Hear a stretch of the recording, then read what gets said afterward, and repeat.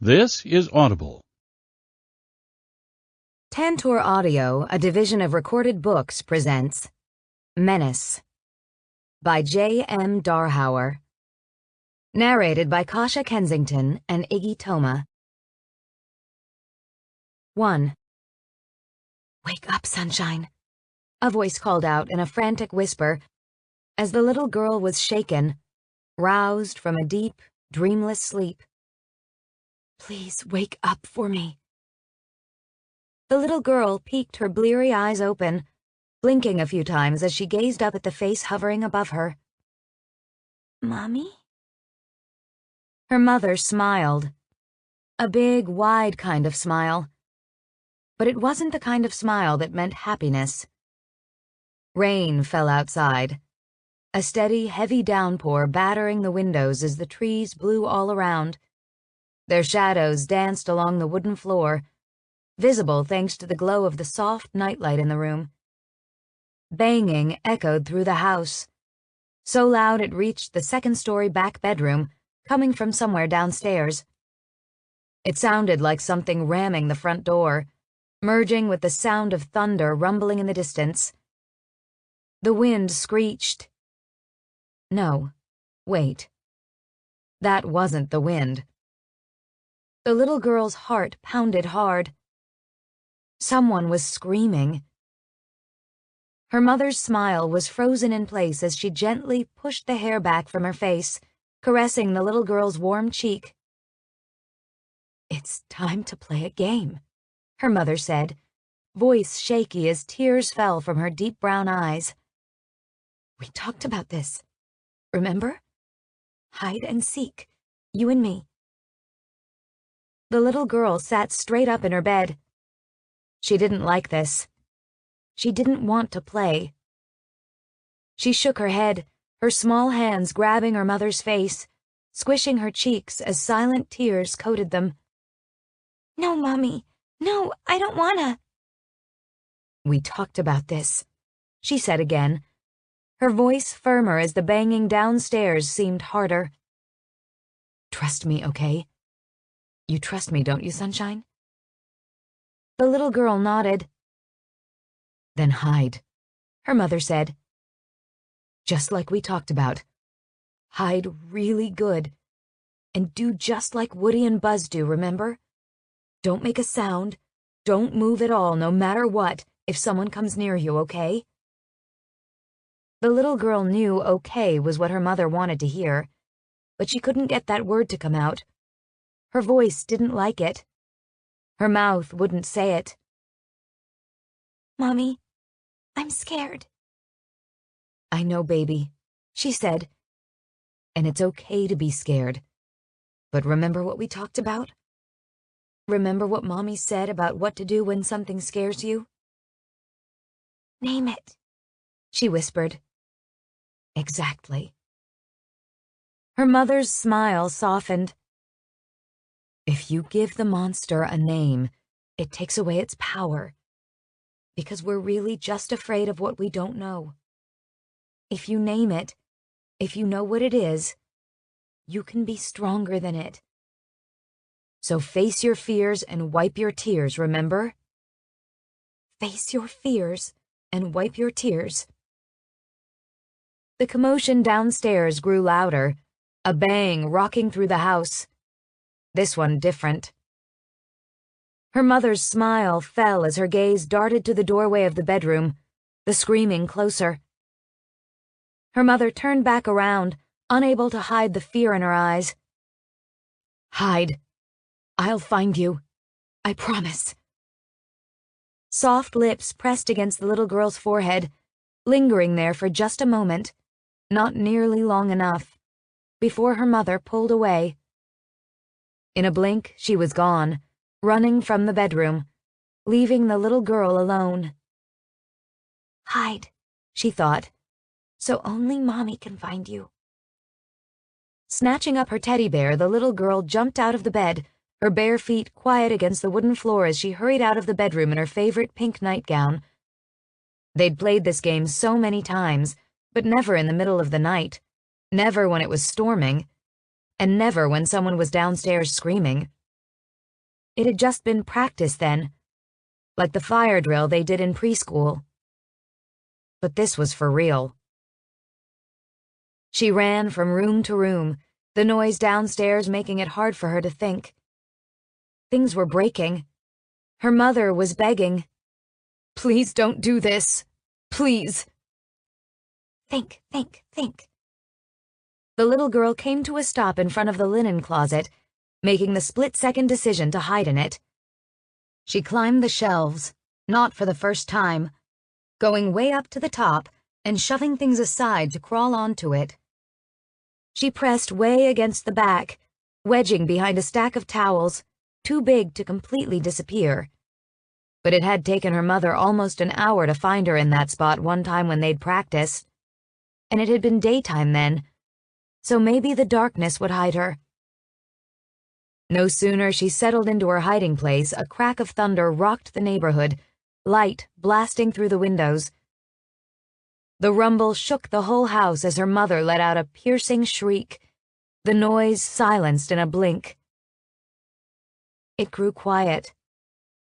So quiet. The electricity even went out, all of the light disappearing. All the little girl could hear was her own panicked breathing. "Face your fears and wipe your tears," she whispered to herself, repeating those words again and again and again as she clung to her stuffed bear. "Face your fears and wipe your tears. Face your fears and wipe your tears." Footsteps started through the house, but they didn't belong to her mother. Too heavy.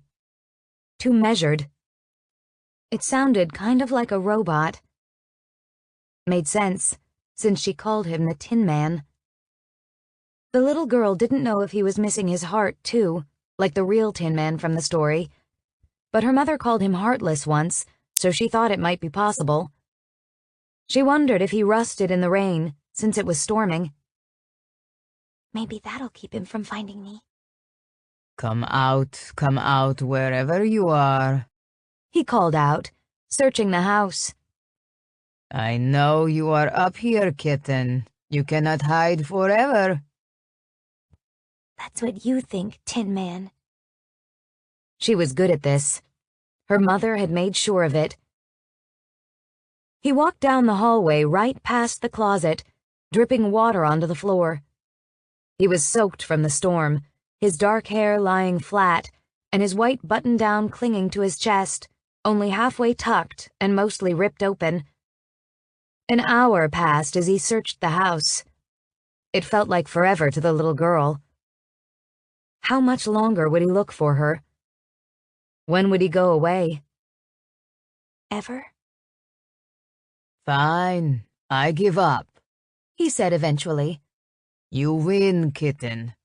Game over." His steady footsteps went back downstairs. Everything remained silent until the electricity flashed on, the house coming back to life as the storm outside faded. Game over. The little girl waited another few minutes, cramped in the closet, before her muscles ached and she grew even more tired. Quietly, she climbed out and crept downstairs, wondering why her mother hadn't tried to find her. Still carrying her bear, she held onto the creaky wooden banister, finding the front door wide open. The locks were torn apart, the red painted wood splintered, the hinges broken. She wandered past it, her stomach all queasy, and stalled in the doorway of the kitchen. "Mommy?" Her mother lay on the floor, eyes closed, not moving. The little girl sat down beside her, pushing the hair from her mother's tear-streaked face. Her cheeks were all puffy and her head was bleeding, a mark on her neck, like someone had finger-painted on her pale skin.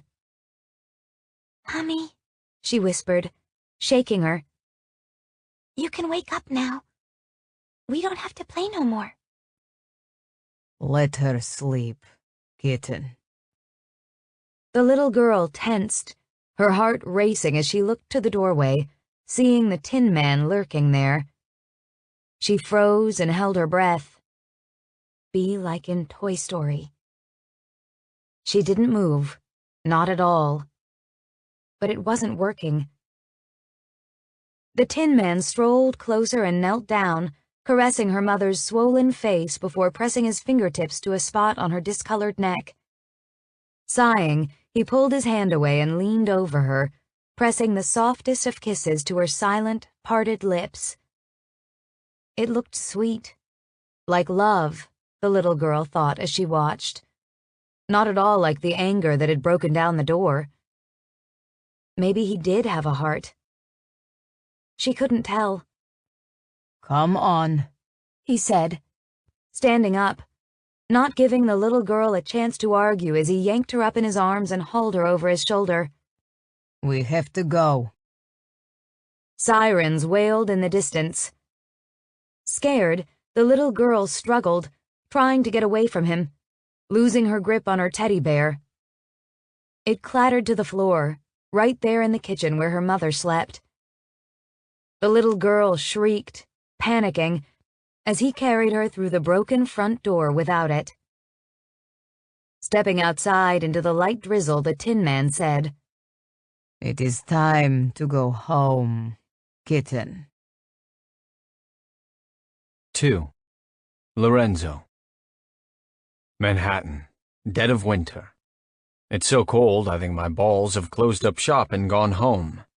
Home, back in Florida, where it's a beautiful 70 degrees this time of year. They're basking in the glow of the warm southern sunshine, while I'm stuck here freezing my cock off out by the East River. 2 o'clock in the morning, 21 degrees. It feels closer to zero with the way the frigid air seeps through my thick black coat. The fake-ass fur-lined hood not enough to keep me warm. My ears are frozen. My nose is running, it's so goddamn cold. It's like tiny needles jabbing my skin over and over, obnoxious little pinpricks stinging and numbing me. I'd rather be stabbed with a knife than deal with frostbite. Snow from a recent storm is still spread out along the worn wooden dock, layered over patches of slick ice. Ice I almost busted my ass on not once, not twice, but 3 times as I walked along it. I wasn't made for trekking through slush, that's for damn sure. My boots are wet, my toes about to join my nutsack far away. You've got to be a fucking fool to be out here at this time of day. Fucking fool. That's what I am. That's me, Lorenzo fucking fool Gambini. Say it with me. Because here I stand on the dock, hands shoved in my pockets, fingertips tingling, struggling to pay attention to the schmuck 5 feet in front of me as he yammers away about a card game that was robbed last night. Like I give a shit about some small-time gamblers in a city rich with, well, riches. So, like I said, my boss says the deal is... He's still talking. My teeth are chattering. How has my life come to this? Are you homeless? My question comes out in a cloud of breath that lingers between us, like the words are caught midair, frozen in the cold night. It cuts off his tireless rambling as he looks at me for the first time since arriving, his eyes widening with surprise. Or horror, maybe. Given it's me he's here with, I'd say the latter is likely. He stares at my face for a second too long, and he knows it, because before I have a chance to say anything about it, he averts his gaze, his eyes going straight to a pile of snow by his feet that he nervously kicks at, like a bad little boy that knows he's about to get a whipping. No, I mean, why would you think... Because you asked me to meet you here. Pulling my hand from my pocket, I wave around us, at the graffiti-riddled, bum-infested area. We could have met anywhere. A bar, a restaurant, a fucking all-night laundromat, but no. You ask me here. Nobody comes here unless they've got nowhere else they can go, so tell me, are you homeless? No, he says. It's just, safer here. Safer? Seriously? You think it's safer to meet me right by the river when it's so dark that I could just toss your body in and nobody would give a shit? But my boss is a fucking fool, I say, cutting him off again. More of a fool than I was for agreeing to come to this bullshit charade of a meeting with some underling when I could be at home, in bed, with the gorgeous little blonde still riding me that I had to kick out an hour ago in order to make it here on time. Which is to say something, you know, because that's starting to rank as the second biggest mistake of my life, and I don't even like that woman. She talks too damn much. The guy looks at me again. It's just a flickering glance, but it tells me that somewhere deep inside of him he's got guts. He's got balls that haven't yet tucked tail and run. The kind of balls that can withstand all of this goddamn cold, balls of steel. He came alone on the instructions of his boss, a man by the name of George Mello. Old Mellow Yellow was one of many so-called bosses to spring up after the Great Mafia Massacre, as the media oh so poetically dubbed it, when the heads of the notorious New York crime families were executed in a room over on Long Island, paving the way for me to take over the city. The competition nowadays, pretty goddamn dismal. They're so inexperienced, so melodramatic that it's boring. They think they're playing a game of The Godfather, pretending to be Michael Corleone when they'll never be more than a weak-ass Fredo. They're pussies, and quite frankly, I'm growing tired of dealing with any kind of pussy that doesn't come attached to a shapely female form. That pussy I'll spend my life worshipping. But these guys, these buffoons, they're not worth losing my balls over. I happen to like my balls. They accentuate my cock quite nicely, you know? I'd show you, but, well, you've got to earn that first. So pay attention, okay? There's work to do here. Look, I say, having had my fill of this winter bullshit. A few flakes trickle from the cloud-coated sky, which is my cue to take my ass inside somewhere. There's a bar right down the street called Whistle Something or whatever. A throat clears behind me. Whistle Binky. I almost forgot I brought Seven along tonight. He's always there to flank me when I need cover, but never one to get in the way. I appreciate that. People in my way tend to get run over, and I'd hate to have to run over one of my best men. He's a bit older than me, mid-40s, and he's been calling these streets home since he was just a kid. Dressed in all black from head to toe, he blends into the darkness just like he intends to. The man is my shadow. That's the one, I say. I'm going to go get a drink at Whistle Binky before they close. You want to finish this conversation? That's where I'll be. But this? I motion around us again. This ain't happening, man. The guy just stands there, saying nothing as I walk away, heading back to my car parked near the dock. Seven keeps up with my stride, not even wavering as I slide on the ice, damn near falling yet again. I hate winter. Annoyed, I climb into the passenger seat of my black BMW, not bothering with the seatbelt. It's only a block away. I could walk, sure, but I have a feeling it would be more like ice skating, and I don't ice skate.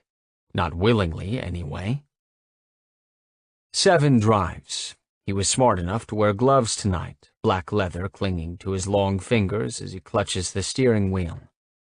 A ski mask is shoved up, perched on the top of his head, mostly concealed by his hoodie, the oversized hood of it up, dropping down over his forehead. Seven's an average-sized guy, about my height and kind of lanky, his skin a deep olive tone that looks like leather. He stops the car in front of Whistle Binky, double parking and turning the hazards on. You need me to come in with you, boss? Nah, it's fine, I say. Find a spot. I'll call when I'm ready. Don't go too far. Yes, boss. Getting out, I step around the parked cars up onto the sidewalk, and pause there as Seven drives away. He doesn't drink. It's against his religion, he says. Raised Mormon, he still adheres to some of the principles, like not drinking alcohol or screwing around. although it seems the no-killing folks aspect is more negotiable with the guy. After he rounds the corner down the block, I push the door open and step inside the bar. It's somewhat busy, but that's not really a surprise, is it? It's Saturday night in the city that never sleeps, and the beer at this place is dirt cheap. I find a stool along the side of the bar and sit down, motioning to the bartender, a young guy, barely old enough to drink. He wanders over, eyeing me like I'm a rabid animal that might maul him if he comes near. I'm used to the look. I've been getting it for years, ever since I was 16, and my stepfather beat me half to death with a shovel. Part of my face never recovered, a scar covering the right half, slicing through my eye and running down my cheek. I'm blind on that side, the eye cloudy, a lighter shade of blue than I'd been born with. So I'm used to it, you know. I've had 20 years to get used to it, to get used to the judgment, the harsh glances, the repulsion. Strangers gawk, kids cower. Most are afraid to look me in the face, like I'm something out of their nightmares. But while I might be used to it, that doesn't mean I like it. Doesn't mean I'm not tempted to gouge their fucking eyes out and ask them how it feels. "What can I get for you?" the bartender asks. "Rum," I tell him. "A shot?" "A bottle." He hesitates, like maybe he's thinking about not getting it for me, which would be a mistake. With the mood I'm in tonight, I'm liable to hop behind the bar and personally take it. He obliges, though, unknowingly saving his own ass some trouble, considering I'd be inclined to knock a few teeth out of his mouth if he made me serve myself. Grabbing a half-empty bottle of rum from behind the bar, he slides it in front of me before handing over a shot glass. He walks away to tend to someone else. I carefully pour myself a shot and toss it back. I shudder. It burns. My insides are coated in flames as I swallow the liquor down. I can feel it thawing me out, smothering the coldness. It's the cheap shit, so bottom shelf that it doesn't even deserve a spot on the display along the mirrored wall behind the bar. It's so vile, in fact, that it's probably eating away at my insides as we speak. "You'd be better off just drinking paint thinner," a voice says. It's playful and feminine, with a tone that makes me think of home. Not that we talked like her in Florida, no, but her voice reminds me of warmth. It reminds me of sunshine. It reminds me of starry nights and cloudless days. That's way too sappy, I know. Don't tell anyone I said that shit. My attention drifts to the source of it, diagonally across the corner of the bar, just a couple seats away, meeting a woman's gaze. She's young, early 20s, I'd say, with wild brunette hair, the kind that looks like hands have been running through it, like someone wrapped it around their fist and held on for dear life as they fucked her senseless. Her face betrays that, though, with a set of wide brown eyes, innocent eyes, and a quirky smile, almost sheepish with the way only one side seems to curve. Blood-red color shines from her lips, matching the skin-tight, long-sleeved red dress she wears. Either the girl is classy, like a modern-day Marilyn Monroe, or she's the type that'll suck my cock in the alley if I buy her some liquor. I've found there's really no middle ground for a woman who wears that much red out on the town. "You know what they say," I tell her. "That which doesn't kill me only makes me stronger," she says, finishing the sentence. I was going to say, isn't trying hard enough, but that works. Her smile grows, genuine amusement crossing her face as she looks at me. Really looks at me. She isn't turning away. Huh. Maybe this night isn't completely fucked. I eye her in the dingy pint glass she holds on to, half filled with what I assume to be whatever's on tap. She doesn't look like a beer drinker. I would have taken her for a tequila girl, if anything. Margaritas, body shots, salt, the whole fucking pizzazz. "So, what's a woman like you doing drinking cheap beer at a dive bar all alone at this hour?" She regards me for a moment before saying, "What makes you think I'm alone?" I look to either side of her. The guy on her left, wedged between us, is so drunk he's passed out in his seat. An empty stool sits to her right. It's been empty since I walked in. If she isn't alone, whoever she came with sure as hell isn't concerned about her well-being.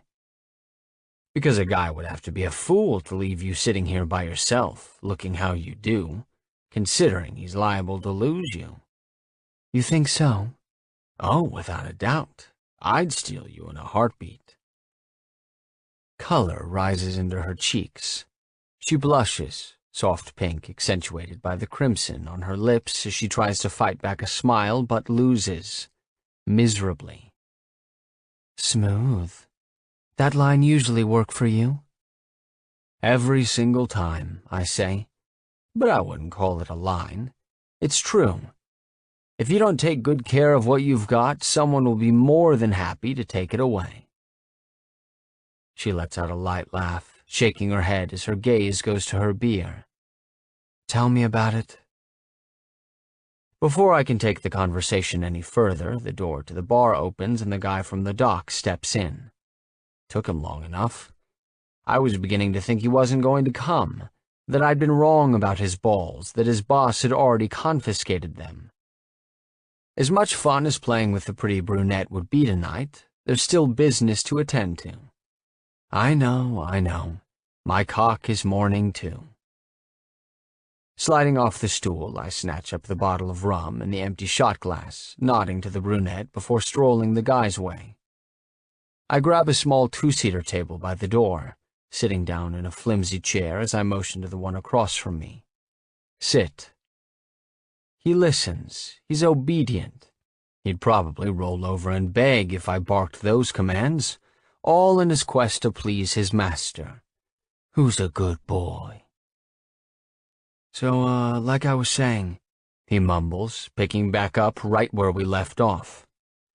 These card games are important to my boss. The people who play in them, they're important too. All this trouble that's been happening is scaring the guys away, so my boss wants to make a deal with you. He wants to make a deal with me, I say, pouring myself another shot, splashing liquor out onto the table. What kind of deal are we talking? He's willing to cut you a share of the profits. How much? 10%? I nearly choke on the rum as I swallow it down, coughing, the burn taking my breath away. 10%? The fucknut is offering me 10% of practically nothing. Pennies. Let me get this straight. Your boss got a little problem with thieves busting up his card games. So in exchange for 10% of what he makes off of it, he wants me to, what? Provide protection? Security? This ain't a fucking rent-a-cop service I'm running. What does he want from me? He pauses. He wants you to stop robbing him. I stare at the guy, hard. I stare at him until he starts fidgeting, and I wait for him to retract that statement, but he says nothing. He's not taking it back. You calling me a thief? I'm not calling you anything. My boss is. Like I said, your boss is a fucking fool. I rip the plastic pouring spout out of the bottle of rum and toss it onto the table, giving up all sense of propriety. Not like people expect it, anyway. Who needs manners when you've got a face like mine? They expect the worst, and what can I say? I don't like to disappoint. I have no interest in his petty little games of go fish with the brats he does business with. Yeah, I told him as much, he says. Told him it wasn't your M.O. I took a swig straight from the bottle before pointing it at him. What do you know about my M.O.? I know it's not about the money to you, he says. The money's a plus, of course, but that's not why you do it. For you, it's about the power. It's about the respect. You're not going to waste the energy on something that isn't worth attaching your name to. Huh. He's got me there. I do happen to be a fan of grand gestures. Go big or go home. He might have more balls than I gave him credit for out on the dock, but it's obvious looking at him, listening to him, that his boss takes that for granted. Georgie sent him out here tonight knowing there was a good chance he wouldn't survive to see sunrise. He's expendable, a simple go-between, and despite the cliché, everyone knows I'm the type to shoot the messenger. Tell me something. I take another swig of rum. What did your boss give you for coming here? How's he compensating you? He hesitates. He's not. No? It's my job. I'm here because that's what I do. You deliver messages? Among other things? I can hear the hidden meaning in those words. The messages he's used to delivering aren't verbal. They aren't warnings. They aren't stupid little deals. He delivers messages in the form of a bullet to the eye, telling the world, I see you, motherfuckers, I see you. He's intuitive. He's got to be, if he was able to read me. That's a rare quality these days. Nobody trusts their gut anymore, but they ought to. Sometimes wires get crossed in the brain. Things get all jumbled, everything gets confused. And your heart? You can't trust that son of a bitch. It'll be the first to betray you. It'll make you feel like the world is a beautiful place. It'll make you forget all the darkness. It'll make you hope and believe, and then it'll destroy you. Just when you start to think maybe it's okay to not be so goddamn frigid. But the gut knows. The gut remembers. You should always listen to it. After taking one more swig of rum, I shove the bottle aside and lean across the table, closing some of the distance between us. He blanches as I do. Ballsy and perceptive, yes, but the guy's uneasy, nervous about how this is going to end, worried that I might kill him for the things he said. I can't say the thought hasn't crossed my mind. But I'm going to give him a chance. Maybe because I'm feeling generous, or more likely because I'm a conniving son of a bitch. Besides, I'm bored. Might be fun to poke the bear a bit. Here's what's going to happen, I say. You're going to go back to your boss and deliver my counter-offer, because this deal he's offering just isn't going to work for me. He stares down at where his hands rest on the table, clasped together like in prayer, and is quiet for a moment before he asks, What's your counter-offer? Reaching into my coat pocket, I pull out my worn leather wallet.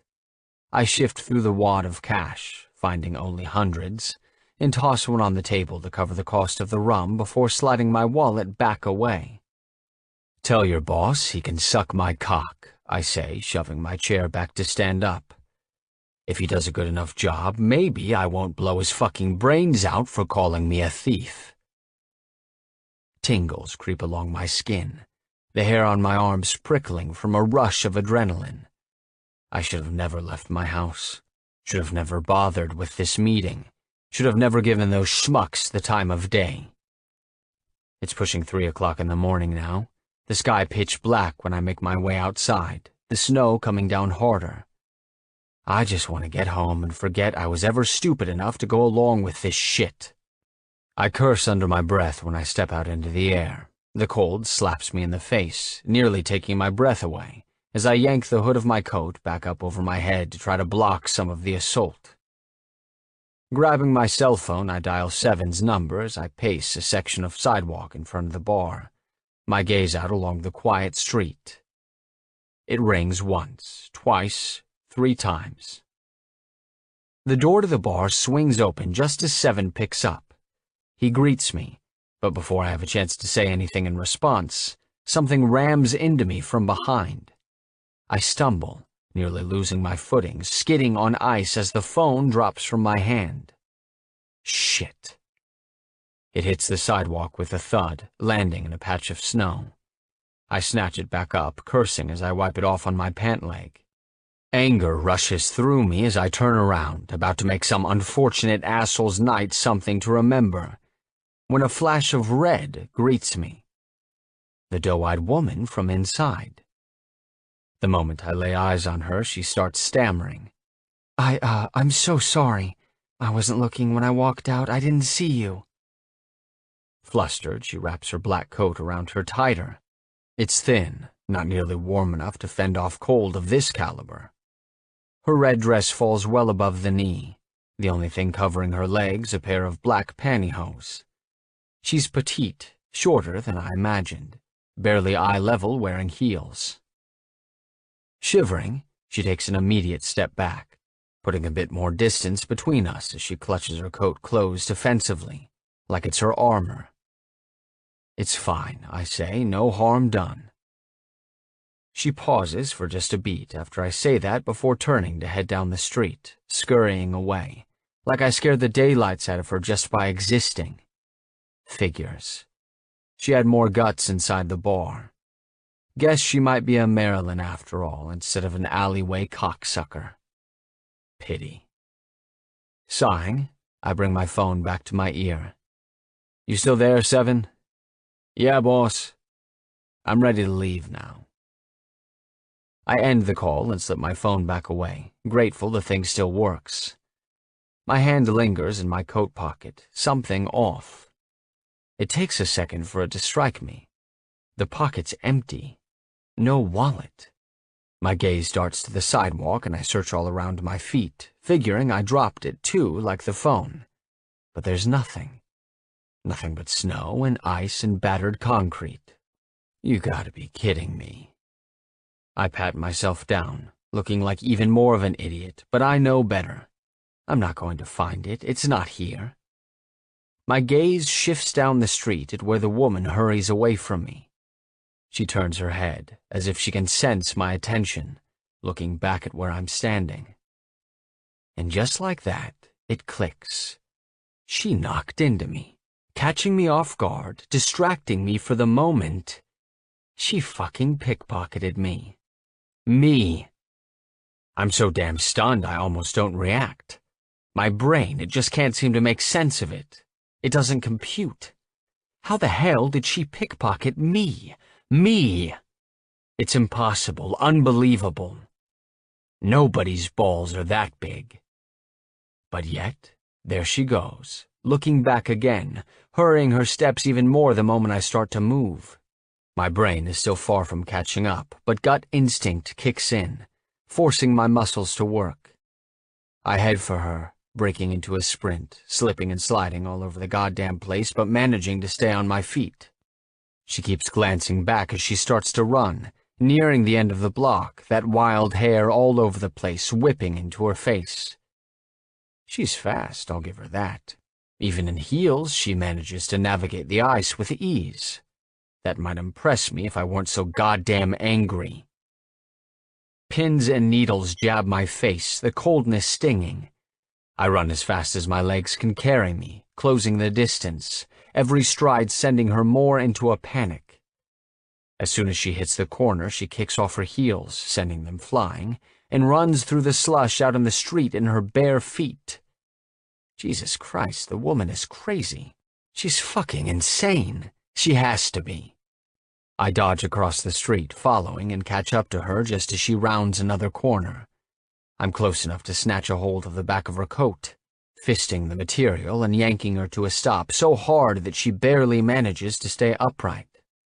Before she can think to struggle, I swing her around and shove her back against a crumbling brick building, pinning her there, standing right up against her so close her body heat surrounds me. She gasps, eyes wide, as she stares me dead in the face, like she just can't believe this is happening. Me too, woman. I can't believe this shit either. I'll scream, she says, her voice a breathless cloud between us. I swear I will. No, you won't. What makes you so sure? Because if you wanted to scream, you would have just done it, I say, patting down her flimsy coat, feeling for some pockets. Now give it to me. She tries to block my hands. Give you what? You know what. No, I don't. I don't know. Ugh, what are you? Get your hands off me, she growls, pushing me. What do you want? My wallet, I say, grabbing her hands when she tries to push me again. I press her hard against the brick, brushing the tip of my nose to hers as I lean down, smelling a hint of beer on her breath. but it's not as strong as the scent that clings to her skin. Vanilla. I know you swiped it. I didn't. Don't play dumb with me, I say, an edge of anger to my voice as it drops low. It's cold as fuck, and I'm fresh out of patience, so this isn't the time to play games. It's in your best interest to just hand over the wallet before I drag you into an alley and strip search you for it. Her eyes narrow. You wouldn't. Just try me. I dare you. A second passes, then another, and another. Her expression shifts, the shock melting away as those bright red lips let out an exasperated sigh. She yanks from my grasp and pushes away from the wall, her chest bumping against me so hard that it forces me to take a step back, giving her room to move. She reaches into her coat, into her dress, and whips my wallet out from somewhere along her bra, holding it up between us. Fine, you caught me. Happy? Fucking ecstatic. I snatch it, also grabbing her hand, pulling her toward me. Her sleeve moves up her forearm, exposing a tattoo on her wrist. It's simple, nothing more than a cursive red S. What's this, huh? Your own little scarlet letter? What's it stand for? Sneaky thieving bitch? She rolls her eyes. Funny. If you're done manhandling me, asshole, I've got somewhere to be, so I'd appreciate it if you'd, you know. She motions with her head toward my hand. Let go. I hesitate before loosening my hold, letting her slip from my grasp. I start to say something about how she's getting off lucky tonight when a car whips around the nearby corner, coming to a stop.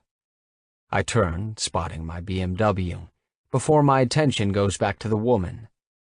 I barely catch a glimpse of her face, a flicker of a smile on her lips before she's gone again, running. She turns the corner of an alley, disappearing. That was easy. Too easy.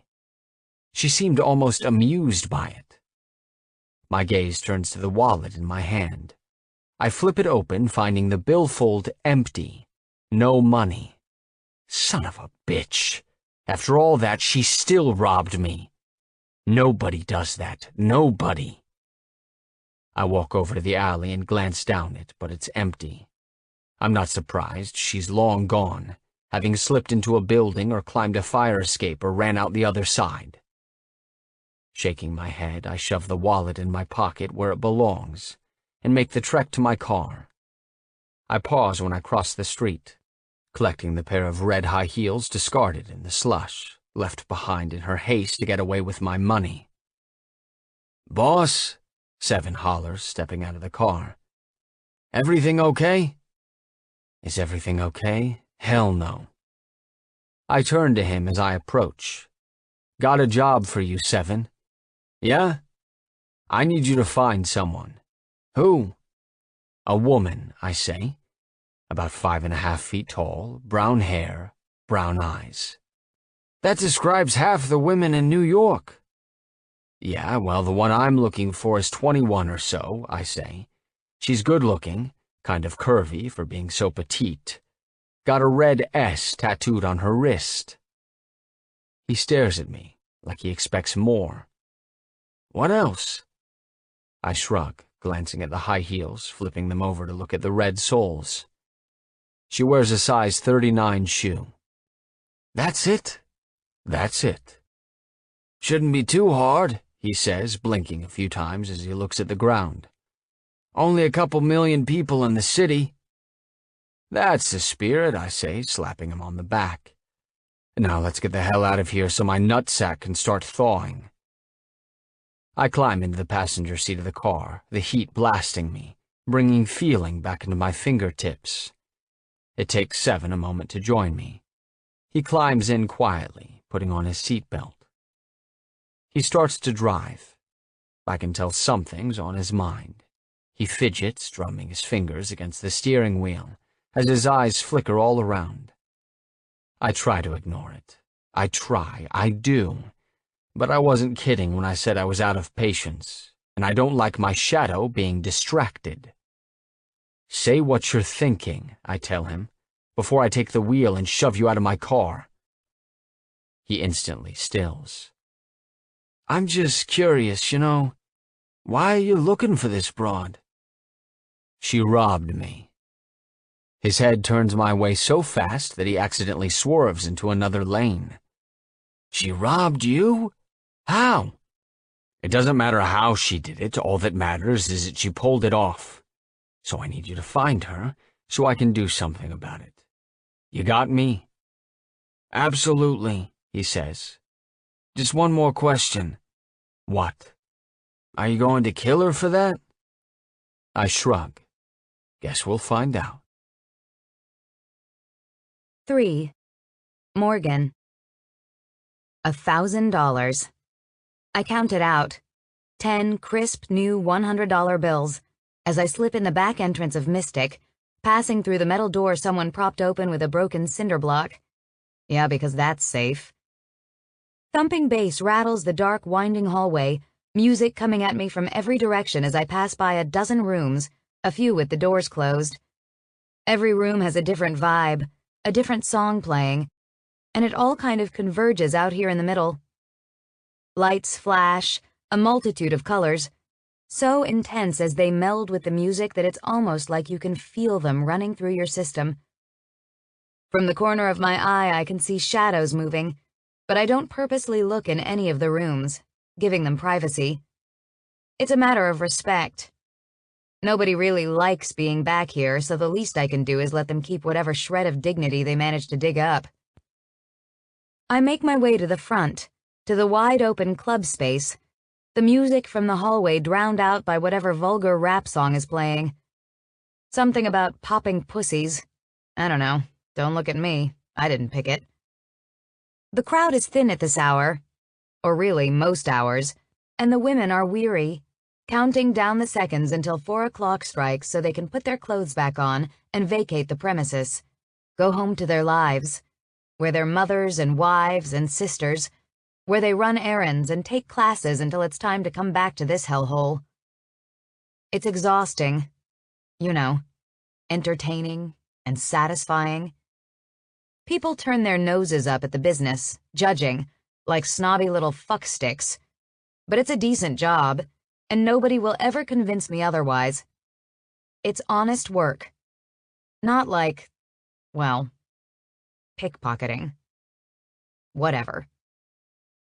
I head through the place, not stopping to acknowledge anyone. They all tower over me, the women wearing 6-inch heels to keep eye level with the men, while I'm currently barefoot. Barefoot in a strip club. Yeah, I haven't seen my dignity in a long time. The office is in the corner near the front entrance, tucked in between the DJ booth. I approach the closed door, hesitating before tapping on it. The door opens a crack, and I slip in right away, hearing it close behind me, locks securing. It makes my skin crawl. Locks are the sound of imprisonment. 2 young guys sit along the side of the room, attention fixed to a wall full of surveillance monitors. I avert my eyes, not wanting to see. It's easier to pretend nobody is watching those things. They say it's for our safety, that they watch us to keep us from harm. But I'd wager the $1,000 I'm holding that if someone started mutilating any of those women, those 2 dickwads would just sit here and jerk off.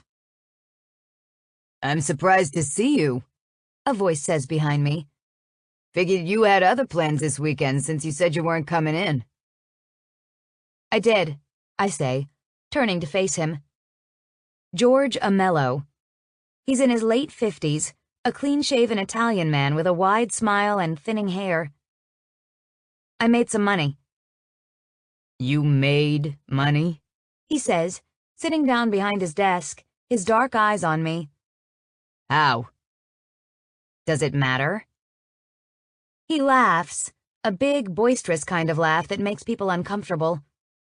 No, I guess it doesn't. How much you got for me? I step around the side of his desk, over to where he is, and pull myself onto it, sitting on the corner facing him. My dress rides up, the tops of my lacy thigh-highs visible. I hand him the stack of cash, and he takes it, his gaze lingering on my thighs for a moment before he starts counting. When he finishes, he opens a desk drawer and tosses the cash into it. He says nothing, just takes it. Not long ago, he used to offer promises, words of encouragement. But these days, his brand of help is more like extortion, like I'm paying for his silence. Well, I kind of am, but that's beside the point here. His hand finds its way to my knee before running up my thigh, slipping beneath the bottom hem of my dress, his calloused fingertips caressing my skin. He's handsy, sometimes copping a feel, inspecting the goods, he calls it, but he never tries to take it any further. Some might say he's a decent human being for it. I say he's just embarrassingly impotent. No amount of little blue pills will get that gear shift out of park, if you know what I'm saying. So I tolerate it, for now, until the day comes when I don't need this place or his help anymore. There's another knock on the door, and George gets up with a sigh, pulling his hand away as he struts to the door, unlocking it and yanking it open. "Boss?" a quiet male voice says as someone walks in. I look that way, tensing when I see a vaguely familiar guy. Young, with a buzzed head and soft, hazel-colored eyes. He was at the bar tonight, the one a few blocks away. He'd been with that guy. The one with the scar on his face and a lot of money in his wallet. The one drinking cheap rum straight from the bottle. Oh, shit. I turn away, my back to the guy as he sits behind me, on the other side of the desk, hoping like hell he didn't notice me tonight. George retakes his seat, his hand right back on my thigh, tracing the lace with his fingertips. "So?" George says. "How did it go with Scar?" Scar? Seriously? How cliché can someone be? The guy clears his throat. He says he has nothing to do with what's been happening. "Horse shit," George says. "It's gotta be him. Who else would have the balls to steal from me?" Everyone, I think. Keeping that to myself, pretending I'm not listening so George won't kick me out. Hell, I'd steal from him if I didn't count on his generosity to stay afloat. It wouldn't exactly be hard. He doesn't even lock the drawer he tosses his cash into. "I don't know," the guy says. but he was insistent. Even got mad at the insinuation that he was a thief. "He is a thief," George says, raising his voice, his hand stilling on my knee. "He extorts half this fucking city." "But he says he didn't steal from you," the guy says. "I still presented your offer, though, that you'd be willing to cut him in if he'd knock it off. And he told me, well, he told me to bring you his counteroffer instead." "Which is what? 15%? 20? I'm not going over 25, there's no way." "He doesn't want your money." "What does he want?" "An apology, I'm guessing." "What? Is that what he said?" "Well, no." The guy pauses. "He said for you to suck his cock, but I'm pretty sure an apology was the sentiment he was going for." My lips twitch as I force back a smile. Oh God, don't laugh. I seem to be the only one in the room that finds it funny.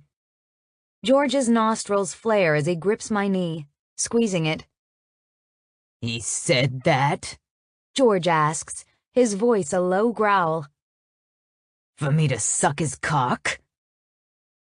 "Yes," the guy says. "Said he won't kill you if you do a good enough job." Oh, wow. This just keeps on getting better. I bite my cheek, hard, trying to keep a straight face, but I'm finding that hard at the moment. George's cheeks glow bright red, his eyes bugging out of their sockets. Like those words have him so messed up he's about to blow a gasket. George, he isn't exactly the scariest guy on the planet, but he certainly intimidates a lot of people with his in-your-face attitude and his fiery temper. Oh, and he's also got one hell of an inflated ego, like he's invincible, which I guess compensates for the whole flaccid penis deal. I don't know. Who do I look like, Dr. Phil? The point is, George struggles to keep his cool, which is showing at the moment, as his grip on my leg starts to hurt, like he's about to rip off my kneecap. The son of a bitch thinks he can threaten me? George spats. He thinks I'm afraid of him, that I'm going to apologize to him? He thinks this is all a joke? That I'm a joke? The guy doesn't answer. Maybe it's rhetorical, I don't know, but it's damn sure got me curious. Does he? I know nothing about him, except he carries a lot of cash, and he caught on to my game pretty fast. I'll kill him, George continues, standing up, finally letting go of my leg so he can pace around the small office. Suck his cock. I'll cut it off. I'll cut it off and shove it down his throat. Make him choke on it for talking like that. The nerve! The guy is still quiet. I turn my head, chancing a peek at him, and see he's staring at me. Shit. I don't know who he is. I stay far away from that side of George's business for good reason. One of his little thug henchmen, I'm guessing. Go back to him, George says. You go back to that motherfucker, and you give him a message. What kind of message? The guy asks, finally looking away. The kind that comes with a bullet, Ricardo. That kind. Ricardo, as his name seems to be, lets out the quietest sigh before saying, I hear you. Go on. George waves toward the door as he throws himself back down in his chair. Get the hell out of here. Ricardo leaves without another word, closing the door behind him. I sit here, not moving, waiting for George to calm down. Move too fast and I might spook him. Linger too long and he might think I'm eavesdropping. Well, I kind of am, but raising his suspicion isn't my intention. I'm trying to lay low these days, just squeak by under the radar. George runs his hands down his face in frustration, grumbling under his breath, before his eyes settle on me. Is there something you need? Nope, I say, offering him a smile, one he doesn't return. Just taking care of business. I'll get out of your hair now. You do that, he says. Shoving off the desk, I tug my dress down, covering myself up before walking out. The music is still going strong, the bass vibrating the floor as I head through the club, navigating the dark hallway to the back door. A cloud of smoke greets me as I step outside, the kind that makes my eyes burn and my nose twitch. Ricardo lurks there, right outside the door, frantically puffing on a cigarette, lips wrapped around the end of it like a porn star sucking dick. He turns when he hears me, tensing, alarmed, and lets out a stream of smoke in my direction. I wave it away, grimacing. Gross. Sorry, he mutters, puffing on the thing a few more times back to back before throwing it down and stomping it out, twisting his boot-clad foot on it so feverishly that he tears it to shreds. Sorry isn't a word I hear often, especially not from any of the men I encounter in life. I kind of feel bad for the guy. Something's got him frazzled. And really, who am I to judge someone's vices? It's okay, I say. Rough night? You could say that, he says, eyeing me warily. You one of Amello's girls? You could say that, I tell him, repeating his words. He nods. How much? How much what? How much do you go for? How much to take you in one of those back rooms right now and turn you out for an hour? The sympathy I felt just a second ago? Gone. I'm not one of those girls. He laughs dryly. Come on, name your price. Not happening, I repeat. So if you're looking for pussy, look somewhere else, buddy. I go to walk around him, but he grabs my wrist to stop me. I snatch my arm away, scowling, and turn to him, stepping right up to him. Don't touch me. Sorry, He says again, this apology not at all genuine, a small smile tugging his lips, like I amuse him. Like me being upset that he touched me is in some way funny. I want to smack that look off his face, but it wouldn't make a difference. Wouldn't change what I know he's thinking. Would probably get my ass locked up on an assault and battery charge tonight, really, which would lead to a whole host of other problems for me. Big problems. Can't risk it. I take a few steps away when I hear him chuckling under his breath, mumbling, pussy probably isn't even that good, lady. Nice one, Slick Rick. I call back at him as I keep walking. Your bitterness isn't showing at all there. Fuck you, he says. Yeah, you wish, asshole. I hear the music and Mystic cut off, the DJ's incoherent mumbling replacing it. Closing time. 4 o'clock. Shoving my icy hands in my pockets, I walk away, my feet painfully tingling, in that place right before numbness where everything just stings.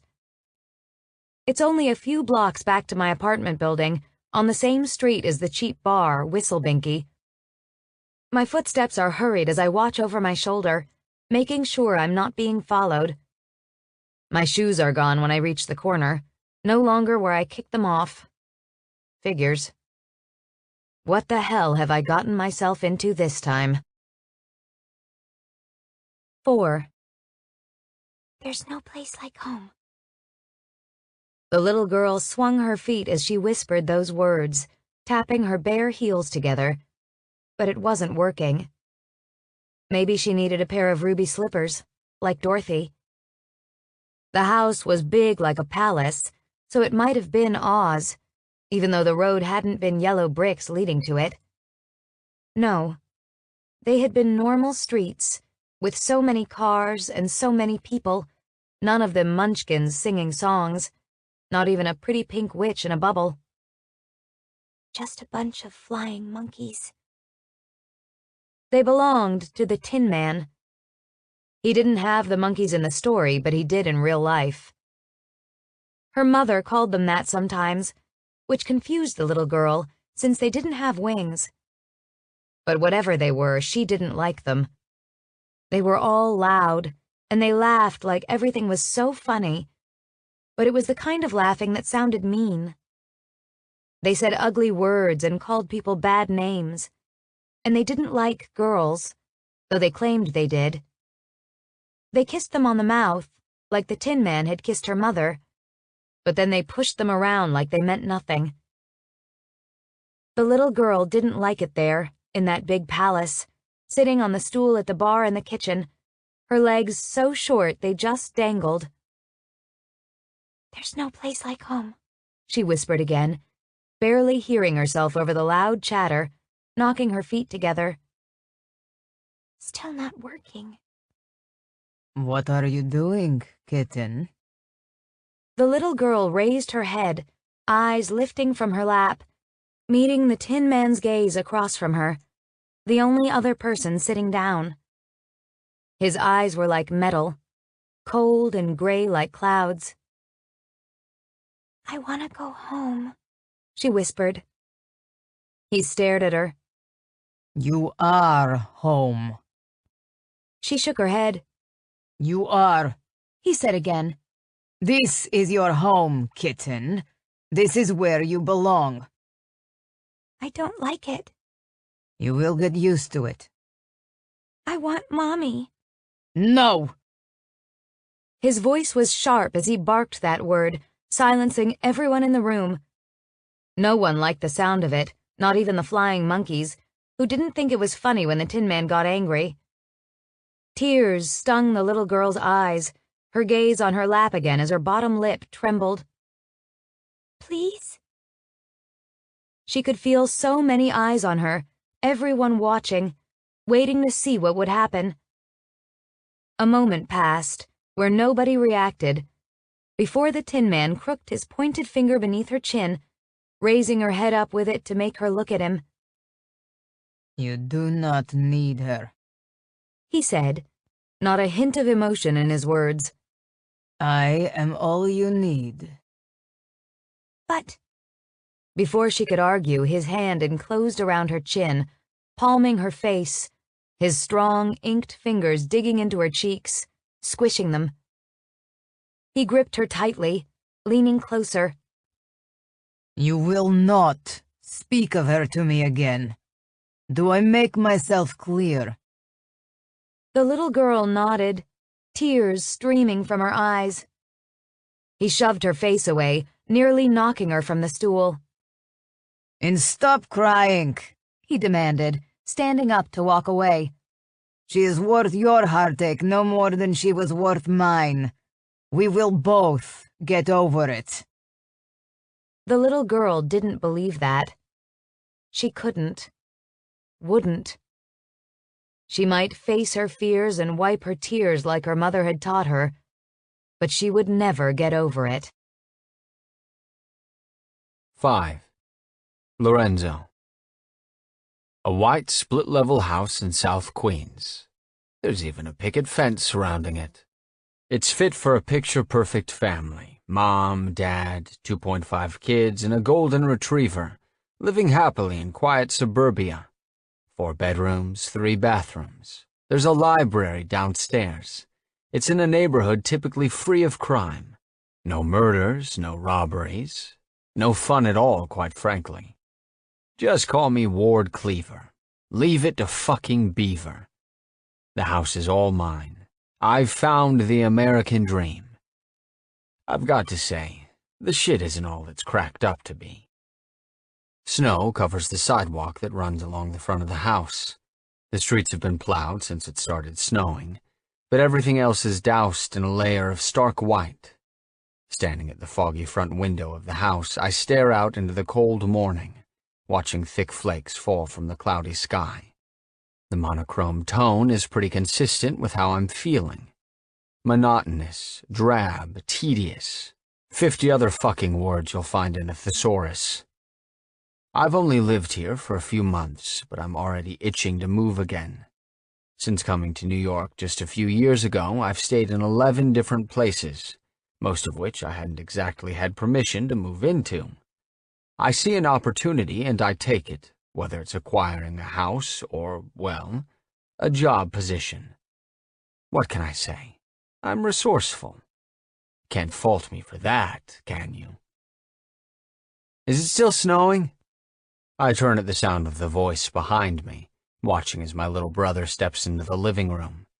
Leo, or Pretty Boy, as I've always called him, is 16 years younger than me, in his early 20s, while the 30s knocked on my door long ago. We're nothing alike. He's young and hopeful. I grow bitter as I age. He's got a lot of heart. I've been told a time or two that I'm a bit of a callous prick. He loves this house, this neighborhood, and this dream. The only thing I love is, well, maybe him. Everything else is just a fickle fondness that I tend to grow tired of real fucking quick. Of course it's snowing, I say, strolling over to the black leather couch to sit down. I've got things to take care of, so naturally it's going to snow all damn day and make everything as difficult as possible. Leo steps by me to take the spot in front of the window. Such optimism. Yeah, well, not all of us can be sunshiny all the goddamn time. Truthfully, I'm in a pissy mood. I've been home for hours, long enough to witness the sunrise, but that's nothing new.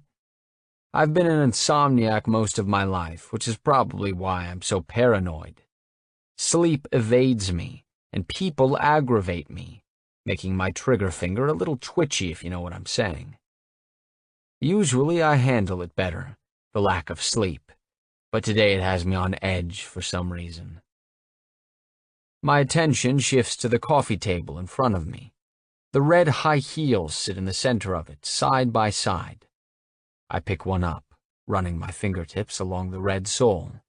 The heel is long and thin, curved a bit, maybe 6 inches, and sharp enough that in a pinch, she could have easily taken my good eye out with it.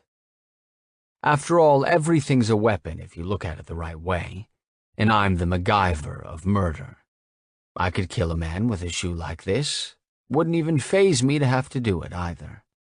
Do I even want to know why you've got those? Leo asks. I glance at him. Long story.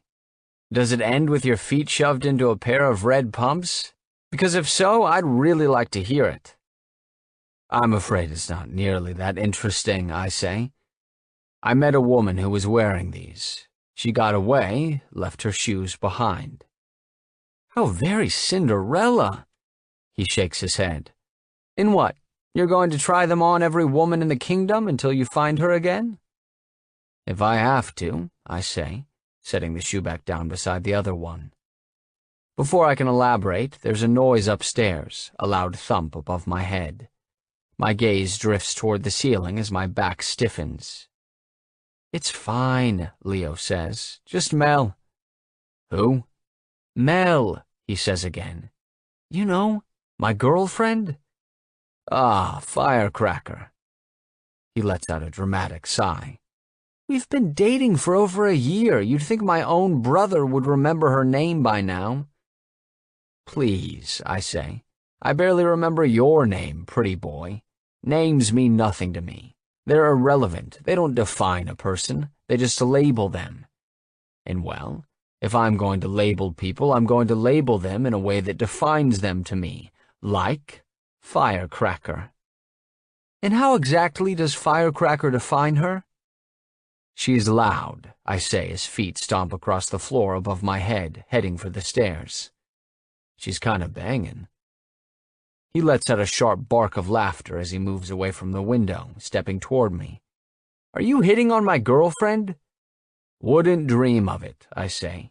She's not my type. Could have fooled me, Leo says. Thought your type was breathing. Ha ha. I'll have you know I've got standards.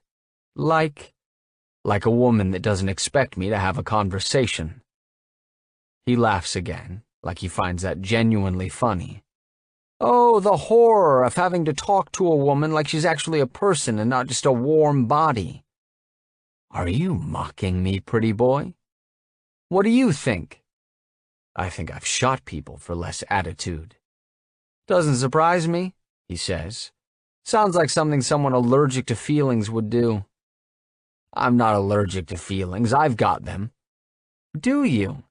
Yeah, and right now I'm feeling pretty fucking annoyed by this conversation, so I'd rather we didn't have it.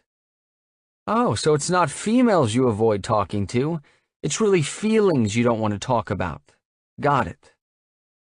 He pushes my buttons. Leo might be the only person around who isn't afraid to do that. He looks me in the face without hesitation, never balking at what he sees. And he calls me on my shit like a parent lecturing a child, which is kind of funny, you know, since I raised that little son of a bitch. I'm supposed to be the mature one, the role model, but instead I think he might be the only thing stopping me from blowing up the whole goddamn world and everyone in it. You see, I learned long ago that the most valuable thing you have is your reputation. It gets you things money can't buy, opening up doors that are usually sealed tight. Don't listen to that fuck what people think Sesame Street bullshit they spoon-fed you as a kid. You should care what people say about you. Rumor and gossip, it matters. Because while you might be proud of your character, while you might be the kind of person who doesn't yield, it doesn't mean a damn thing if the jackass coming up behind you believes you're getting out of his way, because he's just going to run you over. If my stepfather taught me anything, it was that the key to survival is mimicry. You be what you need to be for somebody. Wear the skin of a rattlesnake even if there's not a single drop of venom inside of you. Because if you make them believe, they won't come close enough to get bit. They won't get close enough to see that maybe it's a disguise. Maybe you're not as dangerous as they think. And if they do get that close, well, then you've got a choice. You either surrender, or you become the thing they fear most. I don't surrender. But not everyone needs the same thing, and that's the trick. You can't just be all one thing. If you've got to be a monster, you've got to be a fucking shapeshifter. And my brother, he's not a predator, so I don't have to be one with him. What Leo needs is someone to depend on, someone to believe in, someone who will protect him. So that's what I am. I'm his family. I'm his friend. I'm a harmless gopher snake without a rattle in my tail. Who am I really? I like to think I'm somewhere in between. Maybe deep down I don't want to hurt you. But goddamn it, I will. And I'll destroy myself doing it if I have to. I'll get you even if it kills me. I'm like a honeybee. I'm also apparently someone who likes animal metaphors when I need some damn sleep. So blah, blah, blah, whatever. The point here is fuck feelings. They get you nowhere. I'm going to bed. If you want someone to talk to, pretty boy, your girlfriend will be interrupting in about 3 seconds. Talk to her. About what? The bubbly voice chimes in right at the 3-second mark as Leo's girlfriend waltzes in. Melody Carmichael. Leo calls her Mel. Of course I know her name. I made a point to learn it when I realized he was serious about her. Young, blonde, and good-looking, sure. But the girl has a mouth on her. Sometimes she talks so much, I wonder how she's breathing, how she's not suffocating on all the words she insists on speaking. And she cries. Jesus fuck, the girl cries. She sat right here on my couch and sobbed 2 nights ago while watching some movie about a man dying. Leo consoled her, holding her, while I stood in the doorway, wishing it were me that was dead. Me, just so I wouldn't have to listen to her blubbering for 1 more second. About Lorenzo's lack of feeling for females, Leo tells her. Melody laughs. I don't know. Based on the noises coming out of his bedroom at around midnight last night, I'd say he was feeling something with a woman. He was making her feel something, a big difference. Leo turns back to me, cocking an eyebrow. What was this one's name? Barbie, I say. And is Barbie her real name? Leo asks. Or is that just what you're calling her, since she was platinum blonde and plastic? Okay, he's got me there. That's what I thought, he continues when I don't answer. No point wasting my breath, he knows. Bet you probably don't even remember her real name. It was Tina. Really? No, I don't know, I say, standing up. I didn't pay attention to a word she said. His laughter follows me as I snatch up the pair of heels and stroll toward the doorway. Melody eyes me cautiously as I pass her. She doesn't flinch away anymore, but I wouldn't exactly say she lets her guard down around me either. Her gaze shifts to the shoes, her brow furrowing. Are those Louboutins? That's what they say. Why do you have them? Why do you ask so many questions? She has no comeback for that, which is for the best considering Leo probably will hold it against me if I sucker punch his girlfriend for meddling in my business. I hear Leo chime in, explaining to her about Cinderella, but I just walk away. Prince Charming I am not, nor will I ever be. No, you see, people call me Scar for a reason, and it doesn't entirely have to do with the fact that my face got fucked up. I'm the villain. I'm the lion that swooped on in, destroying their pride lands. I killed the king and sent Simba packing. But unlike the fictional Scar from the cartoon, I don't intend to lose at the end of my story. Everything the light touches in this city belongs to me. I'm the fucking Lion King. I know, another animal metaphor. Man, I need some sleep. Trudging upstairs, I make my way down the hall to the bedroom in the far back.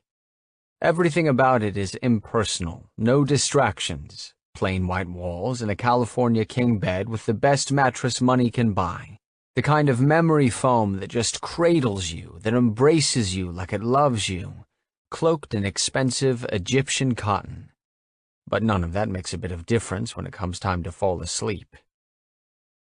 After setting the shoes down on top of the only dresser, I peel off all my clothes, discarding them on the floor, and fall right into the bed on my back, naked. The ceiling fan above me lightly spins around and around and around. I track it with my gaze. It helps me relax like some strange version of counting sheep. Or maybe I just get so dizzy that I eventually pass out. But regardless, I usually catch some sleep that way. But not today. No. Even as I watch the spinning blades, instead of shutting down, my mind starts to wander. Thoughts of a petite blonde with wild hair creeping in. The smirk on her red lips right before she ran that last time.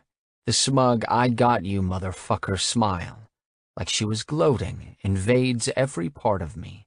Like an infection settling in, eating away at my insides. She has no idea who she's messing with, but she's going to learn. Little Miss Scarlet Letter robbed the wrong motherfucker. I'm getting my money back, every single penny of it. And she'll be damn lucky if I don't take her last breath as interest. I wonder if she'll smile then, with me pinning her down, my body on top of hers, keeping her locked in place. I wonder if she'll smile when I wrap my hands around her throat, squeezing, pressing against the carotid artery, making her look me in the face as I wring her neck.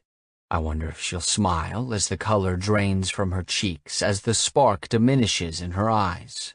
Because I sure as fuck will. I get hard just thinking about it. Nothing turns me on more than seeing someone struggle, fighting for survival.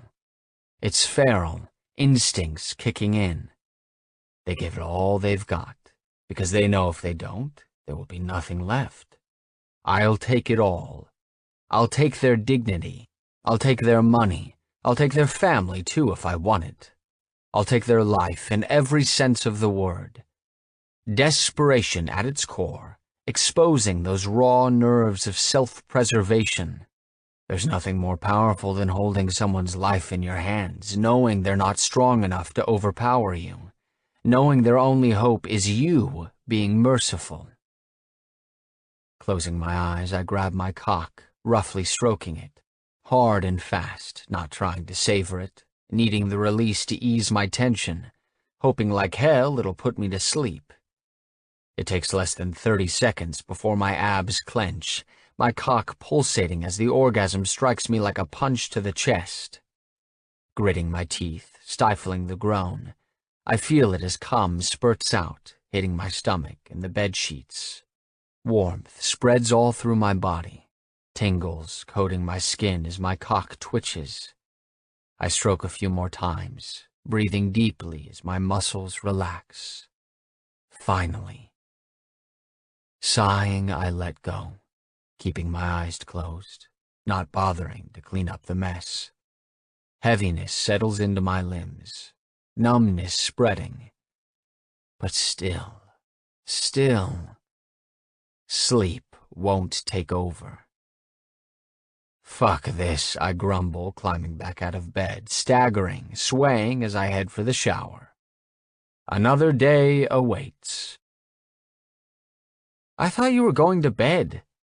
My brother's still in the living room. His girlfriend is still with him, too, the two of them on the couch together, cuddling. That's all they ever seem to do. Kiss and cuddle and whisper and fuck. A lovey-dovey cycle, day in and day out, like an old married couple. I did, I say, stalling in the doorway. He blinks at me. You did? Yes. It's only been an hour, bro, he says. If even that long. There's no way you went to sleep. I didn't say I went to sleep, I point out. I said I went to bed. What's the point of going to bed if you don't sleep? As soon as he asks that, he shakes his head. Never mind. Never mind what? Melody asks, glancing between us. Nosy as shit. Don't even ask, Leo grumbles. Her brow furrows. Don't ask what? He doesn't want you to ask about me tugging one out upstairs. Tugging one? Oh! Her eyes widen. Jeez. Leo groans. I told you not to ask. Shaking my head, I lean against the doorframe, my gaze going to the window. In the past hour, as I showered and dressed, waking up again, the snow slowed to a barely present flurry, the conditions much more manageable. So, how long do you think it should take to find someone in the city? I don't know, Leo says. Couple of days, weeks, maybe. How long did it take Ignacio to find who he was looking for? Damn near 20 years, I say. Well, there you go, Leo says. 2 decades. 2 decades. In case you don't know who Ignacio is, let me give you the Cliff Notes version of him. Guy with a gun and a grudge looking for a girl to make him feel better.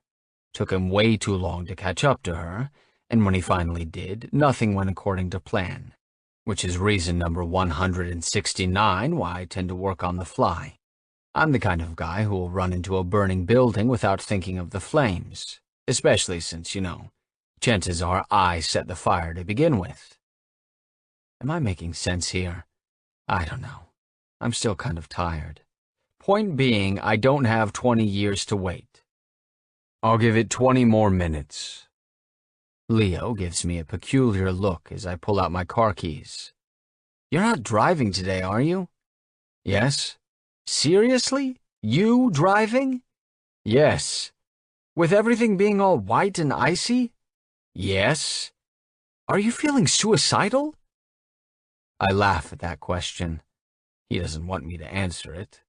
I seem to forever exist in a gray area of life, caught in a web somewhere between homicidal and suicidal, and he knows it, no matter how much I try to shove rose-colored glasses over the boy's eyes. He's not blind to reality. As titillating as this conversation has been, pretty boy, I've got to go, I say, turning away.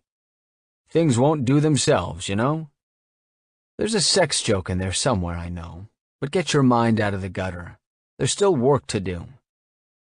Good luck finding whoever she is, Leo calls out. Don't kill yourself, or anybody else. He doesn't mean that in the intentional sense, don't get it twisted. He just doesn't want me to skid off the road or plow into somebody. I'm already shivering by the time I make it to my car in the driveway. I start it up, cranking the heat full blast before reaching into the glove box where I stash a spare pair of glasses. The drive into northern Brooklyn should take 15 minutes, but damn near half an hour passes before I pull up in front of the brick townhouse. Strolling to the front door, I bang on it. I bang, and bang, and bang. Why the hell isn't anybody answering? It takes a few minutes before the door is pulled open. Seven stands there, half asleep, dark hair a mess, wearing only a pair of red boxer shorts with elves on them. Elves, Christmas ones, the pointy-eared little fuckers that work for Santa. He's got elves on his shorts holding little packages, the words Merry Elfin Christmas written all around them. I tilt my head to the side, staring at them. Have I mentioned it's nearing the end of January? Seven blinks rapidly. Boss, what's going on? My gaze flickers to meet his as I shake it off. Have you found her? His brow furrows. Who? The woman I told you to find. What? Have you found the woman? I ask again. How much more clear do I need to make that? No, not yet. What's taking so long? He gapes at me like maybe he thinks I'm crazy, but I'm not the one wearing elf boxers a month after Christmas. It's only been a few hours. So? I haven't even had the chance to look yet. You've had the chance to sleep, though, I point out. gaze drifting back to his boxers. At least I'm thinking you were sleeping, unless the missus has a little people fetish you haven't mentioned. He seems to just now realize what he's wearing, because he makes a feeble attempt to cover up. Sorry, boss. Yeah, we were sleeping. Actually just dozed off a bit ago.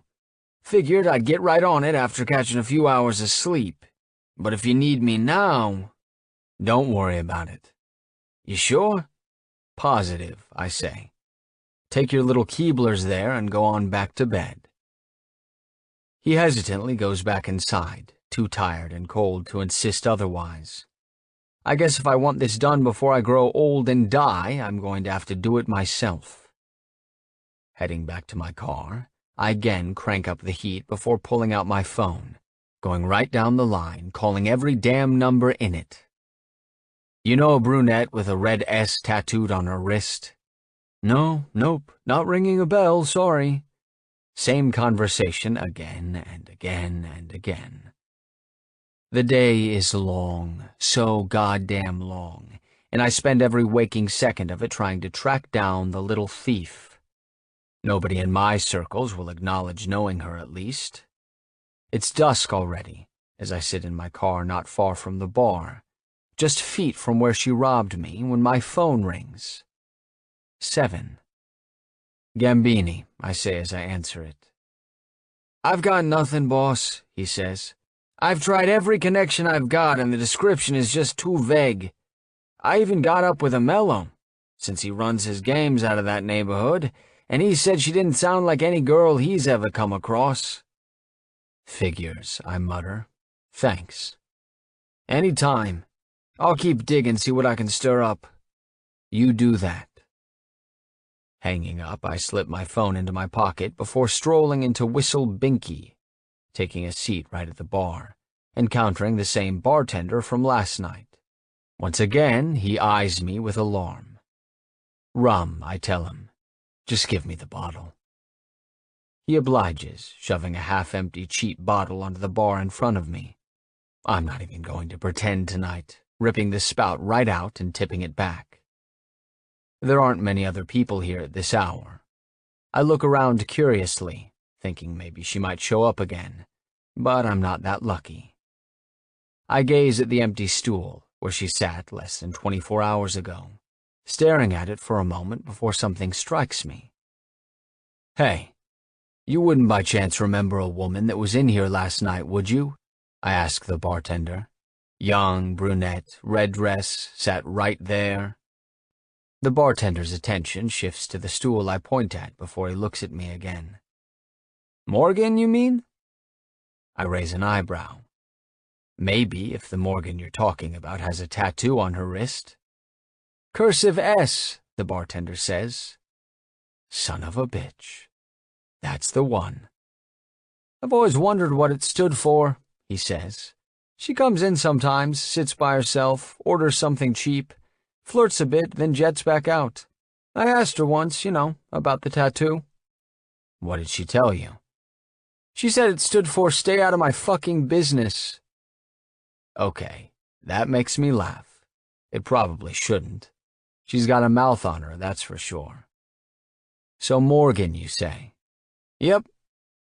Morgan. I don't like it. Tell me something, bar boy. You wouldn't happen to know where I could find this Morgan, would you? He hesitates, like he doesn't want to answer that. Ding, ding, ding, there it is. I pull out my wallet, figuring cash always loosens lips, and tense when I open it. Shit, still empty. Almost forgot she robbed me. Once again, I laugh, even though I shouldn't find it funny. I don't even have anything on me to pay for the liquor I'm drinking. Unbelievable. The woman is starting to be a thorn in my side, but I have to admit, as frustrating as it's been, I haven't had a dull moment in the past 24 hours. I shove my wallet back away, standing up from the bar. Tell me where to find her. I only know where she works, he says. Will that help? 6. Morgan. Morgan. Oh, God. Morgan, baby, you're so tight. His voice is nasally. So damn nasally. He sounds like a character off of South Park. Everything dries up at the mere sound of it, all desire withering away, dying an unfortunate death. Why does he always have to talk? Grimacing, I shove my face into the black leather couch cushion, unable to stop the cry that escapes my throat. Ugh, it hurts. Like being fucked with a knife. Pain stabbing at my insides. He probably doesn't hear the sound I make, though. The music is too loud. You love that, don't you? He asks, his hands grasping my hips as he thrusts, leaning over and shouting so I'll hear him. Love the way my cock feels? You know I do, I grind out, nearly choking on the lie. I hope he makes this fast. He won't, though. No, I'm not that lucky.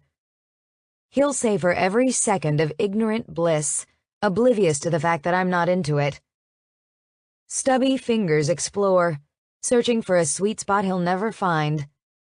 I could draw him a map and it would still evade him, like the Holy Grail exists somewhere between my thighs.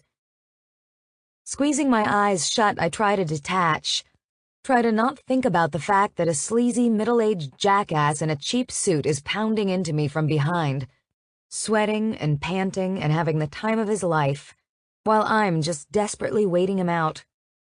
Waiting and waiting and waiting. A red glow covers everything. The Red Room. It's a cliché, I think, but it's a favorite here at Mystic for some reason. It feels like an eternity passes, each slam of his hips driving my face further into the couch. His overpowering cologne clings to the air, smelling sickeningly like pine, swaddling my senses until I gag. Gross. It's stifling. It's suffocating. I just can't seem to breathe. My chest aches for a deep breath I haven't taken in a long time, my heart locked in a steady, dull rhythm. His grip on me tightens. I open my eyes when I feel it, knowing he's close to finishing. Finally. A few more hard thrusts before he grunts, stilling, dropping his body weight over on top of me. An exhilarated laugh escapes him, his warm breath ghosting across my skin. I shiver from disgust when his lips find my neck, his tongue drawing a path toward my ear before he whispers, I wish I could fuck you all night long. Me too, I say. Another lie, because hell no. I can hardly stomach a 15-minute rendezvous. Maybe next time, he whispers, before moving away to stand up. Exhaling, I slide down flat against the couch, relieved to have him not touching me. For now. I watch as he gathers his clothes to get dressed. He's classically handsome, I suppose, if you like that sort of thing. Dark hair, bronzed skin, eyes the color of an afternoon sky, deep dimples and perfect teeth. He's even got the most adorable freckles. His phone rings as he pulls himself together, discarding the condom in the small trash can behind a small bar on the left side. Pulling his phone out, he frowns. Sorry, hate to cut this short, but I have to take this call. Sorry? I'm not sorry. Bye. He jets out into the hall, heading for the back exit. As soon as he's out of sight, I breathe a sigh of relief and get up. My pussy throbs, but not in the good way. Not in that thoroughly fucked, fully satiated way. No. It screams angrily at me for allowing the intrusion. I know. Ugh, ick, gross. I'm pretty sure the man doesn't know the definition of foreplay, and quite frankly, the thought of his mouth on me, the thought of him caressing my body just makes me queasy. So painfully dry it will forever be. I make my way to the changing room, the last door at the end of the hall by the exit. It looks like a middle school locker room. Smells like one, too. Hell, even feels like one sometimes. Uncomfortable. It's empty, all of the women working, but I've had my fill of this place for the night. I'm getting out of here. I go straight to my locker on the end, opening it and grabbing my black duffel bag to gather my things. I strip out of the skimpy black lingerie, changing into a pair of yoga pants and tank top, putting my coat on over it. Running my fingers through my hair, I pull it back into a ponytail as tingles creep along my spine, an unsettling feeling in the pit of my stomach. I glance around the vacant locker room. It's strange, the sensation that flows through me. It's one I'm all too familiar with. It's the feeling of being watched. The feeling that I'm not alone, even when I know I am. Paranoia is a bitch. Grabbing my bag, I slide my feet back into a pair of cheap black heels before leaving. My footsteps stall outside and I glower. I hoped I could skedaddle out of here without enduring an awkward goodbye. But no such luck. He's hanging up from his call when I appear. Sorry again, he mumbles, shoving the phone away as he eyes me. You off work now? Technically, I had the entire night off, but this is the only place I'm willing to meet up with him. Yep, heading out early. You, want me to walk you home? I force a smile. Nice try. It's just an offer, he says, raising his hands defensively. Just looking out for you. It's late and dark and I can take care of myself. Thanks, I say, cutting him off. You ever going to trust me, Morgan? He asks. I'm here to help you. I know, I say. But trust? Well, it's not easy for me. And it's not that I don't trust you. I just don't trust anything. You know how it is. I do, he admits, frowning. Anyway, I should go. You okay? You need some money or, He goes to reach for his wallet. I want to hit him in the nose for it. I don't want your money, I say. I'm not a prostitute. Of course, he says. I just figured that I needed money, I say, finishing his thought. But I don't need money from you. What I need is for you to actually do your job, detective. He grimaces. He doesn't seem to ever like that reminder. Detective Gabriel Jones with the 60th Precinct. Look, I'm going to talk to them again, he says. First thing tomorrow, I promise. Thank you. Gabe leaves, getting in his unmarked black Ford with tinted windows. I wait until he's gone before I start walking, keeping my head down, my steps hurried. My gaze flickers along the road, making sure he isn't circling and following. He's done it before. I've caught him every time. There's no sign of the black Ford, but I still can't shake that feeling, the one that tells me something is off. I run the last block to my building, darting inside and pausing by the entrance, staring out the square glass window, waiting for somebody. Nobody's around. I'm losing my mind, I grumble, padding up the stairs to my top-floor apartment. First order of business is a hot shower. I scrub every inch of my body, washing it all away. Every touch, every kiss, and every thrust. I purge it from my memory as if it never happened. Afterward, I dry my hair and grab a too-big plain white t-shirt from my closet, not bothering with any other clothes. I head for the steep, winding metal steps in the corner of the tiny living room. Scaling them quickly, I push the door open at the top and step out onto the rooftop. The frigid winter air slaps me, stinging my face and assaulting my bare legs. But I ignore it. Pulling myself up onto the concrete ledge along the side, I peer out into the city. 9, maybe 10 o'clock at night, a Sunday in the Lower East Side of Manhattan, not far from the East River. I can see for blocks, a bustle all around me as cars fill the streets and people walk along the sidewalks. I'm barely out here for a minute before that feeling rolls through me again, so intense my stomach clenches. I hate the sensation. It's like being haunted, like there's always a ghost around me, following me, taunting me, not ever letting me be in peace. I don't move, don't bother to look, as a chill ripples down my spine. Despite my best effort to stay composed, I tremble, goosebumps erupting along my skin as my hair stands on end, my reaction having little to do with the coldness outside. "What do you want from me?" I whisper, staring out at the city. "My money." The voice rings out behind me, so close. Too close. The gravelly, deep tone hits me like a punch to the chest as it unexpectedly answers my question. Someone's here. Oh, God. A shaky breath escapes me as I turn to look behind me on the roof. The second I see the face, every muscle inside of me seizes, my heart even skipping a beat, hesitating, like it hasn't in a long time. My eyes scan him in the darkness. Sharp features, strong jawline, sturdy build, and a long scar that cuts through the side of his face, the jagged groove glowing in the moonlight.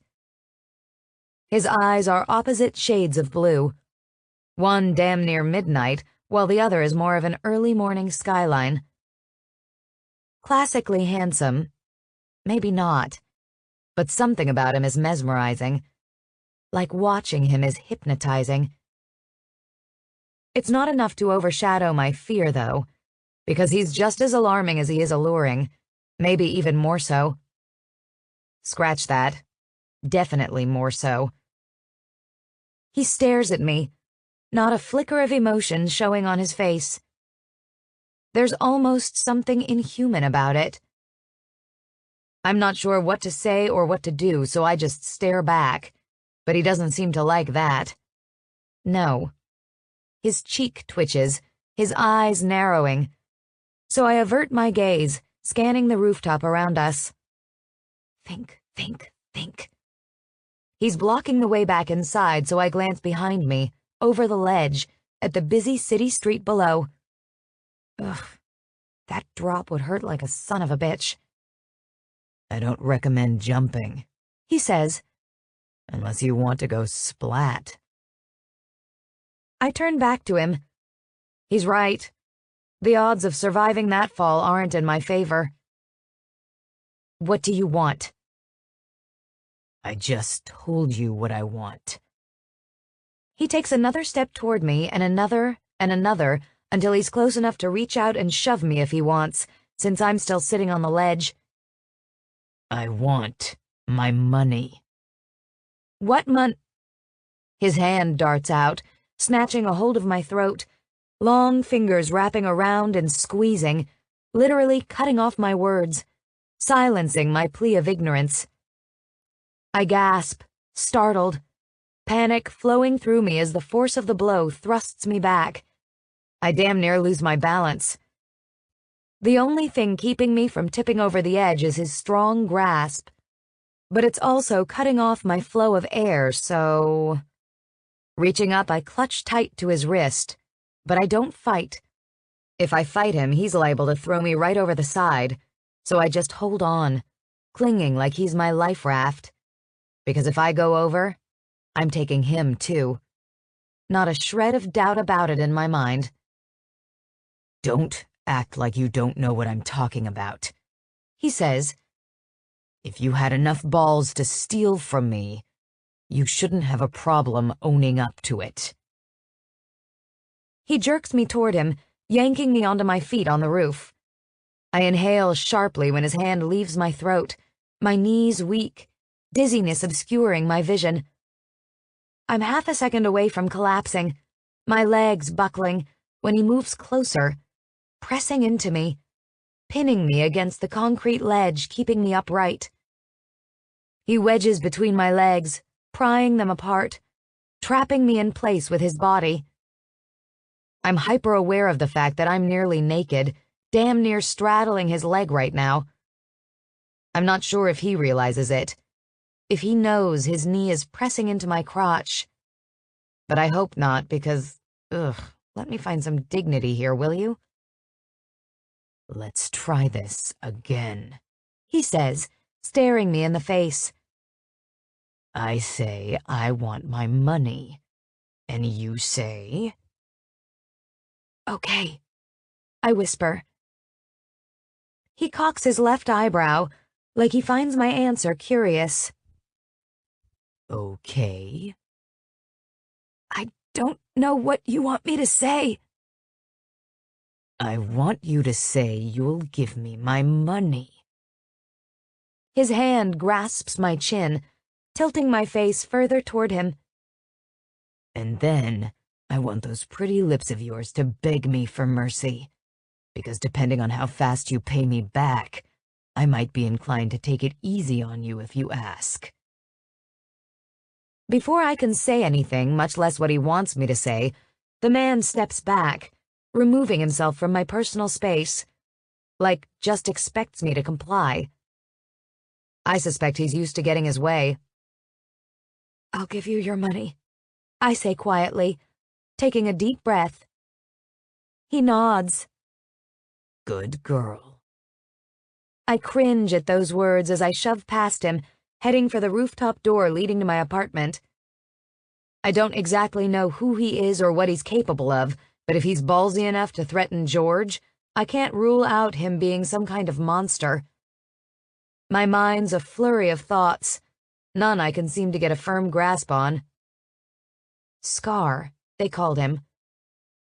I don't even know how he found me, which is most concerning of all. How the hell did he get here? The man walks in step with me, not letting me out of arm's reach. It isn't until I hit the warmth of my apartment, heading back down those metal steps, that I realize how cold the outside is. My teeth chatter, my skin flushed, body trembling. My hands are like blocks of ice and I flex my fingers, trying to loosen them up again.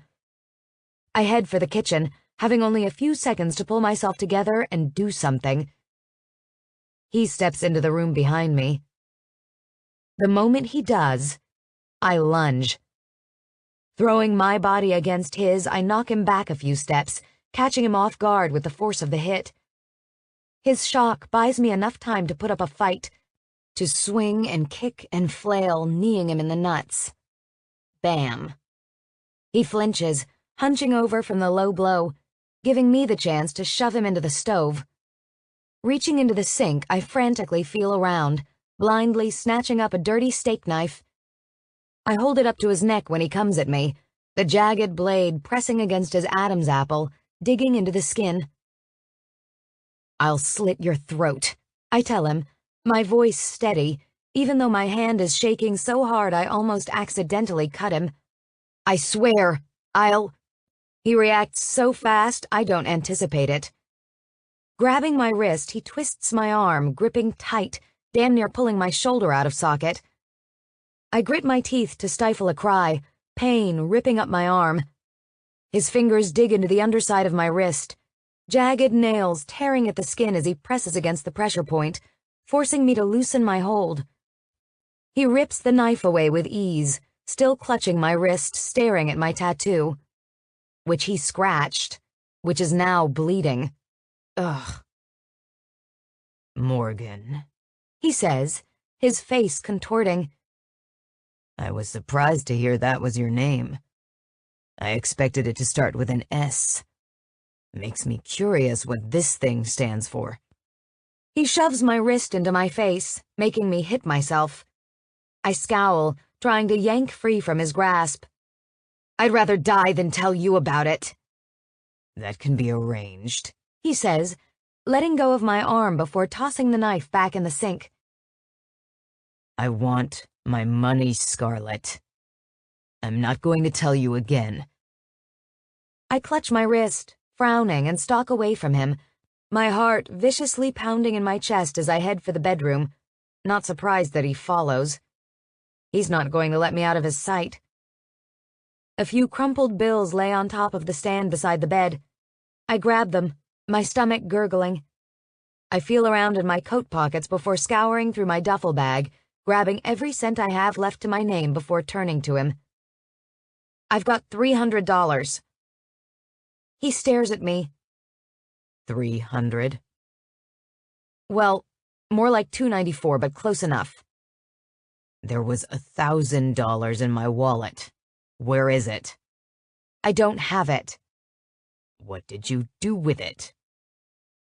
I don't answer that, biting my cheek. I'm not telling him. It's none of his business, and I need him far away from my situation.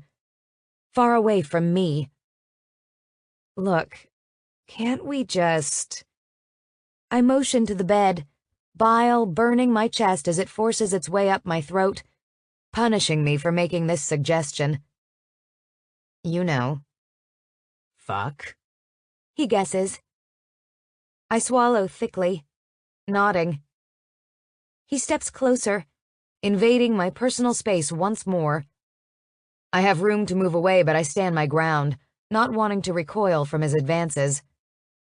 I don't look him in the face, keeping my head down, but I feel his breath against my cheek as he leans over, whispering, "We can fuck, absolutely, if that's what you want. But you'll still owe me afterward, because I don't pay for pussy. Especially pussy that has a habit of whoring itself out to cops." A shiver rips through me. My knees go weak. That weird feeling still lingers inside of me, and I realize the whole time it was him. He was there. He followed me. I don't know how, but my gut says he did. I almost say I don't whore myself out, period. But that's a lie, technically. I've done it before out of desperation. Besides, life fucks me every single day and I just bend over and take it. I whore myself out to life in an attempt to keep breathing. I don't know what else I can give you, so either fuck me or kill me, because I've got nothing left to offer beyond that. He stares at me as I drop down on the edge of the messy bed. He's contemplating it. I know he is. I know his type. He's debating whether or not that will be adequate payment, if I'm even worth the $1,000 I stole from him. "You don't look like a junkie, so I'm assuming it's not drugs," he says, "although that would explain the prostitution." I grimace. I'm not a prostitute. "You just offered to fuck me for money." Well, yeah, technically, but... I don't finish that because I'm not sure how I'm supposed to, if it'll even make sense to him. Unlikely. "Beg for your life," he says after a moment. I shake my head. "Beg me," he demands. "Get on your knees." I shake my head again.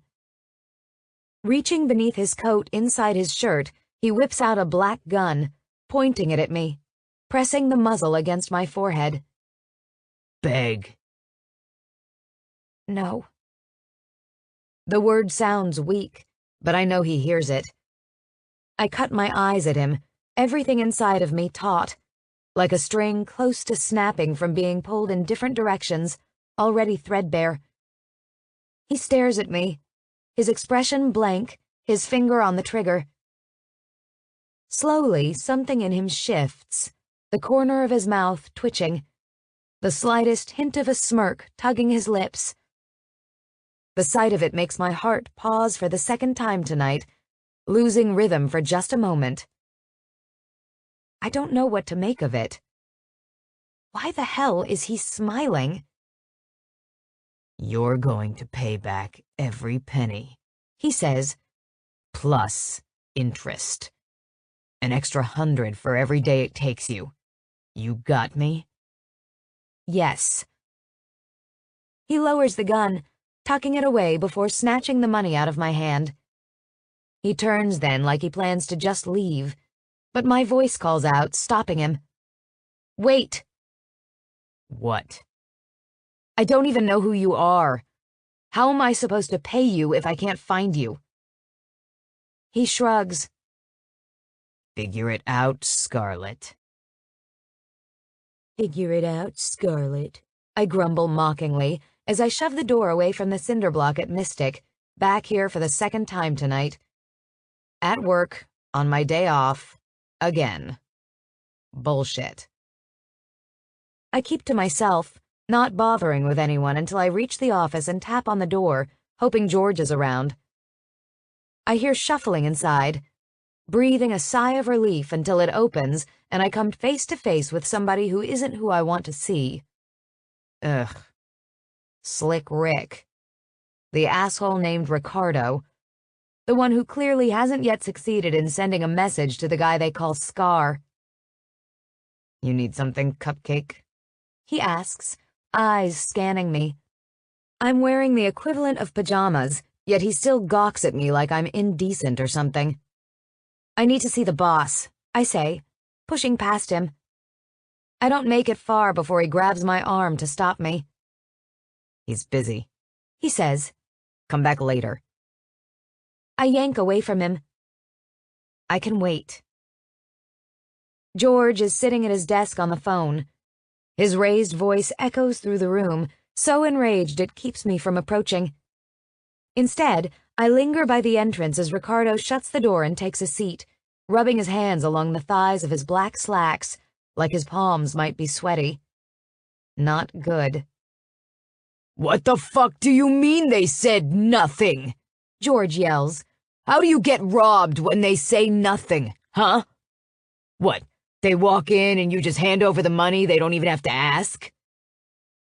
He pauses long enough to take a deep breath, long enough for whoever's on the line to try to explain, but it does nothing to calm George down.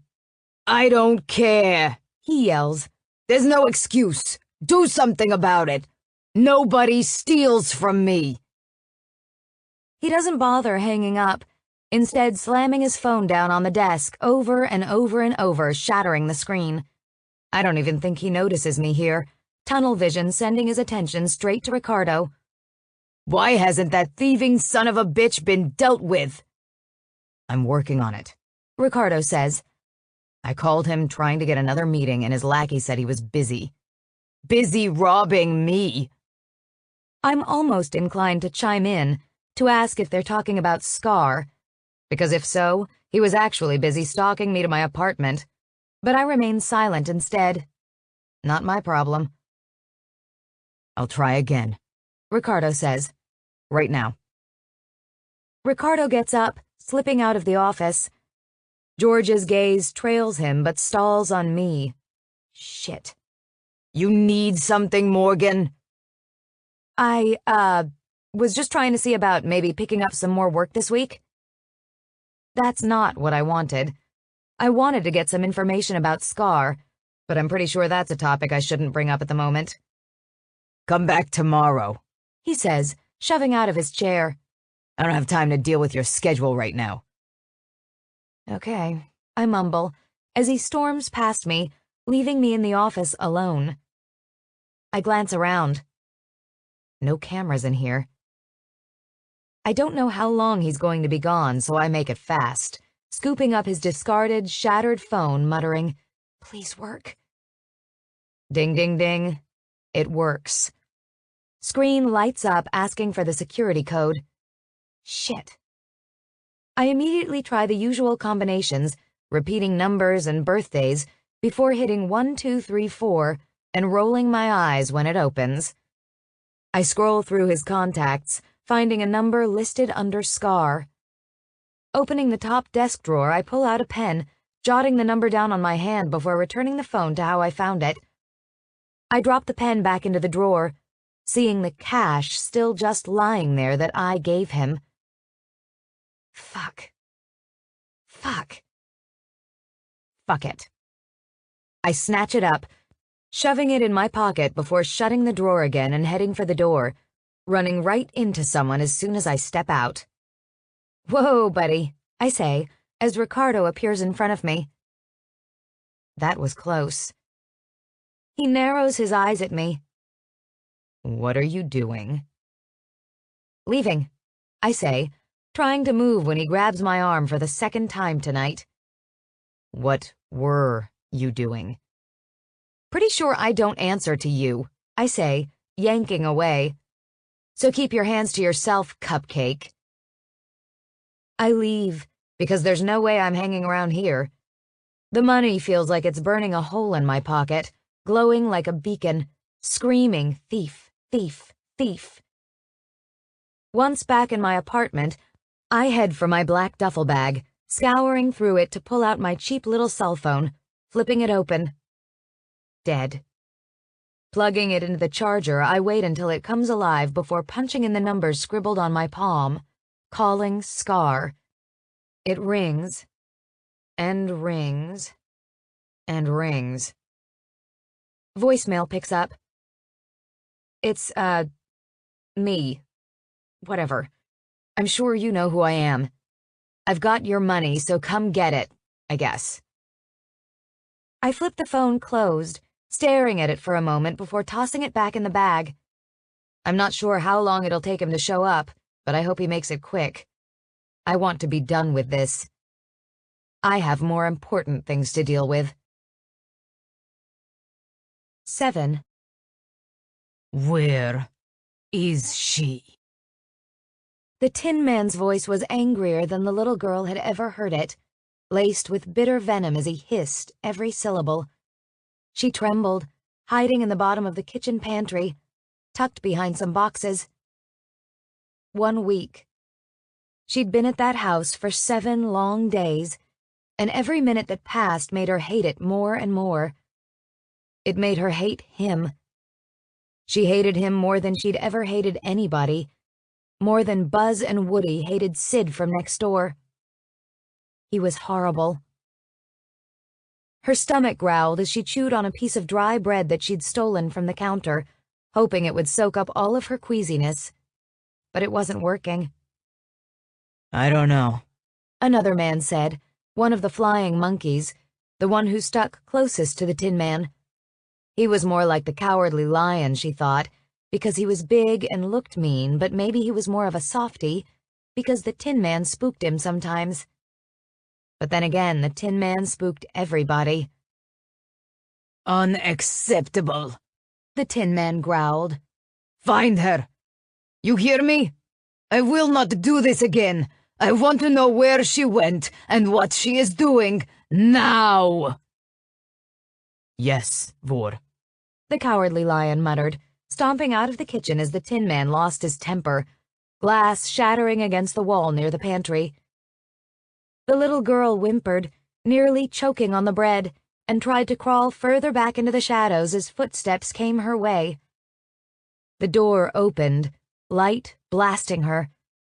Those cold, gray eyes met her gaze, a frown on his face. Guess he found me. He stared at her in strained silence before crouching down, getting on her level. What are you doing in there? She shrugged. He scanned her, pursing his lips.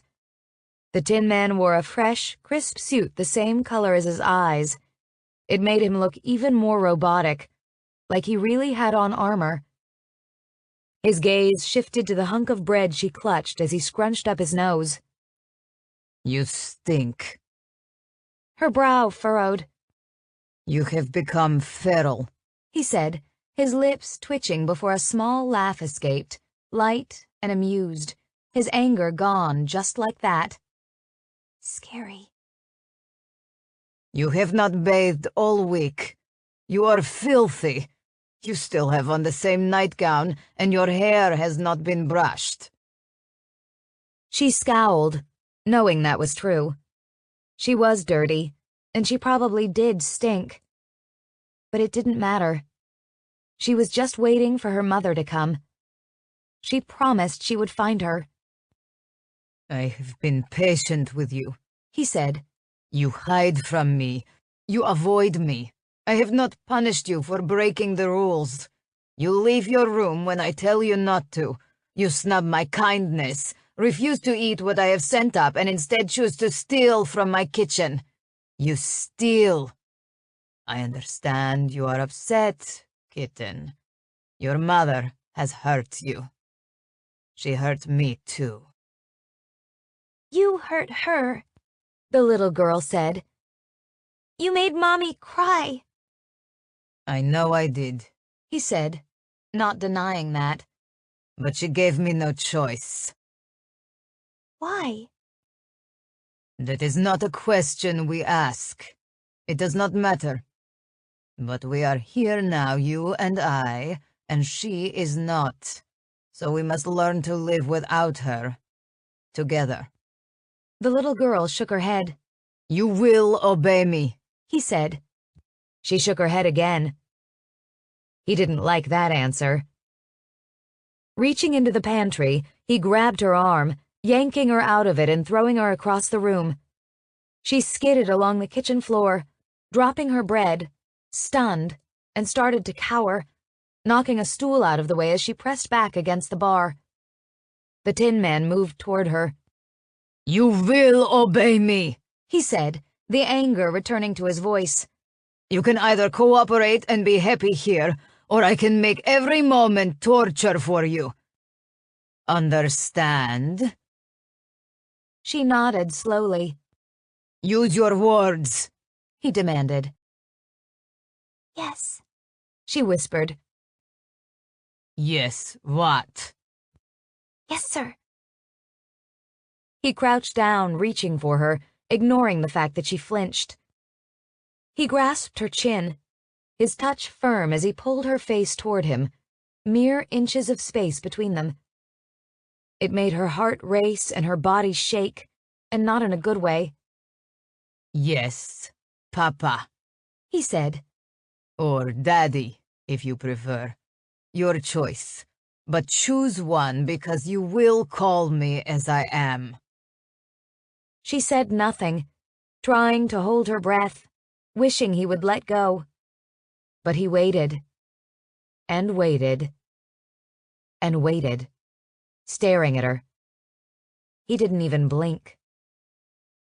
Yes, he prompted. Use your words. Yes, Daddy. His expression softened as he pressed his lips to her forehead, kissing the spot her mother had last kissed, taking it for himself. Tears filled the little girl's eyes, but she held them back, knowing crying would make it worse. Good little kitten, he said, standing back up, turning away without another look. Go clean yourself up. I have something to do. I want you bathed by the time I return, and I want that nightgown burned. If you still stink when I get back, I will hose you off in the backyard.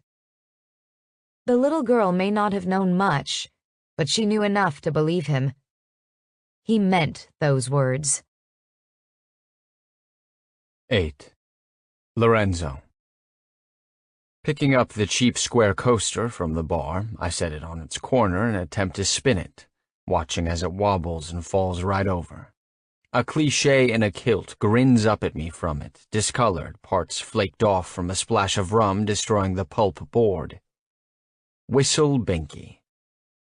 It's Scottish, obviously, but who the hell knows what it means? Probably something as horribly stereotypical as the rest of the place, as fucking formulaic as my life is becoming. I think about asking the bartender, figuring if anyone knows it would be him, but that would mean interrupting the babbling blonde sitting to my left, and that's not happening, considering I'm supposed to be listening to whatever she's going on about. Puppies or kittens or rainbows, I don't know. Besides, I don't really give a shit. I'm just trying to distract myself until Blondie's good and lit and willing to bend over for me in the bathroom. Which, judging from the slurred giggling that reaches my ears as a hand slides along my thigh, is probably soon. I shift toward her, just enough to see her, but not enough to give her a full-on view of my scar. She knows it's there, of course. She saw it when I walked in after 10 o'clock tonight, and she spent the past 2 hours just barely stopping herself from asking me how I got it. Women like a bad boy with a tragic backstory. Maybe it's the thrill of it, the excitement of being with someone dangerous. Or maybe it's biological, something rooted deep within them. Those mothering genes that makes women want to nurture those the world turns its back on. You see, men and women, we're wired differently. Women look at me and think, poor baby, he just needs some love. Whereas men take one look at my face and think, stay away from that motherfucker. But go ahead and tell a woman that. Tell her I'm dangerous. Tell her to stay away. It'll just make her want me more. You're beautiful, you know, I say when Blondie stops chattering long enough for me to chime in. It's not a lie. She is beautiful. But all women are in their own way, aren't they? Well, all of them except for my mother. But I don't know if woman is the word I would use to describe her. She was more of a raging bitch. Blondie's cheeks tinge pink, a grin on her gloss-coated lips. Her posture loosens more as she leans into me, giving me a whiff of her strong, flowery perfume. My nose twitches. "Can I ask you something?" she asks, her voice dropping low, the syllables lazily tumbling from her tongue. "Your, scar." She waves her finger in the direction of my face. "How did that happen?" I start to answer, concocting a bullshit sob story to avoid spilling my truth to someone I don't know. Someone I'll never know beyond what her pussy feels like. When the stool on the other side of me jerks out, the wooden legs scraping against the floor. The noise is irritating. I cringe. Something slaps down on the bar in front of me, on top of the coaster covering the little Scottish man. "He pissed off the wrong woman, I'm guessing," a sugary voice interrupts, so close it's like she's speaking right in my ear. "He's got the kind of face you couldn't help but want to fuck up."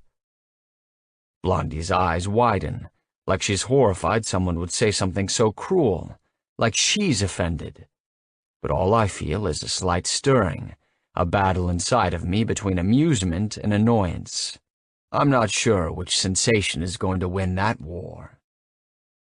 "Well, she's not entirely wrong," I say, glancing at the bar, a thick stack of cash greeting me. "It was a man, though."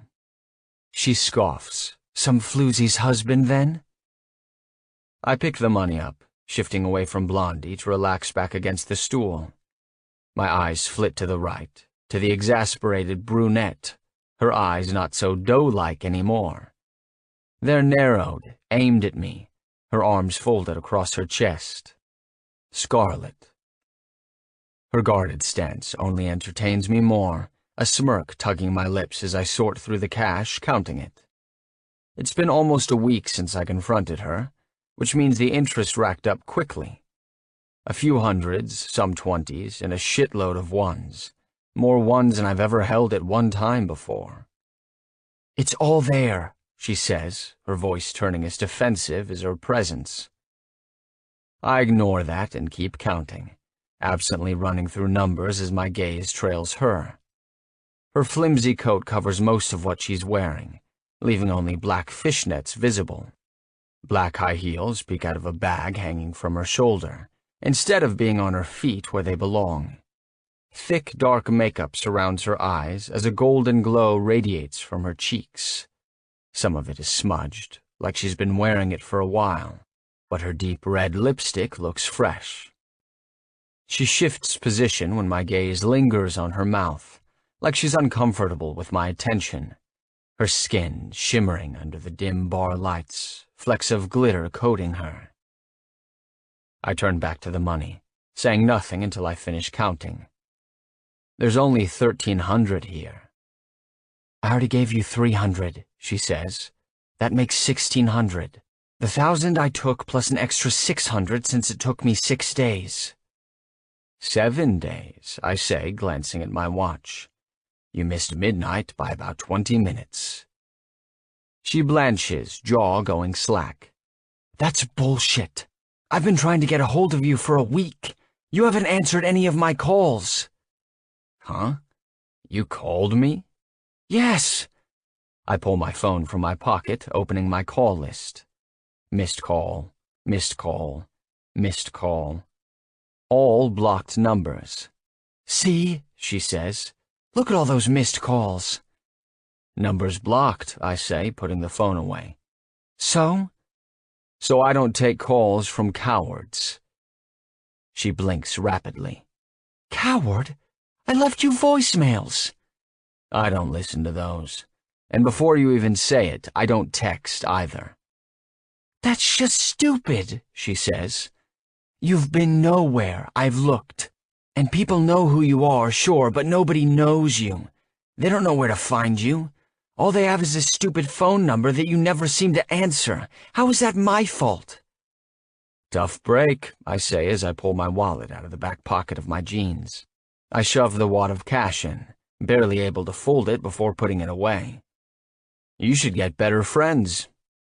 "That is... wow." She laughs, not a stitch of humor to the sound. "I don't know what I did to deserve this, but I must be the worst person in the world to have stumbled upon you." I don't respond to that, watching her posture change, outrage washing away all restraint. She yanks her coat open, a little black dress greeting me beneath. She pats herself down, reaching into her bra and yanking out a stack of bills. More singles. She counts them, flicking through the money so heatedly I'm expecting her to rip a few. Shaking her head, she tosses the cash on the bar in front of me. $29. Oh, and... She reaches into the bag on her shoulder, pulling out a small zippered pouch. She holds it upside down above the bar, a few coins spilling out of it. She scowls.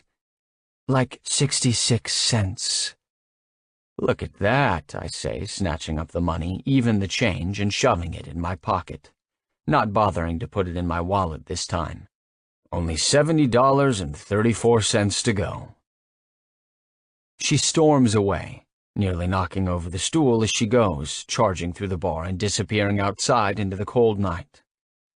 I turn in my seat again, facing Blondie, not surprised to see she's watching me warily, no doubt trying to make sense of that exchange in her drunken state. Where were we? I brush a curl from Blondie's face, my fingertips grazing her warm cheek, making the blush return. Oh, right, my scar. I launch into a story about a doomed afternoon in Central Park with my family, how we witnessed a mob hit and became collateral damage in the process. Leave no witnesses behind. I survived, vowing vengeance on those that attacked us. I've got her eating out of the palm of my hand, more hero than villain in her mind, as I place a hand on her knee and slowly rub it up her thigh. I'm about to take it further when the door bursts open. Coldness sweeps through the bar, footsteps loud as they stomp my way, even though the woman is in her bare feet for some reason. She's fucking crazy. Scarlett shoves in beside me again, holding a black leather wallet. She flips it open, the driver's license of some middle-aged white guy greeting me from the plastic window inside. She raids it for cash, counting out loud. 20, 30, 40, 50, 55... 60, 67. She groans. You've got to be kidding me. Did you just pickpocket someone else to pay me? She shoves the money my way. Save your self-righteous pandering for the floozy over there. I'm $3 short. And 34 cents, I point out, taking the cash. And 34 cents, she mocks. Unbelievable. I'll give it to you, I say. The few dollars you're missing. Really? It'll cost $100 for every day it takes you to pay me back, of course, but sure. She groans. Of course. Her gaze scans the bar, settling on the bartender as he heads our general direction. It's the same one from every other time. He gave me a bottle of rum as soon as I sat down again. He's learning. I watch as Scarlett's expression shifts, a flit of a smile on her lips. She shoves the stool further away to get closer to the bar, reaching up on her tiptoes to lean across it, gathering his attention. He approaches, looking at me warily, like he's assessing whether or not she's with me right now, before focusing his attention on her. There's a glint in his eyes, apparently deciding she's fair game. He smiles. "Hey, Morgan." She arches an eyebrow, her face lighting up. "You remember." Her voice changes when she says that, growing sweeter. She's exaggerating every syllable, blatantly flirting. I wonder if she'd be doing that if she knew he was the one who ratted her out to me. "Of course," he says. "What can I get for you?" "Well, actually..." Her smile grows sheepish as she gently bites down on her bottom lip, a moment of silence passing before she whispers, "I was kind of hoping you'd do me a favor. It's totally okay if you can't, I completely understand, and I really hate to ask." "What do you need?" "To borrow $4, she says. "Like I said, you can tell me no, but it's just that, it's been a long night and..." "Oh, don't worry about it," he says, pulling a wad of crumpled cash from his pocket. Tips. He wades through it, handing over 4 singles. He doesn't question it, just dishes out what she asks for. She takes the money, beaming at the guy. "Oh my God, you're my hero. Thank you, thank you, thank you." Heat rushes up his neck, flushing his face as he laughs a bit. "It's just a couple bucks, no big deal." He wanders off to help another customer. The second he turns the other direction, Scarlett's smile dims. She shoves the money at me. "Now that guy is a gentleman." I grab it. He's a doormat, a pussy, a parasite. Says the asshole who just bled me dry. "I didn't," I say, looking her in the eyes, my voice low. "I could have, though. I could have slit your throat and took your life instead. Could have turned that red room just a little bit redder while your little cop friend took you from behind, if you would have preferred it that way." The color drains from Scarlett's cheeks as the spark dims in her eyes. It's fleeting, a flash of emptiness, like she's nothing more than a shell of a human. Cold. I don't have to wrap my hands around her throat to kill her, no. Those words take the life right out of her. She knows I watched them. Seems they were too preoccupied to notice my presence as I lurked around that night. And the look that passes across her face right now, she wore it then, too. She wore it as he fucked her. Not a stitch of enjoyment, not a stitch of anything. It was as if a switch got flipped inside of her, shutting off her humanity, turning her into a puppet with strings. He fucked her, yeah, but he didn't fuck her. Whatever made up who she is vanished the moment the man put his filthy hands on her. The look is short-lived, though, life rushing right back into her. Her nostrils flare, hands clenching into tight fists, like maybe she wants to hit me, like maybe she's considering clocking me right in the eye for having the nerve to witness something she wanted to go unseen. She shoves closer, brazenly pressing up against me, her voice barely a whisper as she says, "You probably should have killed me." "And why is that, Scarlett?" She hesitates like she doesn't know how to answer my question, and turns to leave as she says, "You wouldn't understand." I snatch a hold of her arm, keeping her there. I'm not done. Her eyes shoot daggers my way, her hands still balled into fists as she tries to yank away, but my grip is firm. Heat radiates off of her, like anger is literally burning up her core, an explosion imminent.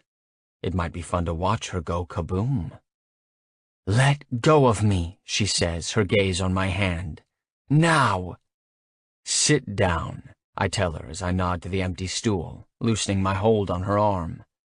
She pulls away. "Why the hell would I do that?" "Because I told you to." She scoffs, dramatically rolling her eyes. It strikes me as wrong, childish. The woman has a spark in her, a fire burning wild, but that kind of immaturity seems beneath someone with brass balls of her caliber. Sure, I don't know her, so maybe she really is just a brat. I've met my fair share of those since coming to New York. Hell, I fucked my fair share of them. But my intuition tells me something different. Besides, I've seen her innocent act. She plays people like they're a piano and she's Chopin, pounding away at their keys, and the ignorant fools don't even hear her music. I hear it, though. It's pretty goddamn loud to my ears, the kind of music that resonates with the deepest, darkest parts of the soul, or whatever bit of it you might have left. Her own little funeral march. Dum, dum, da-dum. Sit down, I say again, this time shoving the stool toward the bar, damn near pinning her with it. You look like you could use a drink. Do I look like someone who can afford a drink? My eyes scan her when she asks that, knowing she doesn't have a penny to her name at the moment. I'm curious, though, why she does what she does if she's not rolling in money. Sit down, I say for the third time, before I make you. I'd seriously like to see you try, she says, but despite those words, she slips up onto the stool beside me, not putting up nearly as much of a fight as I expected. While I tend to appreciate people surrendering, it's a pity, because I probably would have enjoyed making her. I lean her way, my mouth near her ear. Good girl.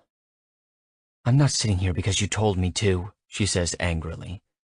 I've just had a really shitty night, yeah, a really shitty life, so I could use a drink. But don't think this means I'm staying here for you, or because of you, or that I'm interested in having a threesome with you and Goldilocks over there, because that's not happening. Not a fan of threesomes? Not a fan of you? Oh, that's crazy, I say, snapping up the empty shot glass the bartender gave me earlier tonight. I pour some rum into it before shoving it Scarlett's way. Everyone likes me. She picks it up. Nobody likes you. I grin as I turn back to Blondie. Even she doesn't seem to be fond of me at the moment, annoyance crossing her face as she glares in Scarlett's general direction. You like me, don't you, beautiful? Her sky-blue eyes turn my way, no longer cloudy from the alcohol haze. No, that window of opportunity is past. Her expression is guarded, like maybe she's seeing me for the first time, self-preservation rearing its ugly head. You see, while women like bad boys, they don't really like them. They want a bad boy in reputation, not one in execution. They don't want to see it. They don't want to be reminded we're not good people, that it's not a role we're playing. It happens time and time again. You shoot one scumbag in front of a pretty little blonde, and suddenly you go from being James Dean to Charlie Manson. Women don't like Charlie Manson. Well, those with any sense don't. Blondie shoves her stool back and mutters, I need to use the restroom, before walking off, grabbing her coat and carrying her purse along with her. She's not coming back. That much is obvious. Huh. I turned back around. Guess nobody does like me. Told you, Scarlett says.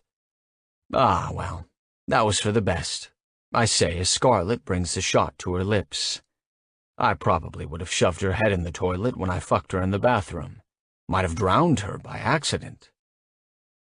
Those words come from my lips when Scarlett tries to swallow the liquor, catching her off guard, it seems, because she chokes. Rum spews out as she coughs, her eyes watering. Her face would be bright red if it weren't for all the makeup. She grabs her chest, trying to take a deep breath, as the bartender rushes over. Morgan, are you okay?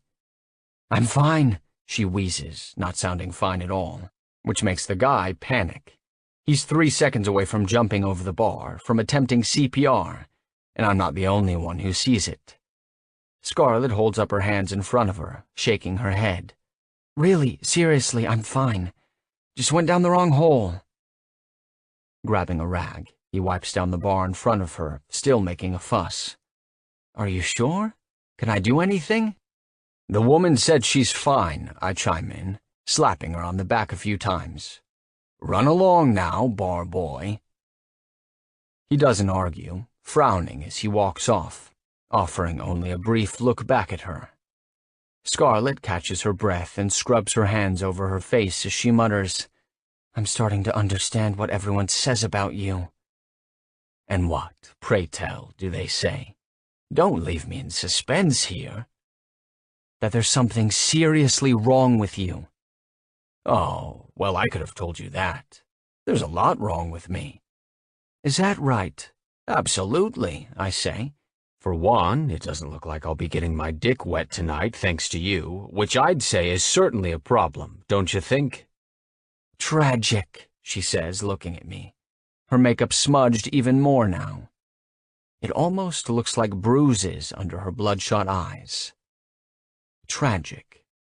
Her voice was tinged with bitterness, sarcasm, clearly a defense mechanism, because those eyes that regard me silently scream tragedy, the kind that isn't to be made light of, the kind of tragedy that breaks bodies and steals souls, the kind that twists decent people into sociopathic assholes, the kind that turns beautiful women into ghosts.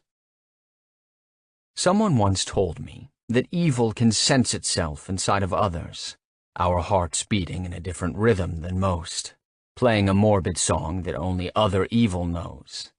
And while I'm not saying she's evil, and I'm not sure I'd call myself it either, I know I've got demons, and those demons are sniffing all around her right now, recognizing something within her, something not very good. "Who broke you?" I ask, genuinely curious. "Who desecrated something meant to be so pure?" She regards me, not reacting to that question, not denying it in the least or pretending to still be in one piece as she sits beside me, thinking it over. Eventually she turns away, grabbing my bottle of rum and helping herself to a double shot, which she swallows without hesitation. She shudders, closing her eyes and tilting her head back, her expression damn near erotic.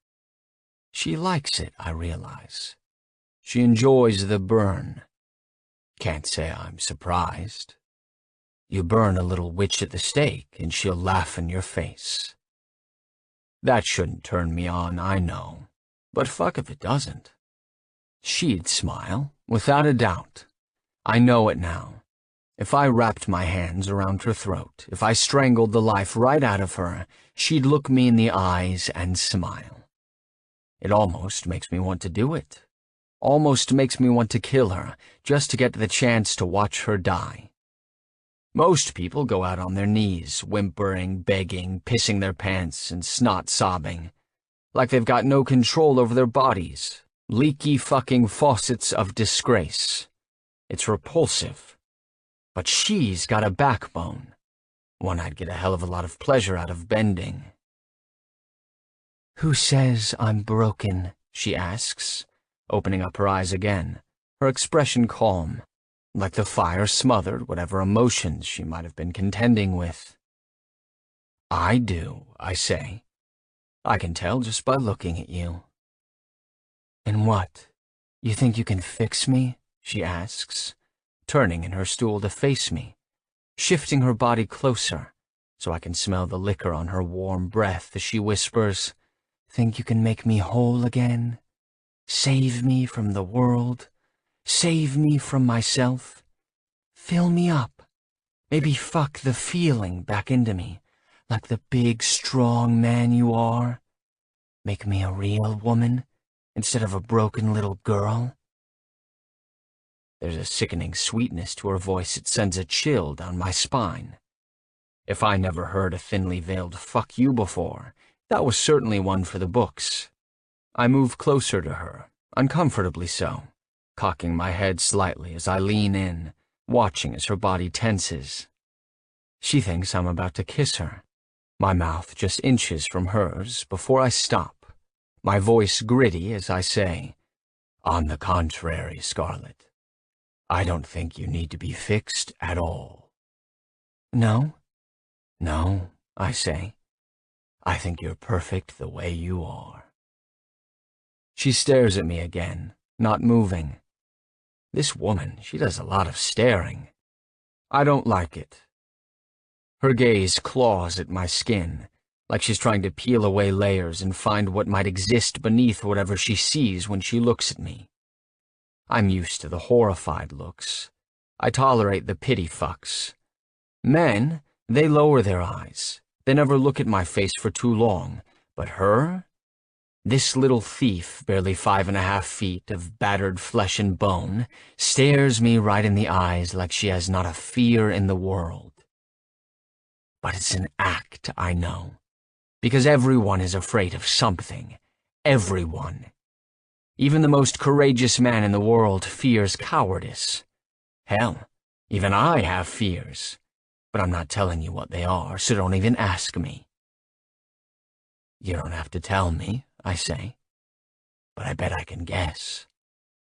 She arches an eyebrow. It looks a lot like a challenge. I'm guessing it was a man, I say. A man who swore he would save you from the world, but one that ended up destroying your world instead. Her cheek twitches. That's all the confirmation I need. Without responding, she shoves her stool back, away from the bar, and stands up. She pauses there, between us, looking me in the face again. 66 cents. What? You owe me 66 cents, she says, matter of fact. I turn around in my stool, watching as she walks away, leaving me with those words, 66 cents. The corners of my lips twitch, amusement finally winning the battle, wiping away all annoyance for the moment. She heads for the door just as it opens, a blast of cold air rushing through the bar, carried inside with a group of loud guys. White, every single one of them. The blonde-haired, blue-eyed frat boy variety, 3 sheets to the wind. Scarlet slams right into one of the guys so hard she nearly knocks him on his ass. Bam! He staggers as she grabs a hold of him, like she's attempting to keep the guy upright. Her hand slips into his pocket, yanking out a wallet as she says, "Oh my God, I'm so sorry."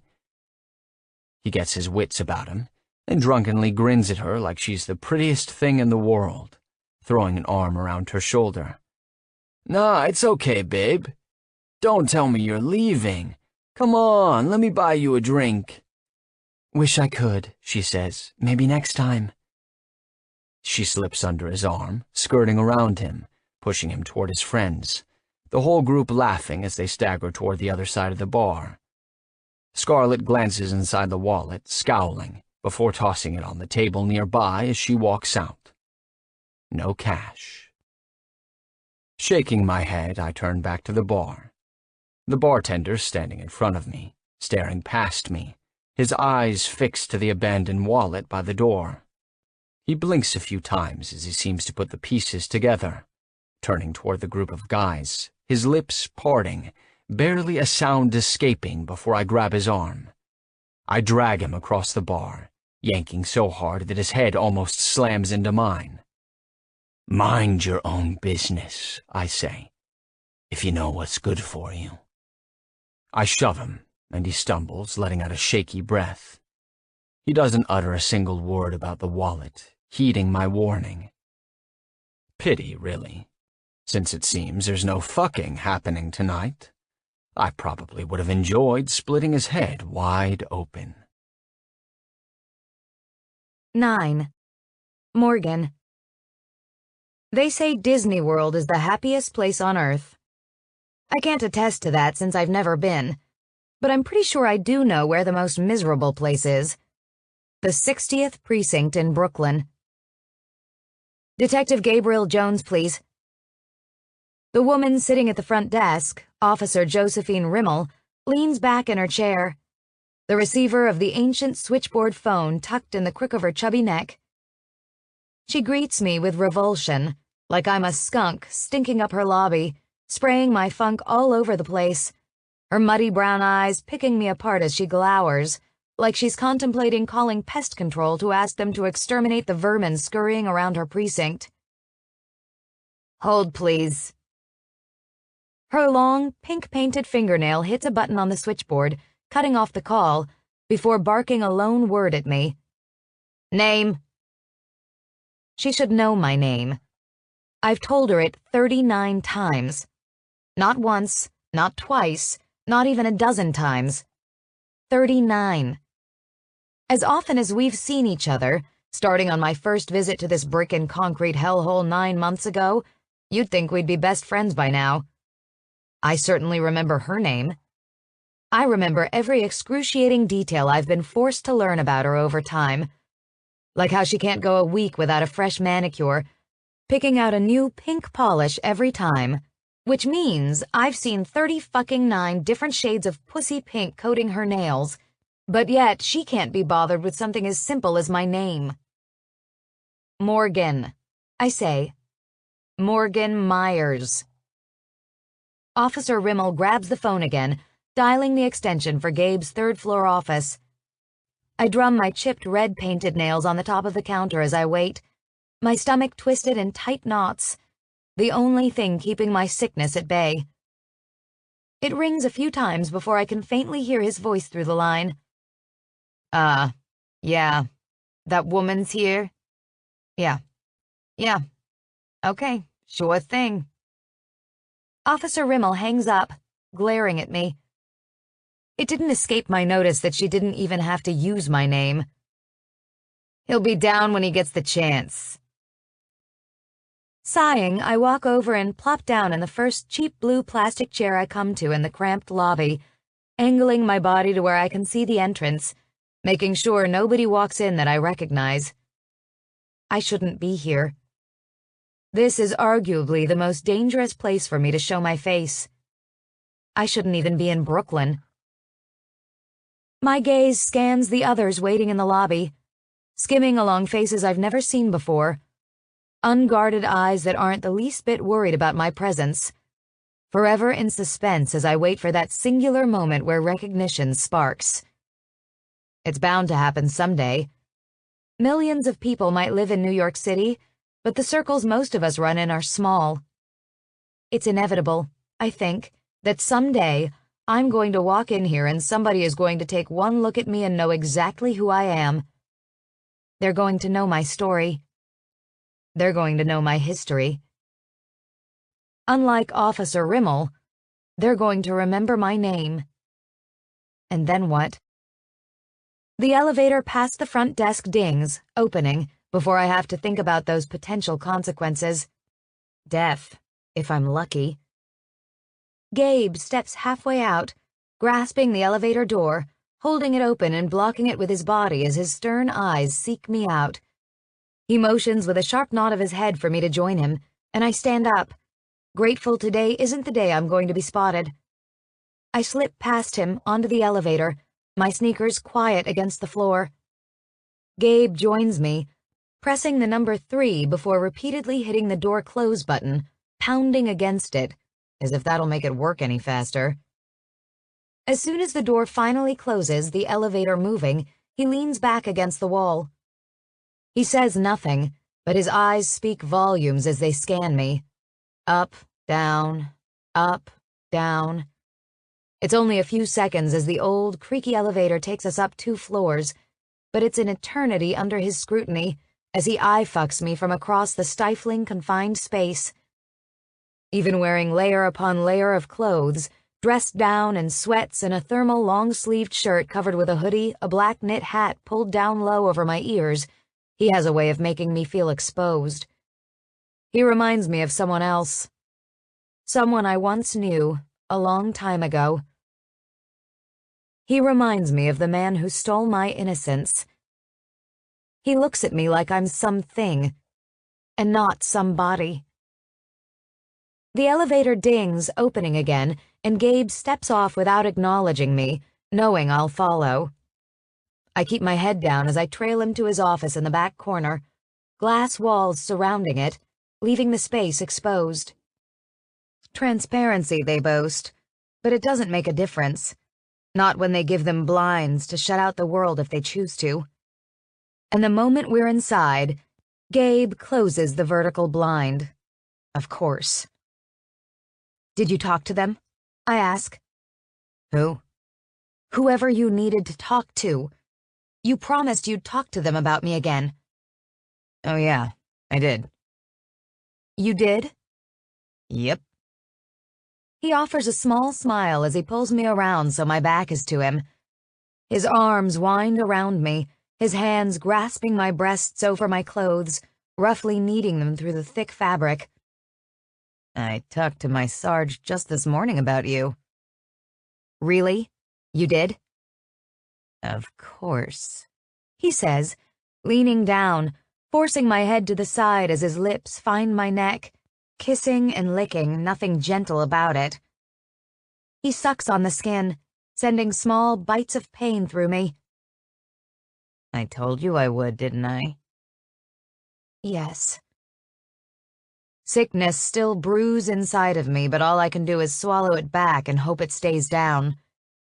Gabe's hands are all over me, groping and tugging fabric, yanking my pants down as he shoves me flat against the thick cherry wood desk that takes up most of the office space, right on top of stacks of case files. Inhaling deeply, I turn toward the door. He's wasting no time today. As Gabe unbuckles his pants, I reach down and touch myself, trying to get aroused. Pain to me usually means pleasure. But there's a fine line there, one Gabe falls on the wrong side of. People walk by, ignoring what's happening, as Gabe thrusts inside of me, banging against the desk, not bothering to keep the noise down. They all know what's happening, but nobody looks. Nobody cares. Not a single one of them pay a bit of attention as he loudly grunts, getting his rocks off. I just lay here and take it, not bothering to touch myself anymore. It's a waste of time, a waste of energy. I'm not going to enjoy it. My body goes limp, my mind wandering as people stroll past, going about their business. Just once, I'd like someone to peek inside, even just a flickering glance, a moment of curiosity that forces their eyes to acknowledge me. Do you know what it's like to be invisible? Do you know what it's like to have the world turn its back on you? To turn a blind eye to your existence, like you never even mattered? Do you know what it's like to scream until your throat is raw, only to realize everyone tuned you out long ago and nobody heard a single word? Because I do. I know. It only takes a few minutes for Gabe to finish, slumping over, panting. You working tonight? I have the night off, I say. That's a shame, he says. I was going to come by. You would have liked that, wouldn't you have? You know I would have. I lie. Because no thanks. He moves away from me, flippantly discarding his used condom in the recycling bin. I stare at it as I pull my pants up. Is latex recyclable? I don't think so. Shaking it off, I watch Gabe as he zips his pants back up. So, what's the plan? He plops down in the office chair behind the desk and starts shifting through the files he just fucked me on top of. The plan? Yeah, the plan, I say. What did they say? What are they going to do about the situation? Nothing. Nothing? Nothing. I blink a few times, that word like a weight pressing against my chest, cutting off the air in my lungs. Nothing. What do you mean, nothing? You told me. I told you I'd talk to them, he says. And I did. But that's not right. It's not fair. It's not enough. He cuts his eyes at me. I'm doing all I can. But you've done nothing. You keep promising me you'll do something, that you're working on it, that if I trust you, it'll all work out. But nothing is happening. These things take time. It's been 9 months, Gabe. 9 fucking months. What do you expect me to do, Morgan? Huh? Something, I say. Anything. I told you I'm doing all I can. And if you want me to keep doing that, it's in your best interest to watch how you talk to me, because I can stop. I can turn it over to another detective, Maybe even pass it to the squad at headquarters where they'll really do nothing, if that's what you want. What I want is for you to help me like you promised. You want some help, Morgan? Yes. Then how about I give you some advice? He says. You dug yourself a hole, sweetheart. A hole so big it might as well be a grave, and they're going to bury you in it first chance they get unless you get out. But all this you keep doing, all this noise you keep making, you're just making it all worse. The hole just keeps getting bigger and bigger. What else am I supposed to do? He shrugs. Forget about it. Those words are a slap to the face. I flinch. You're still young, he continues. Start over, move on, build a new life. People do it all the time. Those are probably the cruelest words that have ever been spoken to me, and that's saying something considering the world I live in. Life stopped playing nice with me when I was just a kid, and I grew up fast after that, faster than a kid should ever grow up. But I never let it stop me. I never gave up, fighting to make a life for myself, a life of my own, building sandcastles out of nothing that I could call home. It was all stolen from me, though, in the midst of a storm, and he tells me just to start over, to give up, to move on. I don't want to react. I don't want him to know he's getting to me. I'm not going to cry, that's for sure, because Gabriel Jones isn't worth a single fucking tear. But the lump in my throat keeps growing and growing, my eyes stinging, and I know I need to go before he realizes he got to me. I walk away, grabbing the office door and yanking it open, slamming it against the wall as I storm out. People stop what they're doing, eyes flickering my direction, like the floor comes to a standstill at the commotion. I head for the elevator, slapping the button as I hazard a glance back at the judgmental faces. "Oh, now you all want to look?" I shout as the elevator dings, opening. "You want me to bend over so the rest of you can take turns? Let all of you brave boys in blue fuck me a bit more?" I step into the elevator and hit the button for the first floor, but before the door can close, whisking me away from this hellhole, Gabe steps in. The second we start moving, he slams his palm against the stop button, the elevator screeching to a halt. A loud buzzer goes off. I know they can hear it on all the floors. I can only imagine what they're all thinking. Probably that he's fucking me some more. I reach past him, attempting to grab the button so we'll start moving, but he blocks my hand, shoving me back against the side of the elevator. "Pull the button back out," I growl. "Now." "You need to calm down," he says. "You're making a scene." Says the guy holding me hostage in an elevator. "Look, I know you're upset, but you're acting irrational." "Irrational?" I shove against him, trying to force him away from me. "Fuck you!" He narrows his eyes when I kick him, since shoving him isn't working. Okay, maybe that was irrational, assaulting a police officer, but whatever, he deserves it. "We're building a case," he says. "You know that. We've been building a case for decades, Morgan. Yeah, you're waiting, but it's nothing compared to the time this department has put into this case. So I sympathize. I do. But we can't jeopardize everything because of what amounts to a fucking civil dispute." I blink a few times. I don't even know what to say. He calls it a civil dispute, like it's nothing more than a petty little squabble. I stay quiet, refusing to let him see how much that hurt me, and he pulls the button out so the elevator can move again. Officer Rimmel looks up when I step into the lobby, her gaze flickering to where Gabe lingers. A look crosses her face, her eyes narrowing as they again seek me out, watching me pass. Jealousy, or maybe just disgust. I don't know. Does it matter? She doesn't know what it's like to be me. she could never understand, so she can take that look and shove it up her snobbish ass. It's early evening, the air blistering as it approaches dusk.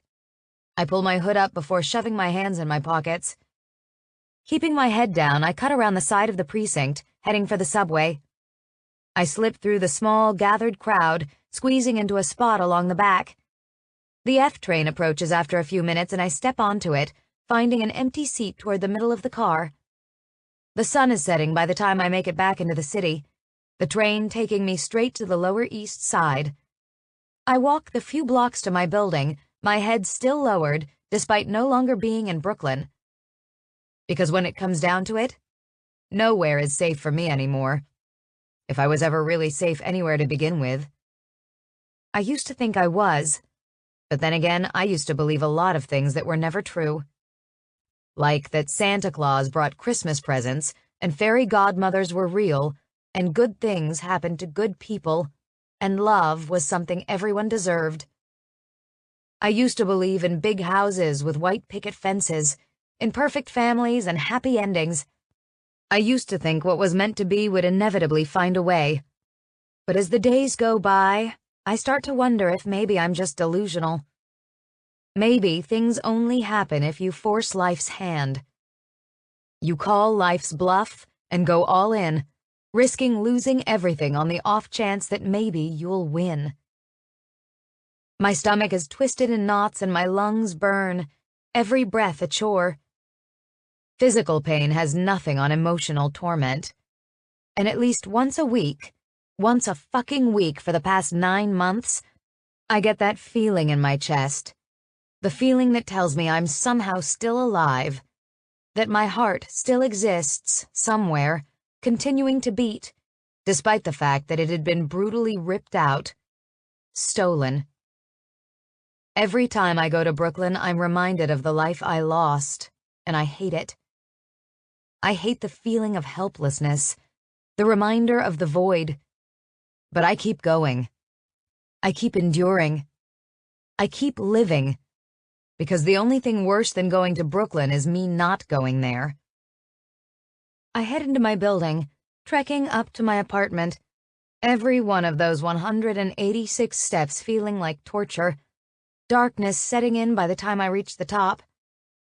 The dim lights in the halls flicker, only half of them lit. I open my apartment door and step inside, shutting it behind me, and am about to hit the light switch when movement in my peripheral stops me. It's subtle, just a shadow shifting, not making a sound at all. But I know enough to know it's the silent ones that are the most terrifying. Death doesn't always come with a scream and a bang. No. Death, when premature, usually comes like a whisper on the wind, quietly stalking you until it can rob you of your last breath. The shadow moves closer, and my heart stalls a beat before frantically pounding, echoing in my ears. I react fast, reaching under my hoodie, my hand slipping beneath the band of my bra and grabbing the small butterfly knife tucked there. Whipping it out, I flick the lock off and flip it open as I swing toward the shadow, not giving it a second thought. I thrust the blade at the form lurking in the darkness, swinging and slashing, hitting something. A loud curse carries through the apartment in a gritty male voice. Not the voice I expected, but son of a bitch, it's too late to stop, because I've already cut him. No turning back now. He grabs me when I jab the blade at him again, grasping my right hand and squeezing hard to disarm me. Shit, shit, shit! Before he can do anything, before he can stab me with my own knife, I thrust my left hand at him, slamming the heel of my palm into his nose with every bit of strength I've got. Bam! It's enough to get him to let go, catching him off guard, his hands protectively shielding his face as he curses again. Fuck. I've got 10 seconds to get myself out of this before he recovers. 10, 9, 8. Turning, I move toward the door to run out, the seconds ticking away. 7, 6, 5. I grasp the knob when he grabs me, his grip strong. Fuck, make that only 5 seconds. He bounced back way too fast, like it didn't even faze him. I spin his way and try to hit him again, flailing my arms, when he shoves me, throwing me against the apartment door. His body slams into mine, forcing the air from my lungs, the knife suddenly pressing against my throat. I blink a few times, otherwise not moving, not wanting him to have some knee-jerk reaction and slit my throat on accident. Or intentionally either. Jesus Christ, he could. He might. Although my vision is hazy and it's pretty damn dark, I easily make out his face, my eyes scanning his features with caution, lingering on the scar. It glows in the night, like a jagged lightning bolt, the same shade as the evening moonlight streaming through the bare windows. Scar. I still don't know his real name. The man's like Beetlejuice. Or hell, maybe he's Voldemort. He's fucking Bloody Mary. Don't dare say his name or he might show up. I get why, too. He's not the devil you want to conjure. But I've dealt with a lot of evil in my short life, and this motherfucker is the least of my problems. Or, well, he was. He's just made his way right to the top of the list of people who want to hurt me, and he's certainly in the position to do it. Blood streams from his nose, but he either doesn't notice or doesn't care about it, too fixated on staring me in the eyes, not a hint of anything in his expression. Blank. My eyelids flutter as he draws the slick blade along my skin, just hard enough for me to feel it, before he presses the tip of the knife against a spot on the side of my neck. I wince. Stinging pain ripples from the spot as the sharp point of the blade breaks the skin, drawing blood. He cuts me. "That's twice now," he says, leaning close to whisper those words in my ear, pinning my body against the door. The heat radiating off of him swaddles me. "Twice you've come at me with a knife. There won't be a third time, Scarlet. You ever try it again, I'll kill you. I'll cut you to pieces while you beg me to stop." He turns his head, his nose brushing against my cheek, smearing his blood on me. Blood I drew hitting him. I close my eyes, still not moving, the knife against my neck. It wouldn't take more than a flick of his wrist to shove the blade in. He lingers there, the rusty copper odor of blood greeting my nostrils as it mixes with his scent. I don't know if it's soap or cologne or something else entirely, but the man smells citrusy, fresh and vibrant. Blood orange. Warm breath ghosts across my skin, and I exhale shakily the second I feel his tongue. It runs along my cheek, tasting my skin, licking his blood right back off. The knots in my stomach tighten as my knees weaken, an onslaught of tingles coursing through me, assaulting my senses. Jesus Christ, he's demented. There's something seriously wrong with this guy. I should be repulsed, and part of me is terrified, but that's the part that once used to be an innocent little girl. That's not me anymore. Reaching around him, I fist the hair on the back of his head, weaving my fingers through the locks and yanking hard, pulling his mouth away from my cheek. A grimace twists his expression as a flare of rage burns in his eyes. That was either a grave mistake I just made, or one of the best ideas I've ever had in my life.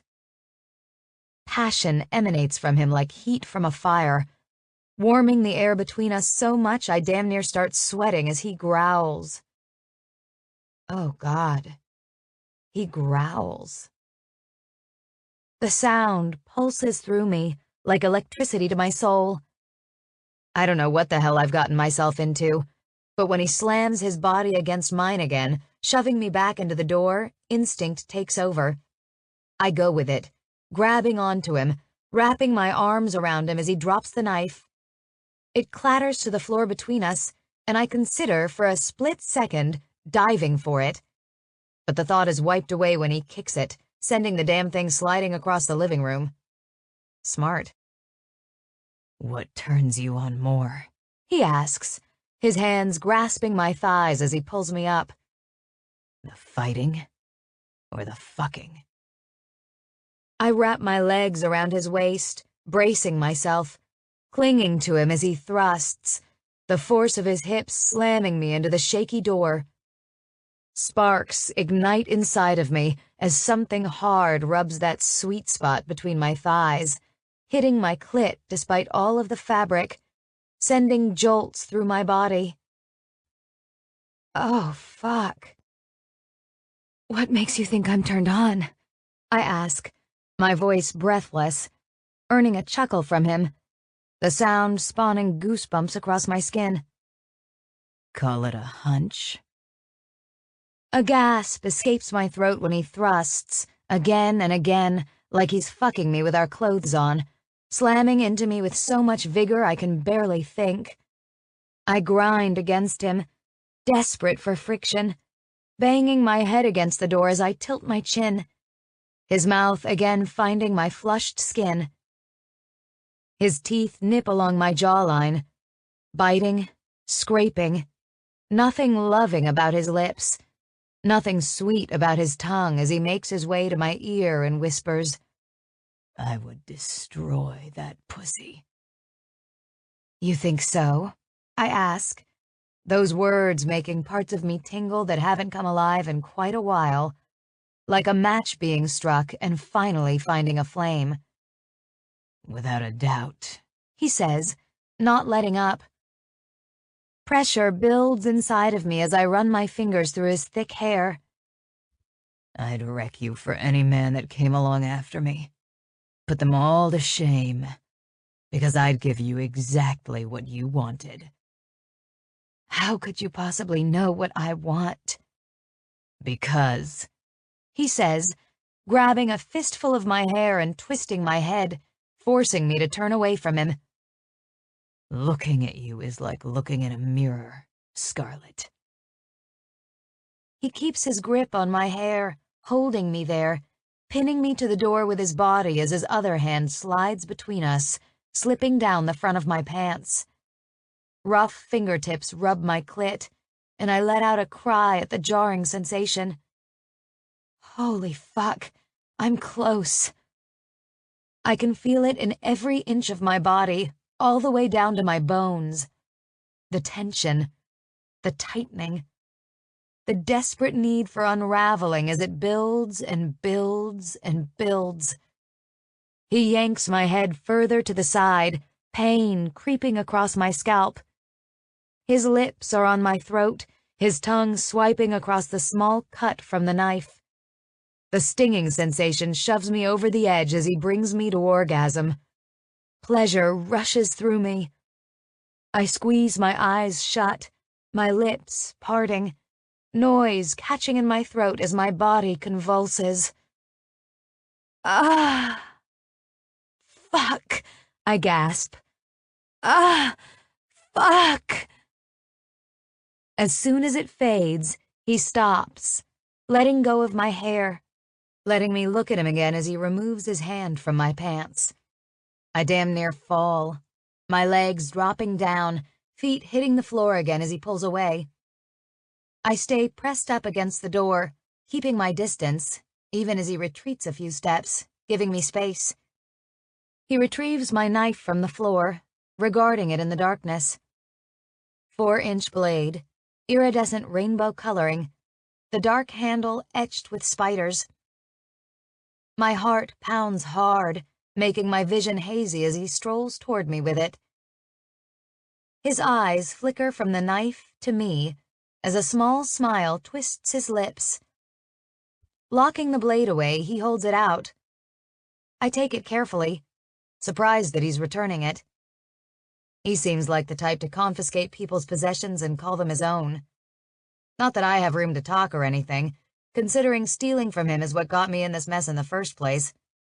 But still, I don't know what to make of it.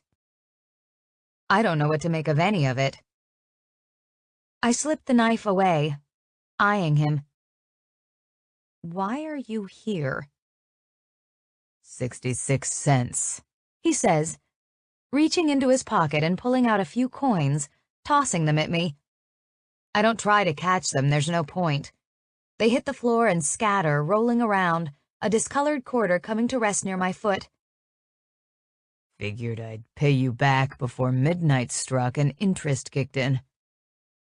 I stare at it. Well, I guess we're even now, huh? Seems that way. Pushing away from the door, I move past him through the apartment. I'm still fully clothed, but I feel completely exposed in front of that man right now. Way too exposed. I'm sure you can let yourself out, since you had no problem letting yourself in. I make my way up to the roof. My hands are shaking and I need fresh air. I need the hell out of there. The place is a stifling cubbyhole made of splintering wood and crumbling brick. Not much of an apartment, much less a home. Even most prison cells have 4 walls and a ceiling, a place to lay your head while cut off from society. I've lived worse places, though. A lot worse. Try sleeping chained up in a concrete dungeon, and then we'll talk about living in hell, because I've been there. A cloud of breath surrounds me, my teeth chattering as I step out onto the roof, strolling over to the ledge and sitting down on it. The wind is bitter cold, slicing against my skin like razor blades, but I welcome the sensation, letting it cool my feverish skin. It's nice just to feel something, even if that something is pain. My gaze drifts out toward the river just a handful of blocks away. Massive housing projects block most of the view from here, but sitting on the ledge, right in this spot, I can see a sliver of the dark water between the buildings, and beyond that, the skyline of Brooklyn. Just a moment passes before I hear the noise coming from my apartment, the sound of footsteps on the ladder leading to the roof behind me. I don't turn to look, listening as he comes near. He's not trying to go unnoticed, not sneaking around, but his approach is reserved, more casual than determined. I don't know what he wants. I don't know why he's still here. But I don't have it in me to ask either. What does it matter? The icy wild blasts me with his unique scent as he props himself against the ledge beside me.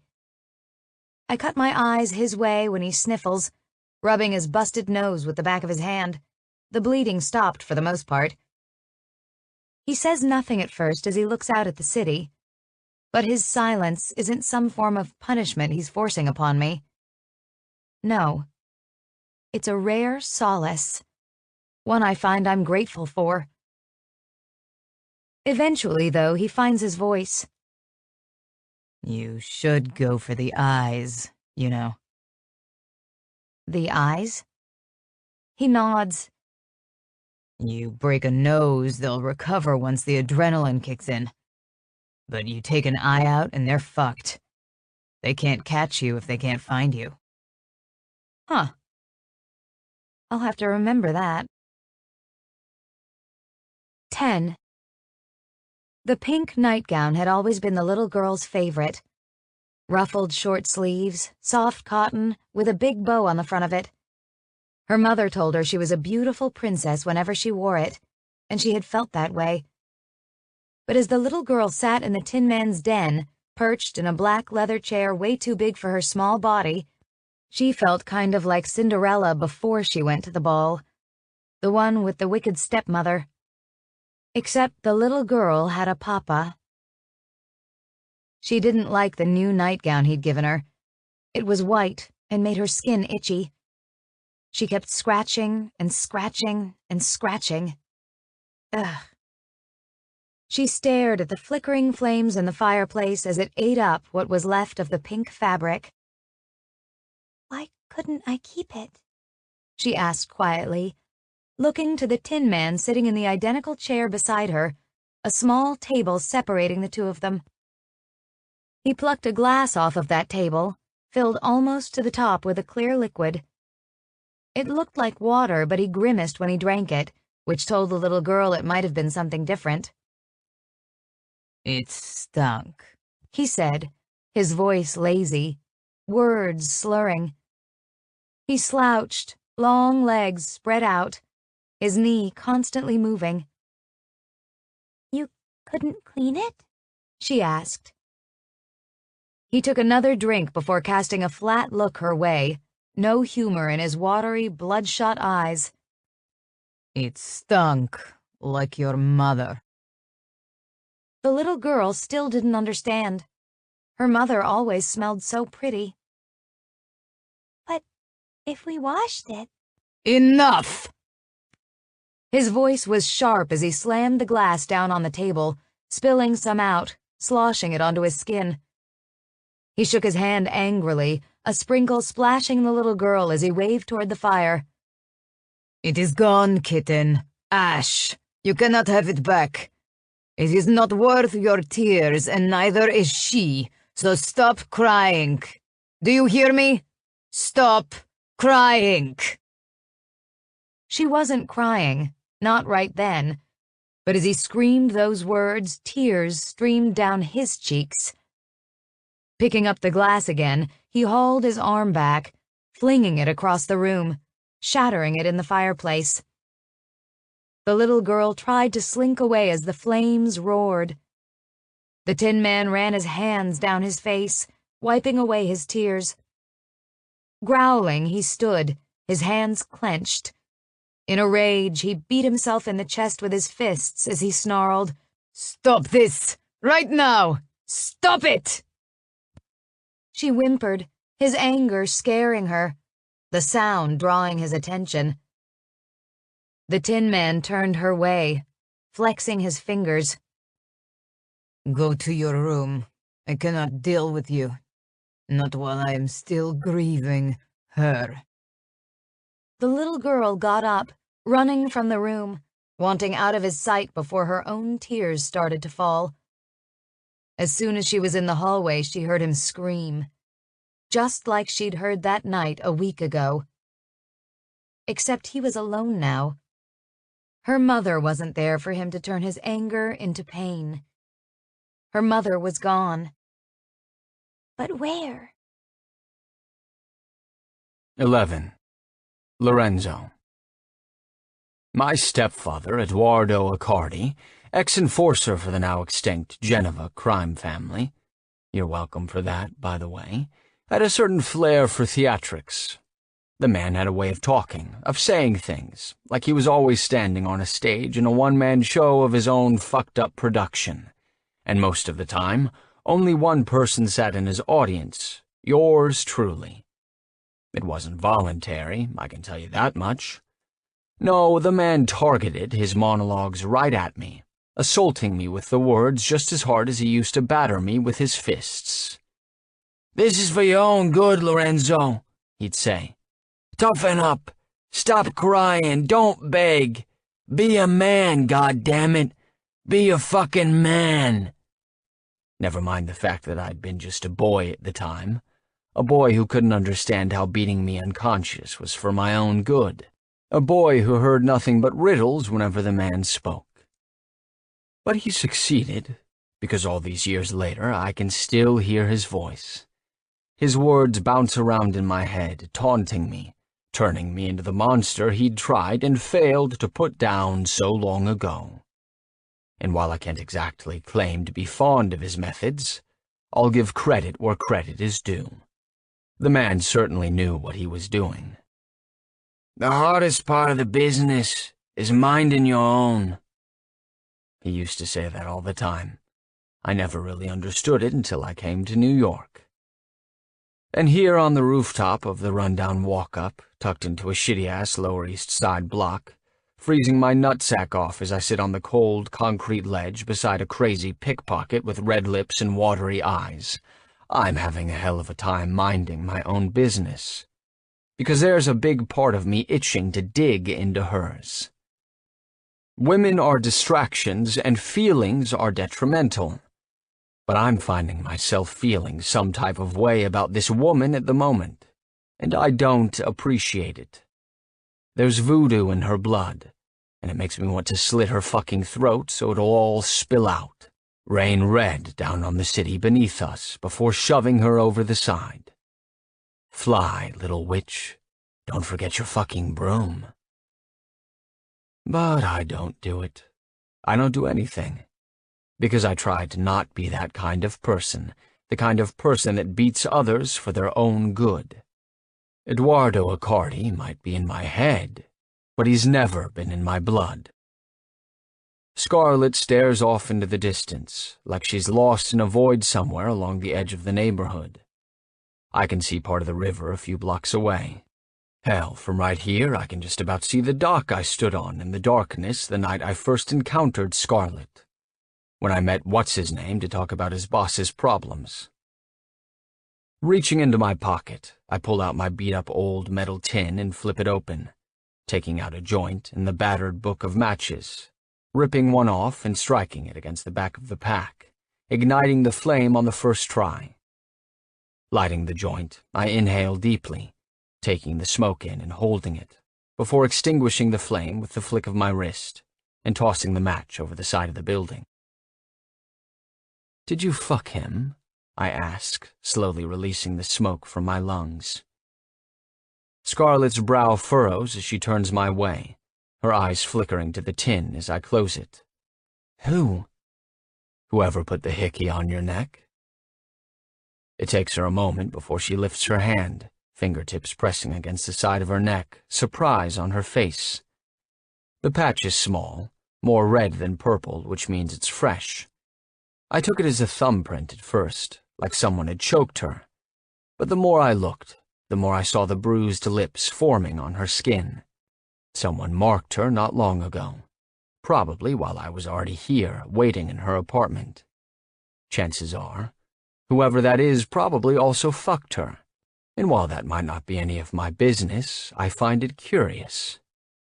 Curious because of the hunger I saw in her eyes when I had her pinned against the wall, as she ground against me, practically fucking the gun tucked in my waistband, desperate to satisfy an ache.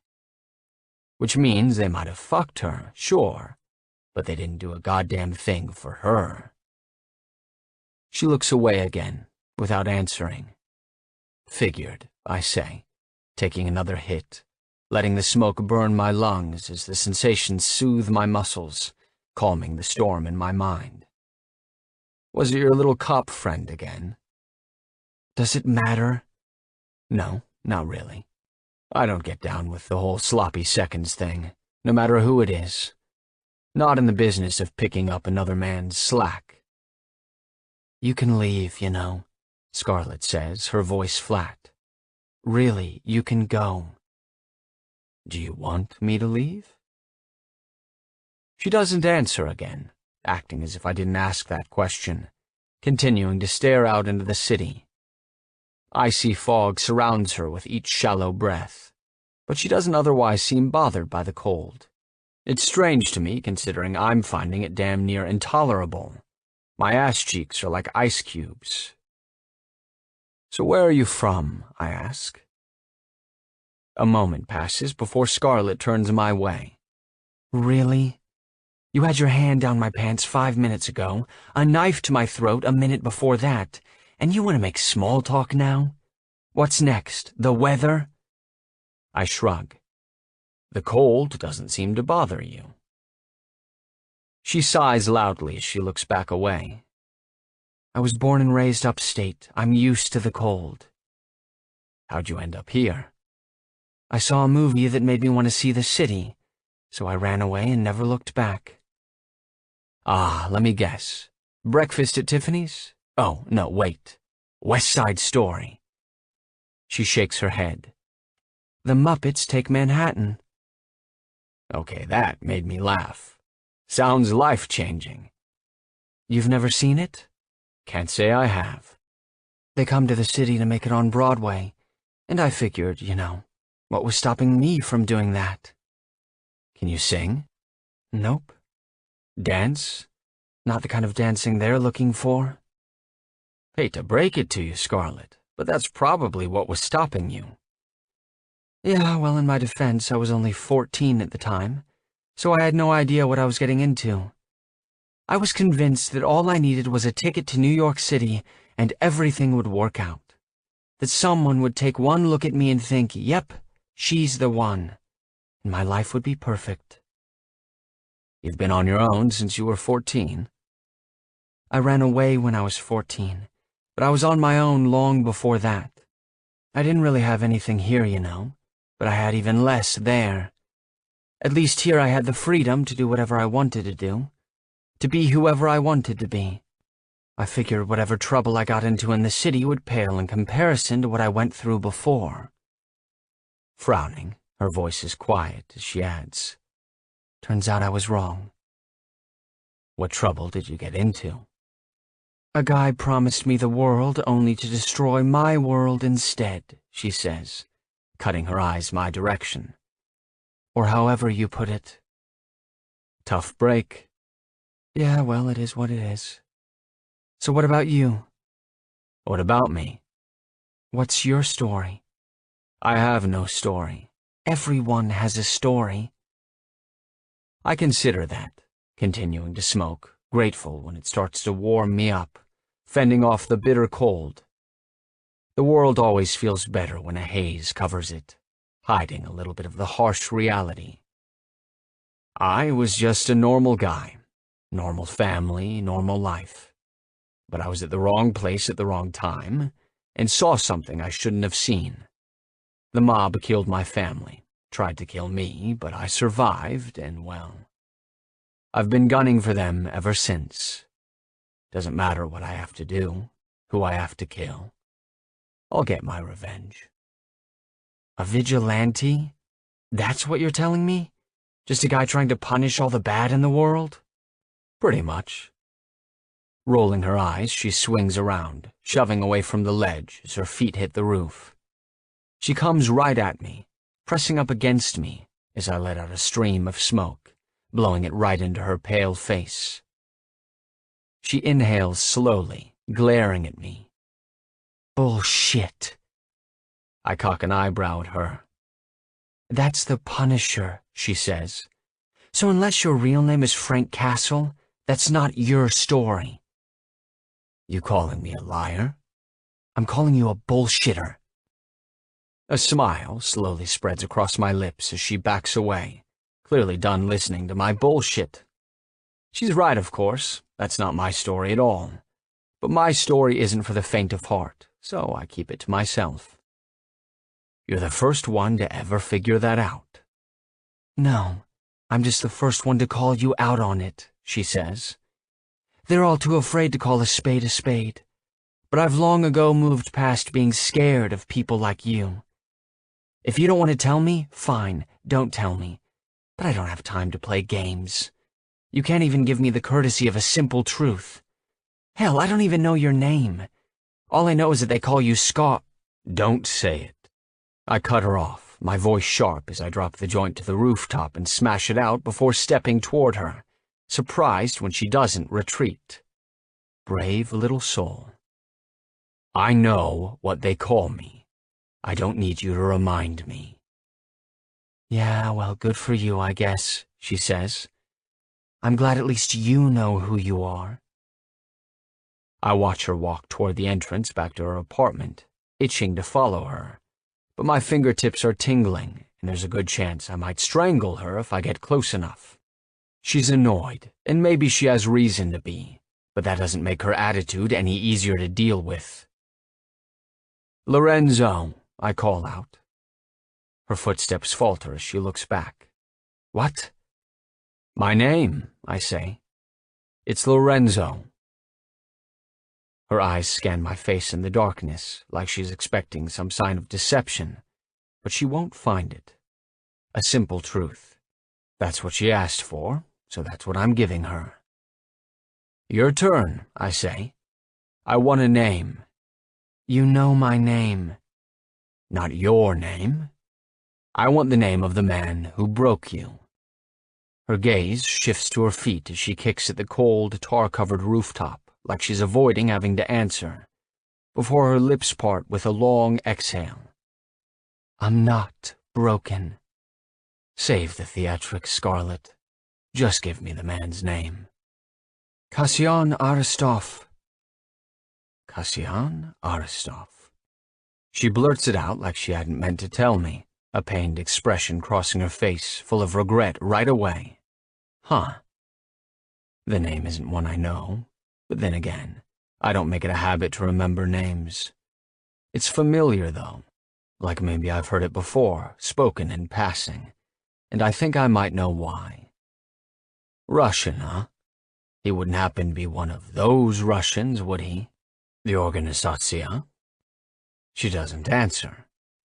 I've come to learn lack of response from her is as good as confirmation. The woman got mixed up with the Russian mafia. She walks away, going back down to her apartment. I should leave. Mind your fucking business, I know. But I can't help myself. I follow her. She's in the kitchen, searching through the fridge. There's not much in it, a jug of milk, a few takeout containers, some orange juice, and part of an old chocolate bar. It's kind of pathetic. Scowling, Scarlett grabs the chocolate and gnaws on it before sipping orange juice straight from the carton. It's some generic bullshit store-brand juice, no pulp, watery. It smells sickeningly sweet. I know. I investigated before she got home. How can you drink that? She shuts the fridge door and leans back against the counter, regarding me as she holds the carton. This coming from a guy who drinks rum straight from the bottle? Rum has its benefits. There's no benefit to what you're drinking. There's not even any pulp in it. What are you, the orange juice police? Maybe. Well, Mr. Minute Maid, this juice here only costs $1 at the bodega on the corner. I'd certainly call that a benefit. Why don't you have more money? I ask, glancing around the gutted apartment. It's barely livable, just the bare necessities. You in debt to a loan shark or something? Is that the problem? The Aristotle asshole stealing everything from you? She glares at me, biting off a hard corner of the plain chocolate bar and chewing slowly. Why are you still here? I shrug, knowing I'm striking a nerve. I'm just saying, you're gorgeous. Selling pussy, you ought to be able to afford more than this. Fucking you should cost a pretty penny. God knows that pussy's probably worth it. Her glare softens to just a stare. She's quiet, like she's getting her thoughts in order, before she says, I'm not sure whether that's a compliment or an insult. It's whatever you make it, Scarlett, I say. I don't pay to play, but my guys do, and you're higher caliber than the women they usually slide on into. So you living like this makes no sense. Yeah, well, it's really none of your business, is it? No. There you go, then, she says, waving her juice at me before taking another swig. Unless you're planning to lick it or stick it, Lorenzo, keep your nose out of my business. A smile touches my lips. Touché.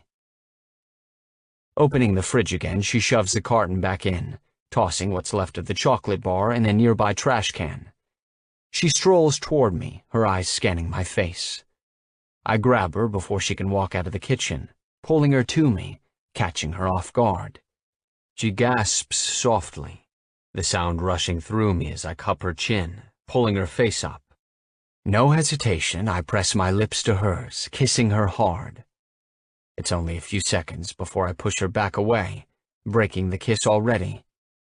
She inhales sharply, eyes wide as she regards me, like she isn't sure what the fuck to think about what just happened. I lick my lips. It tastes cheap. She blinks, face contorting like I've offended her. What? The orange juice, I say. I can taste it on your lips. Oh. Oh. I sweep my thumb along her mouth as her lips part, like she wants me to kiss her again, even though we both know I'm not going to. I prefer it with more of a bite. Maybe next time. Maybe, she whispers. I pull my hand away and turn around. She says nothing as I leave. Maybe that means she wants me gone after all. Or maybe she just knows she'll see me again eventually. There's this place over in Brooklyn, a club called Limerence. On paper, it's just another strip club, but in reality, it's one of the biggest whorehouses around. A couple $100 can get you the best half hour of your life with a gorgeous, bendy brunette who can take even the biggest sinner straight to heaven with just the flick of her tongue. Or so I've heard. The guys occasionally swing through when they're not otherwise occupied, splurging on the strongest liquor and the sweetest women money can buy. I've never been, since paying for pussy isn't my thing, and I'm certainly not there right now. No, this place is the opposite of Limerence. Mediocre building in a low-rate area near the river, skirting the slums, full of hoodlums with just a few bucks, shoving lone dollar bills and G-strings as they negotiate for a quick, cheap fuck. Mystic. Nothing mystical about the shithole. As it turns out, George Amello owns the place. Who would have thought? That makes him Scarlett's boss, which is funny, considering he told Seven he'd never heard of the woman. "Can I help you?" I turned toward the sound of that voice, to the guy standing right inside the main entrance at Mystic. 6 feet tall, arms as thick as thighs, a dark, bald head shining under the flickering, colorful lights. He's scowling the kind of way that makes me think he doesn't know what it's like to smile. That all business, panties in a fucking twist kind of scowl. He probably thinks he's intimidating, but a knee in his shriveled nuts could easily take him down. "I'm here to see your boss," I tell him, flicking my wrist, waving him away. "Run along and get him for me. Make it quick." He stands there, raising his eyebrows, and hesitates a moment, delaying so long I'm close to losing my temper. Music is thumping wildly not far from my head. Some 80s hairband song, pouring sugar on a cherry pie, or some equally metaphorical food-inspired bullshit. "I think you ought to leave," the man says. "Amello doesn't entertain folks that don't have appointments." He'll make an exception for me. What makes you so sure? Because he isn't going to like what happens if he doesn't. It must sound like a threat, because the guy reacts as such, uncrossing his bulging arms as he takes a step toward me, like he expects me to balk. I raise an eyebrow, just daring him to lay a finger on me, when a voice cuts through the tension, shouting over the music. "Daryl, it's fine, I'll see him." Ah, old Mellow Yellow, the yellow-bellied motherfucker. I turn, seeing him standing in the doorway to an office beneath the DJ booth. He eyes me warily, probably wondering why I came here. I waltz past him right inside. Amello clears his throat, saying, "Leave us," to a pair of guys. They vacate the office, and Amello shuts the door, hesitating there, like he's nervous to be alone with me. Probably ought to be. "Georgie, porgy, puddin' and pie," I mutter, strolling across the office around his desk. There's a wall full of monitors broadcasting live, showing every nook and cranny of the club. Women performing acts not meant for innocent eyes. Kissed the girls and made them cry. "What are you doing here?" he asks, sitting down behind his desk, ignoring my teasing. Smart. "Why? Am I not welcome?" "Didn't say that. I was just wondering what brought you here tonight." "Good question," I say, my gaze scanning the monitors, stalling on one near the top, a view of a dim hallway. A woman saunters through it, leading a man toward an isolated back room. I can't see her face, but I recognize the rest of her. "Well," he asked, "what do you want, Scar?" I kind of want to kill him. Not even going to lie. But at the moment, I just want him to shut the fuck up so I can watch her in silence.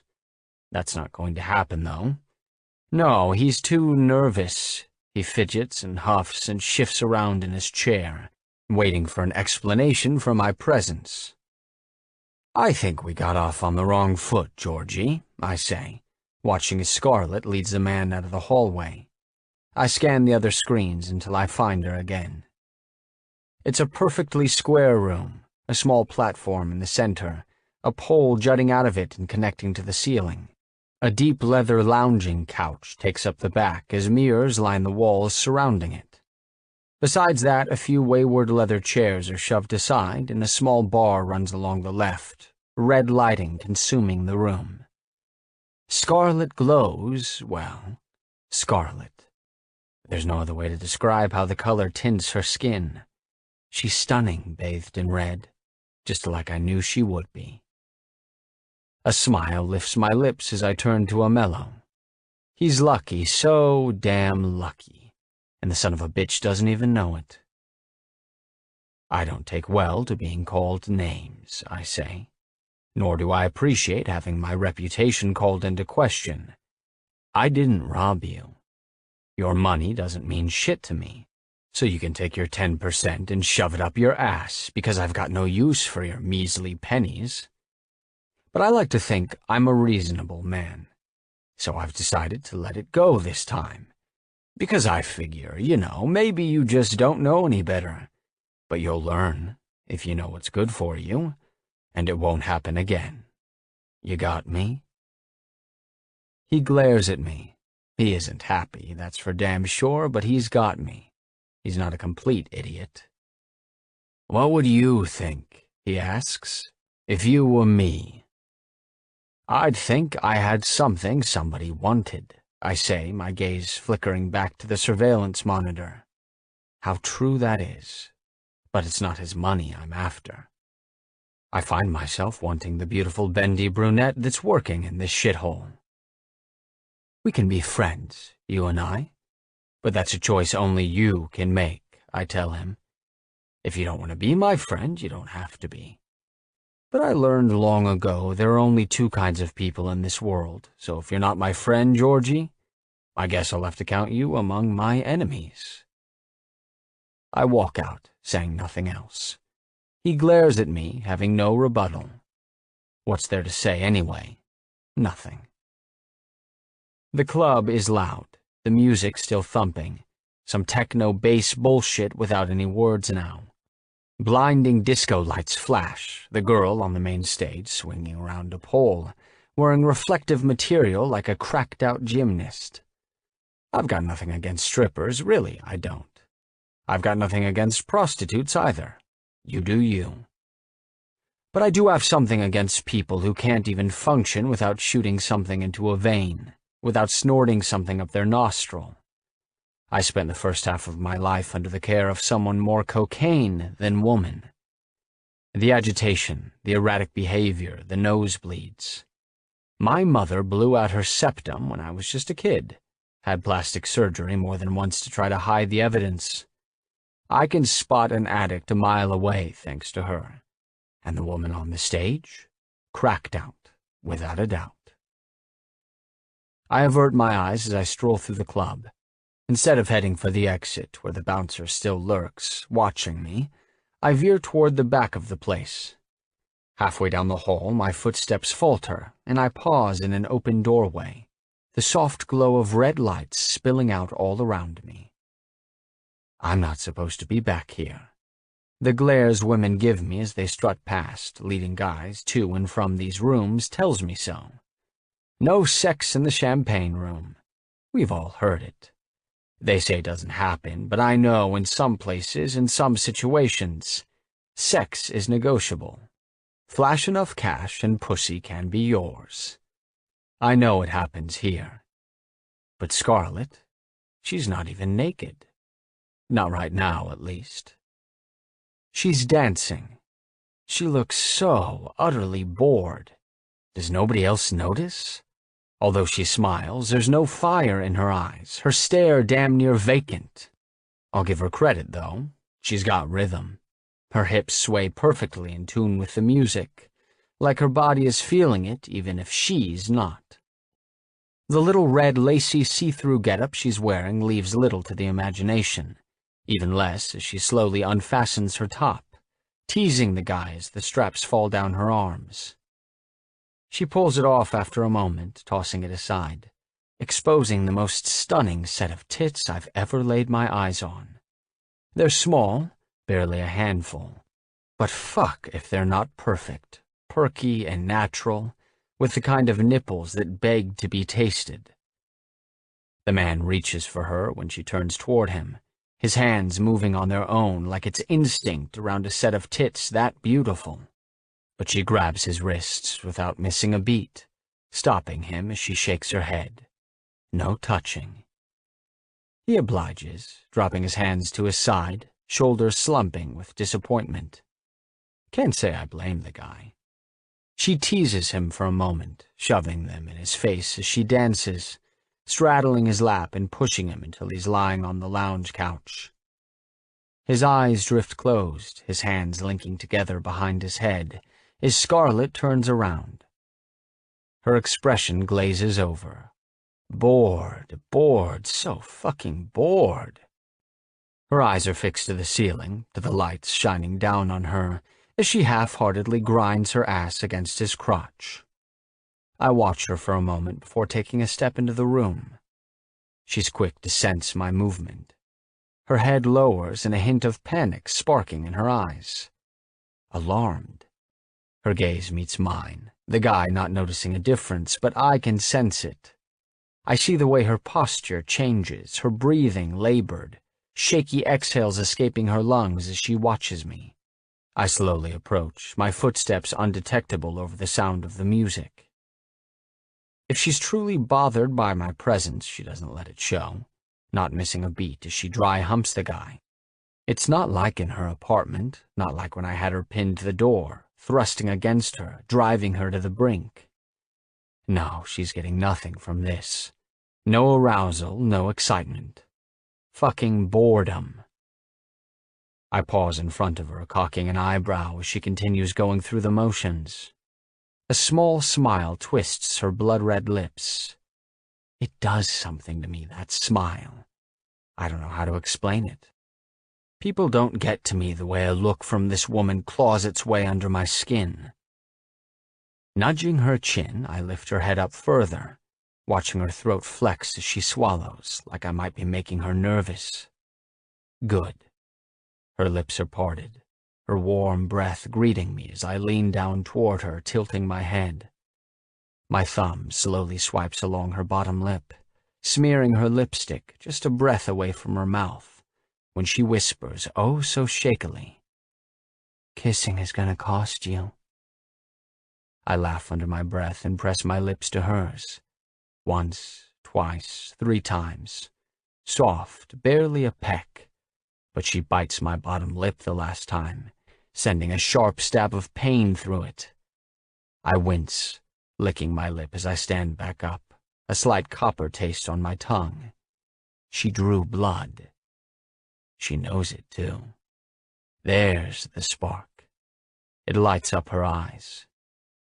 Squeezing her chin, I lean down again, kissing her once more, rougher this time, before whispering, "You taste better now."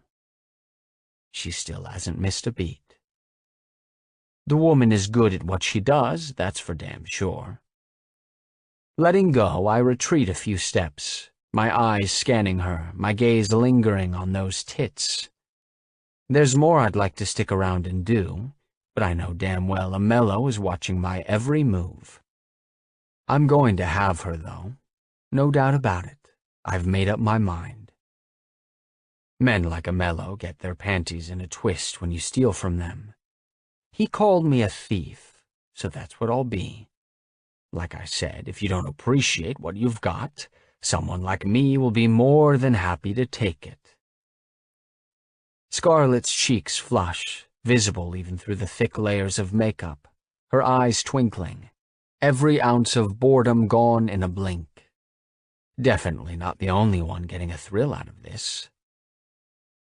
I stroll toward the doorway just as the song changes. It's barely a second of silence before the music starts up again. But something happens in that moment. A shift in the air when someone off in the distance screams.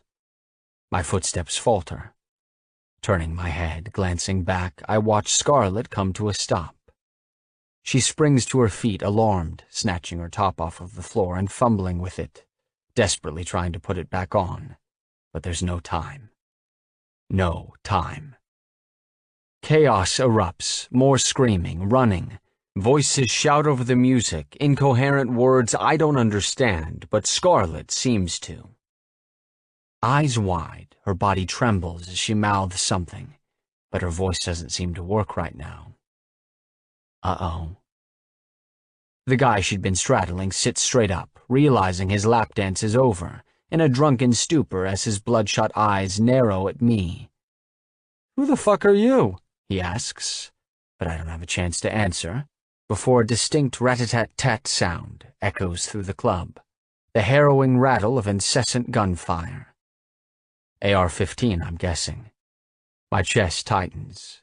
Son of a bitch. Is he being robbed? Again? "Oh, God," Scarlet says, finally finding her voice. "No, no, no." There's a tremor to her words. Terror coats every syllable. Never took her for the kind to buckle in the face of danger. She sure as fuck didn't balk when it came to me. The commotion gets louder, people fleeing from the club, racing down the hall toward the back exit before doubling back, like that way is blocked. Whoever it is has the place surrounded. Sitting ducks. Scarlet retreats deeper into the room. It's only seconds, that's it. Mere seconds of pandemonium. She jumps behind the bar to the far left of the room, cowering there, shielding herself from view. I take a few steps that way, not completely approaching, just coming close enough that I can see her. No, it's not a robbery, and it's clear she senses it too. It's more like a massacre. I know a thing or two about those. I stand there, shoving my hands in my pockets, staring at the doorway as someone bursts in. A man dressed in all black, wearing a ski mask. Huh. The drunk from the lap dance freaks out, yelling, "Who the fuck are you?" Unlike when he asked me, this guy is kind enough to respond. He answers right away with a bullet to the face. No hesitation. "Who the fuck are you?" Bang. Scarlet doesn't move at all, doesn't make a sound as the gunshot echoes through the room. A big burly motherfucker pulling the trigger, dropping the scumbag with a single shot. He turns to me next, pointing the gun, finger still on the trigger. But this time he pauses. Eyes narrowing, he studies my face before shouting something out in a foreign language, a single word sticking out of the gibberish. Scar. My hands clench into fists in my pockets as I force myself not to go for my gun. I guess my reputation precedes me, huh?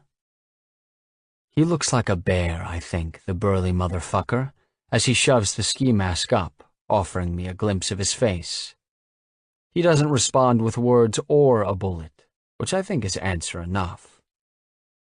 Someone else joins us, a bit shorter and smaller, otherwise similar in features.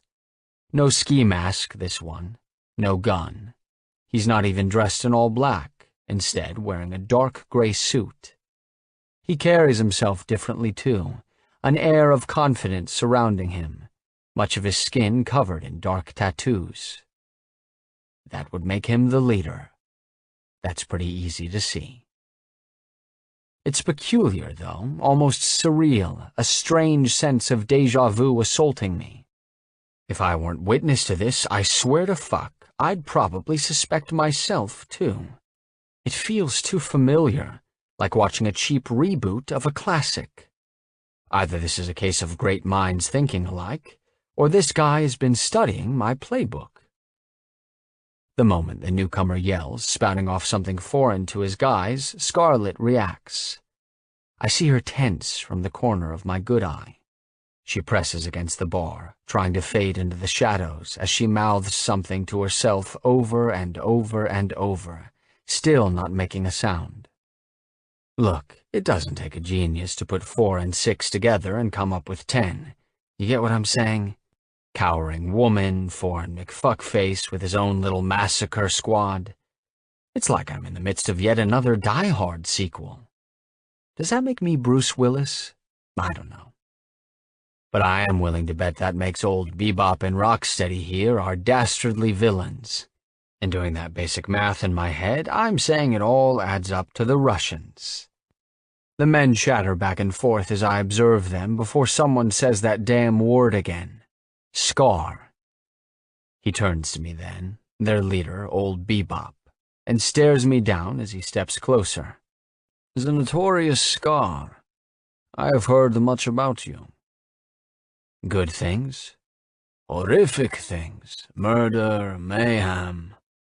So, good things, I say again. He laughs. The best things. Good to know, I say. I'm not sure I can say the same about you, though.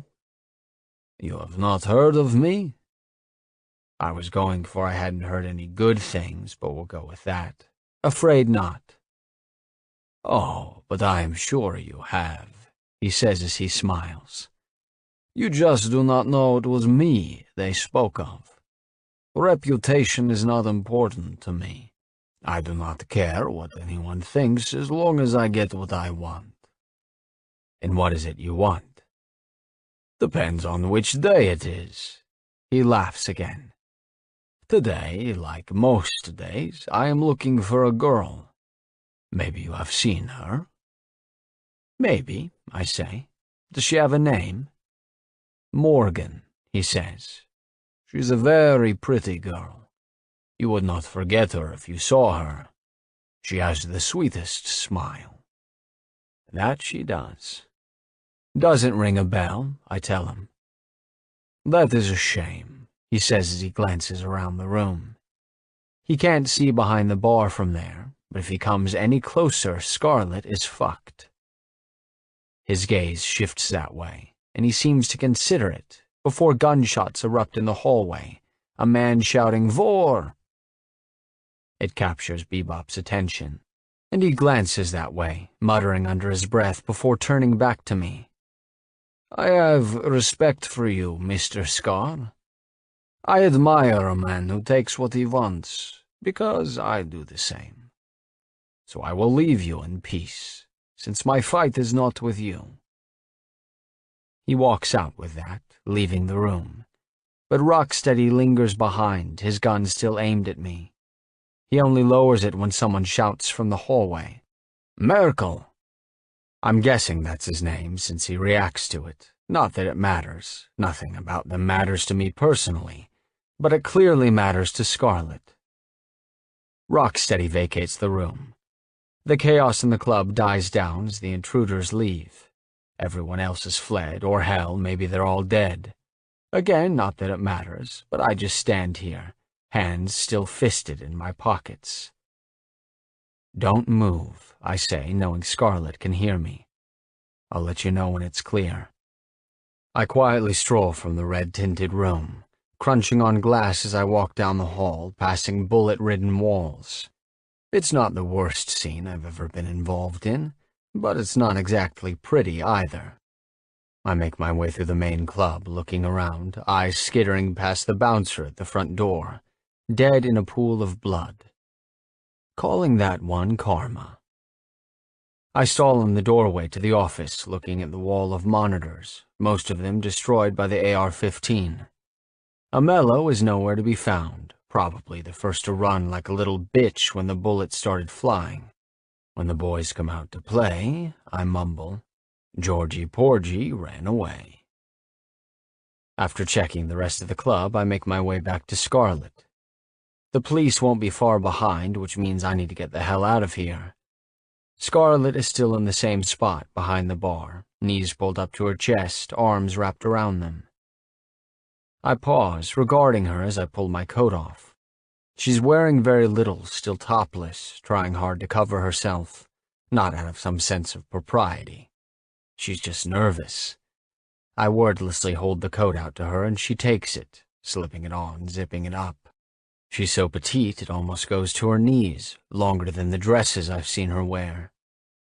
Come on, I say. I'll walk you home. I hold my hand out to her. She looks at it like she isn't sure if she wants to touch me, but she concedes after a moment. She's rattled, I can tell. Her knees are practically knocking together, her hand shaking in mine as I help her to her feet. She pulls away from me as soon as she's upright, shoving her hands in the pockets of my coat. Scarlet keeps her head down as she quickly walks down the hall toward the back exit, but instead of going outside, she veers to the locker room. "Whoa, where are you going?" I ask, grabbing her arm to stop her. "We need to go." She yanks away from my clutch. "I need my stuff." "Just leave it," I say. "Fuck it." "You don't understand," she mutters, ignoring me as she goes about her business, heading over to a locker to pull out a duffel bag. It only takes a few seconds, doesn't slow us down much, so I drop it, even though it's absurd. It's just stuff. She hurries out the back door of the club, eyes surveying the neighborhood, on guard, like she fully expects the boogeyman to leap out at her from somewhere in the darkness. My cock is an icicle within minutes of stepping outside. Every inch of me is frozen solid except my feet. My feet keep on moving, keeping up with Scarlet. She only lives a few blocks away, so it doesn't take us long to get there. Nobody followed us that I could tell, and I'm pretty damn good at gauging when someone is watching, so I think she'll be safe for now. But still, there's some part of me not yet okay with letting her out of my sight. Curiosity, maybe. Mind your own business and you'll live 100 years. Problem is, 100 years is a long time. Do I really want to live that long?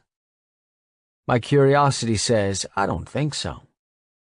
So I follow her inside, and I trail her up the stairs, watching as she turns the knob to her apartment and walks right in. The place hadn't been locked any of the times I've shown up. "Lock's broken?" I asked curiously, stepping into the apartment. She leaves the door wide open behind her, probably the closest thing to an invitation I'm going to get from the woman. I linger there, flicking the deadbolt, watching as it slides out just fine. She doesn't respond, which doesn't surprise me, since she hasn't said a single word since back at the club. She kicks her shoes off, leaving them lying in the middle of the floor on her way to the bedroom.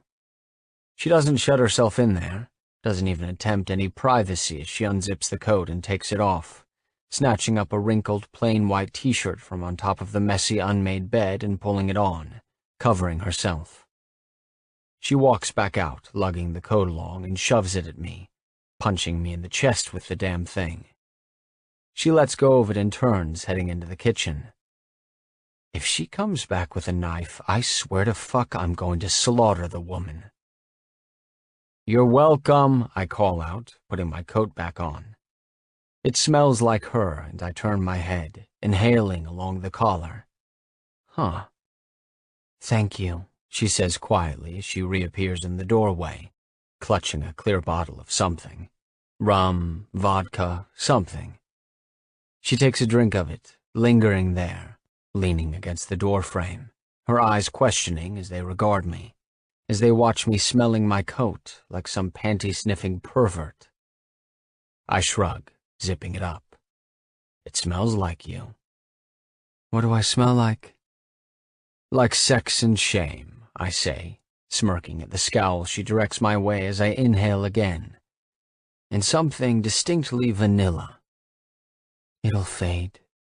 She takes another large swig of the liquor, grimacing before continuing. "It's just my lotion. Vanilla orchid. The sex, well, I'm afraid you'll have to wash that off." "And the shame?" I ask, strolling toward her. "How long until that fades?" She laughs dryly. "I'll let you know if it ever happens." I take the liquor from her, glancing at the label. Rum.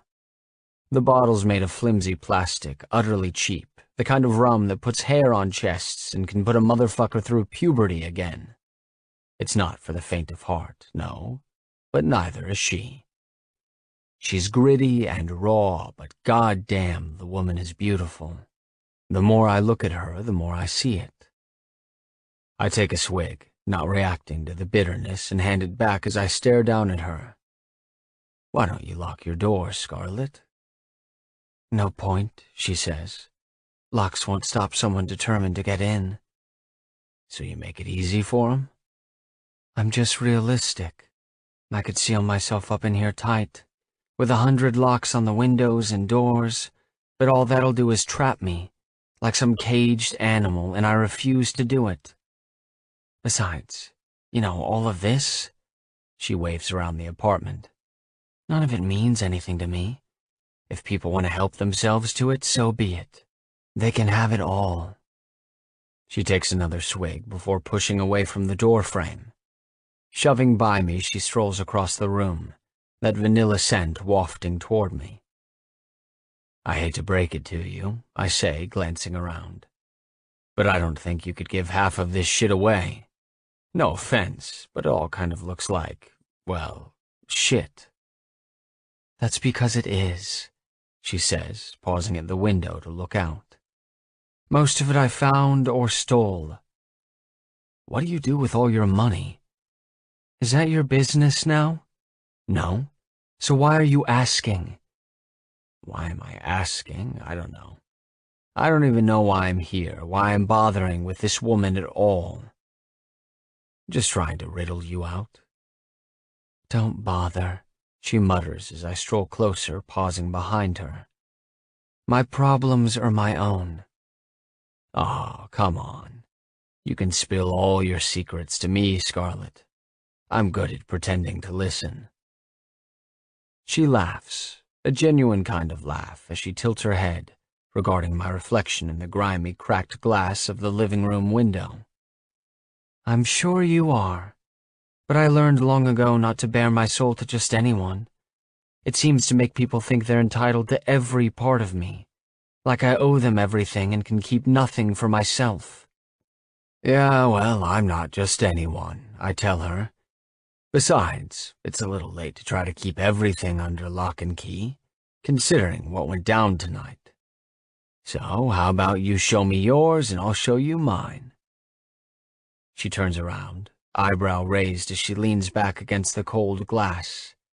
It's chilly in the apartment, the heat barely working, but that doesn't seem to bother her. Not much does. Go on, she says. You first. Me first. She nods. Excuse me if I don't trust you to live up to your end of it, considering the bullshit you tried to feed me last time. So yeah, you first. Fair enough. I pause, trying to think of something to tell her. Something dark enough to entice her own little demons to want to peek out and join me today. I've killed people. You've killed people? Yes. She stares at me, hard. She doesn't look horrified. Hell, she kind of looks bored again. That's your big dark secret? That you're a murderer? I shrug a shoulder. Not dark enough? It's plenty dark, she says. It's just not exactly a secret. Well, damn. I lie, cheat, steal, rob, pillage, plunder, slaughter. 75 other fucking words you find in a dictionary associated with the word criminal. That's nice. You know how one of those works, she says. That's kind of vague, though. You want details? I want something I don't already know. Pressing my hands to the window pane on either side of her, I lean closer. Her breath hitches, her eyes fixed to mine, back flat against the glass. She's flustered having me so close. I wanted to kill your boss tonight, I tell her. I showed up, walked into his office, wanting to end his life. But then I saw you were working. You were on one of the screens, leading that man into the back. And just like that, I changed my mind. Because while killing him would have been a thrill, it wasn't nearly as enticing as you. He lived to see another day thanks to the little hero in red fishnet thigh-highs. She blinks a few times. Did he? Did he what? Live? It takes a second for me to realize she's asking if the Russians got him after I left him alive. I didn't see him lying around anywhere, so I'm assuming he's fine. She nods slightly, like that doesn't surprise her. You should have killed him. Why's that? Because he ordered someone to kill you. Did he? She nods again. Huh. Maybe I'm supposed to be worried about that, but I let out a light sigh, amused that he had the guts. If the rat bastard wanted me dead, he had ample opportunity to try it himself tonight. I'll have to remember that, I say. Your turn, Scarlet. Tell me something I don't know. I just did. Something about you. She hesitates. She hesitates so long, I know she's not going to say a word. I lean down, sliding my nose along her skin, inhaling that warm vanilla scent before saying, "Come on, I showed you mine, didn't I?" You don't understand, she whispers. Then make me. As soon as I say that, she pushes away from the glass, shoving against me, forcing me to take a step back, but I resist, refusing to move. We had a deal, goddammit, and if she didn't want to make it, well, then she should have thought about that before I told her something. I step to the side, in front of her, when she tries to go around, blocking her path once again when she dodges the other way, pinning her there by the window. Frustration clouds her face, and I half expect her to hit me, to swing that fist she clenches and punch me right in the jaw. But instead she comes at me, shoving against me, before thrusting up on her tiptoes. Her mouth is on mine, those red lips forceful as they kiss me hard, furiously moving, like maybe she couldn't find the words to speak, so she's trying to steal them from me. Figures. Fucking thief. A chill runs down my spine as I roughly grasp the back of her neck, holding her there, and kiss her back. My tongue slides into her mouth, meeting hers. The woman tastes as good as she smells, so fucking good that I groan. My other hand slides up beneath the edge of her white shirt, grabbing her hip, yanking her closer. This is how you want it? I ask between kisses. You'd rather fuck than talk? Shut up, she growls, making me stumble back as she shoves me toward the bedroom, dropping the bottle of liquor to the floor, discarding it, not giving a shit as it splashes out, pooling along the wood and splattering the two of us. Frenzied hands unzip my coat, tugging at it. Just shut up. I oblige, for the moment at least, and let her push me toward the bedroom, kissing her the whole way there, even letting her tear up my clothes. Every second that passes, her frustration seems to grow, the woman close to hulking out and just smashing every goddamn thing. She yanks at fabric like she thinks she's strong enough to rip it apart, so I help her out, tossing my coat aside and breaking the kiss so I can pull my shirt off. Her hands tremble as they fumble with my pants, like she's nervous or excited, or fuck, maybe both. I'm having a hard time getting a read on her, especially when I reach for her shirt and she blocks my attempt to strip her. A voice deep in the recess of my mind screams something about this is off, but that voice is snuffed out quicker than a gunshot to the temple when her hand slips into my boxers and grabs my cock. Bam! All pussyfooting gone. Fuck, I groan, my voice gritty, my eyes closing as I tilt my head back. Her hand is warm, her skin velvety soft, but her touch is firm as she strokes, hitting just the right places to set me off. Her thumb massages the sweet spot on the underside of my cock, the sensitive outer ridges of the head, right where those nerve endings are bundled. Jesus, this woman knows her anatomy. A+, top marks, summa cum laude, valedictorian of her motherfucking class. I could stand here and feel it forever, just get lost in the sensations rolling through my body. But if she's this good at a hand job, her pussy will without a doubt blow my mind. My pants slide down my legs, dropping to my ankles, and I try to kick my boots off, but they're not budging. And you know what? Fuck this. I can fuck her with my clothes on. Grabbing her wrist, I pull her hand away before I explode already. Wouldn't take long, that's for sure, not with the way she's touching me. I pull her onto her bed, damn near falling from my shackling pants, my hand still clutching her wrist. My thumb presses against her pulse point, feeling the thump-thump-thumping from her heart racing. Twisting around, she uses her free hand to reach over to a bedside stand, yanking a drawer open to retrieve a condom. She rips the golden foil wrapper with her teeth, and I let go of her wrist, watching as she rolls the condom on me. I don't undress her. If she doesn't want me to, hell, I won't. Shoving her legs apart, I settle between them, hitching her knees up.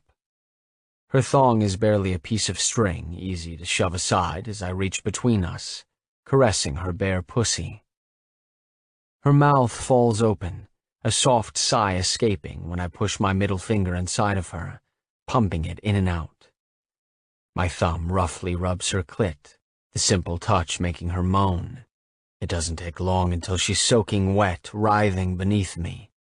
Grasping my cock, I rub the head along her warm pussy, stroking her clit with the tip before lining up and pushing in. Fuck, she fits perfectly like a leather glove. Her breath hitches and she clutches a hold of me, wrapping her arms around me, her red-painted nails digging into the skin of my back. I pound into her, on top of her, covering her with my body, digging my boots into the cheap mattress for traction with each hard thrust. Those nails rake across my skin, leaving stinging trails as she claws her way through me with each whimper and moan and cry, her legs wrapping around my waist, welcoming me inside. Fuck, this woman. Yeah, I'm actually fucking this woman. She grows quiet, her grip loosening, scratches becoming barely there touches, her body shifting every time I thrust into her. She's limp in the bed. Pulling back, I look down at her tucked beneath me. She's staring off into the distance, gaze fixed to a nearby wall, dazed, zoned out, gone. Oh, no, no. Grasping her chin, I turn her head, forcing her to look at me. You're not doing that blank slate shit with me. She blinks a few times before her eyes narrow. Go ahead, get mad, I say, continuing to thrust. But when I'm inside of you, Scarlet, you don't get to fade. I'm not, she says defensively. Liar, liar, pants on fire. She growls, hands running up my back before she fists my hair, tugging on it, yanking me back down toward her. I'm not fading. Damn right you're not, I say, brushing my nose against hers before I kiss her. She doesn't fade again, those moans returning, turning to sharp cries as I stroke her clit, bringing her to orgasm. Again and again and again. I hold myself back for as long as I can, watching her as she comes apart at the seams, the sounds escaping her primal like a wild animal, before my body just can't take any more. If I don't come soon, my balls are going to revolt. They're seriously going to close up shop and go the fuck home. Grunting, I thrust hard, knocking the flimsy bed into the wall, as a swell of pleasure runs through me. Fuck, I groan, gripping her tightly, fishnet-covered legs still wound around me as I spill into the condom. Stilling, I press my forehead to hers, catching my breath, inhaling her scent. The vanilla is still there, yeah, but the smell of sex overshadows it now. And the shame? Yeah, that's still all over her. Satiated, I say, still balls deep inside of her. Is that what your scarlet letter stands for? She shoves me when I ask that, pushing me off of her. Stupid. I pull out with a groan. Stupid. That's what yours would stand for, she says. Stupid. And smug. Satiated, I say again, standing up, finding myself in quite the predicament considering my pants are wound around my ankles like shackles, and I need to make my way to the bathroom to dispose of the condom. My ass is on full display, and I'm not exactly modest, you know, but I'm kind of hoping I don't fall flat on my face. It's possible, plausible, probably going to happen. So I sit back down on the edge of the bed and untie my boots, yanking them off. After dropping them to the floor, I pull off my pants, wearing nothing but my socks as I seek out her bathroom. It's small, I'm talking tiny, fucking minuscule. I have to be careful taking a piss, my dick practically bigger than the width of the room. I can't walk into the shit closet, a hole in the damn wall. It's completely ridiculous. When I'm finished, I go back to her bedroom. It's late and I'm exhausted, which means I probably ought to give Seven a call to come pick me up so I can try to get some sleep tonight, get my head back on right. Maybe now that I've been inside of her, it'll purge all these goddamn thoughts of her from inside of me. Scarlett is sitting on her bed, her knees pulled up to her chest, her shirt stretched around them as she huddles beneath it. Not for warmth, no. More like trying to shield herself from the world around her. Nervous again. I sit down on the edge of the bed, eyeing my discarded clothes on the floor. It's been 9 months, she says quietly. 9 months since what? Since I last came face to face with Cassian. Ah, I'm assuming that was him tonight. Yes. And you've been hiding from him for 9 months? She laughs dryly. I've been hiding from him a lot longer than that, but it's been 9 months since he last found me. I've managed to evade him for 40 long weeks. Almost broke your streak tonight. Almost, she agrees. What does he want from you? She shrugs. It's not an evasion. I can tell the reaction is genuine. She doesn't put it in words, but I know what she's saying. She doesn't understand what he wants. Maybe she knows in her head, but she's listening with her heart, a dangerous path to go down. Whatever it is he wants, you probably should give it to him so he'll go away. But what if he won't, she asks. What if this is what he wants? What, mayhem? Yes. Well, then you get rid of him a different way. I draw a line along my throat with my fingers, making my point as I lay back on the bed. It's uncomfortable, but I'm exhausted, too lazy to put on my pants yet. Shit. My eyes are burning, my head starting to pound with the beginning of a headache thanks to the adrenaline rush finally fading, mediocrity creeping back in. That's not an option, she says quietly. Murder isn't always the answer. Laughing, I close my eyes, covering my forearm with them. Hell, and here I thought it was. 12. Morgan. The sun rises in the east. I'm not sure how old I was when I learned that. To this day, I'm not even sure why it happens that way. Although it doesn't really matter, does it? It's just an undeniable fact. One I think about those mornings when I sit up here, on this rooftop, and watch the sun peeking out over the Brooklyn skyline, bathing the borough in an orange glow, like the streets are on fire. Some days it feels like they might be. It feels like Brooklyn is burning and I'm just here, sitting, watching it disintegrate as I breathe in the smoky air, my lungs scorching and chest aching, not doing a goddamn thing to stop it. Because seriously, what the hell am I supposed to do, huh? I've yelled fire so many times that nobody even looks my way anymore when they hear me screaming. Like I've become nothing but white noise in a crowded city full of overpowering voices. I'm probably not making any sense to you. It's okay. I don't understand myself anymore most days. I just sit on this ledge and stare out at the fiery horizon as another day dawns, too strong-willed to ever fling myself off the side of this building, but yet too damn powerless to ward off my inevitable fall. So I sit and stare and wait and cling to the little bit of hope I wake up with every day. But I don't stop doing it. I don't just give up. Because maybe, God damn it, maybe I'll find my wings again and get to soar. Fly the fuck away from all of this. But until then, I'm just grounded, tagged and tracked. My wings got clipped. I'm a little caged birdie. Sighing, I bring the joint to my lips and inhale, taking a puff of scorching smoke into my lungs, holding it, letting it soothe the pain away as it makes my head just a bit more foggy so I stop agonizing about a life on the other side of that too-deep river that I'm never supposed to cross. You know, I didn't kill you when you stole my wallet. Didn't kill you when you stole my money. But my medicine?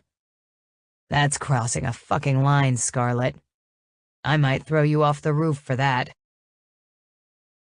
That voice makes my skin prickle, makes inside of me tingle as it calls out behind me on the roof. Lorenzo. The tiny hairs covering my body stand on end, like sparked by electricity, as I hear his footsteps. I wouldn't classify myself as frightened because I'm pretty sure he's not really going to kill me, but I would say it's kind of alarming because, well, I'm only pretty sure. There's still that chance he might actually throw me off the roof and make me go splat. Your medicine, huh? I glance at the horribly rolled joint I got from the repurposed Altoids tin swiped from his pocket while he snoozed in my bed. Yes, he says, pulling himself up on the ledge beside me, swinging around so his feet are dangling over the edge. He's dressed now from head to toe like he took a nice little nap, so he's ready to go. It's medicinal. I take another hit of it, holding the smoke for a second as I offer the joint to him. Or, well, relinquish it, I guess. Not really mine to offer. Letting out the smoke, I playfully ask, "So, what's your ailment, huh? Glaucoma?" Wordlessly, he takes it from me. Close. Close. My stomach drops when I see he's staring at me peculiarly. He motions toward his injured eye. Shit. He's being serious? I didn't realize. You didn't realize my eye was all fucked up? He asks, taking a hit, letting the smoke filter right back out as he says, Kind of hard to miss, Scarlet. No, I mean, I know it's messed up. I'm not blind. I can see, but I just didn't realize. I trail off as he curves an eyebrow, continuing to stare at me. I'm not blind. I can see. Did I seriously just say that shit? Wow, I should probably stop talking. Might be a good idea, he says, taking another hit before holding the joint my way, like he's actually offering it to me. I take it from him, watching as he exhales slowly. He doesn't look offended, at least. I used to be able to see shadows, make out shapes, but that kept getting worse. Went away completely about a year ago. Total darkness now. I'll probably lose the eye eventually. Hell, I'm surprised it's survived this long. It's been dying one hell of a painful death for about 20 years now. Guess it's as stubborn as the rest of me. I didn't realize. Yeah, I got that, he says. Got it the 2 other times you said it. Don't go walking on eggshells around me over some perceived disability you're thinking I've got now. Don't pity me. I've learned how to compensate for what I'm missing. You don't need depth perception or pinpoint aim to throw a fucking grenade. I don't pity you, I say. Because I don't. I don't pity him at all. I more so pity the people who cross his path, who incite his wrath, like I seem to be doing at the moment. Getting on his nerves. So it hurts? Your eye? What does it feel like? I'm asking a lot of damn questions. That's what the look he gives me says. But I'm as high as a skyscraper, so high I'm almost convinced I can fly. His medicinal is the good shit. And yeah, maybe it's medicine to him, but it's also highly illegal. I know, because there's no way something that potent is government taxed. You trying to figure out my weaknesses? I'll tell you mine if you tell me yours. Big words for a woman who would rather bare her pussy than bare a piece of her soul, he counters, his gaze trailing down my body.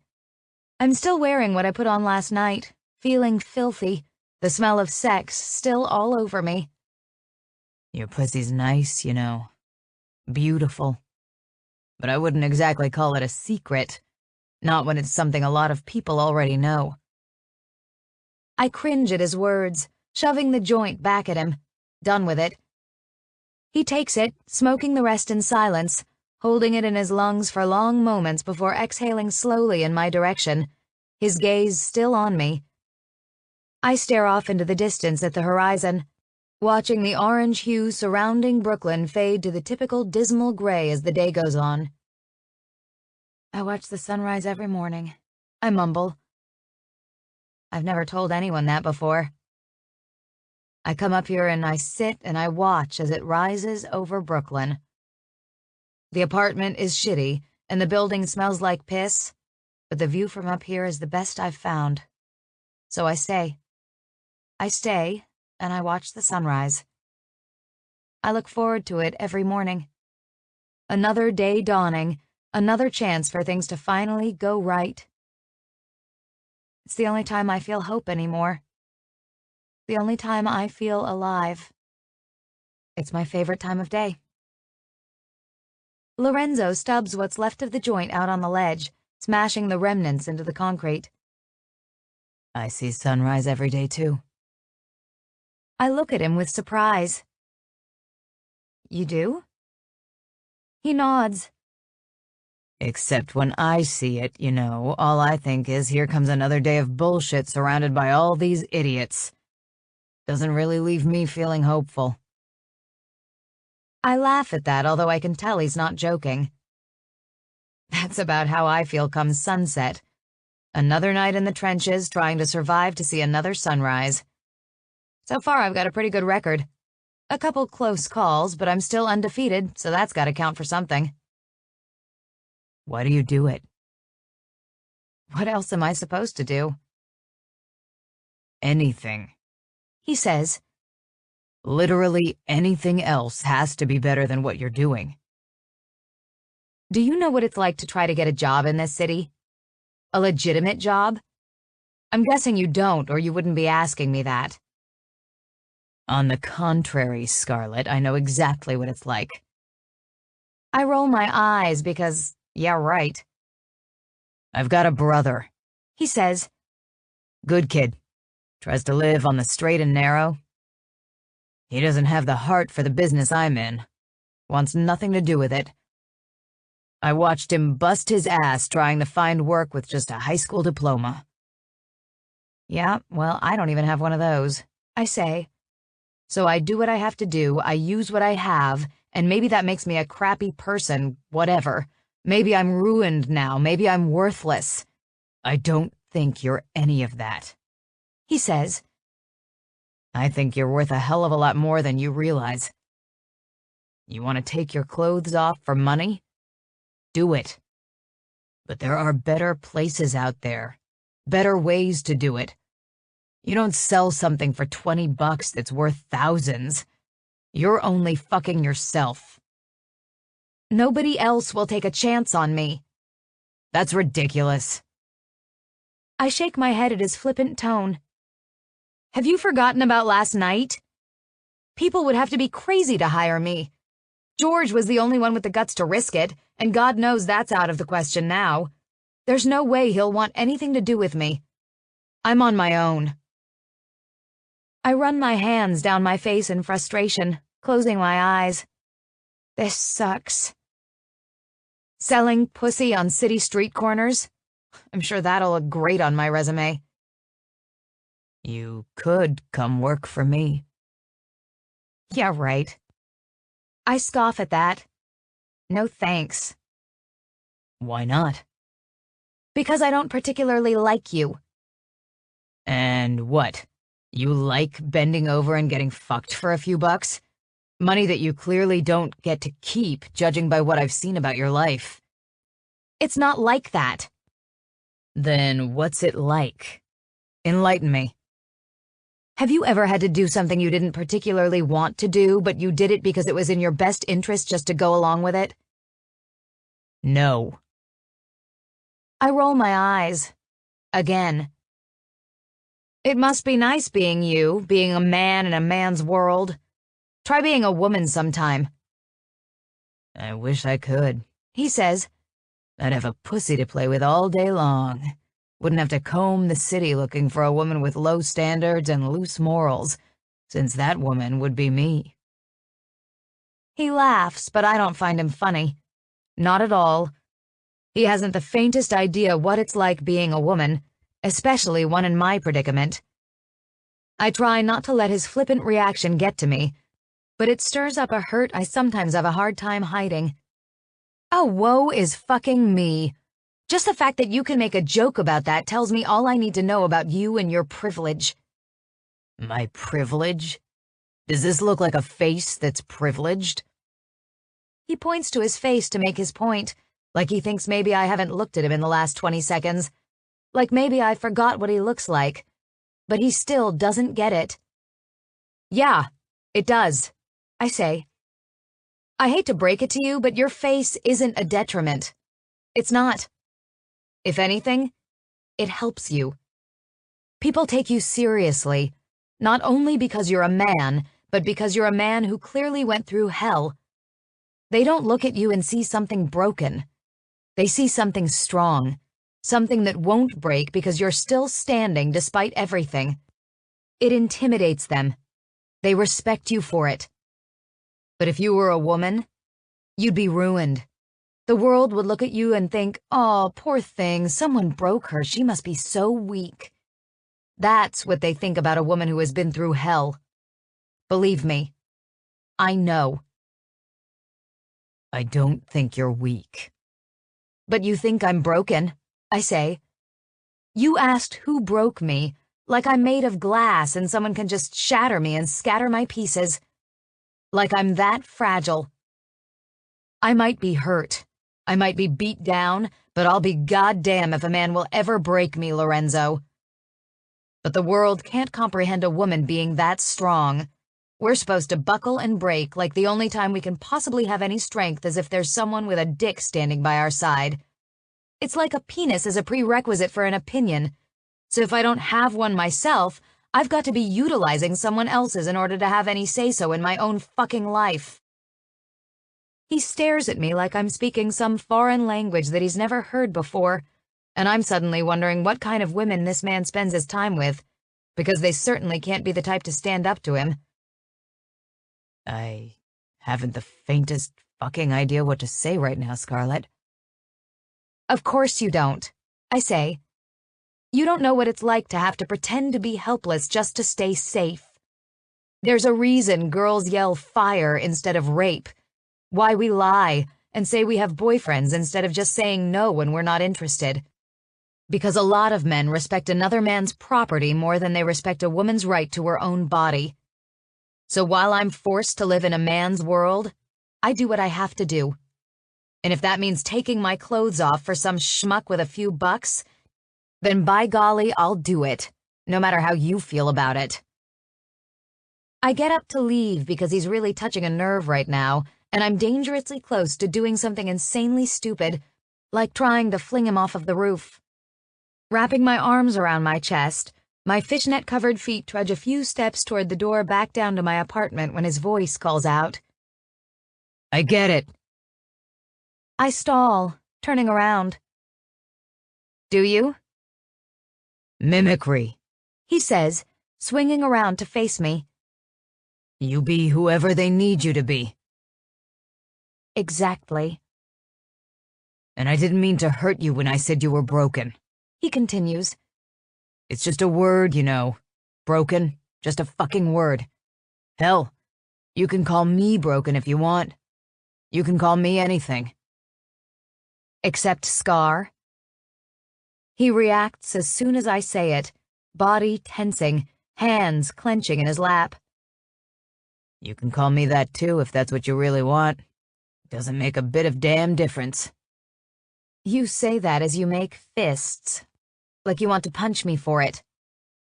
Maybe I do, he says, standing up, strolling toward me. Doesn't mean I'm going to, though. It's a free country, Scarlet. Choose your own adventure. If you'd rather keep bending over for these yellow-bellied motherfuckers, I won't begrudge you for it. But if you want to try something else, I'm sure I can find a place for you. I won't fuck you. We've already fucked. I mean, I won't be your whore, I say. So don't think I'm some thing you can just have or use or pass around. Nobody touches me without my permission. So don't think— I don't think it, he says, cutting me off. Wasn't my intention. You've got other assets, you know. Pussy isn't the only thing you've got going for you. He grabs my wrist, pulling my arm up, his thumb pressing against the pulse point beneath my tattoo. I can tell it annoys him, not knowing what it stands for. You're smart, stealthy, sharp. Am I even getting close? I shake my head. His cheek twitches. Regardless, you are. You're slick, Scarlet. And I don't mean that in the wet pussy kind of way. Although, well... He pauses as he looks me over, like he's lost his train of thought, before he shakes it off, letting go of my wrist. I'm just saying sex isn't all you're good for. You don't want to fuck me? That's fine. Under no circumstances is fucking me a requirement. But I've seen what you're capable of. So maybe you're right about being a woman. I don't know because I'm not one. Maybe to make it on these streets you need someone in your corner. In that case, you need to reassess who that someone is. Because if they're not taking you seriously, Scarlet, if they don't see you for the threat you are, they're doing you no goddamn good. Because when trouble comes, they buckle, baby. They're the ones who aren't strong. He stares at me like he's awaiting some reaction, some sort of intelligent response to that declaration. But he's kind of rendered me speechless, so I just offer him his own words. I haven't the faintest fucking idea what to say to that, Lorenzo. A smile cracks his face as he grasps my chin, tilting my face up further and holding me there. His touch sends sparks through my body, my heart racing in my chest. Working for him would be dangerous, very dangerous in every conceivable way, and I'm just not sure if that's a risk I can take. You just think about it, he says.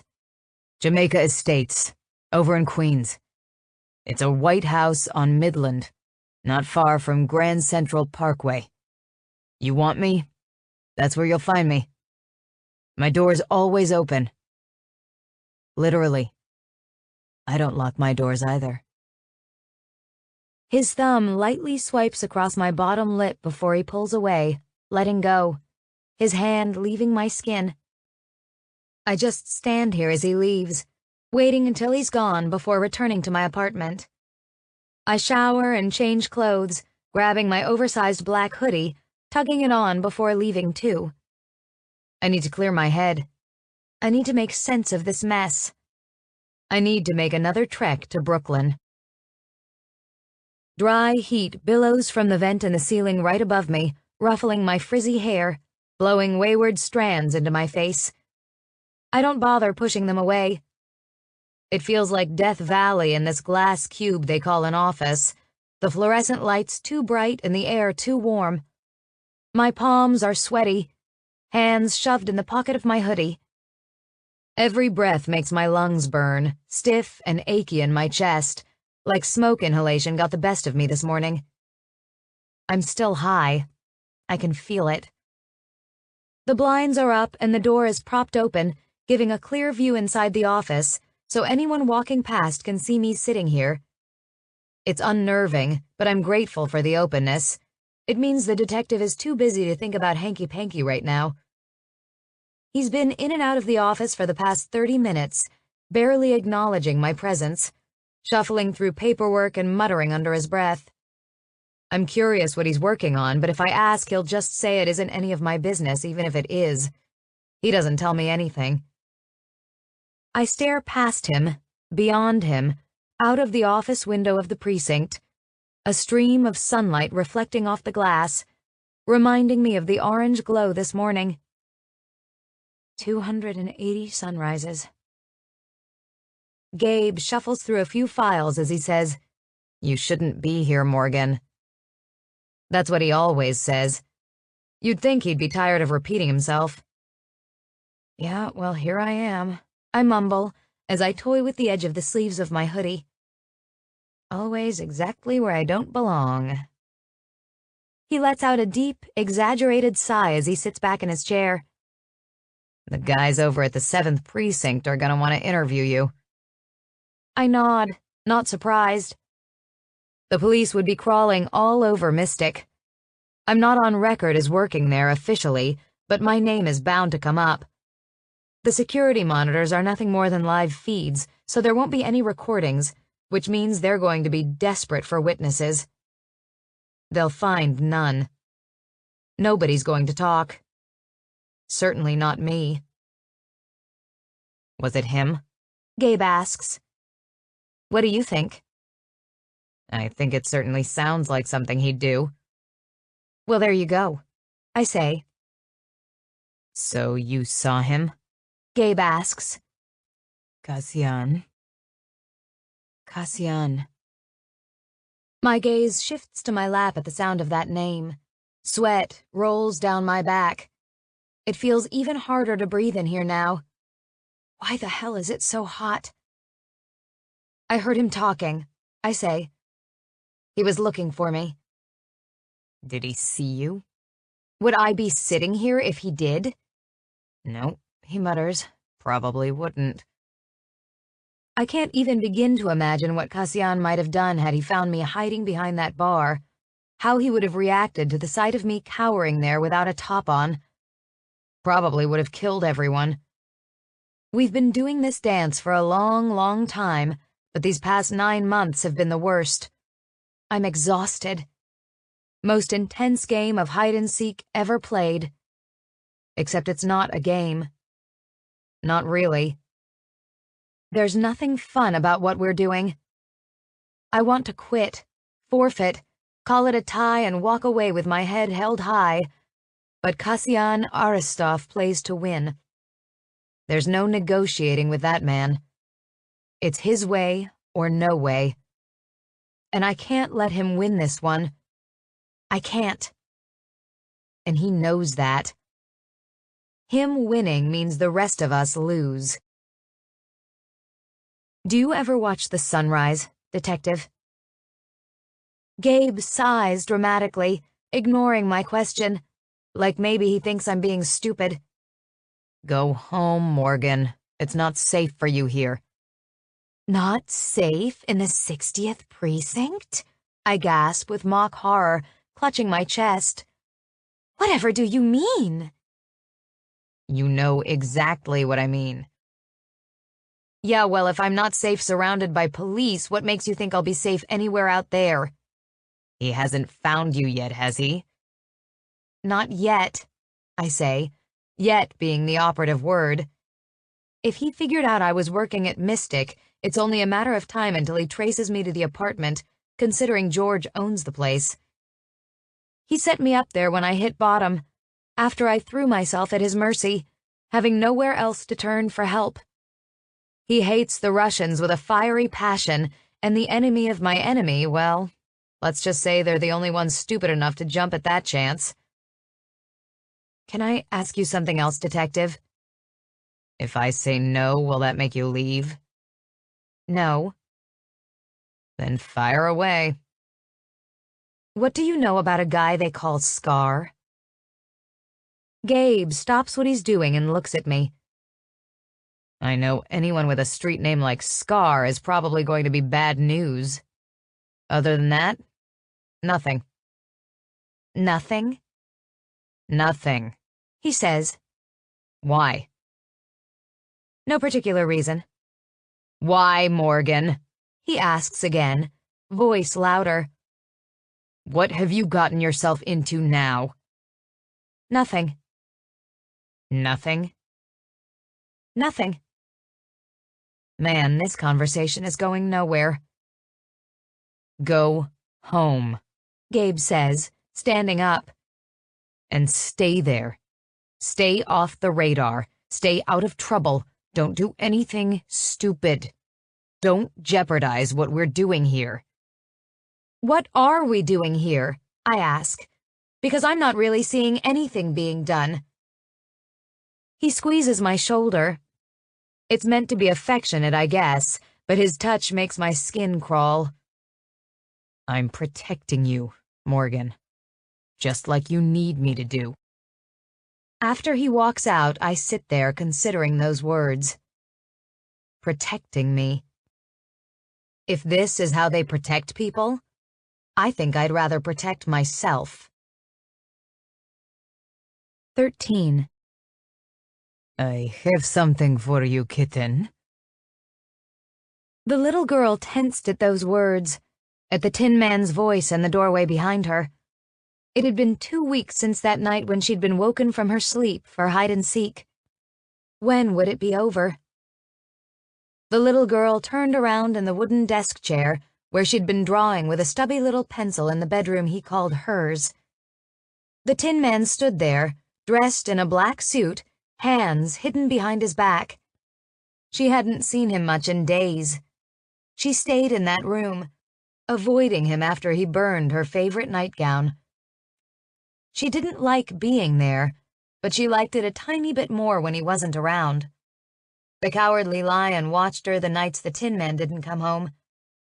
He wasn't always nice, but he wasn't as mean. Sometimes she thought she might like him. Her stomach gurgled and her hands shook as she fisted the pencil. "What do you have?" The Tin Man said nothing, did nothing, just staring at her, not moving from the doorway. After a moment, he pulled something from behind his back, his hand dwarfing a stuffed bear. Threadbare in some patches, its fluff kind of matted, the tan coloring filthy brown. An eye was gone, and an ear was barely hanging on, but it was the most beautiful thing the little girl had ever seen, because it was hers. Hers. Her mother had given it to her. She hadn't seen it since the night she'd dropped it in the kitchen near where her mother slept. Her eyes widened, lips parting, heart beating wildly in her chest. "For me?" she asked. It is yours, yes? He looked at it, making a face. Hideous thing. Do you even want it? She frantically nodded. Of course she wanted it. She wanted it so bad. But she didn't dare move from the chair, didn't dare try to get it. Not yet. He knelt down then, eye level from the doorway, and held it out for her to take. The little girl was terrified it might be a trick, but she wanted it so much she had to try. Standing up, she approached him, reaching for it. He kept his grip on the bear, not yet releasing it. Does it have a name? She nodded. Use your words. His name is Buster, She whispered. Buster. He repeated, before finally letting go.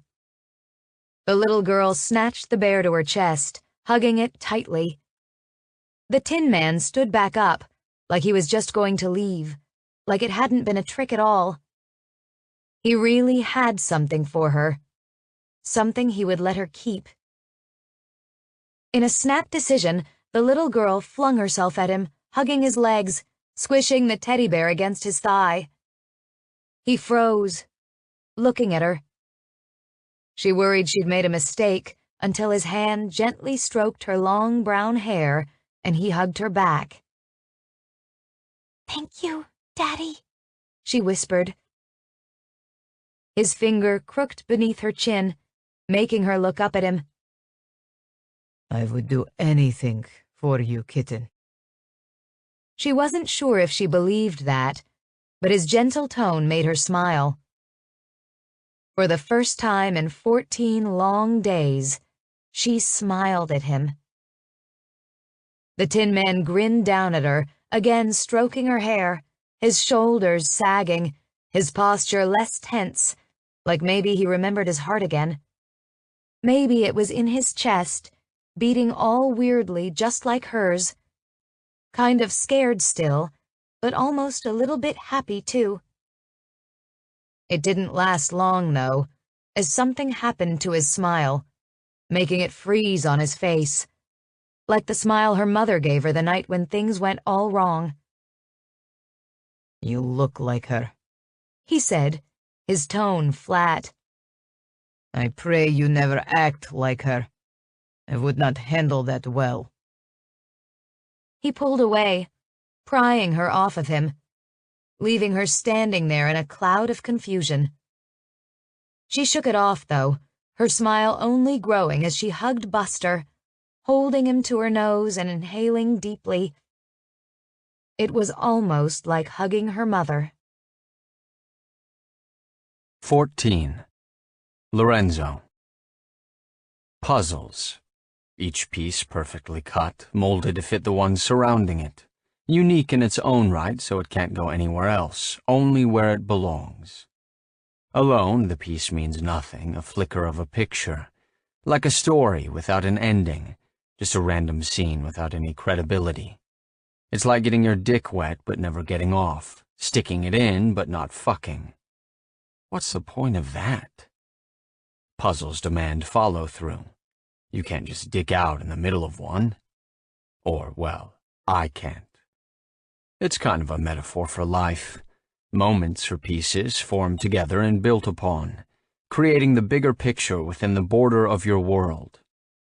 My puzzle is full of deformed shapes and jagged edges, but it still all fits together in its own twisted way, making a hideous fucking picture of my reality. I like puzzles. That's probably not a surprise. The library on the first floor of the house is mostly vacant, just like most of the other rooms. Only own what you can use. An oversized ebony veneer table spans the center of it, golden brown and stark black wood merging together. The kind of table you'd find in a boardroom surrounded by those expensive-ass ergonomic chairs.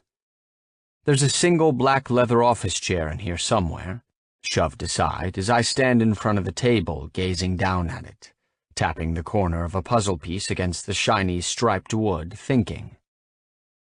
I've been working on this puzzle for a few months now, since the day we moved into this house, the border completed, taking up half of the table, sections pierced together inside of it with others just sitting around. 8,000 pieces, a replica of Michelangelo's painting on the ceiling of the Sistine Chapel. Sounds boring, I know. Just stick with me here, it'll get better. I try the piece a few spots before snapping it into place near the border. I look around, seeking out another, when light tapping echoes through the library from the open doorway as knuckles rap against the wooden paneling. 7 stands there, not crossing the threshold, clutching his phone. Or, well, my phone, actually. He tends to filter my calls for me whenever he's around, like some pseudo-secretary. He doesn't come any closer, waiting for acknowledgement. Others move around the house, the rest of my little personal wrecking crew, 7 of them in total. There used to be 10, a nice round, even number, but the other 3, well, they met unfortunate ends due to their own stupidity. I don't have many rules. Do what you want, screw who you want, steal and lie and cheat if you must. But when I tell you something, you listen, and it's in your best interest not to annoy me, because I can be a bit touchy. Oh, and don't step foot in my library without my permission. What is it, 7? I'm busy. That guy is calling again. Which guy? Riccardo Conti. Who? Amello's guy. Which guy? The one we met out on the dock that night. Ah, that guy, I say, trying a piece in a few spots before discarding it, picking up another. He doesn't look like a Ricardo. That's his name. I don't like it. I didn't imagine you would. There's nothing spiteful about those words from Seven, so I take no offense to them. The guy knows how I tick. I try my next piece, finding its spot, and move on to yet another when Seven clears his throat. Boss?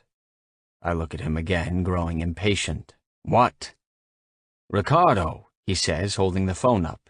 He's calling. Now? Yes, he says. Do you want me to tell him you're still busy? Depends on what he wants. To meet up with you again. Oh, well, invite him over then. Seven's eyes widen. Here? Yeah, why not? I shrug. It's still cold as fuck. I'm not hanging out on some dock tonight, freezing my nuts off again. If he wants to see me, here I am. Yes, boss, I'll tell him. Seven retreats as I continue working on my puzzle, trying to focus, but my vision is blurring and making it hard to see, the colors all merging together. I try for a bit longer before giving up, a headache settling in. Snatching the chair closer, I drop down in it, propping my feet up on the corner of the table as I close my eyes, draping my arm over my face, trying to block out all of the light. God knows how long I sit here, zoning out, dozing off, before a throat clears. I open my eyes, alarmed, seeing a man stepping into the library. Ricardo. Sitting straight up, feet hitting the floor with a thud, I reach for my gun. I point it before it can come any closer, aiming center mass. One more step and I pull the trigger, I say as he comes to an abrupt stop, raising his hands like surrendering might stop me from shooting. Ha. Do you always make it a habit to enter someone's domain without knocking? I was invited, he says, and the door, it's open, so I thought. Seven appears behind the guy as he trails off. Grabbing him, Seven roughly pats him down, snatching a small gun from a holster under his clothes.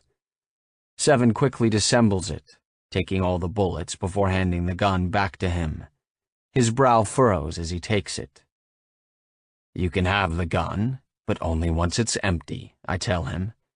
Ammunition is a no-no in my house. You see, bullets don't come with names on them, which means anyone can catch one if you pull the trigger, and I can't get down with that. You got me? He slowly nods as he eyes my gun. I know what he's thinking. Rules don't apply to me, I say, so don't get any stupid ideas. You want to kill me, Ricky? And you're going to have to get creative, because I'll shoot you in the fucking heart the second you start getting twitchy. He slips his gun back into the holster, keeping his hands where I can see them after that.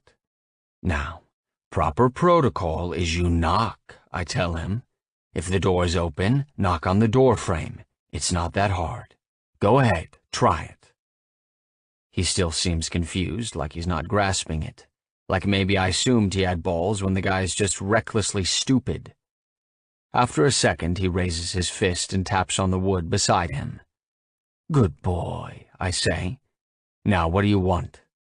You told me to come.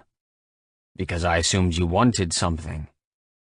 I delivered your counteroffer to my boss, he says. Figured you'd want to know. My counteroffer? Refresh my memory. You said for him to suck your cock. Oh, I laugh. I did, didn't I? Huh. Didn't expect him to actually relay that message. Mello still let him live after that? And what did your boss have to say? He declined.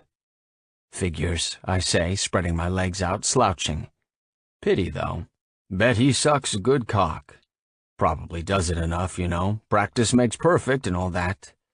Guess you'll just have to do it in his place. You spend much time on your knees for him, Ricky? Or do you prefer to just bend over and let him fuck you for a bit? Ricardo stands there gaping at me, like he's trying to figure out whether or not I'm being serious. He swallows thickly, Adam's apple bobbing, and I cock an eyebrow, purposely being dramatic about it. I don't, he starts, pausing before saying, I'm not. Come on, spit it out. Or just swallow it, Seven jokes. I laugh. That's probably a better idea. You should be grateful for every drop. Ricardo takes a deep breath. I'm not gay. Neither am I say.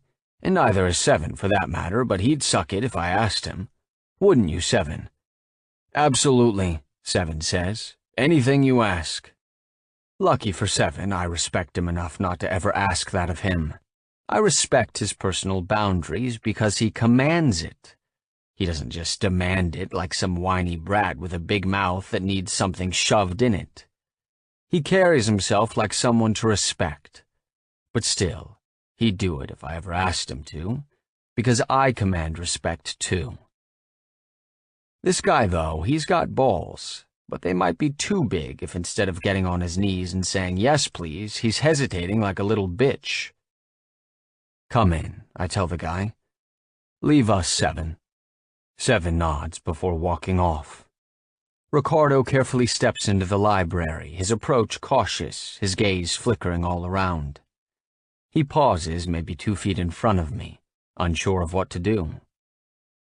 Tell me something, I say, too exhausted to prolong this, as much as frazzling him amuses me. Did you come because your boss has another grievance he wants to air?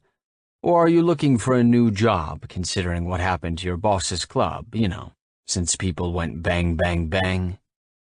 I guess you could say that. You guess? Do you? Because I don't guess. Either you do or you don't. Either you're looking for a job or you're not. If you don't understand your own motivations enough to not have to take a fucking guess, then we've got a problem. He stares at me. I'm sure. Well, then. I prop my feet up on the corner of the table, lacing my hands together at the back of my head. Tell me about yourself, Ricky. He starts babbling. I don't know. I'm not paying the words any attention. I really don't give a shit what the guy's saying, don't care how he's framing himself, but his body language tells me everything. When you spend your life tiptoeing around psychopaths, you learn to listen to what's going unspoken. He blinks too much, fidgeting, tinkering with the watch on his wrist, playing with the clasp. Not a Rolex, I notice, not that it makes a difference in this situation, but it means he's either tasteless or broke as fuck. In either way, it sucks for him. Whatever he's saying, he's lying. Everything about him screams deception. Tapping echoes through the library just when I'm about to call him out on it. Seven stands there yet again. I thought I told you to leave us, I say loudly, my voice cutting off Ricardo's blubbering. You did, Seven says, but somebody's here. There are quite a few people here, I say. Me, you, Ricky. Pretty boy is upstairs with Firecracker, and the rest of the guys, you know, 2 through 6 and 9, they're all around. But that doesn't mean you should interrupt me when I'm in the middle of something. I mean somebody else. Who? A woman, Seven says. Young, brunette. I think it might be the one you were looking for. She's here? Seven nods. She's outside. Why haven't you let her in? Because she hasn't knocked, he says. She's kind of just lurking, you know, looking around. Huh. Dropping my feet down again, I stand up, strolling toward the doorway. I slap Ricardo on the shoulder, squeezing before pushing him toward my chair. Have a seat, I'll be back.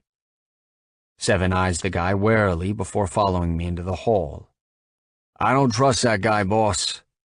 You probably shouldn't, I say, turning to him. Where'd you last see her? She was out front, he says. Saw her lingering near the gate. Good. I motion toward the library. Keep an eye on him, will you? I'm going to go check on our other guest. Yes, boss. Seven goes to the library as I make my way to the back of the house, opting to go out that way and make my way around. The air is frigid, dusk growing close. Sunset. My footsteps are silent, my combat boots squishing into the damp earth, the snow finally melting. I creep along the side of the house, pausing when I hit the front corner. I zero in on her, catching subtle movement in the bushes. She's squatting down beneath the living room window, completely cloaked in black, shoes, hoodie, and sneakers. She's watching through the window, watching my men as they do what they do, so consumed by whatever she sees inside that she doesn't sense me approaching. I pause behind her, watching her as she watches them. It's like the inception of fucking spying here. I try to wait her out, but she proves to be patient. Minutes tick away. Tick, tick, tick. As much as I'd love to stand here forever, it's getting dark and it's too damn cold for this nonsense. Are you going to come inside or what? As soon as my voice rings out, she tries to turn, caught off guard, but she loses her balance, planting right into the bushes on her ass. Shit! I laugh as she scrambles to get to her feet.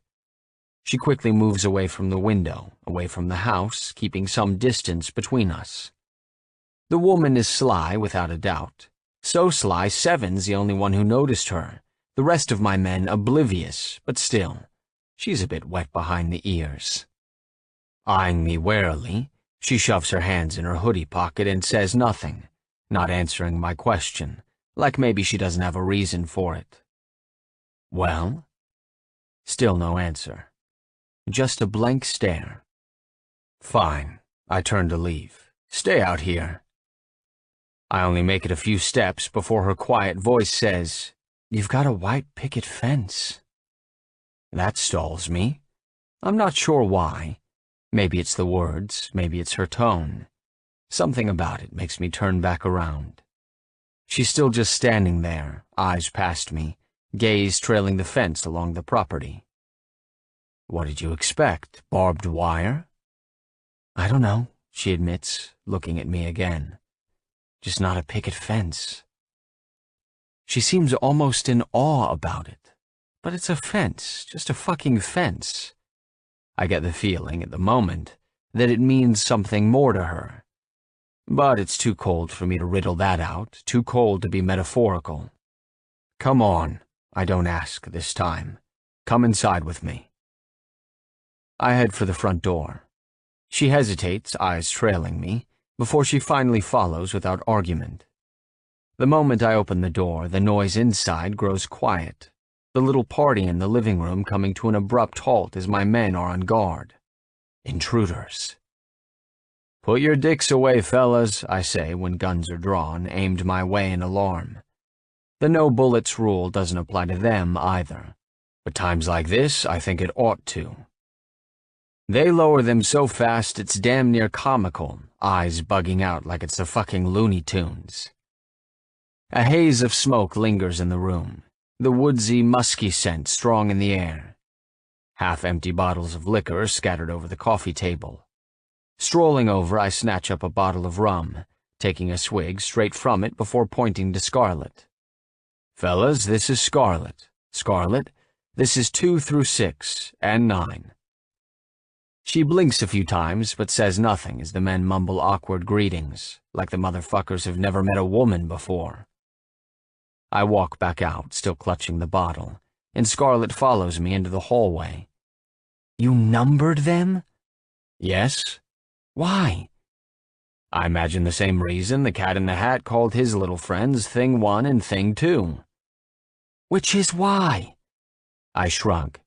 Who knows? It sounded good. Okay. She doesn't sound convinced. But what happened to 1? Or like 7? I stall in front of 7, who lurks in front of the library, perking up at the sound of his name. 7, I tell her, pointing at 7 with my liquor bottle. 1 is gone, as are 8 and 10, but 7 here is worth a dozen men alone, so I haven't felt the need to replace them. Scarlet gives me a peculiar look, like none of this is making sense to her. Is this some memory thing? Like your brain is wired wrong? She asks. Or are you just that much of an asshole? That makes me laugh. 7, on the other hand, tenses. Afraid I'm going to kill her, probably. Mormon, remember? He's still got a few morals left. Probably a bit of both, I admit, slapping 7 on the back, wordlessly telling him to relax.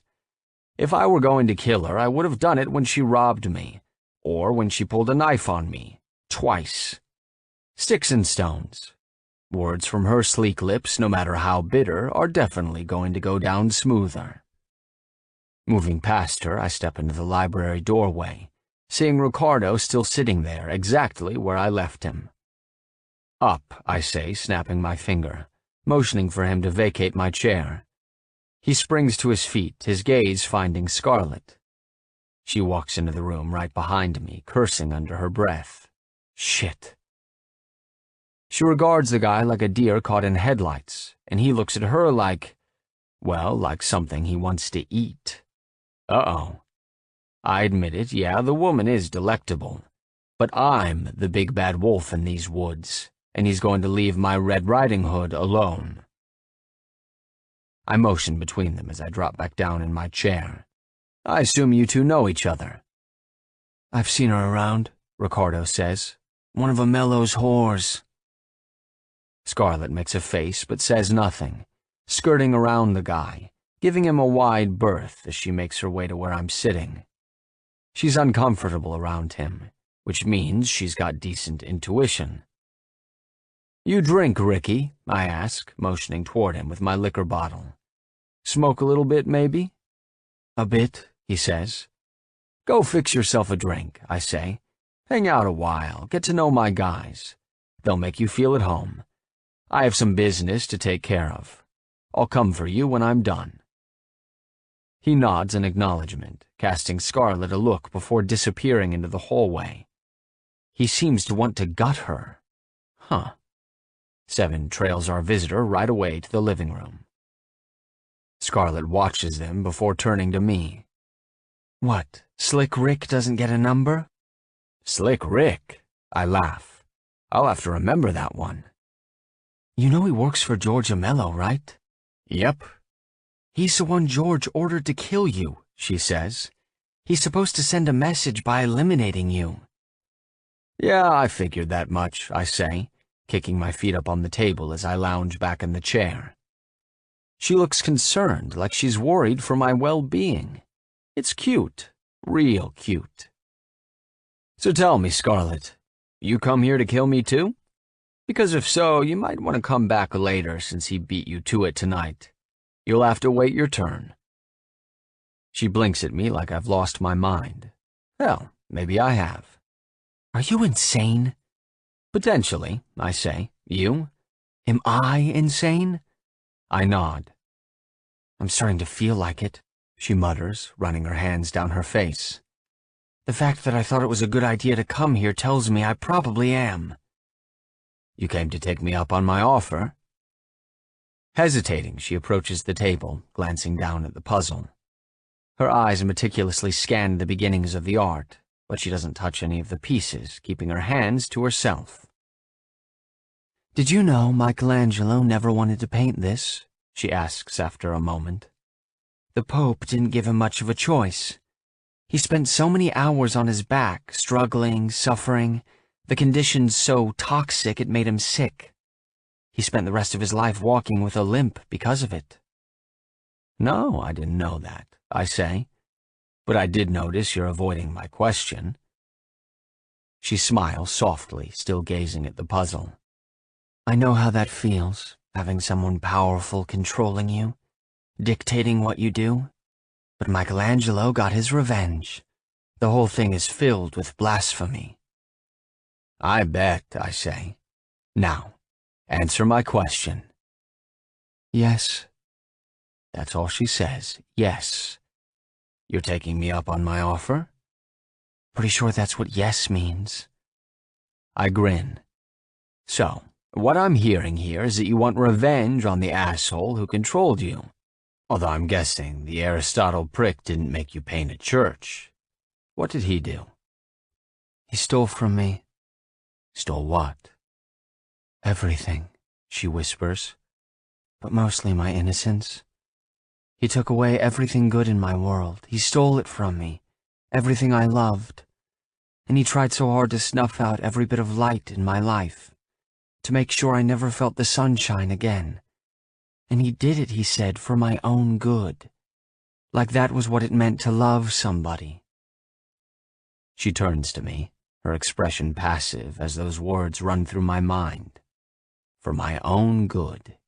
Yeah, I've heard that before. That's what makes him so cruel, she continues. I used to read all these fairy tales, and I just think about how fucked up it is to realize that heroes are make-believe, but monsters are real.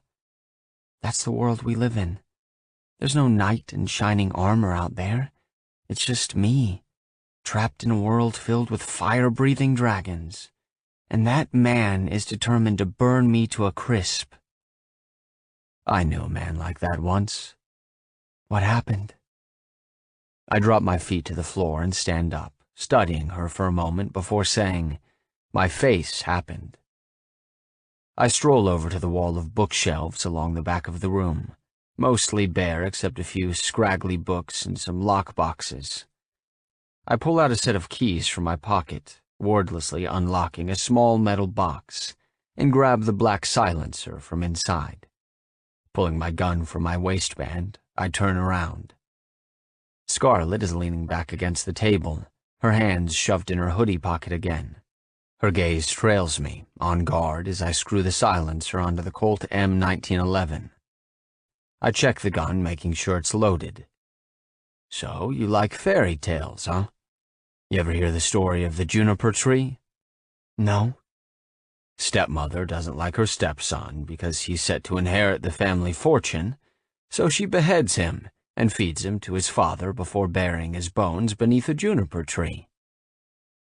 She stares at me. And then what? That's it.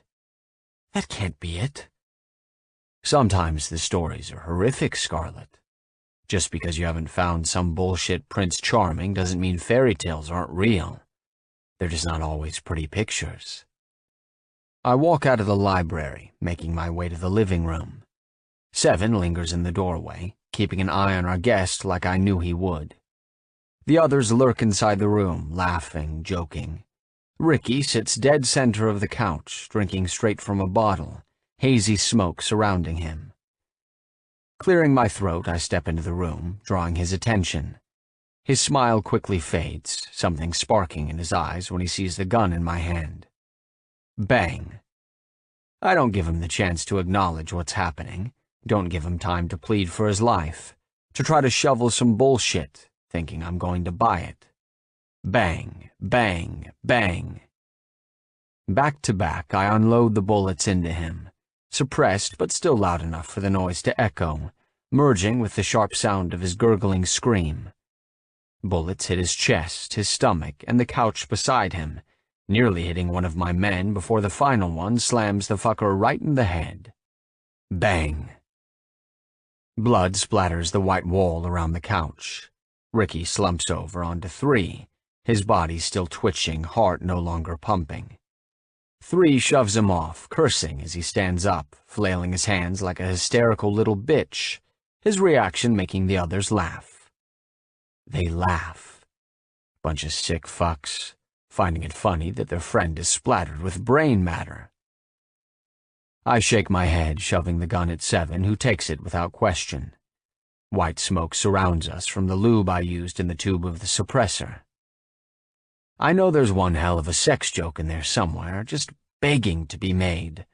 But I don't have time for it right now, because the air's so thick the damn smoke detector starts screeching in the hallway, as if I'm not drawing enough attention. Clear the gun, I tell 7 before waving toward the mess on the couch.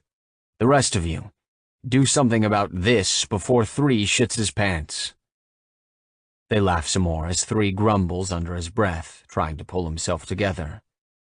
He's the whitest white boy around, with shaggy blonde hair and light green eyes, freckles on his button nose, his cheeks all rosy like he's always blushing. He's a cross between a California surfer and little Bobby Brady with the personality of John Wayne Gacy. You know, a murderous clown. "Lorenzo? Everything okay?" My brother's voice rings out from upstairs. I turn, stepping back out into the hallway to respond, and come face to face with Scarlet. She stands there, eyes kind of wide as they regard me, a look in them that I recognize, a look that tells me she watched what I just did. It's not fear, no. I've seen her scared. I watched her cower behind a bar in terror, remember? This is more so surprise, like maybe she didn't think I had it in me, like maybe she hadn't been taking me seriously until now. Like she didn't realize I lived up to my reputation. "It's fine," I yell, waving toward the blaring smoke detector, fanning the haze away. "Stay upstairs." "Planned on it," he yells back. "Just, can you keep it down? I have to work in the morning, bro." The blaring silences as I laugh to myself. I'll never get over the irony of me raising a straight-laced member of society. "I need a drink," I grumble, scrubbing my hands down my face as I walk away, detouring to the library for the bottle of rum. Scarlet follows me. I don't see her or hear her, so much as sense her.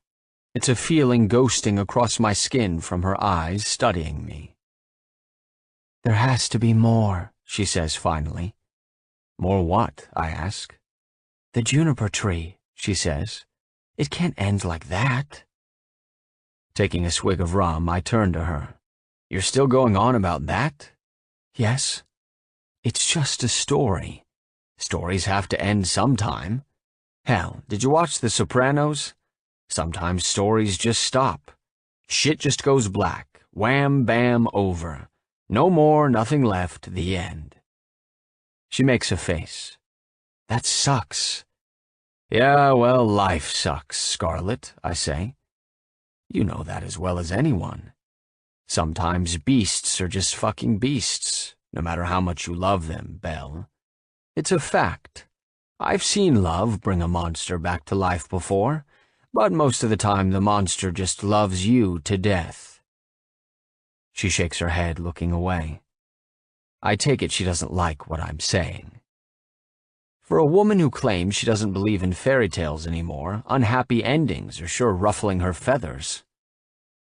"A white picket fence," I say, something clicking after a moment. That's what she said outside. "You've got a white picket fence." Is that what you want? To be proven wrong? For some happily ever after to come along and sweep you off your feet? Take you away from this bullshit life and give you your picket fence? You're an asshole, Lorenzo. That doesn't sound like a denial. Is it so wrong to want to be happy? Is that what makes you happy? Really? She noncommittally shrugs a shoulder. Well, if it is, you're barking up the wrong tree, I say. Because I can't give you that. Don't let the fence out there fool you. Around here, it's just a fence. It came with a house that I bought because my brother liked it. Nothing more. But what I can offer, Scarlet, is to stand in your corner. You and I, we can be the best of friends. But don't expect to find your fairy tale under my roof. You got me? She stares me down. I think maybe I offended her. Not that it matters, though, because it's the truth, and the last thing I want is for this woman to get it twisted and think I'm something I can't be, her hero. After a moment, she cocks her head to the side and says, Are you for real? As real as it gets. Why would you be my friend? What do you get out of it? I consider that question as I sip from the bottle of rum, sitting back down in my chair. The truth? Please. I'm bored, I admit. I came to the city because of a movie too, The Godfather. But reality? It's nothing like it is in the movies. Most days we just sit around, waiting for something to happen. It's monotonous. The world, it's all in black and white. But you? You're so many shades of red, woman. And color me curious, but I find myself not so bored with your bullshit around. You know, Cassian's not just cruel, she says, approaching. He's callous, soulless, vicious. Cold-blooded, hard-hearted, and a dozen other synonyms that mean he's a real piece of shit. Yes, she says. He's not someone you mess with. Yeah, well, I'm not Mary Poppins either. She pauses right in front of me. Yes, but... Before she can finish, before she can rattle off something that'll probably offend me, 100 bullshit reasons why I shouldn't befriend her, I snatch a hold of the back of her neck, gripping it tightly as I yank her down, forcing her to look me in the eyes, so close my nose brushes against hers. Her breath hitches.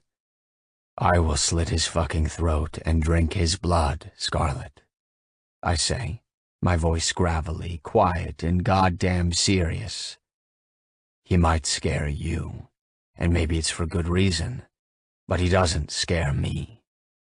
Because all those words you used to describe him, I've been called them too. I've earned my distinction. I fought for my title. And whether or not he's worth the fear he incites, well, I'm still deciding. You got me? She exhales shakily, but instead of acknowledging what I ask, she lets out a laugh. You're crazy. Welcome to the madhouse. Feel free to stay as long as you'd like, but as long as you're here, there are rules to be followed. Like betray me and I kill you. Lie to me, and I kill you. Ignore an order, and I kill you. Otherwise, do whatever the hell you want. You think you can handle that? As long as you don't talk down to me because I'm a woman. You pull some misogynistic shit, and I'll kill you. We got a deal? Those words, they do something to me. Hearing that threat come from her lips, so at odds with that low, sultry voice. It makes me hard in an instant. Depends, I say. Is telling you that I'd really like to fuck your throat right now misogynistic? She blinks a few times, like she didn't expect me to say that. Would you say that to your men? If something they said turned me on, I would. My hand shifts from the back of her neck to the front of her throat, my thumb and forefinger against her carotid arteries. I don't press hard, just resting them there, faintly feeling the blood pulsing through her system. Her heart's racing. Is it even possible for them to turn you on? She asks, swallowing thickly, her throat vibrating against my palm. Oh, without a doubt, I tell her. Nothing is impossible. But those guys, you know, they're crude, kind of scuzzy, so they're more likely to disgust me than get me hard. Still, though, I don't like to rule anything out. I let go of her, relaxing back in my chair, and expect her to pull away now that I'm no longer holding her there. But she keeps her position, her hands coming to rest on the arms of my chair as she leans over me. Then I wouldn't really call it misogynistic, she says. You're more of an equal opportunity asshole. Well then, I guess we've got a deal. Guess so, she whispers, tilting her head as she licks her lips. She leans closer, the tip of her nose brushing against mine, her mouth a breath away when tapping echoes through the library. Fuck. I press my pointer finger to her lips, stopping her, and get to my feet, the movement brushing her away from the chair. Seven lurks near the threshold holding my gun, freshly cleaned. Scarlet stands up straight, frowning, and I pause in front of her, gaze scanning her before I pull my hand away. Nudging her chin, I lift her face up. She looks almost disappointed. Business first, I say quietly. Maybe afterward there will be time for some fun. 15. Morgan.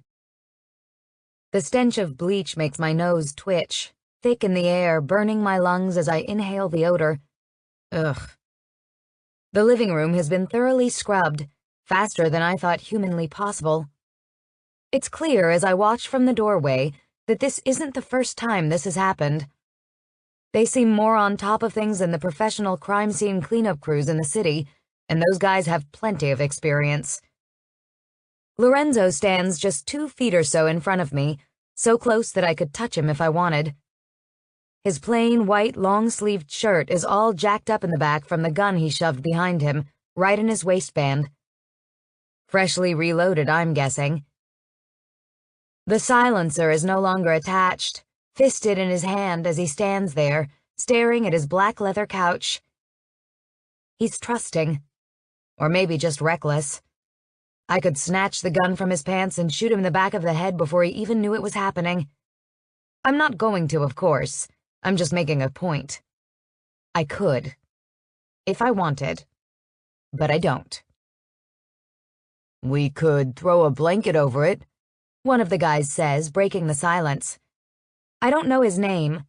Hell, I don't know his number. He's just one of them. Dark hair, dark eyes, dark features, dark voice. Everything about him is dark, down to his all-black clothes. They're all wearing black, I realize, as I glance around the packed living room, except for Lorenzo, who dresses more like some hoodlum model hybrid. It's weird, right? I don't know. I'm still not even sure what I'm doing here. "A blanket?" Lorenzo says, not sounding convinced. "Yeah, you know, or one of them covers," the guy says. "The ones they put on couches. What are they called?" Couch covers," Lorenzo says.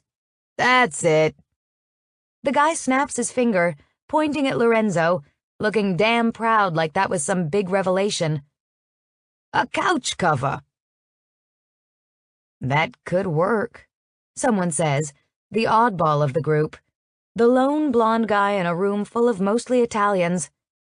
"My granny has one of those on her couch, hiding this big-ass wine stain. It's ugly, you know, but it could do the trick." Lorenzo turns his head, regarding the blonde, his expression as flat as his voice as he says, "You gonna go rob your granny of her couch cover?" He shrugs. "Well, yeah, if you need it, sure." Lorenzo stares at him for a moment before turning back to the couch. I shift to the side a bit, peeking around him.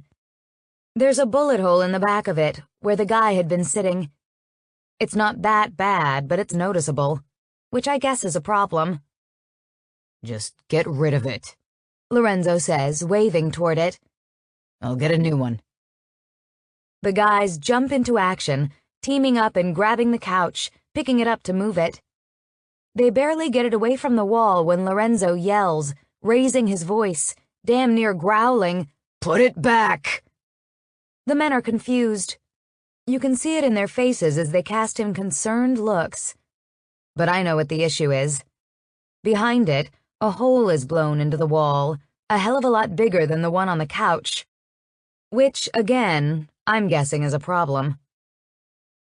They drop it back into place, stepping away, giving the couch a wide berth like it might attack them. "Find some fucking duct tape or something," Lorenzo says, turning, storming past me. "Fucking incompetence."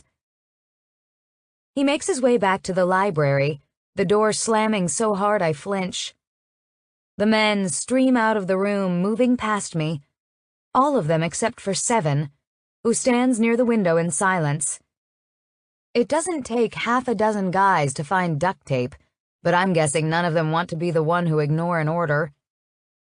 I head to the library to check on Lorenzo, my hand grasping the knob when Seven's voice calls out, "Don't do it." I stall, glancing back, seeing he followed me out, his expression serious. "If the door opens, he's liable to shoot," he says. "He probably won't even look to see who it is." I slowly pull my hand away from the knob, casting the door a sidelong look as the men filter back through the hallway, one of them carrying a roll of silver duct tape. "Come on," Seven says, motioning to the living room where the men congregate. "Join us." I hesitate before going back that way, giving the library door one more look. The guy with the darkest features layers duct tape over the hole before dropping the roll onto the coffee table in front of him. They all go back to hanging out, like nothing had happened, barely missing a beat as they pick up liquor bottles, someone rolling a blunt. I don't know what they did with the body. Someone took him out the back door before returning empty-handed. Scarlet, right? Seven asks, lingering by the door. That's what he calls me, I say, pausing beside him. My name's actually Morgan. Seven smiles, holding his hand out. Pleasure to finally meet you. I'm Seven. I shake his hand. Do you have a real name? Bruno, He says. but you can just call me Seven. It makes things easier around here. Seven, I repeat. It doesn't bother you that he refuses to call you by your name? Why? Does it bother you? No, I say. Not really. I'm surprised by my own answer. It's true. It doesn't bother me that he doesn't call me Morgan, although the first time he called me Scarlet, it hit a nerve. Holding my arm up, I shove my hoodie sleeve up, glancing at the tattoo on my wrist. My scarlet letter, he calls it. If only he knew how close that was to reality. Is he okay? I ask, dropping my arm again. Lorenzo? He'll be fine, Seven says. He just loses his cool every now and then. When the door's closed, leave him alone. When he feels better, he'll come back out. His library is off limits, so don't go in without permission. If the door's open and he's in there, consider whether or not you really need him, because he's just as liable to shoot you as he is to say come in. I blink at him. I feel like I should be taking notes. Probably ought to, Someone else says with a laugh. I glance over at the other guys. They're all looking at me, but it was the blonde that spoke. He's natural selection, live and in the flesh. If you want to make it, adapt, because it's survival of the fittest around here. He weeds out the weak. Hence the missing numbers, I'm guessing. But I don't say that. I don't say anything. Reintroductions are made by Seven. He calls me Morgan, giving the others the courtesy of their real names. 3, the blonde guy, turns out to be Declan Jackson, while 5, the one with dark features, is named Frank Romano. The others? They all blend together. And I'm not trying to be an asshole about that, but they're just Italian guys with Americanized names. There's a Joey, a Johnny, something else, whatever. There aren't any more chairs, so I end up sitting on the coffee table, ignoring the alcohol, passing on smoking, trying to keep a clear head, but I get a contact high pretty quickly. They're all nice, I guess. Nicer than I'm used to. Time fades away as they kid around, and I laugh a bit at their antics. They're almost like young boys telling fart jokes. I never hear the door reopen, but eventually he's just there. Frank's telling a story.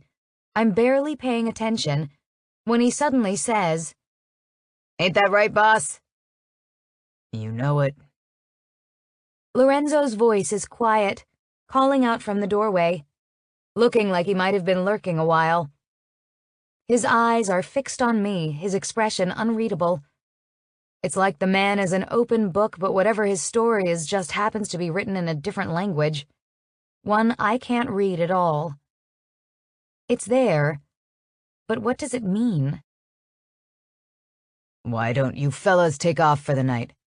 He suggests, although it's pretty clear that's really an order, since they all immediately get to their feet, swiping the liquor bottles and carrying them along as they shuffle toward the front door.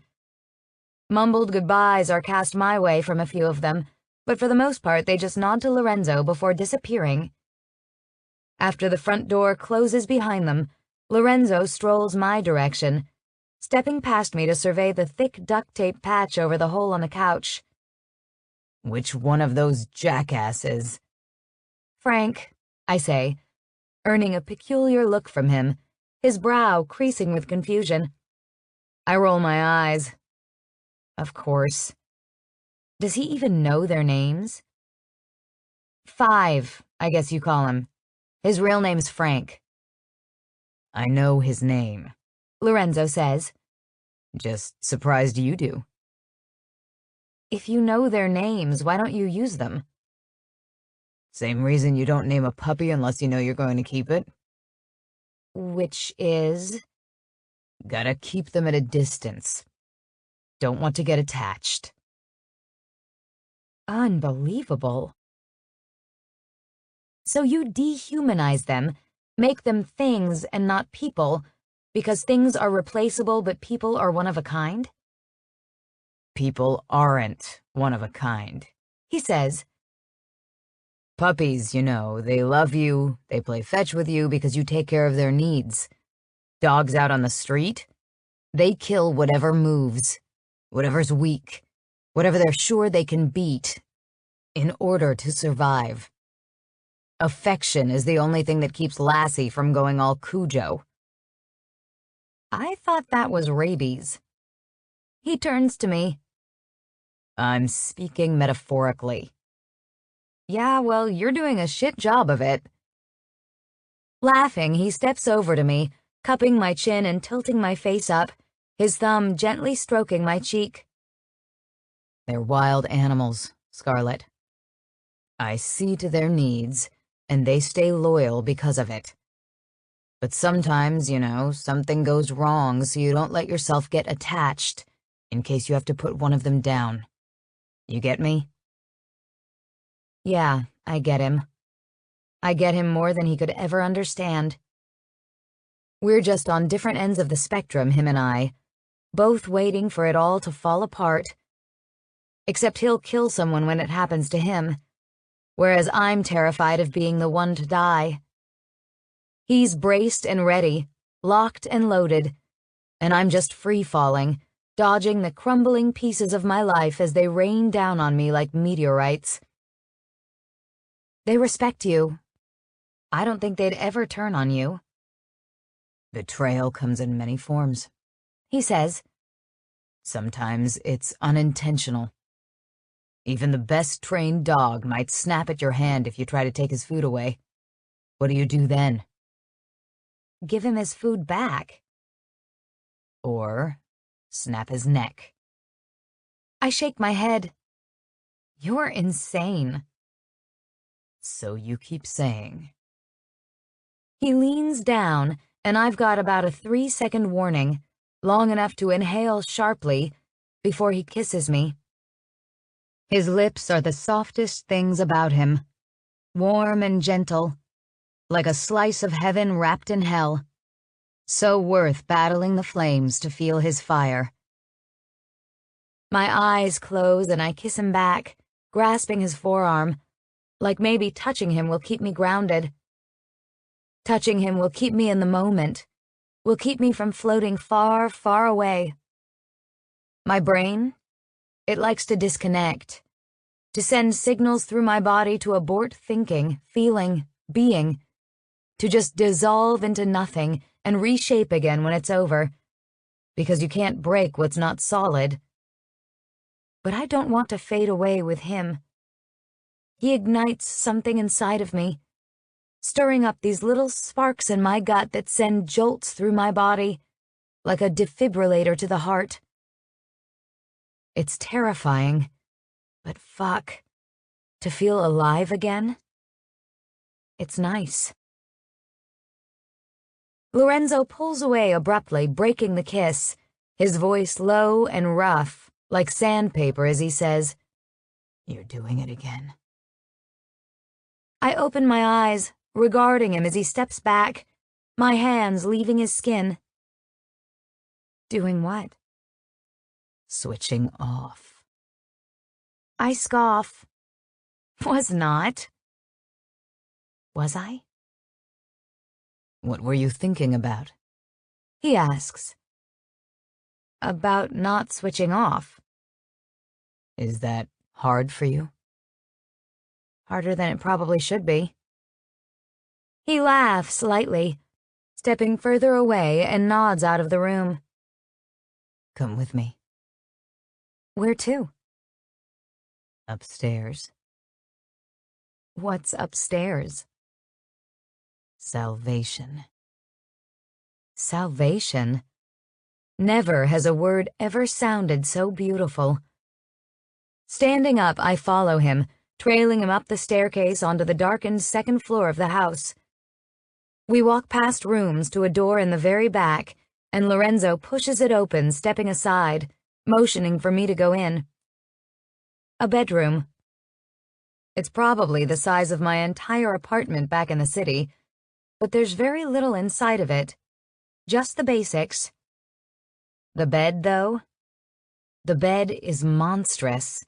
So massive he could throw orgies in it and never encounter another pair of testicles. Okay, I'm exaggerating. It's not that big. But still, half a dozen people could sleep comfortably. Lorenzo steps into the room behind me. He doesn't turn on a light.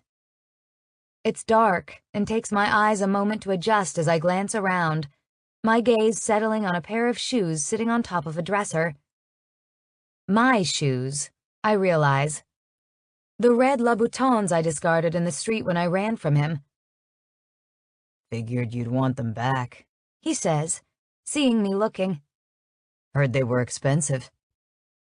You don't even know, I mumble. I paid a lot for those damn shoes, more than a person should ever pay. But it didn't cost me money. Lorenzo steps behind me, grabbing my hoodie to take it off. I raise my hands up, letting him pull it over my head, my heart racing as he tosses it onto the dresser, on top of the red heels covering them. He sweeps my hair aside, pushing it over my shoulder, and I shiver when I feel his breath against the back of my neck, his lips brushing against my skin. Tell me a story, he says. What? A story, he says again. Doesn't even have to be your story. Hell, tell me your favorite fairy tale. I don't know what to say. His arms wrap around me, his hands going straight to my breasts, yanking my black tank top down and shoving my plain white bra up, palming bare skin. His teeth graze the side of my neck as he kisses his way down to my shoulder blade. Go on, he says. I'm waiting. There was a princess named Nella, I say quietly. She had a love affair with a prince, but they kept it a secret. Why? Why? Why? Why is he asking me this? Why am I telling him a story when his hands are all over me, touching, caressing, his fingers tweaking my nipples, sending shockwaves down my spine? Because Nella had two older sisters who were jealous of her, and would ruin it if they found out. His right hand drifts, running the length of my torso before slipping beneath the waistband of my sweatpants. No hesitation. He rubs me through the fabric of my plain white cotton underwear, fingertips roughly stroking my clit. Holy fuck. This man and those hands. He doesn't play fair. At all. He presses buttons he's got no business pressing. So, what happened? He asks, pushing against me, pressing into me. He's hard, so damn hard. I can feel his cock against the small of my back. He practically manhandles me, shoving me toward the oversized bed, hands still down my pants, not missing a beat. His fingers move the cotton aside, and I gasp when he touches me without the fabric barrier. It takes me a moment to find my voice again, to come up with words as he forces my legs apart further. They made an underground glass tunnel, leading from the prince's castle straight to the princess's bedroom, so they... I lose my words again when he drags me onto the bed, laying me down in the center of it. My heart races, thumping furiously as he hovers over me, cocking an eyebrow, staring down. So they could fuck? Basically. My voice sounds smaller than I want it to. I sound meek. Ugh, that's not me. He's still staring at me, but I think he hears my timid tone too, because his expression shifts. You're not nervous, are you? Nope. I answer way too fast, way too loud. He smirks. He knows I'm lying. Tisk tisk. He says, his voice low, rough. What did I say I did to people who lied to me? You kill them, I whisper. You're goddamn right, he says, gaze moving from my face down to my chest before trailing even lower.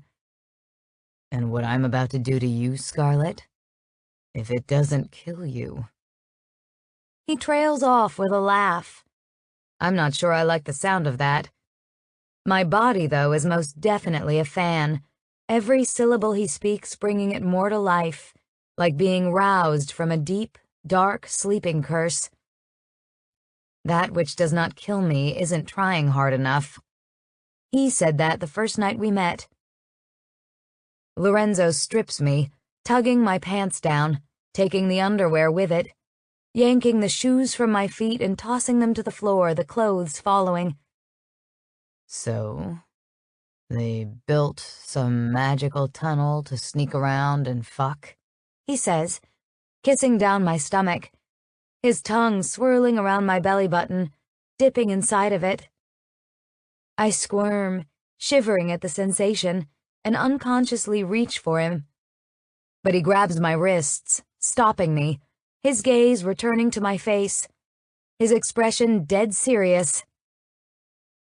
I'm about to fuck you with my mouth like you've never been fucked before. And you're going to keep telling me that story. You got me? Wow. Okay. You stop. I stop, he says, his gaze flickering down right between my legs. And I'm not going to want to stop, so you better not make me. I'm not sure how this is going to work, my nerves through the roof. He's right. It might kill me. Because yeah, I've slept around, I've been passed around like a piece of meat. But men that go down for the fun of it are unicorns. At least among men in the business of sleeping with women like me. Gripping my wrists, he pins them flat against the bed as he settles between my thighs. I look down at him, watching in the darkness, chest aching, heart racing, and adrenaline rushing through my veins, fueled by anticipation. He's just a breath away. He's right there. His eyes flicker up, a warning in them. Oh shit, right, I'm supposed to be talking. They made this glass tunnel so they could sneak off together. I repeat, stalling again, gasping the moment his mouth is on me. He starts slow, running light circles around my clit with his tongue, but it's enough to make me arch my back and squirm. Wait, how does this story go? Every night, the prince would go see her, just run there, buck fucking naked, slip into her room, and they'd, fuck! I throw my head back, the curse damn near catching in my throat, when his lips encircle my clit and he sucks on it, sending pleasure through me. Fuck! Every night, he runs over there, but the sisters, they find out and they decide, they can't have that. They can't let them... Fuck! It's torture what he's doing. I can't see. I don't know. But his mouth is fully on me now, tongue doing whatever it does, flicking and licking, sucking and fucking, completely devouring me like he's starving. I try to yank my arms from his grasp, but he isn't budging. His grip damn tight. I want to grab him by the hair and pull him closer, desperate for more friction. But I think I'm just as likely to punch him if he frees me, because Jesus Christ, what is he doing to me? The prince, he doesn't know, I say breathlessly. That night, he runs through the tunnel, no clothes on. The glass is smashed, he's cut up, blah, blah, blah. Christ, that feels good. Lorenzo laughs. The asshole laughs. His mouth is on my pussy, my clit pulsating from the feeling, the sensation damn near shoving me over the edge, an orgasm building because he's laughing. Yeah, I'd punch him. He's cut up, bleeding out, I don't know, dying. It's killing him. Fuck, it's killing me. I swallow thickly, squeezing my eyes shut. Don't stop. He doesn't stop, but I know he will if I don't pull myself together. Asshole. The glass is magic. His cuts won't heal. He's still dying, so the king... Oh, God. I shift my hips, my toes curling when he hits a spot that sends shockwaves rippling through me, my thighs trembling. Oh, God. Oh, God. Oh, God. The king promises whoever heals the prince can marry him. Lorenzo releases my wrists, and I'm grateful for a brief moment, instantly running my hands through his thick, dark hair. He pushes a finger inside of me, maybe two, I don't know, fucking me with them before abruptly pulling his mouth away. His gaze finds mine when I open my eyes, and I almost panic. Did I pause too long? Before he speaks. What if it's a guy? He curves his fingers, hitting that sweet spot deep inside. The unicorn found the fucking holy grail. Didn't even need a map. He navigated right there. It feels so good I can't make sense of anything else. It takes me a moment to remember he even spoke. What? What if a guy heals him?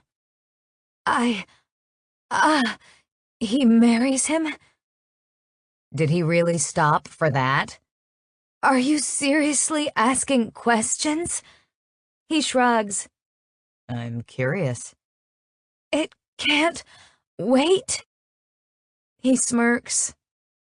I like watching you squirm. His mouth is back on me after that, but I've lost my train of thought, because now that he's added fingers to the mix, well, I really am going to die. The pressure is building, and I'm panting, spewing out words. I don't know if they make sense. Nella, she goes to tell him goodbye. Gonna die, no cure, I don't know, holy fuck. But an ogre, you kill it, you save him. Nella overhears, Jesus Christ, don't stop, please. I fist his hair, my breath hitching. I'm thinking Lorenzo's mouth could have saved the prince, because I don't think there's anything this mouth couldn't do. She murders the ogre, cures the prince, they marry, blah, blah, blah, oh God, I'm gonna, Lorenzo! Orgasm tears through me. I gasp. My legs shake. He doesn't stop, even though I've run out of words. Doesn't let up at all. His mouth working miracles as I buck my hips, practically fucking his face. Tingles engulf me, goosebumps coating my skin. It's short-lived, the sky-high euphoria, but worth every damn second of stumbling through that story. As soon as it fades, I relax back into the bed, my eyes closed, my muscles needing a moment to work again. Lorenzo sits up, his voice serious, matter of fact as he says, "That was a terrible story." "You're an asshole," I mutter, peeking at him. "Seriously? That's your favorite fairy tale?" "At least it has a happy ending." He shakes his head as he moves closer, climbing up the bed, hovering right over me again. He slowly licks his lips, making a shiver run through me. "I might be an asshole, Scarlet, but that little game kept you from fading, didn't it?" Yeah, I guess it did. He leans down, kissing me, fumbling with his pants, unbuttoning them. "I'm going to fuck you now. He says, That okay with you?" I nod. More than okay. I'm aching, my body on fire, desperate to feel him inside of me again. I hate that I want it so much, that I want him. But he's like a drug, I think. One of those potent, addictive drugs that alters your brain chemistry. "Good," he says, retrieving a condom from the stand beside the bed. He hitches my legs up, settling between them as he pulls his cock out, rolling the condom on. He wastes no time thrusting inside. I cry out as he fills me, tilting my head back, and barely have a chance to adjust before his body weight is pressing upon me, his hand around my throat. A chill of fear shoots down my spine, but he doesn't squeeze. He could, though. Instead, he looks me dead in the face and says, "You zone out, I choke you. Whether or not I let go is anybody's guess. You still okay with this?" I nod, no hesitation. I probably shouldn't. Hell, I know I shouldn't. Would he let go? I like to think so, but I'm not sure, and that's what causes the panic to trickle into my chest, spiking my system. It's sick. Maybe I'm sick, the fact that it excites me, that being just a breath away from death makes me feel alive again. I shift my body beneath him until he slips out a bit before I buck my hips up, slamming into him so he fills me. He's thick and rock hard, but I'm so slick he just slides right in, like he was made to be inside me. His expression goes slack. I can practically see the pleasure flow through him. The man is rough around the edges, something so primal about him. But there's something else there. Something unexpected. So much passion. He moves then. He starts fucking me, just like he said he would, slamming hard, one hand still on my throat, the other digging into my hip as he pins me beneath him. Every thrust knocks the air from my lungs as I gasp and whimper and moan. "You like that?" he asks, his voice low, barely a murmur against my lips before he kisses me so hard it hurts. "You like giving me this beautiful pussy? You like me taking it hard, beating it, fucking it, killing it?" "Yes," I whisper, chills coating me as I let out a shaky breath. "I love it." "Love it, do you?" he asks with a little laugh, nudging my head aside to kiss along my jawline. "Savage little thing, aren't you? Is that what your scarlet letter stands for?" Not even close. He bites my chin and I hiss, flinching, before he pulls back to look at me. His movements slow a bit, but he's still hitting deep, hard, pain tickling my stomach with every thrust. "Seductive," he says. "Submissive." He's just spewing out S-words, I know, but that last one grates a nerve. My cheek twitches and I tense, nails digging into his skin as I rake my hands along his shoulder blades. His eyes widen, the corner of his mouth lifting. Amused. Don't like that one, huh?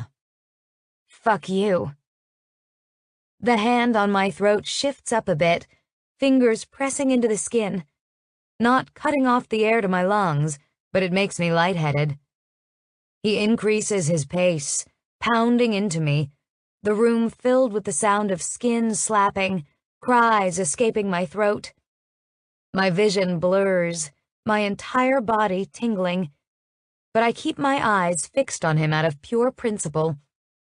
He expects me to fade. He thinks I'm going to float away.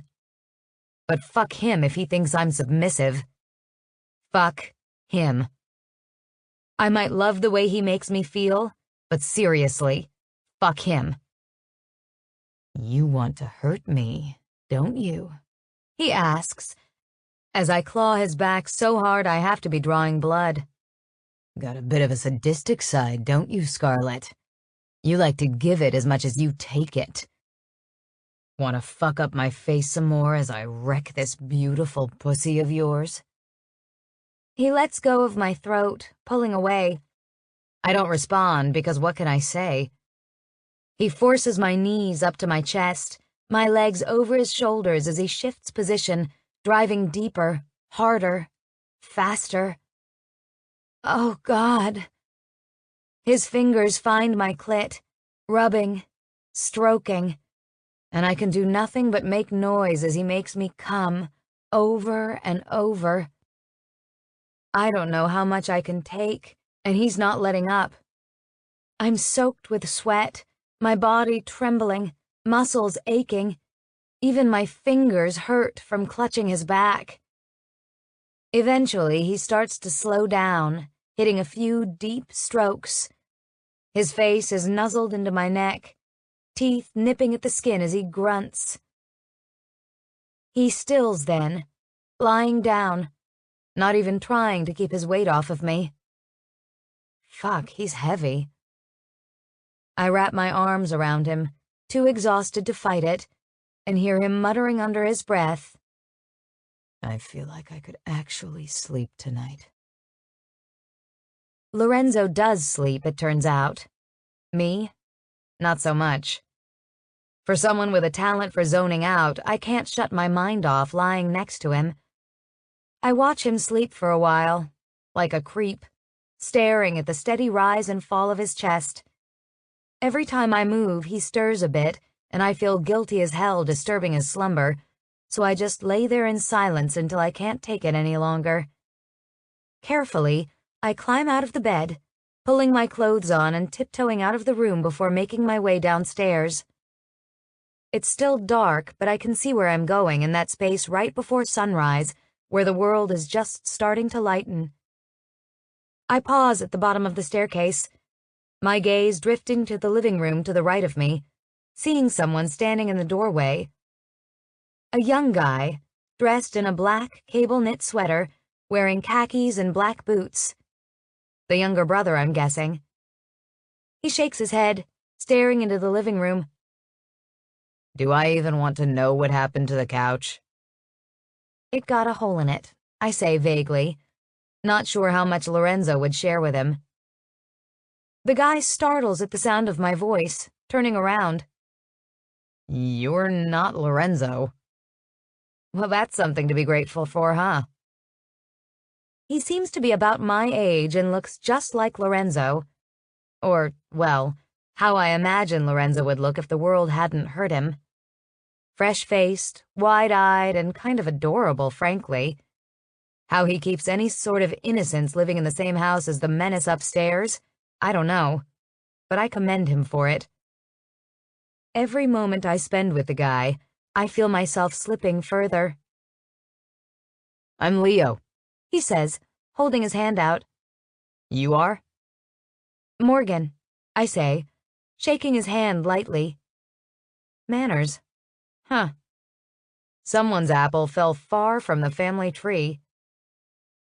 I'd ask how you know my brother, but, well, I'm sure I probably don't want to know. Probably not, I admit. Before either of us can speak again, there's noise on the stairs, footsteps that aren't trying to tiptoe.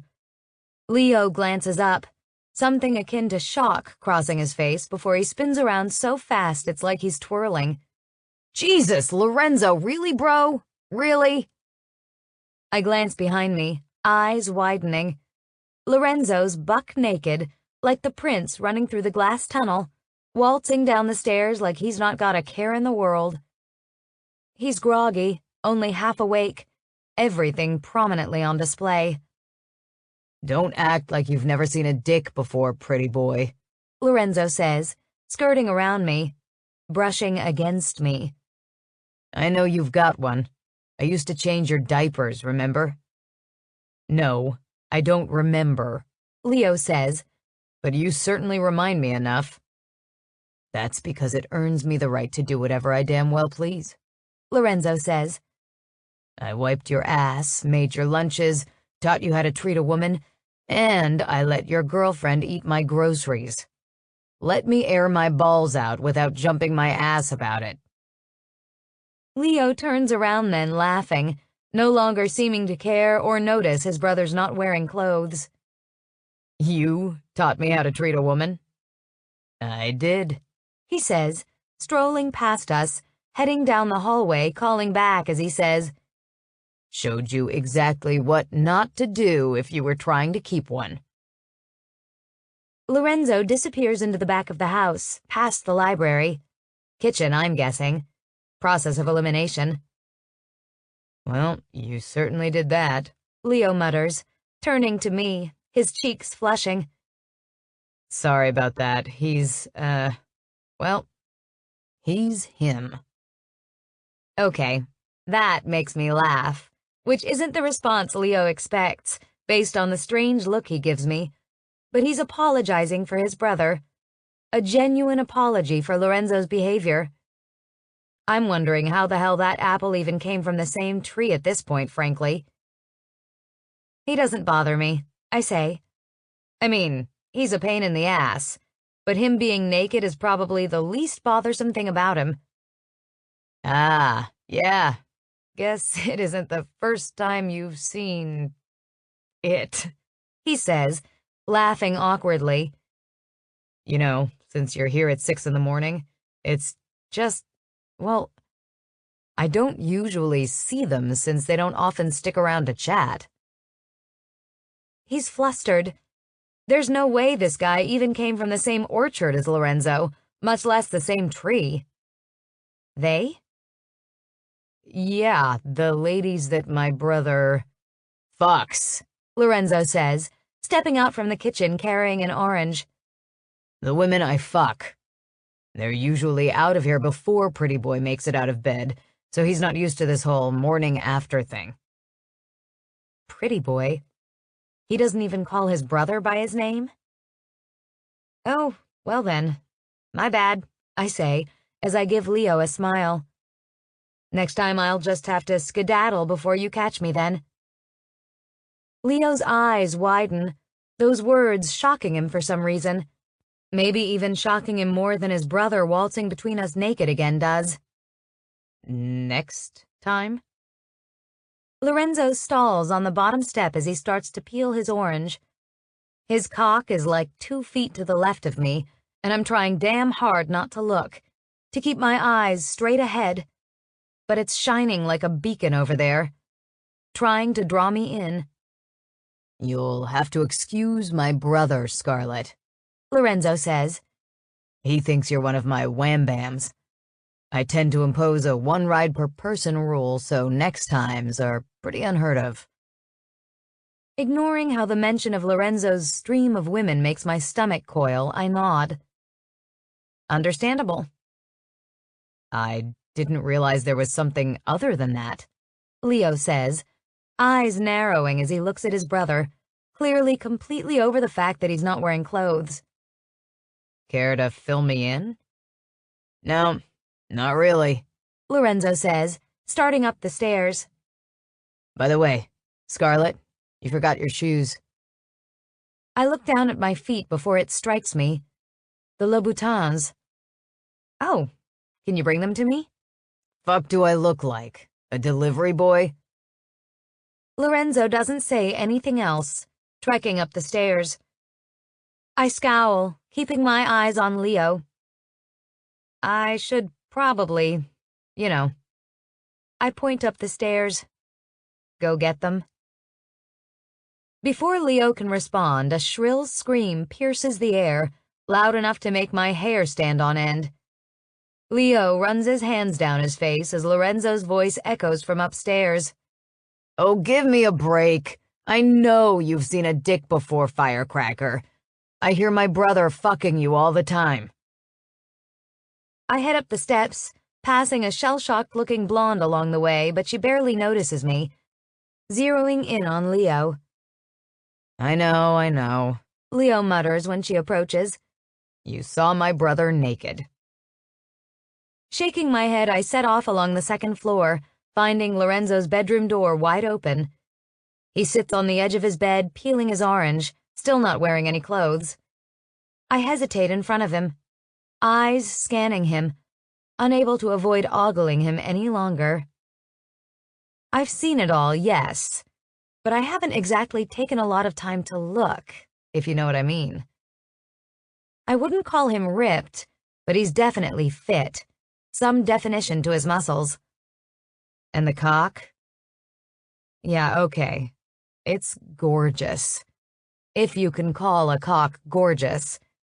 Which I can, because I don't know how else to describe it. He's definitely more of a shower than a grower. 8.5 inches, thick and cut, veins running along the shaft. And Jesus Christ. Okay, I've got to stop looking.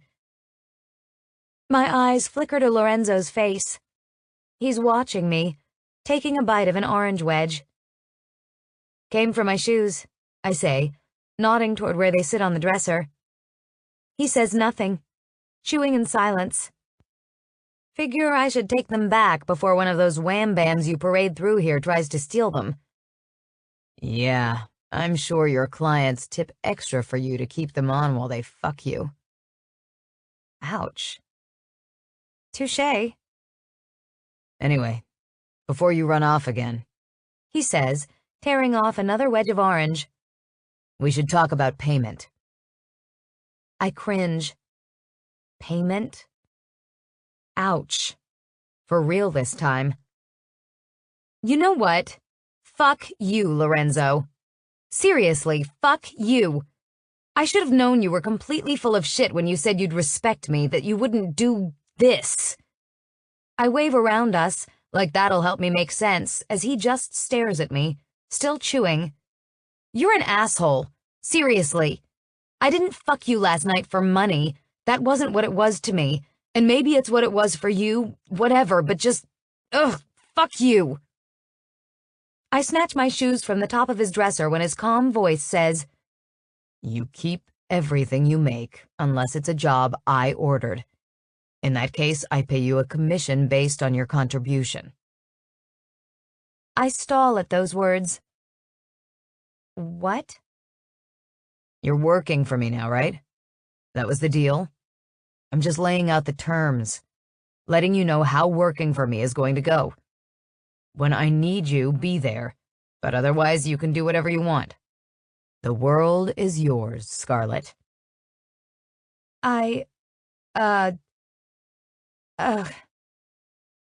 Payment. I thought you meant...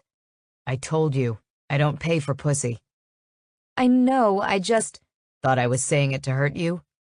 Thought I was just getting a low blow in? Yes. He shakes his head, still eating the orange as he stands up. I don't ogle this time. I want to. God, I really want to. But I don't. He approaches me slowly. I like fucking and fighting, Scarlet. I won't lie about that. I like fucking you. I like fighting you. I'll push your buttons all goddamn night long and make you want to rip me apart. But I'm not in the business of hurting people for no reason. I don't get off on that. Sorry. He makes a face of disgust at that word. Don't apologize to me. You just touched a nerve, you know. Don't make excuses either. Calm your tits, and it'll be okay. Calm my tits? Yes. His eyes flicker to my chest, and I know he's imagining them. As gorgeous as those tits are, calm them. Fine. I scowl. You're still an asshole, you know. I know. He breaks off a wedge from the orange, holding it out to me. Want some? I hesitate, staring at it in his hand. Ugh, no. I swear to fuck, Scarlet, I'll forgive a lot of things, but if you tell me you don't eat oranges, we're going to have a problem. I roll my eyes. I learned long ago not to take candy from strangers. We're not strangers, he says, motioning to himself. You've seen me naked. I'm getting the feeling a lot of people have seen you naked. Not as many as have seen you. Ouch, for the third time. I should go, I say. Where are you going? He asks. Back to the apartment. Is it safe there? Probably not. He nods, popping the orange in his mouth before turning away. Do me a favor, will you? What? Don't get yourself killed. I'll do my best. I walk out, leaving him there with no clothes on. I've done a lot of difficult things in my life. A lot. But that's ranking up there among some horrific things, because walking away from him right now is proving harder than I thought it would be. It's not even that I won't see him again, because I will. I have a sneaking suspicion I'm going to be seeing him quite often. But at the moment, something inside of me is tugging, trying to pull me back to him like we're magnets. But I need to put some space between us, at least until I figure things out. Because Lorenzo, he's not the kind of guy you get attached to, especially when you're me. I can't let him get so far under my skin that I can't get him back out again. I head downstairs, clutching the heels, and encounter Leo still standing in the doorway to the living room, the blonde beside him. His girlfriend, I'm guessing. She glances up at me and I expect some level of bitchiness, because really, in my experience, most feel threatened by a strange woman suddenly appearing. But she smiles instead, full-blown grinning. You must be Cinderella. That slows my steps. What? Lorenzo had your shoes, Leo says. He was looking for you. Said you ran away from him. Kind of sounded like Cinderella. I laugh, looking at the shoes.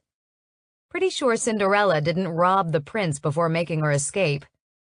Also pretty sure the prince didn't consider killing Cinderella whenever he found her. I knew you'd pop up eventually, the bubbly blonde says. I mean, come on. Any woman would come back for a pair of red patent leather Louboutins. I had a pair once. Or, well, my best friend did. She laughs. You know, when your best friend has something, you do too. I wish I could say I knew what that was like. People just seem to come in and out of my life. You got a name? I think Lorenzo called you Firecracker. She rolls her eyes.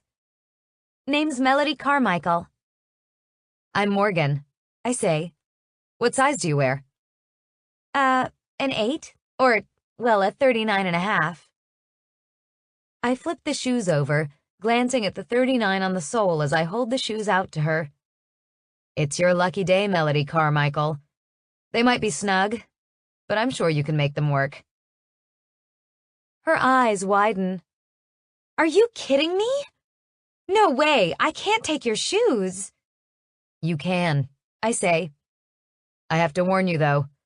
Those shoes were a gift I never asked for, a gift I never wanted, and ever since I got them, I've been plagued with terrible luck. I'm not exactly superstitious, but I'd rather not risk it anymore.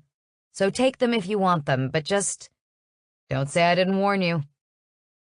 She squeals, kicking her black flats off, and takes the red heels, slipping them on her feet. You, Morgan, are totally my new best friend.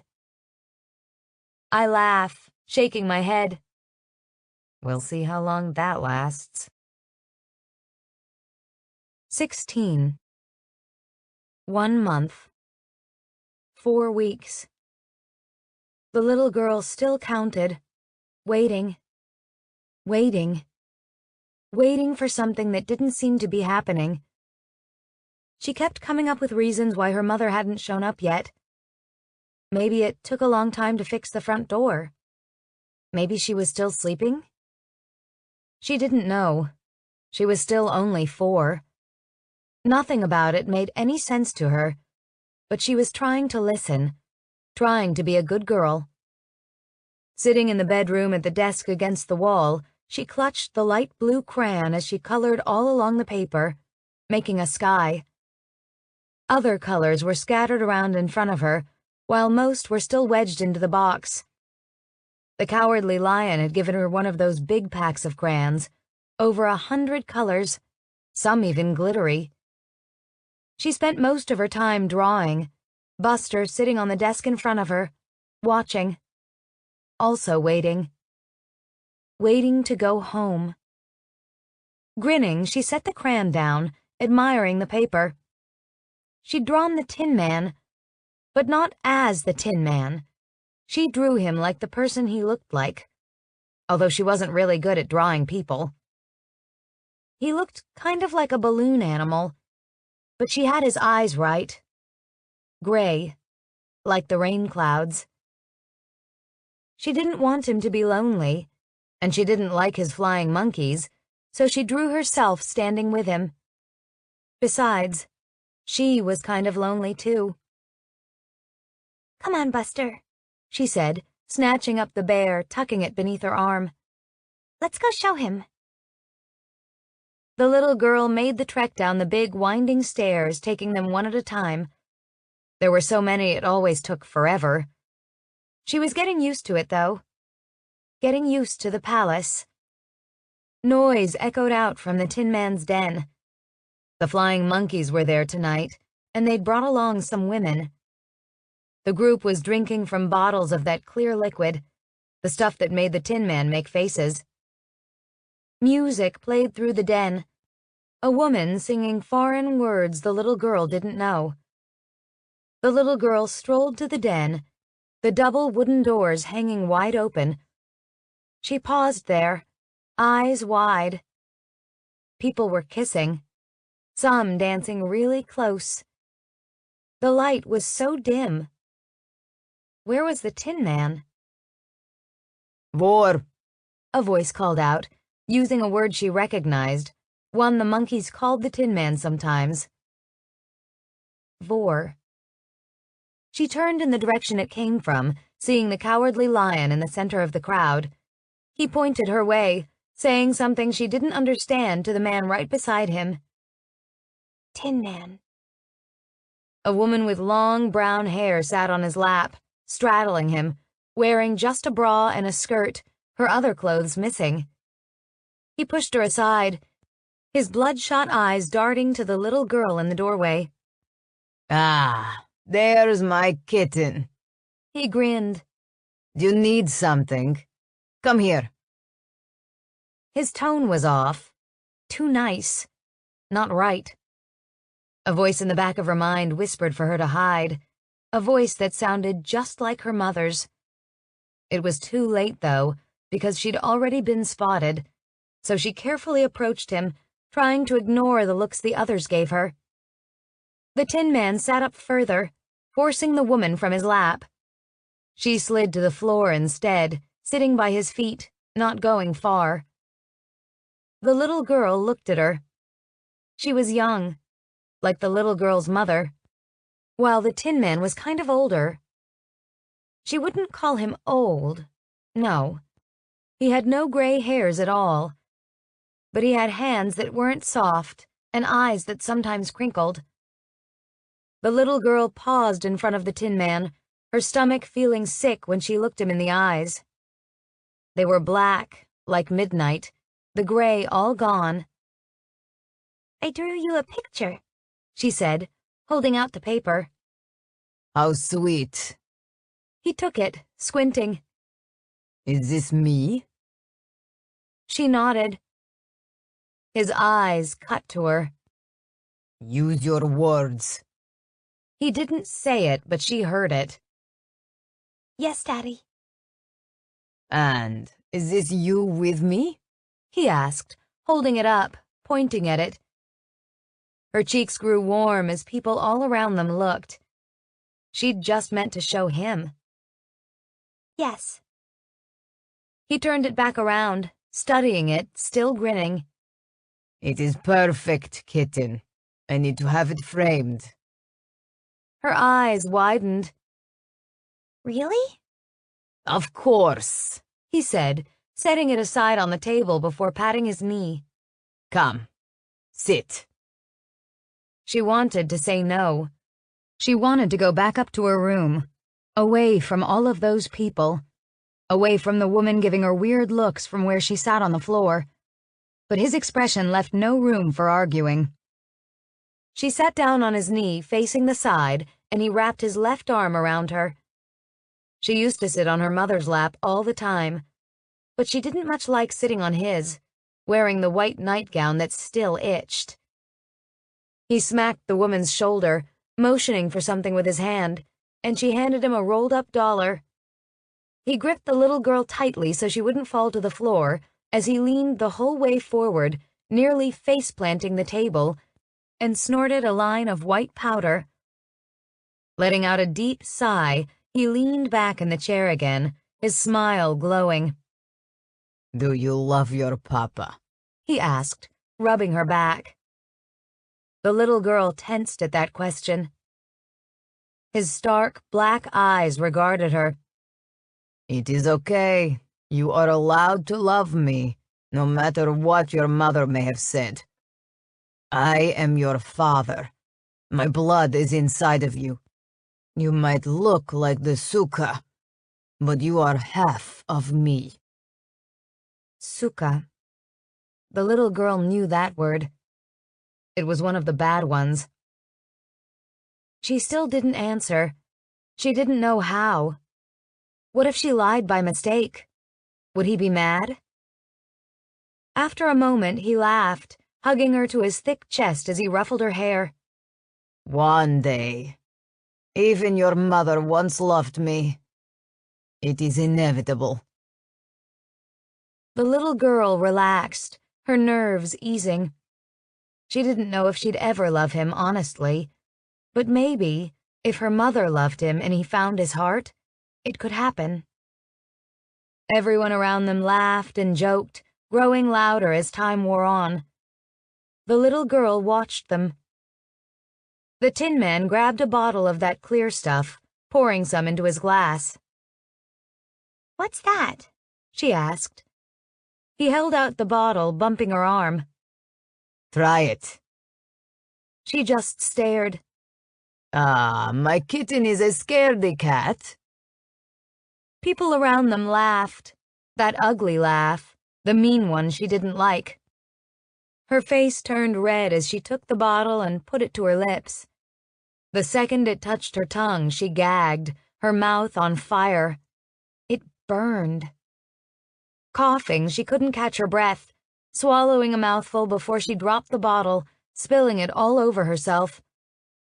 The Tin Man caught it, laughing as he slapped her on the back.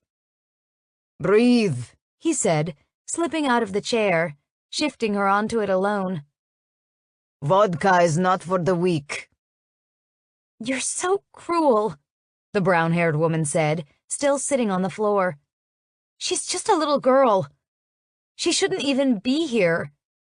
She is my little girl. I say where she should be. Besides, what do you know about being a parent? Probably more than you ever will, the woman mumbled. Poor girl. The moment those words were out of her mouth, something snapped. The Tin Man grabbed the woman, fisting her long locks, and yanked her away from the chair, her shriek loud. The little girl tensed, tears in her eyes as the Tin Man slammed the woman's head into the table in front of them, over and over, white powder flying like dust all around, coating her face, as blood poured from her nose and her mouth. She choked on it, begging, but he didn't stop. Bam, bam, bam. The woman went limp as he continued to grip her by the hair, raising her face up to look at her, whispering, "Poor girl," before dropping her to the floor in front of the chair. Everyone around them watched, the other women disturbed, but the men acted like it was normal. The little girl shook and sobbed, wetting her nightgown as she clutched Buster to her chest, staring down at the floor. The woman's eyes were closed, as if she was sleeping, just like the little girl's mother had been. She'd wake up, wouldn't she? The Tin Man turned to her.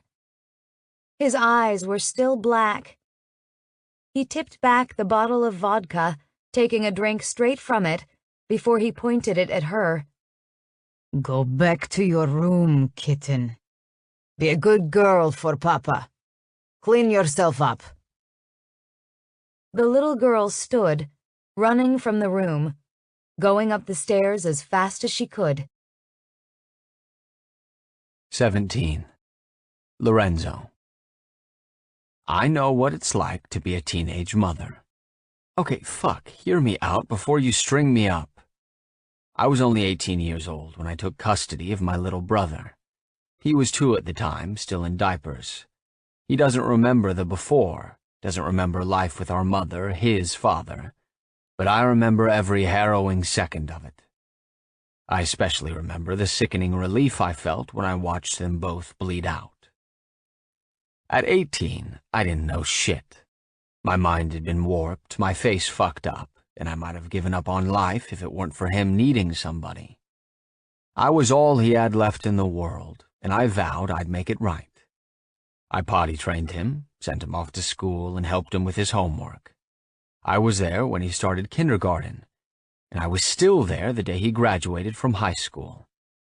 I taught him manners, gave him medicine, and made him eat his vegetables. I made the boy a man, the man I wasn't, the one I'd never be. So while I don't really know what it's like being a teenage mother, calling me his father isn't enough, because you'd be hard-pressed to find another father who did as much as I did for that little fucker. I poured what was left of my soul into him. Don't start with me, I say as soon as I step into the living room, coming face to face with Leo, who is sitting on the couch. The duct tape patch is beside his head, blatantly obvious. I know he saw it. He's smart, that kid. He can riddle out what happened while he was in bed, and I know he's going to give me shit about it. I'm not in the mood. When are you ever in the mood? He asks. Every other Friday and twice on Saturday. It's Saturday, he points out. Yeah, well, try again later, I say. I'm not in the mood right now. He laughs, glancing at the duct tape. The son of a bitch never listens. So I hear you put a hole in the couch. Respect your elders, I say. Didn't someone teach you that? I vaguely remember my brother saying it, he says, but I mostly remember him telling me never to bow down to anybody. Except for me. I don't remember any exceptions. Your memory's shit. So is yours, he says, in case you've forgotten. He's being a smartass, intentionally pressing my buttons. He's the man I'm not, yeah, but there's still so much of me in him. It's infuriating. I'll get a new couch, I tell him. He sighs. That's not the point. The point being that I murdered a man right here in our living room. I told him I'd keep that part of my life as far away from him as possible. I didn't promise because I don't make promises, but I said I'd make a conscious effort, and I have. I used a suppressor, didn't I? I had it all cleaned up before morning came. I'll get a new couch, I say again. I'll patch the hole in the wall, too. There's a hole in the wall? Yes, I say. It doesn't count, though, because it's the same hole, sort of a through and through. He scrubs his hands over his face as he stands up. A stomping, clinking noise echoes down the hallway coming our direction. Melody, I'm guessing. She explodes her way into the room, kaboom, skidding to a stop when she spots me. Whoa, Lorenzo, whoa. She blushes. I've got clothes on, don't worry, I say, looking down at myself. Black pants, black boots, white shirt, black coat. Exciting, I know. I only rock out with my cock out when it's dark out. Well, that's nice to know, she says with a laugh, strutting over to my brother. I watch her, my gaze settling on her feet. Red heels, damn familiar, because I've stared at them for a while on my dresser. Are they Scarlet's shoes? Who? Morgan, Leo tells her. He calls her Scarlet. Oh, yeah! Melody kicks her leg out, admiring the shoe on her foot. Aren't they gorgeous? She gave them to me before she left, said she never really wanted them, which is crazy. I mean, who wouldn't want a pair of... Blah, blah, blah. She just keeps on talking, telling me shit I don't care about, answering questions I never asked. Well then, I say loudly, interrupting. This has been fun, but I have business to attend to. I walk out. She's still talking. Maybe Leo's listening, I don't know. Seven stands in front of the house, hanging out on the porch, quietly waiting for me to surface. I nod to him when I step out, wordlessly greeting him as I relinquish my car keys. Being as I'm blind on the right side, I'm lacking in the depth perception department. I can legally drive, of course, not that legality matters, but I choose not to, unless I have to because I'm likely to run somebody over. Human lives don't exactly leave me feeling sentimental, but speeding cars are kind of like stray bullets in the sense that when your aim sucks, you might kill yourself by accident, and my aim is the worst. Hence the hole on the couch, and the wall, and the annoyed little brother. There's not a hole in the last one, well, not one I caused, but he's still a casualty to my disability. Not that I'm disabled, because fuck you, I'm not. I like to think we're only really limited by our lack of creativity, and I can get pretty creative. So what do you know about the Russians? I ask Seven, pulling out my battered tin for a joint, lighting it as I wait for his reaction. He hesitates, eyeing me warily, which is never a good sign, having him afraid to share. Seven's got knowledge, being as once upon a time in a land far, far away, Staten Island, the man wore a different kind of uniform than his customary black getup. Seven was a cop. He found himself on the wrong side of the law, serving time in Rikers for selling secrets to the devil. And prison, you see, it doesn't rehabilitate men like him. It just turns them into men like me, hardened beyond reasoning. The Bratva? He asks, like he needs clarification. Whatever they're calling themselves over here, I say, exhaling, smoke surrounding me. I sure don't mean the KGB. Actually, a lot of the guys are ex-KGB, Seven says. Soviet collapsed, they had a certain skill set, so they moved to the private sector. I appreciate the history lesson, Seven, but I don't really give a shit. I want to know what you know about the Russians around here. He exhales loudly. They work out of Brighton Beach, unlike the Cosa Nostra, which is weakened. You're welcome for that, I say, taking another hit, holding it in my lungs as he continues. The Russians keep getting stronger. Smuggling, diamonds, black market level stuff, insurance fraud, healthcare fraud, credit card fraud. These days, their biggest payday is probably trafficking. Drugs, guns, people. Human trafficking? Prostitution or deeper? Prostitution, certainly, but it goes about as deep as it can possibly go. We heard rumors back when I was on the force that they were kidnapping girls and selling them off to the highest bidder. Rumors, huh? Not really a fan of speculation, Seven. I heard a rumor once that I was trying to murder my own best friend, but that was complete bullshit. I'd say the odds of this being false are slim. The Russians, they run that club. Limerence. I've never gone, the wife would kill me. But the guys, they go, and they talk. The women there, he lets out a low whistle. A lot of them probably wouldn't be doing the things they do if they had other options. I finish smoking in silence, thinking that over, putting together the pieces of the puzzle that are starting to make up Scarlet. Mind your own business. I know, I fucking know. But she's becoming my business. I'm making her my business, whether you like it or not. Well then, Seven, I suppose that means a field trip is in order, I say, slapping him on the back before tossing the remnants of the joint down and stomping on it. Gotta check it out. Separate fact from fiction. Limerence? Yeah, you need to get a permission slip signed by the wife, or are we good? He doesn't look like we're good. He's looking a little green, actually. Guess he doesn't like my plan, huh? Do you think that's a good idea, boss? A good idea? Not likely. But that's never stopped me before, has it?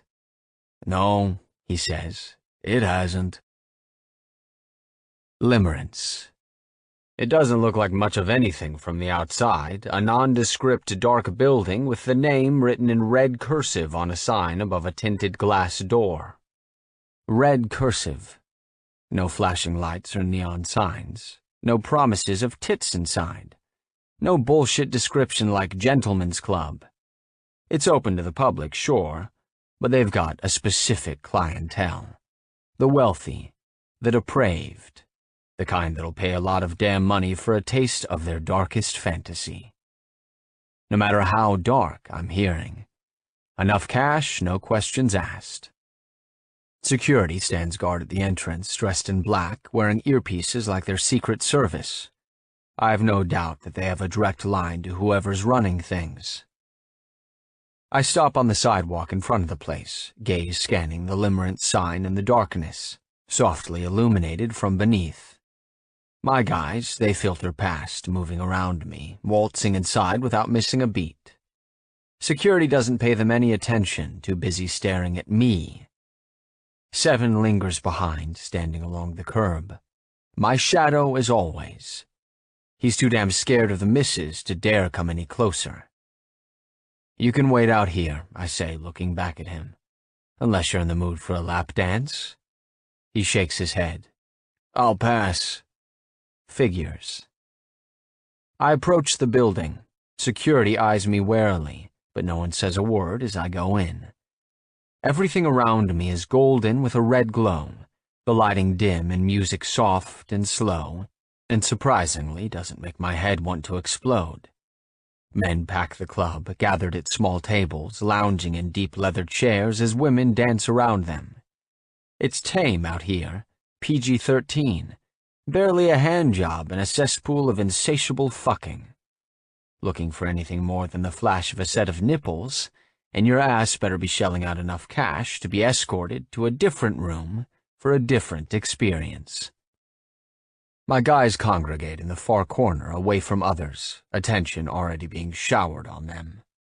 A pretty little brunette sits on Three's lap, arms wrapped around his neck as she whispers who knows what in his ear, tits all up in his face, teasing him. Five is chatting up a brunette waitress, while the others are already long gone, probably in the back. Took all of 30 seconds. I slide into a chair at their table, slouching, folding my hands together against my chest. I'm not interested in partaking so much as observing, but damn if I couldn't use a drink. Rum, I say loudly, interrupting Five's conversation with the waitress. A whole bottle would be nice, but I'll settle for the biggest glass you've got in this place. Straight up and no bullshit. The rougher the better. Three mumbles some cliché "that's what she said" joke, which makes the brunette throw her head back and cackle. I wonder how much he pays her to pretend he's funny. The waitress stalks off over to the bar, and returns with a glass of clear liquid, handing it straight to me before diving back into her conversation. The glass is barely 4 fingers tall, but beggars can't be choosers. Or more like patrons shouldn't kill waitresses. Same difference. I take a swig from the glass, grimacing before interrupting them again. This isn't rum. The waitress looks at me. What? It's vodka, I say, setting the glass on the table, some of the liquor sloshing out as I shove it her way. I asked for rum. Are you sure? She picks up the glass. I mean, it's clear. So is water, but that doesn't mean it's what I fucking asked for, is it? No, I guess not. Rum. R-U-M. Say it with me. Rum. Rum, she says quietly, her voice trembling as her eyes widen a second before she averts them, looking at the floor. She seems pretty damn terrified all of a sudden as she scurries away, her reaction confusing until my men glance over, looking at me. No, looking behind me. A man who knows what he likes and accepts nothing less, a strong voice says, the words twined with a deep Russian accent. Cannot fault a man for that, can we? No, I say. Sure can't. He walks around the table, past us, strolling over to the bar. Kasyan Aristov. He slides in beside the waitress just as the bartender hands her a new glass. Before she can walk away, Aristov's arm slips around her slim waist, securing her at his side, one hand on her hip as the other snatches the glass out of her grasp. Bringing it to his lips, he drinks every last drop, setting the glass down on the bar as he leans over, whispering something to her. Her eyes are on the floor again, every inch of her rigid. She's terrified. His expression is relaxed, casual, a slight smile on his lips, like her fear amuses him. No idea what he could be saying. He's not yelling, but the longer this goes on, the more the woman looks like she might collapse under the weight of his words. After a moment, Aristov flicks the woman's cheek so hard she winces, her head tilting up, her eyes meeting his. He says something else and she nods before he turns, motioning for the bartender to give him a golden-colored bottle from behind the bar. Appleton Estates, Jamaica rum. I can see the label as Aristov approaches, dragging the waitress along with him. He stops beside the table in my line of sight, his hand shifting from the waitress's waist to clutch the back of her neck. I'm sorry, she says, forcing a smile, although tears brim her eyes. I hope you can forgive me. It'll never happen again. I promise. Promises. I hate promises. People break them all the goddamn time. I nod because I'm not sure what to say to that. What I want to say will probably only make everything worse for her, and it seems like she's having a rough enough time without my help. Rum, Aristov says, holding the bottle out to me. The outside of it is dusty, the bottle still sealed. I must confess, we do not sell much here. We specialize in vodka. Only the best, straight from Russia. I take the bottle from him. Aristov leans over, pressing a kiss to the waitress's temple before whispering, Go to my office, suka. Her head lowers, and as soon as Aristov lets go of her neck, she scurries through the club, out of sight. Aristov lingers, his eyes on me as I crack open the bottle, bringing it to my lips. On the house, everything, Aristov says. All of you. Enjoy. My guys, they celebrate, but I just sit there, still sipping rum while they scatter, wasting no time now that it's free. Cheapskates. Join me for a drink in my office? Aristov asks, raising his eyebrows. I shrug as I stand up. What the hell? Lead the way. His office is toward the back of the club, a small room behind a two-way mirror. He can see out, watching everything, but nobody can see in. The waitress stands inside in the center of the room, hands clasped together in front of her. It's not an office in the traditional sense of the word. It looks more like a typical studio apartment in New York. Leather couches around a square table, a small private bar opposite the door with liquor bottles on it. Vodka. Above that is a loft, a white ladder leading up to it. I don't even have to take a guess why there's a bed in his office. The lighting is soft, the walls white, with a red Persian rug covering part of the marble floor. After shutting the office door, Aristov snatches up one of the bottles. He guzzles some of the liquor as he approaches the waitress, eyes meticulously scanning her before looking at me. His free hand grasps the back of her neck again, yanking her by it, turning her my direction. She whimpers, closing her eyes. She is stupid, this one, but she is pretty, and there is nothing she cannot handle, if you would like to try her. She's not really my type, I say. Oh? What is your type? The type that doesn't cower from me in fear. Aristov laughs. Ah, do those type of women exist? Most are afraid of their own shadows. I don't entertain that with an answer. He drags the waitress over to one of the couches, sitting and tugging her in front of him, shoving her down on her knees. He unbuckles his pants, not saying a word, and grabs her by her hair, pulling her face onto his lap as he pulls his dick out right in front of me. The woman takes him into her mouth without putting up any sort of fight, and he lets out an exaggerated sigh as he smiles lazily, seeming damn pleased with himself. Look, I'm not an idiot. This isn't my first day on the job, if you know what I mean. I know he's asserting his dominance or spraying his territory or whatever alpha male bullshit move you want to chalk this up to. A figurative pissing contest because I'm a rival lion who's entered his den. So I get it. But the thing is, he doesn't know me. He's thinking this show will get under my skin, that it'll make me uncomfortable, that I'll cower. But that's not happening. I told Scarlett he didn't scare me. I meant that shit. I will whip my cock out and measure that son of a bitch right here, right now, if he pushes me. In the figurative sense, of course. Literally, my cock is staying right where it is. You sure you do not want to taste? He asks, nodding his head toward the waitress blowing him. You could fuck her. I do not mind. She squeals like a little piggy when you fill her up. I appreciate it, but I'm not fucking any of your women. Or, well, hell, I might be. I don't know. I'm still fuzzy on his history with Scarlett.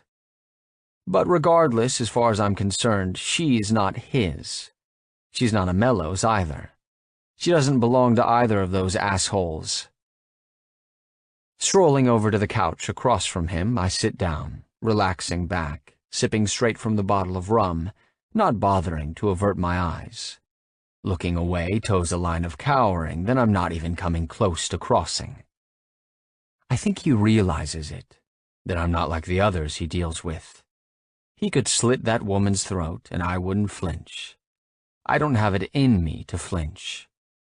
He stops prolonging things, gripping the back of her head and shoving her down, making her gag as he bucks his hips a few times, fucking her face until he spills down her throat. As soon as he's done, he yanks her away. Get back to work. She runs from the room, shutting the door behind her. Aristov tucks himself back away, narrowed eyes fixed on my face. If anything, I think I'm ruffling him. Is there a reason you have come here? He asks.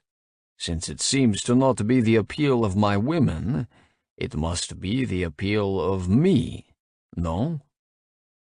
Don't flatter yourself. You're not my type either. He shrugs, chugging more vodka. I do not cower. So I've heard. You have heard? He raises his eyebrows. Earlier this week you said you did not know me. I didn't, I say. Kinda got curious when you busted into the club, spewing bullets, so I asked around. Led me here. So it was the appeal of me. He laughs, drinking some more, damn near finishing off the entire bottle in just a few minutes. How the fuck does he still have a functioning liver? Hell, maybe he doesn't. Maybe that's why he's after Scarlett. Maybe he needs a transplant. Maybe they're compatible. I shrug, because in a roundabout way, what he says is true. I came because I had a sneaking suspicion I'd find Scarlett's problem here. Like you said, you don't cower. Most people do. I've been in the city for a while, and I keep finding little boys who only talk the talk.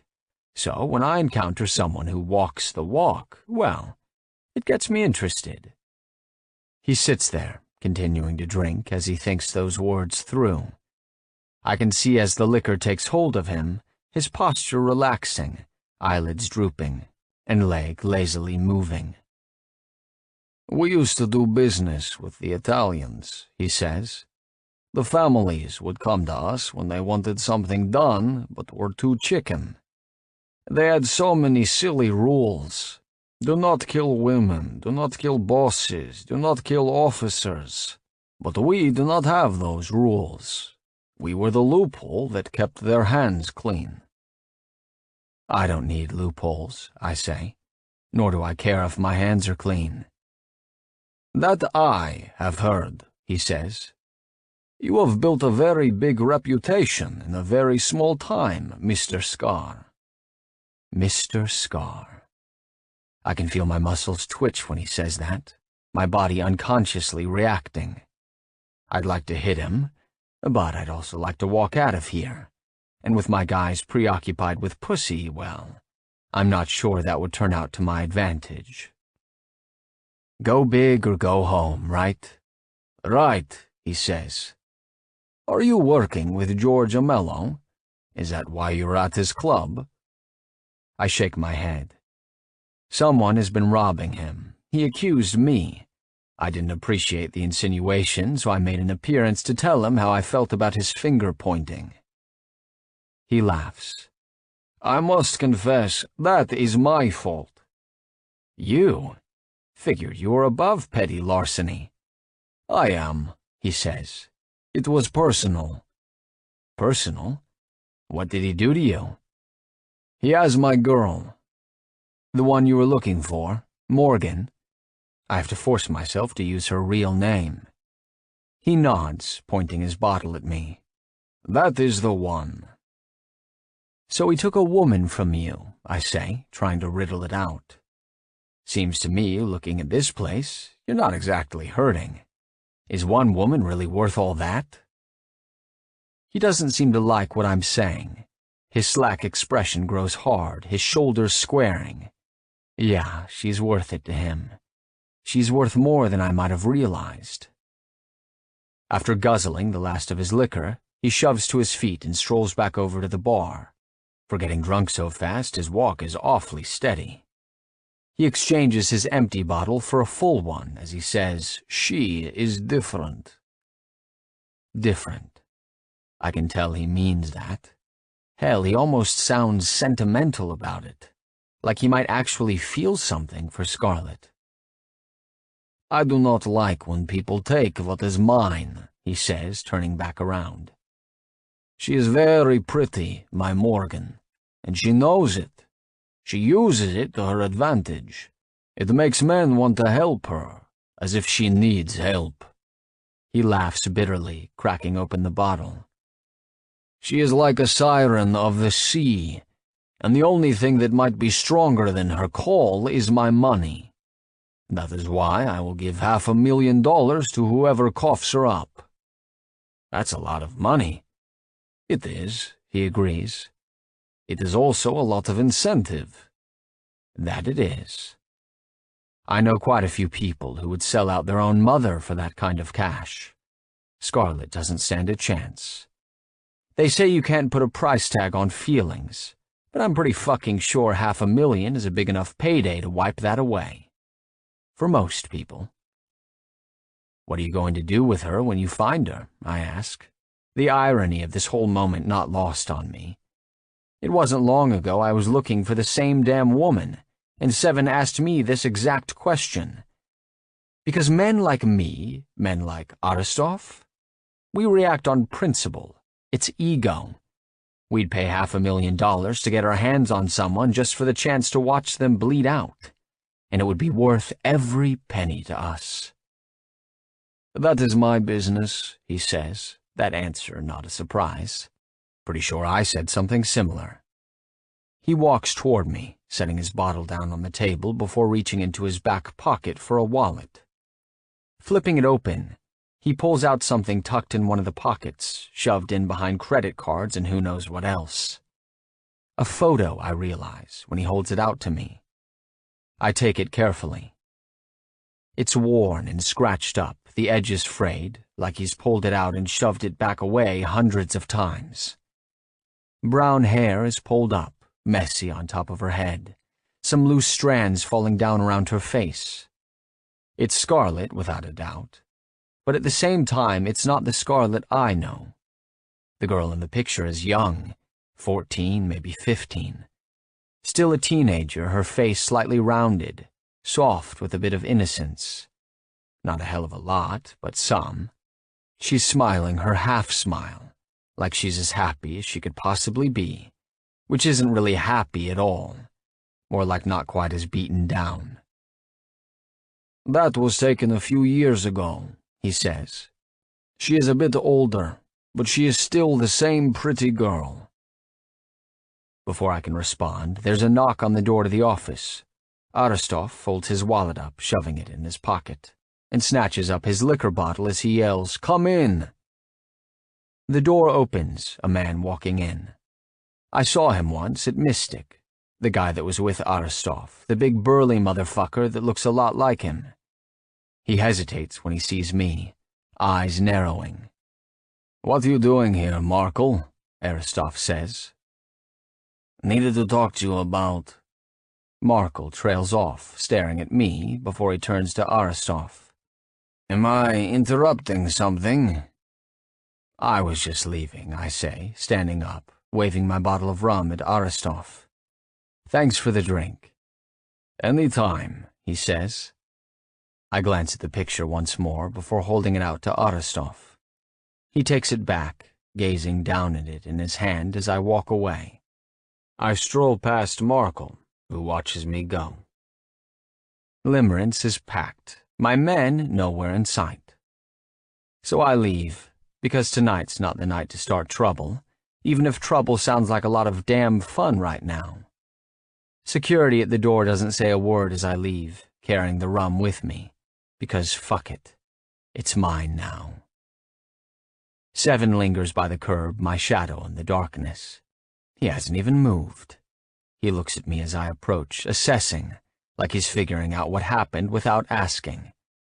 I get in my car, not bothering with the seatbelt, taking a swig as Seven joins me. "Find what you were looking for?" he asks. "Even more." "That's good," he says, hesitating before adding, "It is good, right?" "I don't know." I glance at the club, my gaze skimming along the red cursive. "He wants her." "Who?" "Scarlet." He lets out a low whistle. "What does he want with her?" "Didn't say, but he's offering one hell of a reward to whoever hands her over." He drives away from the club, merging into traffic. Not a word is spoken, but I can see him fidgeting, his fingers drumming against the steering wheel. He's wondering if I'm going to take the offer. He doesn't ask, though. Maybe he's afraid of hearing my answer. Maybe deep down he already knows. 18. Morgan. I don't have cable. Hell, there isn't even a television in this rundown apartment. No Wi-Fi, no computer. I've got a cell phone, of course, one of those cheap prepaid burner ones, loaded with minutes in case of an emergency, but I usually forget to charge it, so a lot of good that does. I used to have a stereo, but not anymore. Music surrounded me too many nights as it was, and reminded me that I became this woman, the one who danced until her feet had blisters, the one who wore skimpy lingerie to work, the woman I never wanted to be, a woman I might never get away from. I miss it all sometimes. I miss the noise, movies, music, laughter, fun. I miss dancing for the hell of it and playing games. The only time I run anymore is when I'm being chased. Just once, I want to throw caution to the wind again, go where my heart leads me instead of always worrying. I want to laugh and shout and sing at the top of my lungs, dance in the moonlight and actually feel happy about it for once. Yeah, right. I want to hear birds chirping instead of men catcalling. I want to hear music playing that makes me smile instead of a doorknob turning. Shit. My head snaps up, eyes going straight to the apartment door. Even in the darkness, I can see it slowly opening. Shit. I move as silently as possible, running on my tiptoes, grateful the wooden floor doesn't squeak as I dart into the kitchen. Snatching a knife from the drawer, I slide into the small space beside the fridge, pressed up against the wall, my heart frantically racing. I try to hold my breath, straining my ears, listening for footsteps or movement or something. Maybe heavy breathing? I hear nothing. It's silent and still, the air frigid in the apartment, so cold my teeth chatter as I shiver. Or maybe that's from fear, dumbass. I stay in place, hiding, waiting. But nothing's happening. Minutes tick away. Maybe I'm going insane. It's dark. I could have imagined it, right? Maybe I did. I give it a few more minutes, the apartment remaining quiet, before I take a deep breath. Face your fears. I peek around the fridge and step out, barely making it 3 steps through the kitchen when a shadow moves in the darkness, a figure stepping into the doorway. Fuck! It's like being punched in the chest, the air leaving my lungs, my vision blurring for half a second as I grip the handle of the knife tightly, ready to fight. I raise my arm, but before I can lunge, bright light hits me and I wince. What the fuck? It takes a few seconds for my brain to catch up, for my eyes to make out the sight of Lorenzo, his hand on the light switch right inside on the kitchen wall. The asshole turned the light on. He raises an eyebrow, not saying a word, as he casually leans against the doorframe, clutching a bottle of liquor, taking a drink, his eyes on my hand. On the knife. Shit. Instinctively, I release my grip, letting it clatter to the floor by my bare feet. My hands are trembling. I clench them into fists, but it does little to calm me down. Jesus Christ, Lorenzo, you scared me. He meets my gaze, taking another drink, before waving the bottle toward the knife. Thought I told you not to pull another knife on me. I didn't know it was you, I say. You didn't exactly announce yourself. He says nothing, drinking some more, watching me as he does. His gaze crawls across my skin, giving me goosebumps. I shiver again, crossing my arms over my chest. I'm fully clothed, wearing pajamas, old gray sweats and a black t-shirt, my hair still wet from a shower knotted on top of my head in a messy bun. I'm wearing not a stitch of makeup, my skin bare except for the lotion I always wear. Shoving away from the doorframe, Lorenzo strolls through the kitchen, approaching. The closer he gets, the more my heart races, my stomach doing somersaults. He's not drunk, I don't think. The bottle in his hand only a quarter of the way gone. But there's something off about him. I can't put my finger on it. What's wrong with you? He stops right in front of me. What makes you think something's wrong? Even the way he says that feels wrong, but I can't exactly explain it. I don't know what it is. Besides, he just answered my question with a question, which is a giant red flag. I don't answer him since he didn't answer me. After a moment, he raises a hand to touch me, but I take a step back, putting space between us. His brow furrows and I try to go around him to get out of the kitchen, but he grabs my arm, pulling me back toward him. What's wrong with you? I asked you first. I don't give a shit. He says. Answer my question. I want to tell him to fuck off, that I don't owe him any answers, but he'd probably just ask again and again until I caved and gave him what he wanted. You're being weird. How? Ugh, I don't know. I pull my arm from his grasp and he lets go without a fight. I can't explain it, it's just a feeling I've got. He stares at me again, the corner of his mouth turning up slightly with a hint of a smirk. He takes a swig of his liquor before walking over and picking up the discarded knife. It's small, with a blunt tip and a serrated blade, the first knife I came across and probably the worst one to try to attack somebody with.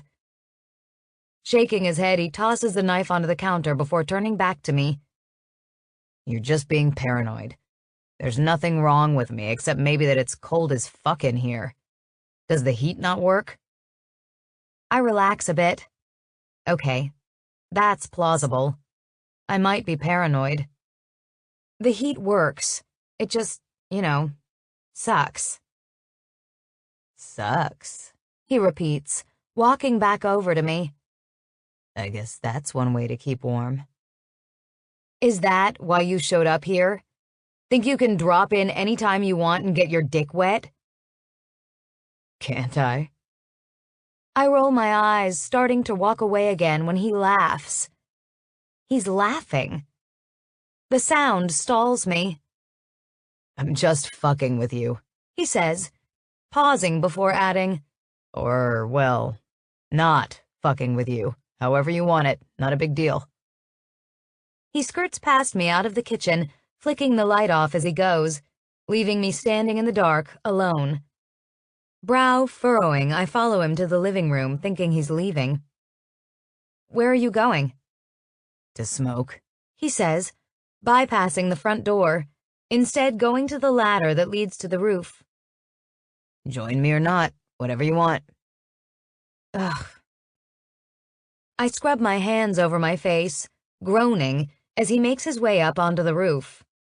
He's giving me whiplash. Dealing with him is the last thing I expected to be doing tonight, considering I just saw him this morning. But now he's here.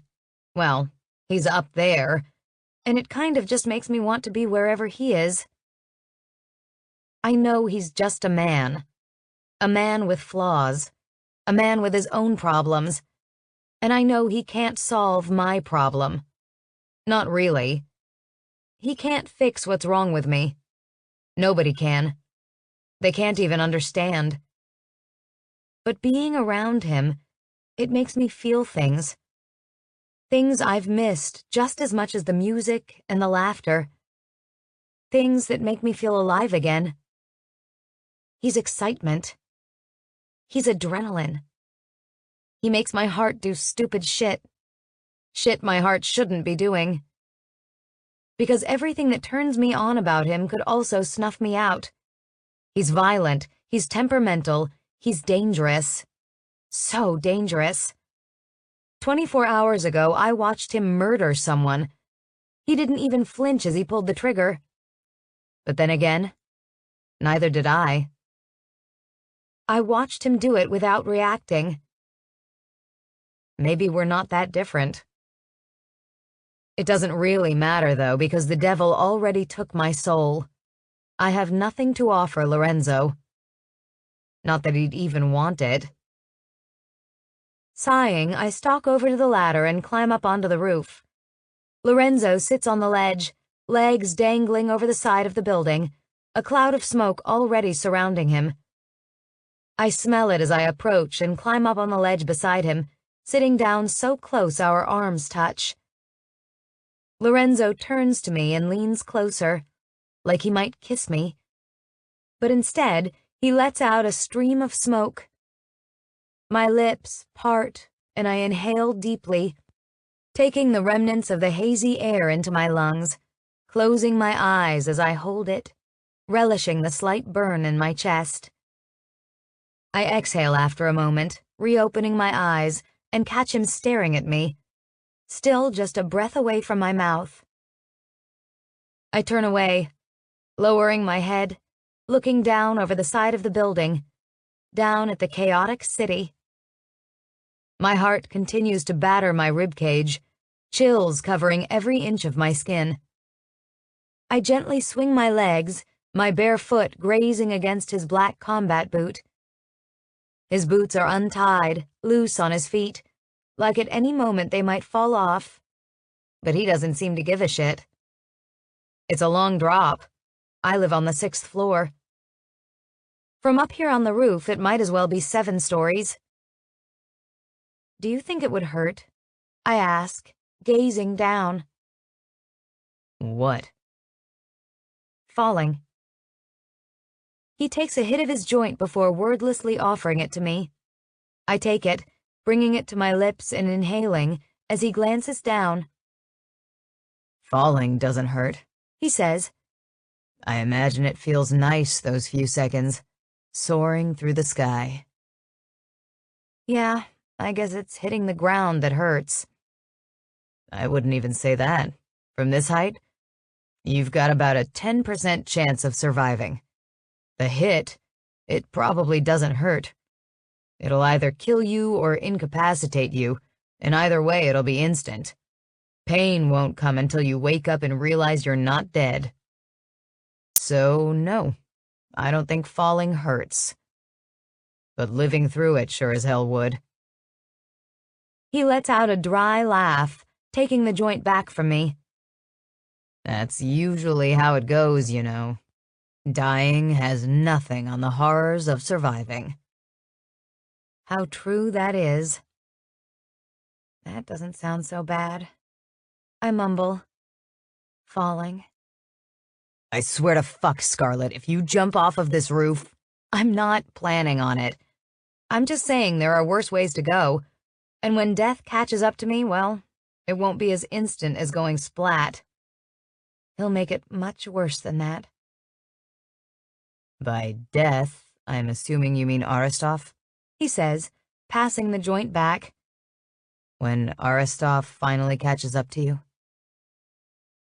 Yeah, I mumble, taking a hit, sucking deeply and holding it in my lungs until I start coughing. The smoke streams out of me, my eyes burning, watering. His weapons of choice are his hands. So, strangulation, suffocation. Worst way to go. My throat feels raw, my chest tight. I can almost feel his thick hands wrapped around my neck, choking the life out of me, his face just inches from my own. I always just hoped I'd see a fleck of humanity, but there was never anything there. The man is a shell. He may as well be made of metal, whatever's inside of him short-circuiting. He's inhuman. Seeing him kill others desensitized me, but realizing he'd kill me too, realizing love to him wasn't love at all, that it was obsession, that it was all about possession, it almost broke me. Almost. Old age. Lorenzo's words draw my attention, pulling me out of memories that feel lifetimes ago. I take another hit of the joint, tingles running through my body, warming me from the inside, that floaty feeling starting to take over, before I hand it back. Old age? Worst way to go. That makes me laugh harder than it should. You're kidding, right? Of all the ways to die, you think that's the worst? He shrugs, stubbing the joint out before picking up his Altoids tin from between us on the ledge and shoving it back in his pants pocket. I'd love to live long enough to die of natural causes, I say. if only I could be so lucky. Live for a century only to have your body shut down, your heart giving out, your brain disconnecting, forgetting everything you did and everyone you might have given a fuck about, suffering alone and terrified, shitting your pants, not even knowing your own name. I'd rather be doused in gasoline and set on fire. I cringe. Jesus Christ. Besides, He continues, would be bullshit living the way I do if I don't at least get the chance to go out in a blaze of glory while I can still enjoy it. that's no way to live. Says the woman thinking about falling off a roof while hiding from some jackass like a scared little punk bitch. You don't understand. You're right. I don't. There's a part of me that wishes I could explain it to him, that wants to make him understand. But there's another part of me, the stubborn, hard-hearted part, that can't risk fully confiding in this man. Facts often change perception. Sometimes stories have plot twists that turn everything upside down. So I keep my secrets guarded closely to my chest, not cracking myself open, because there's a chance when he sees what's all inside of me, he might walk away and not even look back. I don't know that he would. I don't even think he would. But he might. And I selfishly need him to stick around. I couldn't handle that rejection right now. It doesn't matter. I mumble, swinging around, pulling myself back onto the roof. I'm going inside. Before I can even take a step away, Lorenzo's hand shoots back, grabbing my arm. Did you hear that? I glance at him. Hear what? Just as I ask that, a faint thumping noise reaches my ears, like footsteps against metal rungs. The ladder. My eyes dart toward the opening on the roof, leading to my apartment, trembling when I hear it again from inside. Someone else is here. Fuck.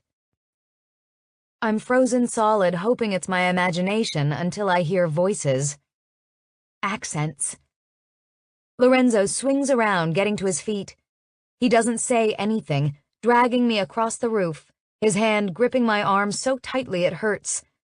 He takes me over to another ledge before letting go, hauling himself up on it, not even hesitating before dropping over the other side, disappearing. "Lorenzo!" I call out, heart racing as I pull myself up onto the ledge, terrified, hearing a loud bang of metal, watching as he drops onto the old fire escape below, nearly losing his balance when he hits hard. He recovers, staying on his feet, and looks up at me. Now or never, Scarlet. Now or never. I glance behind me back onto the roof, flexing my hands as they shake. Now. I jump. Or, well, I fall. I wish I can say I'm graceful about it, that I pirouette off the ledge and float on down. But I'm more like flail midair for a second, squeezing my eyes shut and holding my breath before slamming right into Lorenzo. Bam. My bare foot catches on the edge of the fire escape and I nearly slip through the opening down another level, but Lorenzo grabs me, yanking me to him before I fall any further. I wince, blood seeping out from a fresh cut on my foot, the metal edges of the fire escape jagged and rusty. Awesome. If Cassian doesn't get me tonight, tetanus certainly might. Talk about some karma. Go, Lorenzo says, his voice firm as he nudges me, making me move. I'm still trying to get my bearings, but I hold onto the fire escape as I make my way down. I'm surprised I'm not yet caught when I get to the bottom, grabbing the ladder and shoving on it, but it only budges a little bit. Ugh, George is a slumlord. Piece of shit building is a death trap. Jump, Lorenzo says impatiently, nudging me again. Sighing, I grab the ladder, climbing over, and dangle from the end of it before dropping to the sidewalk right on my ass with another wince. Of course, this bastard lands beside me, jumping down, managing to stay upright. Grabbing my arm, he yanks me to my feet, nearly throwing me back down as he shoves me. Go! I take a few steps because he gives me no choice, but then I stall. Where? He shrugs. The man fucking shrugs. All casual and calm, just a flippant lift of his shoulders as he leans back against the building not far from the entrance. What the hell? What are you doing? I ask incredulously as he props his boot up against the building, his posture relaxed, hands shoved in his coat pockets. He's just standing there, like he's waiting. You'd rather fall than face him, so I got you down still alive, he says. But I'm not afraid, Scarlet, and I've never run from anyone a day in my life. But go, he says again, louder. Quit pussyfooting. He's insane, this man. Bonafide batshit crazy. Groaning, I run around the corner into the alley, spotting the black Mercedes parked there. Whoa. I retreat to go the other way when there's a noise in front of the building. Voices, distinguishably Russian. Out of time, I dodge behind a row of dumpsters overflowing with trash, wedging myself between two of them and squatting down, gagging. Maybe this makes me a coward, I don't know, but I'd rather be a breathing coward than a brave corpse. Where is she? Those are the first words I hear as I strain my ears. The voice is familiar. Markle. Who? Lorenzo asks. You know who, Markle says. Morgan. Oh, did you find her? Lorenzo asks. That was fast. Listen, you son of a bitch, Markle says, losing his temper. You think you're funny, but I find nothing funny about you. You are involving yourself in business that has nothing to do with you. Business, is she? Lorenzo's voice doesn't waver from its casual tone. Thought it was personal. It's both, Markle says. Either way, it has nothing to do with you. We don't want any problems. There doesn't need to be any. The girl, she is Cassian's, so stay away from her. Leave her to us, and there will be no hard feelings. Just give her up. See, that's where you're wrong, Lorenzo says. Because I'm already feeling like there are some hard feelings here with the way you're all in my space right now. Your breath smells like ass, and you just spit in my face while spewing your lies about not wanting problems, and there's nothing I hate more in this world than a liar, Pooh Bear. Nothing. So run along and tell Christopher Robin that I said I've got a pair of nuts he can suck on. But otherwise, I've got nothing for him. You got me? I grimace. Cassian won't like that. You'll regret that, Markle says. You're willing to give up your life for a dumb little suka? I squeeze my eyes shut, my stomach angrily churning. Oh, I'm not giving up anything, Lorenzo says. All I'm saying is I don't have her. Hell, you can check my pockets if you want. Here, look. See? She's not here. Nope, not in my coat either. I don't have her, and I don't appreciate the insinuation that I do. Then how did you know to come here? Markle asks. I think the better question is how you knew where I went, Lorenzo says.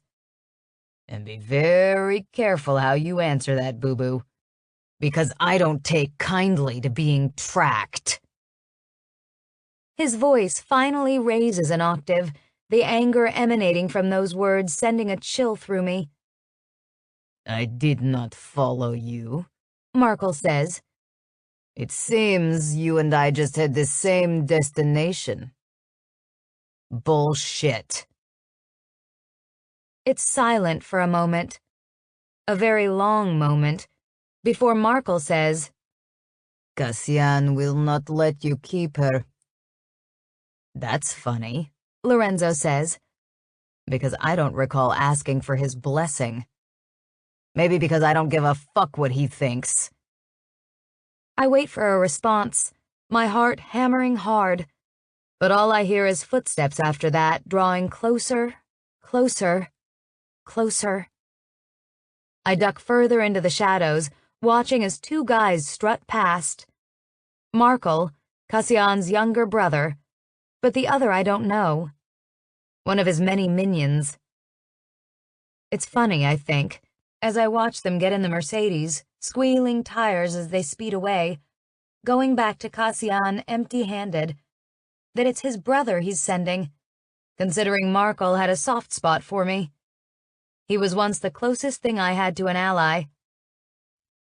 I stay in place after they're gone, not knowing if it's safe. A minute or so passes before footsteps quietly approach, a shadow moving in the alley, stalling in front of the dumpsters. You gonna stay there all night? I peek out at Lorenzo, grimacing. Maybe. Maybe, He repeats. Well, if you want to stay there, so be it. But otherwise, let's get the hell out of here. And go where? Home. Home, I mutter, stepping over the trash, gagging again. It reeks. Don't really have one of those I can go to. I've got one I can share. He turns to walk away, but I hesitate. What? You got anywhere else to go? Family? Friends? No. Okay then, my house it is. Seriously? Look, we're not picking out fucking drapes together, Scarlet, but you need a place to lay your head, and I've got one of those. You can sleep on the couch if you want, just overlook the hole in it. Had a little accident. I follow him out of the alley, slightly limping. My foot feels like it's on fire, the rest of me sore. Accident schmaccident. He pauses, glancing up and down the block. Don't like the couch? I've got a bed. A spare bed? My bed. Won't me sleeping in your bed put a damper on your game? No. That's all he says. No. Where are you going to take your wham-bams? He looks at me then, raising his eyebrows. You really want to talk about this right now? Here? Well, I mean, I'm just trying to figure things out because, as grateful as I am for the offer, I've yet to meet a person who didn't have ulterior motives. So I'm wondering what yours are before this goes any further. Because no offense, but I'm not interested in being your fluffer nutter. He grabs me by the waist, pulling me away from the alley. My fluffer nutter? Yeah, I say. I'm not fluffing your nuts while you fuck other women. That's not in my job description. I'm dead serious about that. But he laughs. That won't be a problem. Besides, I pretty much just declared war for you, Scarlet. At least if you're sleeping in my bed, I know I'm winning. Yeah, I mutter. Hell of a prize you've won. Come on, He says, ignoring that. let's go. Wait, I need my bag, I say, as he tries to pull me past my building. It's upstairs. Again with that goddamn bag? Yes. He groans, and I expect him to fight me on it, because I know he's frustrated. But instead, he lets go of my wrist. You've got about 2 minutes, woman, so make it fast. 19. The little girl's drawing was on the refrigerator. She sat on a stool at the bar in the kitchen, a bowl of fresh porridge in front of her, untouched. Her gaze was fixed on the drawing. It wasn't a frame like he'd said, but it was still on display. Her mother always covered their refrigerator with the little girl's art, layer after layer, heavy magnets holding it all up. The Tin Man had used a piece of duct tape to stick it there, dead center of the freezer door, not a magnet to be found anywhere. "Why are you not eating your kasha?" The Tin Man asked, his voice low and gritty, kind of like sandpaper to the little girl's skin. His eyes were gray again, but they didn't appear very kind that morning. I don't like porridge, she said, looking down at the bowl. I like Lucky Charms better. Lucky Charms? You like the marshmallows? You like all that sugar? Yes. Too bad, he said. We eat to live, kitten. We do not eat for fun. So eat your kasha. It is good for you. Frowning, she took a bite, forcing it down. In the month she'd been there, she hadn't had any sweets. No cakes, no cookies, no candies, no nothing. It was all soups and stews and too much fish, which she hated. But if she didn't eat what he made her, she just went hungry. She missed ice cream and pepperoni pizza, and even hot dogs. She missed Kool-Aid and root beer and chocolate milk. Tea or water was all he ever offered, except that bitter, burning vodka. Yuck. The little girl missed so much, but most of all she missed her mother, who used to say life was too short to eat yucky stuff. The little girl looked over at the Tin Man as he sat across from her reading a newspaper. Daddy? Yes?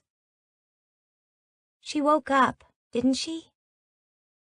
He didn't look up from the paper. Sure, kitten. Woke up good as new. We had a laugh about it this morning before she went home. He was lying. Nobody laughed that morning. The little girl had sat at the top of the stairs, afraid to come down, and watched the Cowardly Lion carry the woman outside wrapped up in a black tarp. I meant Mommy, she whispered, looking at her porridge, thinking she'd rather starve than force down any more of it. She could feel his eyes then, regarding her in silence. Your mother is fine, he said finally. We have not laughed about it yet, but we will. And everything will be as good as new when we do. Her eyes lifted, meeting his stern gaze. She woke up? Of course, he said. Does that surprise you? She slowly nodded. Words do not mime your answers. Yes, she said. Why? Because she didn't find me yet. He stared at her for a moment longer before his expression cracked. His lips twitched with a hint of a smile. You think she is looking for you? That someday you will hear, "Knock, knock, kitten, Mommy is here." The little girl nodded again, earning an annoyed growl, his fist slamming against the bar so hard her bowl bounced, some of the porridge splattering out. Words! Yes, Daddy. He laughed again, that mean laugh now. I hope you do hear it, he said. I hope she crawls out of the hell she is in and comes for you, kitten. I would enjoy watching that happen. He ruffled the top of her head, still laughing as he walked away, leaving her with the porridge she didn't want and an answer she couldn't understand. Did that mean she wasn't coming? 20. Lorenzo. The first thing I hear when I open my front door is that fucking song from that goddamn movie. You know what I'm talking about. You might have even guessed it already. The one about the big-ass boat and the iceberg, with the rich bitch and gutter rat making googly eyes at each other. Draw me like your French whores, asshole. I'll never let go, blah, blah, blah. Yeah, that one. Saturday night, or well, guess it's Sunday morning now, isn't it? A few minutes past midnight. Leo is here somewhere with Melody. I know this because she's singing along, like this is karaoke hour on the RMS Titanic. Sighing, I step out of the way for Scarlet to enter, wanting to smash my head into the wall in hopes that maybe I'll go unconscious and won't have to hear this for a second longer. Scarlet strolls right to the living room, stopping in the doorway looking in. After shutting the door, I join her. They're cuddling on my couch, my brother and his girlfriend, all tangled up together with a big blanket covering them. I'm not sure if they're dressed, to be honest. Wouldn't be the first time they fucked on my couch, just like this, watching some sappy love story. I think it's a kink. Some people like spanking, others like voyeurism. My brother likes to fuck his girlfriend as she sobs over fictional characters. Me? I like a little bit of everything, with the exception of that last one. Stick a finger in my ass all you want, but the second you start boo-hooing, I'm done. They don't pay us any attention, and I'm not even trying to interrupt whatever that is. Nudging Scarlet for her to follow me, I head to my library. I walk right in, but she hesitates before crossing the threshold.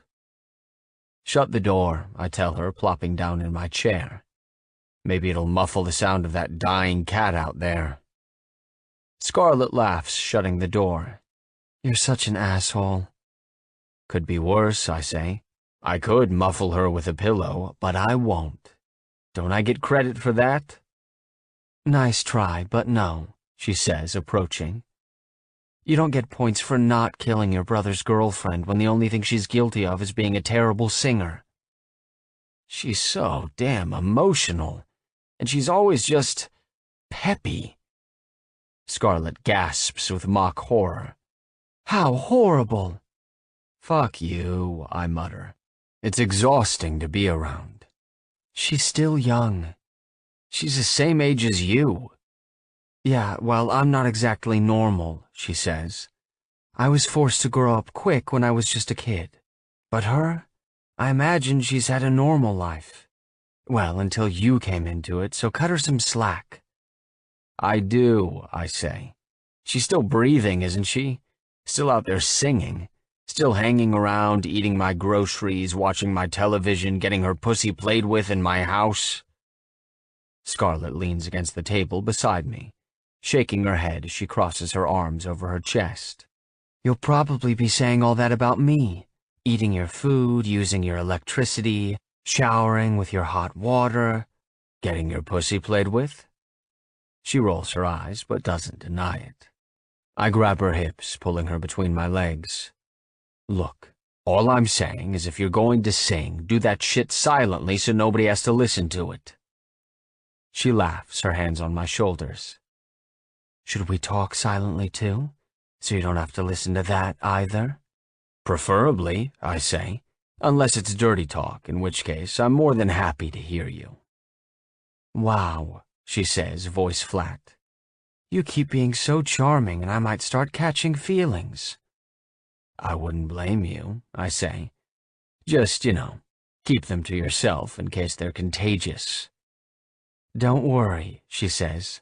I practice safe sentiment. I'll be sure to rap it before I yap it. I laugh at that. This goddamn woman. She's got a mouth on her without a doubt. The kind of mouth that's destined to get her in a lot of trouble in life. Already has, it seems. Aristov, he's the kind of guy who likes to break wild horses, and Scarlet is one of the most strong-willed I've ever encountered. She might not be broken, but it wouldn't take much more, not with the way she buckles when it comes to him. It's uncharacteristic. Sure, I haven't known her long, but she doesn't flinch from me. I don't scare her. So why does he? My eyes narrow slightly, and damn if she doesn't notice, because I see her stiffen in response to it. Tell me about Aristov. Her expression blanks. There she goes, trying to fade on me, shutting down. I've already told you about him, she says. He's a cruel man. One that stole from you. Yes, he stole the light from your life, I say, recalling her words. He stole your innocence. Her eyes close. It's automatic. She can't even look at me when I say that. When she reopens them, they're glassy, but she doesn't shed a single tear. I've yet to see her cry. Yes. That's all she says. Since she's not elaborating on her own, fuck it. I'm going to ask. How? It's a simple question, but I know right away she's not going to answer it. Her hands leave my shoulders and she steps back out of my grasp as she forces a smile on her lips, the fakest smile I've ever seen. I stink, she says. Do you mind if I take a shower? Of course not, I say, waving her away. Help yourself to whatever. It'll take me at least 2 weeks to start complaining about you, so make yourself at home. Thanks, she says, turning to walk out of the library. I make no promises when it comes to singing in the shower, though. Sometimes I just can't help myself. Make that 1 week then, I call after her. I'll start complaining by next weekend, so enjoy these next few days. She laughs, disappearing from the room. I stare at the doorway once she's gone, drumming my fingers on the arm of the chair. She evaded like a motherfucker. She wasn't even trying to be sly about it. She just flat out wasn't answering. Shoving up from the chair, I stroll out of the library, making my way into the kitchen for something to eat. There's not much in here, so I just grab 2 slices of bread, pull out some lunch meat, and slap that shit together with a dab of mustard. Voila! I take a bite, chewing as I grab a Capri Sun from the fridge and walk out. My sandwich gets smashed as I stroll back down the hall, so busy tearing the plastic off of the small yellow straw that I almost drop it all. Hey, bro. I stop near the living room when Leo greets me. I look up at him before glancing into the room.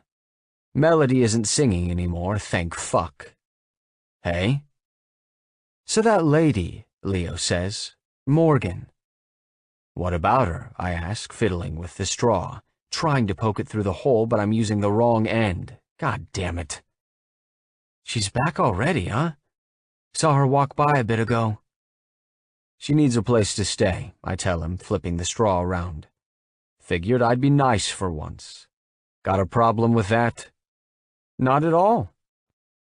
I shove the straw in, impaling the fucking thing, putting it right through the other side of the little silver pouch, stabbing my hand. I'm 3 seconds away from just squeezing the damn thing and letting it squirt out, wherever the hell it wants to go, figuring at least some of it will make its way into my mouth, when Leo snatches it from me, fixing the straw before handing it back. Thanks, I mutter. These things are bullshit. Look, before you go thinking I'm incompetent, remember my world is 2-dimensional. I've adapted to that for the most part, but sometimes objects are assholes. I misjudge distances, can't catch a fucking thing, spill drinks and bump into door frames.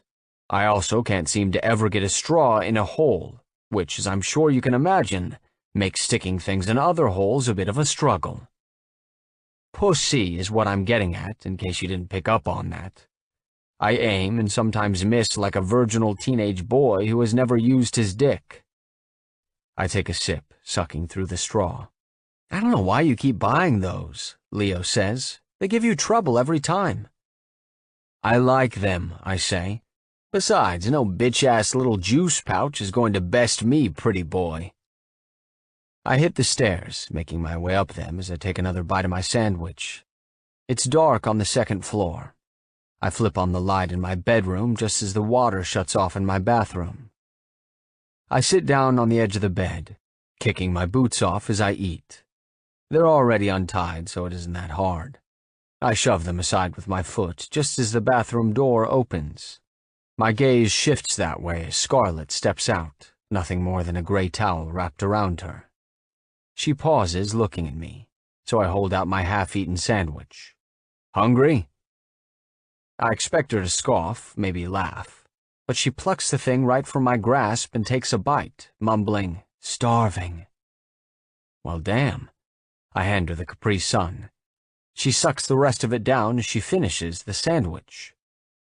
Pulling my shirt off, I toss it across the room. I miss the hamper, of course, but it doesn't matter. General vicinity. Scarlet watches me, tossing the empty pouch in the trash can near my bed. She makes it, doesn't even look. I shake my head. So, she says, I've got a problem. No shit. She purses her lips. I have no clothes. That doesn't sound like a problem to me. I grab the towel, slowly pulling it away, taking it off and tossing it aside, again near the hamper. Scarlet doesn't move as my gaze trails her body. I've seen this woman naked a few times now, but beyond the obvious, like those gorgeous, perky tits, I've never really looked. You know what I'm saying? But I see it now, every inch of her petite body. Strong legs, wide hips, slim waist. My fingertips trail her collarbones before running down her chest, brushing across those pert nipples.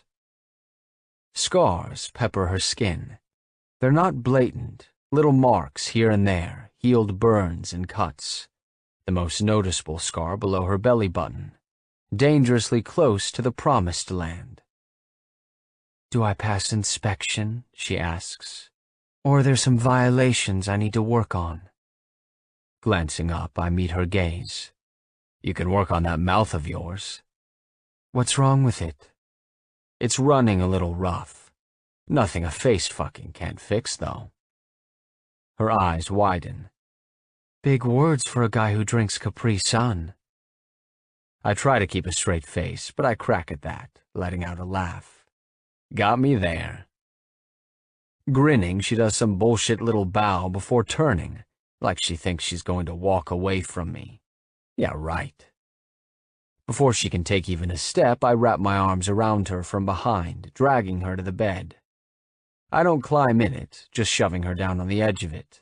Her top half pressed into the mattress, my left hand planted firmly on her back along her spine. I lean over top of her, my mouth near her ears as I say, we'll see how much shit you're still taking when I'm through. Kicking her legs apart, forcing her wide open, my right hand slips down, stroking her bare pussy. There's nothing gentle about it, nothing tender. I rub hard, not fucking around. It's mere seconds before she's drenched, soft moans escaping that she's trying to hold back. She doesn't want me to see how turned on she is by this. I slide 2 fingers into her, going slow at first before I start really fucking her with them. Her eyes close as she fists the comforter, letting out a whimper. She's trying so hard to be still, to not react, but pleasure is the most difficult thing to mask. You can bottle up your feelings and suck up your tears, put on a brave face instead of showing fear, but when that spine-tingling euphoria rolls through your system, there's no denying it. Bodies are traitors. They wave red flags. And those slick juices coating my hand tell me everything. The way her thighs tremble, her back arching, her knuckles white with tension as she clings to the bed, holding on tight. Goosebumps coat her arms, the fine hairs bristling, her cheeks flushed, lips parting, throat flexing as she swallows. But her mouth is so damn dry it does nothing. Her voice is raw, strained from trying to force back noises, so much so that it sounds like she's growling, like she just wants to annihilate me, rip me to fucking pieces. I've got her eating straight out of my palm, but she's the kind to bite the hand that feeds her. Fighting and fucking and fighting. Emotions heighten sensations, we all know that. But she can't let herself be happy. She can't let that guard down, so she gets real goddamn angry. It fuels the fire inside of her until she's shooting off sparks. So yeah, I don't need her to tell me how she's feeling, but fuck if I'm not going to ask. That feel good? I ask, my other hand sliding away from her back, around the curve of her ass, settling between her thighs. I start rubbing her clit again, and it throws my rhythm off, but not so much that I don't make it work. Fucking, stroking, in, out, around, and around. You love it, huh? Love to have that beautiful pussy played with, to have it worshipped, getting fucked just right. She groans. Her breathing is labored, the tension in her body growing as she shifts her hips, writhing. She's damn close to orgasm. Open your eyes, I say. Look at me. She obliges, turning her head more, her eyes meeting mine. I stare at her, saying nothing else, and she stares right back, unyielding. I keep doing what I'm doing, watching her unravel and come apart right in my hands. Fuck. Orgasm tears through her, muscles pulsating, her entire body shaking as her mouth falls open and a cry of pleasure escapes. It's beautiful the way her face contorts, her eyes trying to close again, eyelids fluttering, but she keeps her gaze trained on mine. I ride her through it until she relaxes, the hand from her clit moving back to her ass as I pull my fingers out of her and pop them right in my mouth. She makes a guttural noise. I suck the taste of her off of me before pulling them back out, my wet fingertips tracing her lips. You ever taste yourself? Do you? I slip my fingers into her mouth and groan as she wraps her lips around them, sucking, her tongue caressing my fingertips. All the time. Her eyes widen as she releases my fingers, pulling her mouth away. You're kidding. Do I look like I'm kidding? No? Well then, there you go. I sit down beside her. Slowly, she rises up, pushing away from the bed, and drops down to the floor on her knees. She sits there, looking up at me, but keeps her hands to herself. Is there something you want, Scarlet? Do you like how it tastes? The question bursts out of her like she's been dying to ask it. I laugh, taking a page from her book by flipping it around. Do you? She shrugs, carefully reaching toward me, like she's afraid I might bite. She unbuttons my pants and pulls down the zipper, her hand slipping inside. I groan as she palms my cock, stroking a few times in the confinement of my pants before she pulls it out. Condom? She asks. I nod my head toward the bedside stand, and she pulls the small drawer open, looking in. She keeps one hand on my cock, stroking as she searches through my stash with the other, grabbing a plain condom. Nothing special about it.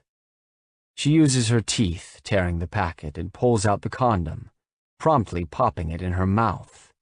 In her fucking mouth. The condom. The entire thing.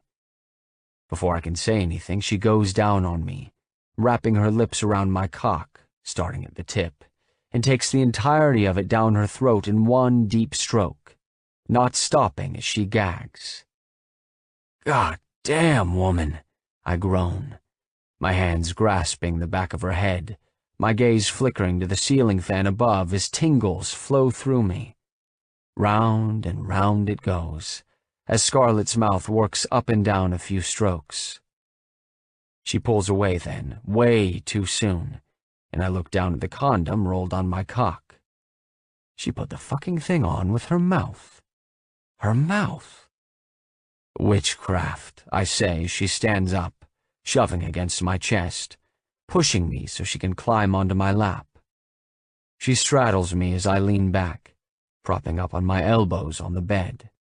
She sinks down onto me, warm and tight and wet, so fucking wet.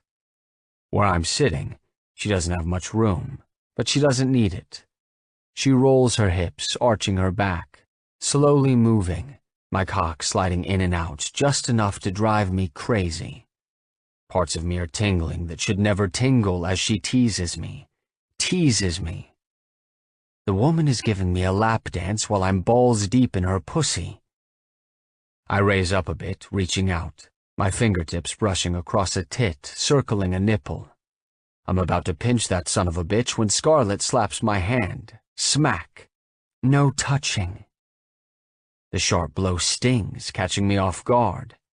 I pull my hand back, stalling midair. She hit me. Hit me. And not just some love tap, a full-on fucking slap. Hit me again. I dare you. If you don't keep your hands to yourself, I will. She sounds pretty damn sure of herself. I lower my hand, propping on my elbow again as I stare at her. Look, let's be real here. It takes a lot of balls to lay a hand on me. I'll cut the damn thing off and beat you to death with it. Let you die by your own hand, since you must be suicidal to try that shit. I'm not even going to sit here and pretend the urge to lash out didn't strike me the second I felt the sting. But being as my balls are aching for a release, that's not really in my best interest. So I do some meditative woo-saw bullshit and calm the hell down, since I'm not into necrophilia, and I'd rather be fucking her than killing her at the moment. I might be a bit screwed up in the head, but I'm not that far gone. I'm not paying for this shit, I tell her. A smirk turns the corners of her lips as she says, "Didn't think you would." Scarlet fucks around for a little while longer, tits tauntingly in my face, slowly riding me. She's trying to get a rise out of me. Figuratively, that is. I'm already as hard as a rock, but it's the rest of me she wants heated. I'm going to tell you a secret. A big secret. It's working. What she's doing, the way she moves, the way her body fits on top of mine, forming to me, warming me, it's got me feeling some type of way. I want to throw her off and pin her down, fuck her until she can't even walk, and then make her crawl out of my goddamn house. But then I just want to drag her right back, because she's under my skin, and what she's doing, it's hot. I can think of a lot worse ways to spend my time. So I wait her out. Eventually she sighs, leaning down over me, bringing her face just inches from mine as she whispers, "You're good at this." At what? At being a fucking jackass. Laughing, I grab her, yanking her off and throwing her over on the bed before she can stop me. She lets out a loud squeal, startled, before she starts giggling. She's fucking giggling. I crawl on top of her, shoving my way between her legs, forcing her knees up to her chest with my weight pressing against them, pinning her there. She reaches for me, but I grab her wrists, holding them as she struggles. "Wait, this isn't fair." "You want me to let you go?" I ask, leaning down, pausing just shy of her lips. "Yes." "Ask nicely," I tell her. "Say, Lorenzo Gambini, I beg of you, please let me go and I'll suck your dick." She laughs again, harder. "You wish." "I do," I say, no doubt about it. Her struggling is pathetic. She could break free if she really wanted to, but she's barely even fighting. I close the rest of the distance, kissing her lips as I grind my cock against her, the tip of it rubbing her clit. She moans into my mouth as she stops struggling, relaxing into the bed. Surrendering. "Lorenzo Gambini," she whispers between kisses. "I beg of you, please, fuck me." I kiss her once more before pulling back, shifting position, smirking. "Well, since you asked so nicely." I thrust hard, sliding right in first goddamn try. Bam. 21. Morgan. You know that dream people have where they're out somewhere, school, work, somewhere, only to realize they forgot to put clothes on that morning and everybody is staring at them? I think I might know what that feels like. The kitchen is quiet, strangely so, considering there are 5 of us packed in the room. I'm sitting at a round table in a matching wooden chair across from Leo and Melody. She's playing on a cell phone, cutting her eyes at me every now and then, her expression full of curiosity, while Leo isn't even pretending to be interested in anything else. He's just blatantly staring. And he's not the only one. Seven stands across the room, leaning against the counter. I can feel his eyes watching me too. Yep. I showed up naked to class. It's funny, really, because I've been naked in public around plenty of people, and it wasn't always pleasant for me, but it rarely felt this awkward. I've got clothes on, although they're obviously not mine. Black long-sleeved shirt that could pass for a little dress with a pair of blue shorts underneath. Or, well, okay, they're really boxers. Boxers with alligators all over them. Florida gators. I didn't know Lorenzo liked sports. There's a lot I didn't know, I think, as I glance across the room at him, and it smacked me right in the face just a bit ago when I walked in here. Lorenzo's facing away from me, barefoot, shirtless, dressed only in low-slung black pajama pants and a pair of glasses. Glasses. Black frames, square, thin. Not showy, barely even noticeable, but I see them. He moves around, alternating between sorting through paperwork spread out along the counter and tending to whatever's cooking on the stove. Yes, you heard me right. He's cooking.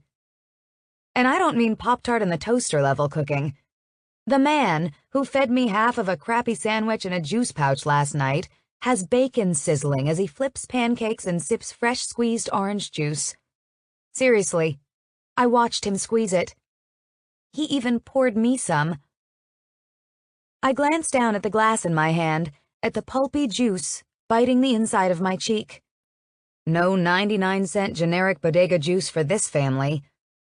They all keep looking at me like I'm peculiar, yet they're acting as if that is normal. Lorenzo turns around and I look up as he steps toward the table, half expecting him to give me weird looks too. But no, he's glaring at his brother. Swinging a spatula, he smacks Leo in the head, the loud thwack echoing through the kitchen. Shit! Leo winced, the hit pulling him out of his trance as he rubs the back of his head. What the hell was that for? The table isn't set, Lorenzo says. What are we, animals? Leo stands up, dramatically rolling his eyes, and Lorenzo swings the spatula again, barely grazing his shoulder with it as he jumps out of the way. Okay, I'm doing it. Jeez. You're not too old for me to take over my knee, pretty boy, Lorenzo said, pointing the spatula. You weren't raised in a fucking barn.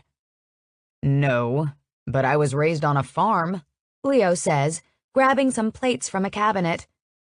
It's in Orange Grove, Lorenzo says. Not a farm. Orange Grove. I glance at my orange juice again, bringing it to my lips for a sip. This is all starting to feel very TV sitcom, like Lassie is about to run in and tell us Timmy fell down the well. Lorenzo tosses the spatula in the sink and brings platters of food over as Leo sets the table. I look at the empty plate in front of where I'm sitting and go to leave when Lorenzo slides into the chair beside me, gripping my thigh, forcing my ass back into the seat. Help yourself, Seven, Lorenzo calls over to the guy, still leaning against the counter. You know how it goes. I appreciate it, boss, Seven says, but the wife made omelets this morning, so I couldn't eat another bite even if I wanted to. I figured, Lorenzo says. The woman feeds you morning, noon, and night. And packs me snacks in between, Seven says, and I think he's joking until he pulls a protein bar from one coat pocket and a little Ziploc bag of carrots from the other. Wow. You're married? I ask. 25 years next month, he says with a smile. Married longer than I've been alive. She was my high school sweetheart. Married her right after graduation. Regrets that shit every day, Lorenzo says as he dishes out food onto plates. I've never once regretted it, Seven says. Not even when she rides my ass about the company I keep. Lorenzo finds that funny, while I'm too busy doing math in my head. That means Seven is about 43 years old, same age as Cassian. I glance at Lorenzo, suddenly curious. How old are you? Leo laughs at my question. He's older than sin. Lorenzo shoots him a look as he says, Pretty much forever 16. He's pushing 37. 7 chimes in. 37? I look at Leo. And you're 21? He nods. Yep. 16-year age difference. Lorenzo mentioned he started taking care of his brother when he was around 2, which would have made Lorenzo... I was 18. Lorenzo says, and my eyes widen, wondering if I was doing the math out loud. But he just cuts his eyes at me with a slight smile like he's read my damn mind. I know the look. What look? The trying to riddle shit out look. He says, grabbing the plate in front of me, shoving it closer. Eat your breakfast, Scarlet. I'm not opposed to taking you over my knee either. I'd like to see you try, I mutter, grabbing a fork and stabbing the pancake on my plate. Before I even have to ask, Lorenzo picks up a thing of syrup and passes it to me, like he read my mind yet again. Weird. I eat in silence. It's good. Really good. He didn't burn any of it. I always burned everything when I tried to cook. Melody starts chattering, talking Leo's ear off while 7 remains in spot, waiting for whatever. A phone rings eventually, coming from the corner. 7 pulls one out of his pocket, holding it up. It's yours, boss. Who is it? Blocked number. I don't talk to cowards, Lorenzo says, pushing his chair back and standing up. He puts his hand on my shoulder as I set my fork down, my plate empty. Sun's up, which means the trucks will be here soon. You coming, Scarlet? I have no idea what that means, which means I don't know how to answer. But Lorenzo doesn't wait for a response, so I'm taking that as a rhetorical question. Clear the table when you're finished, pretty boy, Lorenzo calls back as he walks out. Don't forget to do the dishes. Leo rolls his eyes. I really need to get my own place. 7 walks by the table and says, Don't let your brother hear that. He'll catch a case of empty nest syndrome. On the bright side, Leo says, he could put as many holes in the couch as he wanted, not having to worry about me being around. That's not a bright side, kid, 7 says, laughing. Without you around keeping him straight, there's no telling what he might do. Besides, you're his saving grace. That'll never change. No matter where you go, that man is a part of you, just like you'll always be a part of him. That's how it goes. 7 walks out and I get up from the chair, following him as Leo mumbles something about cutting the cord. I smile softly, shaking my head as I make my way upstairs. Lorenzo is in his bedroom, his clothes already changed, sitting on the end of the bed to put on his boots. He glances up as I stall in the doorway and says, That what you're wearing today? I look down at myself. To each their own and all that, he continues, but you might freeze your nipples off. My problem, remember? I'm temporarily clothesless as well as homeless. He looks me over before getting up and waltzing past, stopping at the top of the stairs. Firecracker, come here. It takes Melody maybe 30 seconds to appear on the stairs. Yes? Most of your shit is here, right? He asks. I mean, you pretty much live in my damn house. Right, she agrees, looking nervous. Is that a problem? It's actually looking like a solution, he says. You got an outfit Scarlet can borrow? I can see the relief on her face as she smiles, trudging up to the second floor.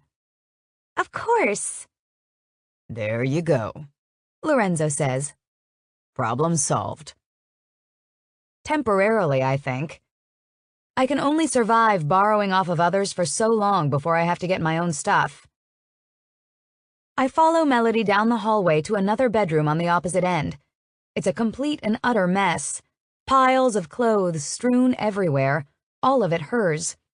I can hardly tell a guy even sleeps in there. Melody wades through it all, chattering away, talking color schemes and fabric choices and body types, sizing me up.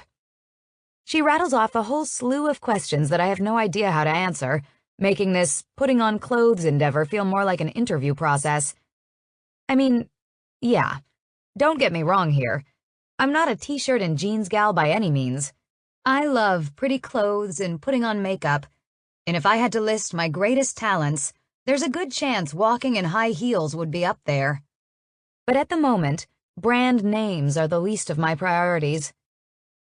Something comfortable, I say. Warm, preferably. Comfortable and warm, She mumbles, scouring through the closet and dresser for what feels like forever before picking out an outfit. Ha! Black fleece-lined leggings and a red slouchy sweater. Nice. I take it from her. Thanks. Oh, wait, She says. you can't go barefoot. I scowl at my bare feet just as she steers toward a terribly familiar pair of red heels. Oh, Jesus, no. Anything but those. I've had a rough enough week. I don't need to invite that negativity into my life. Melody laughs like that's funny, but I'm serious. Every time I wore those shoes, I ended up running. And that wouldn't be a problem, but like I've said, I only ever run when being chased by somebody, and that's not any fun. Melody tosses me a pair of black boots. How about those? They'll work, I say. Thanks again. I turn to leave but come to an abrupt stop, damn near running into Lorenzo lurking in the hallway. He scans me, making a face.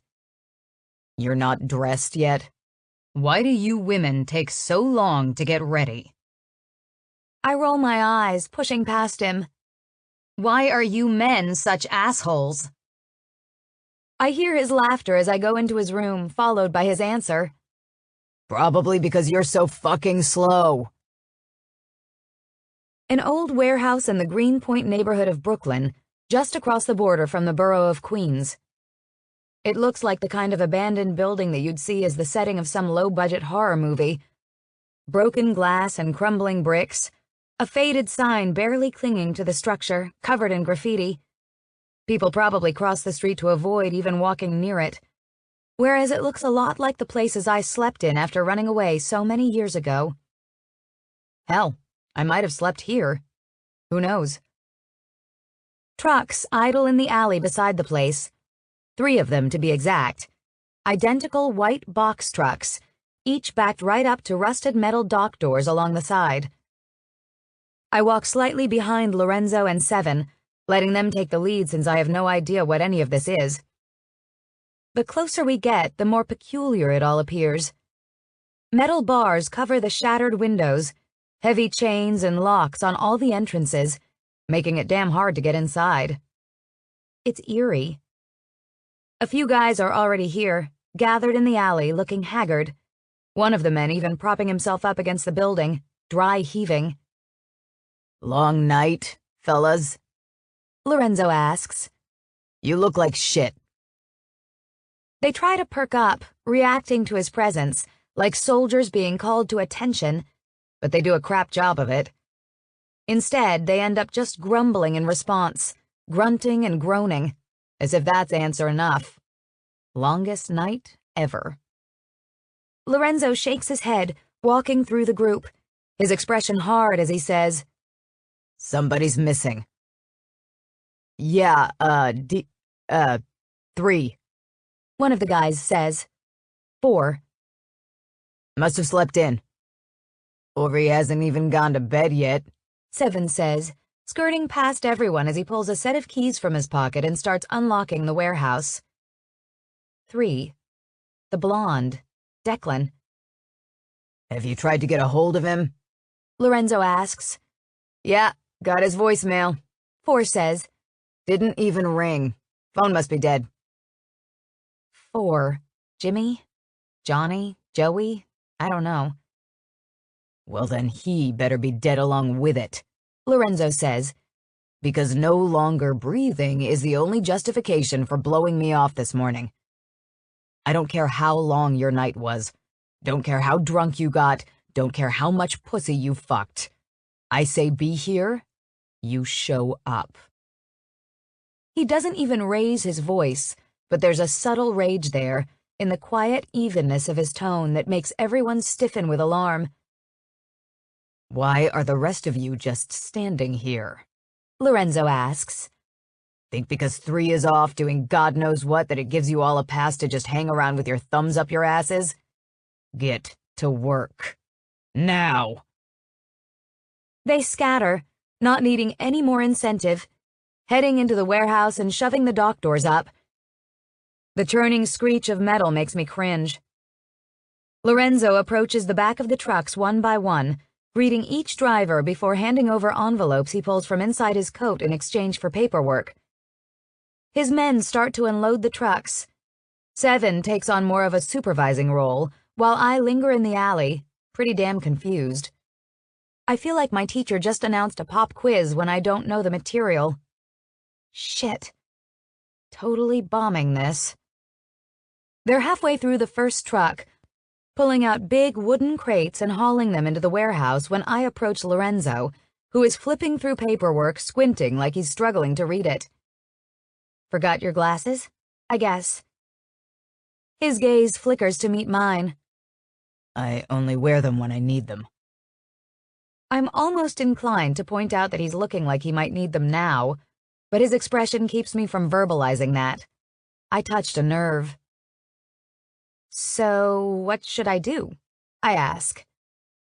Do whatever you want, Scarlet. I need to make money, I say, because what I want is sort of irrelevant. So, am I getting paid for this? Depends. Depends on what? On if you do any work, he says, scanning me slowly. You're not really built for manual labor. I'm stronger than I look. I know, he says, looking back away. Didn't say you couldn't do it, just that you weren't built for it. Before I can tell him how full of shit he sounds, he shoves his paperwork at me, forcing it in my hands, letting go so fast half of it clatters to the ground. Inventory, he says. 3 usually does it, but he's not here, so congratulations. The job is now yours. Go through the crates and make sure it's all accounted for. 7 can help you. Okay. That wasn't what I expected. When you're finished, you get paid. Don't fuck it up. Yes, sir, I mumble, mock saluting him before gathering the papers I dropped and heading for the crates. The paperwork is sort of a mess, just a jumble of words that make little sense. The crates, though, have random letters stamped into them, like the wood has been branded. Corresponding with letters on the top of the papers, followed simply by numbers. GCD 1205, HMX 78, QPY 9. 24 crates total, no mention of what's inside. I look around for Lorenzo, hoping for some clarification, but he's nowhere to be found. After the trucks are emptied, they drive away, the dock doors again lowered before the men disappear, leaving only 7. Is this some kind of code? I ask him, waving the papers. Like some made-up language or something? Bullshit, bae. 7 laughs. Afraid ye ought nay. Afraid not. You know Pig Latin? I ask, surprised. What are the odds? He shrugs a shoulder. I've got kids who used to think they were sneaky. Kids? The man has kids? You're kidding, I say. You're a dad? Twice over, he says. 2 boys. Huh. How old? About your age, he says, grinning. One's 18. Just started at NYU. The other's 21, finishing up at Columbia. I gape at him. The man not only has a wife that packs him healthy snacks, but he has kids that attend prestigious universities. Wow, wow. Can I ask you something without offending you? Sure. He says, why the hell do you work for Lorenzo? His eyes widen. Nothing against Lorenzo, of course. I say, you just don't seem like the kind of guy who would ever even cross paths with him. Ah.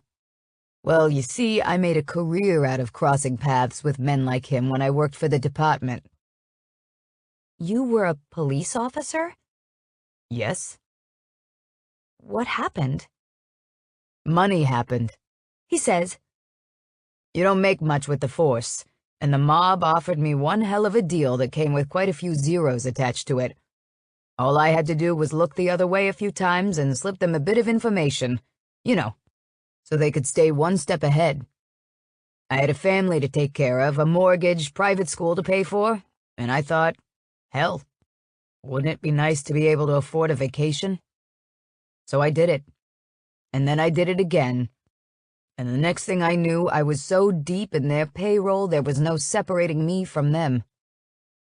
so you quit the force? More like they fired me. He laughs dryly. Got locked up 6 years for bribery.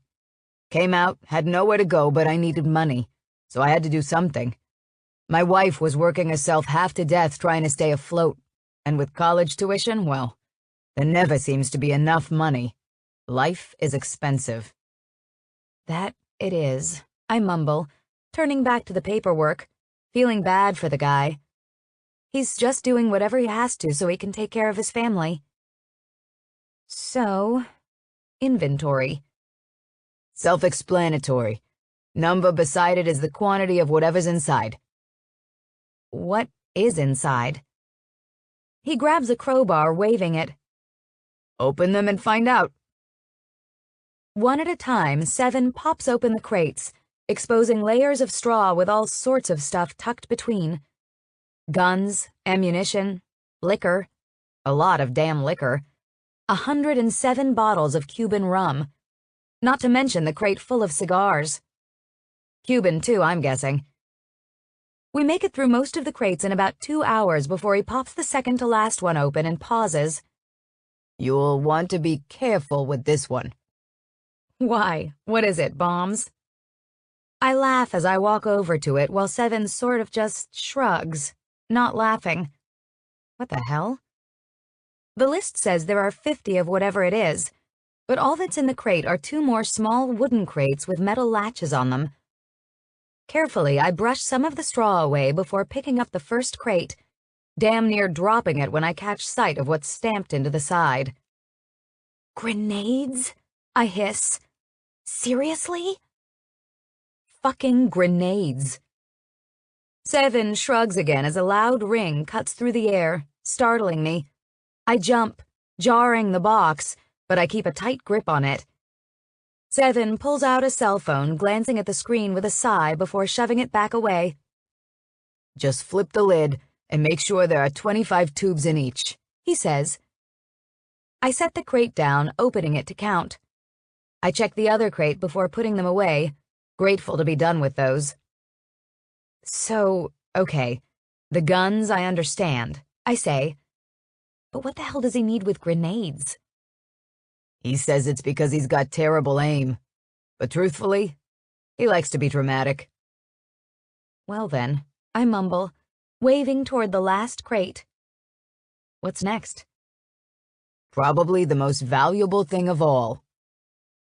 I can't even imagine what that might be. Grenade launchers? Seven pops the lid and I laugh. No straw in this one. Nope. Nothing but oranges. A lot of oranges. You're kidding me, right? I pick one up, eyeing it. What, are they filled with cyanide or something? Nope. They're 100% authentic Florida oranges, straight off the Gambini groves. What does he do with all of them? Eat them, squeeze them, and drink them. Most get sent out to market, but the rest he keeps. I glance at the paperwork. 953. Get to counting. 7 says. The sooner you finish, the sooner we can leave. Counting oranges, it turns out, is harder than you'd think. I pull them all out a few at a time, trying to divide them into smaller piles to count, but the sons of bitches want to roll all over the place. I try 3 times, losing track and miscounting, ending up so far off the mark I have to start over. Ugh. It takes me 2 hours. 2 hours to count 953 oranges, clutching the last one in my palm as I motion towards 7, who opted more so to take the supervising role than help with me also. All there. I tear at the orange peel, piercing it with my thumb and pulling it apart. 7 watches me warily. What are you doing? Eating a damn orange, I mutter. I think I've earned it. 7 doesn't look like he agrees with me on that, but he says nothing as he shoves the lid back onto the crate. I stroll out of the warehouse and down the alley as 7 locks everything back up. He joins me on the corner, hands shoved in his pockets. Again, he says nothing. I follow 7 down the street to where the car is parked and tear the orange apart, tossing the scraps on the sidewalk. I look up as we approach, seeing Lorenzo perched on the hood of the car waiting. Boss? 7 says, nodding and greeting. Took you long enough. Lorenzo says, pulling an envelope from his coat and handing it to him. She's not the fastest, 7 says. Felt like I was dealing with the Count from Sesame Street. I scowl. Fuck you, Snuffleupagus. Lorenzo waves toward us. Go home, 7. 7 hesitates. You sure you don't need me to drive you, boss? I'm sure, Lorenzo says, his eyes fixed on me, watching as I pull a piece of orange off and pop it in my mouth. I've got it covered. 7 surrenders the car keys as well as a cell phone, turning it over to Lorenzo before walking down the block, casting a worried glance back at us. The concern on his face makes my skin prickle. Lorenzo sits there, clutching both objects in his grasp, his eyes fixed to me so intently I can feel his gaze burrowing through me, crawling under my flushed skin. You're making him walk? I ask. He lives nearby. It's not an inconvenience. Oh. That's all I say. Oh. This is starting to feel awkward. He's still staring at me. What? You look like there's something you want to say. There's a lot I want to say. Just debating how much to keep to myself. Oh. Again, that's all I say. Oh. Wow, he sure brings out the eloquence in me, doesn't he? I just stand there eating the orange, not sure what else to do. It's sweet, really juicy, and I can tell it's fresh.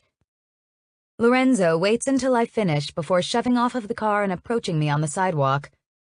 I stand still, sucking the juice off of my fingers as he pauses in front of me, standing toe to toe. Did you enjoy that? He asks, his voice low. The orange? Stealing from me again, he clarifies. Did it give you a thrill, taking what wasn't yours? His question makes my heart pick up pace. Well, the orange was delicious. He doesn't react to that. After a moment, he pulls an envelope from his coat. Your payment. My fingertips barely graze the thing before he yanks it back away. $1,000, he says. You're paying me $1,000? No, he says, handing the envelope to me, this time letting me grab it. That's how much you're paying me for that orange you just ate. Wait, seriously? An orange costs like $1 at the store. Well, then you should have gotten one from the store instead of helping yourself to mine, huh? He takes a step back, tossing his keys at me. You're driving. I try to catch them, but miss, the keys clattering to the sidewalk. As I pick them up, Lorenzo climbs into the passenger seat to wait for me. This is a terrible idea. The worst, really. In the interest of full disclosure, I say, as I climb behind the wheel, I don't have a driver's license. Have you ever driven before? Yes, but... Lorenzo waves me off, silencing me with the flick of his wrist before saying, I'm sure you can handle it. Sighing, I start the car, hesitating again. Out of curiosity, on a scale of 1 to 10, how much are you going to want to kill me if I hit something? Just drive the damn car, Scarlett.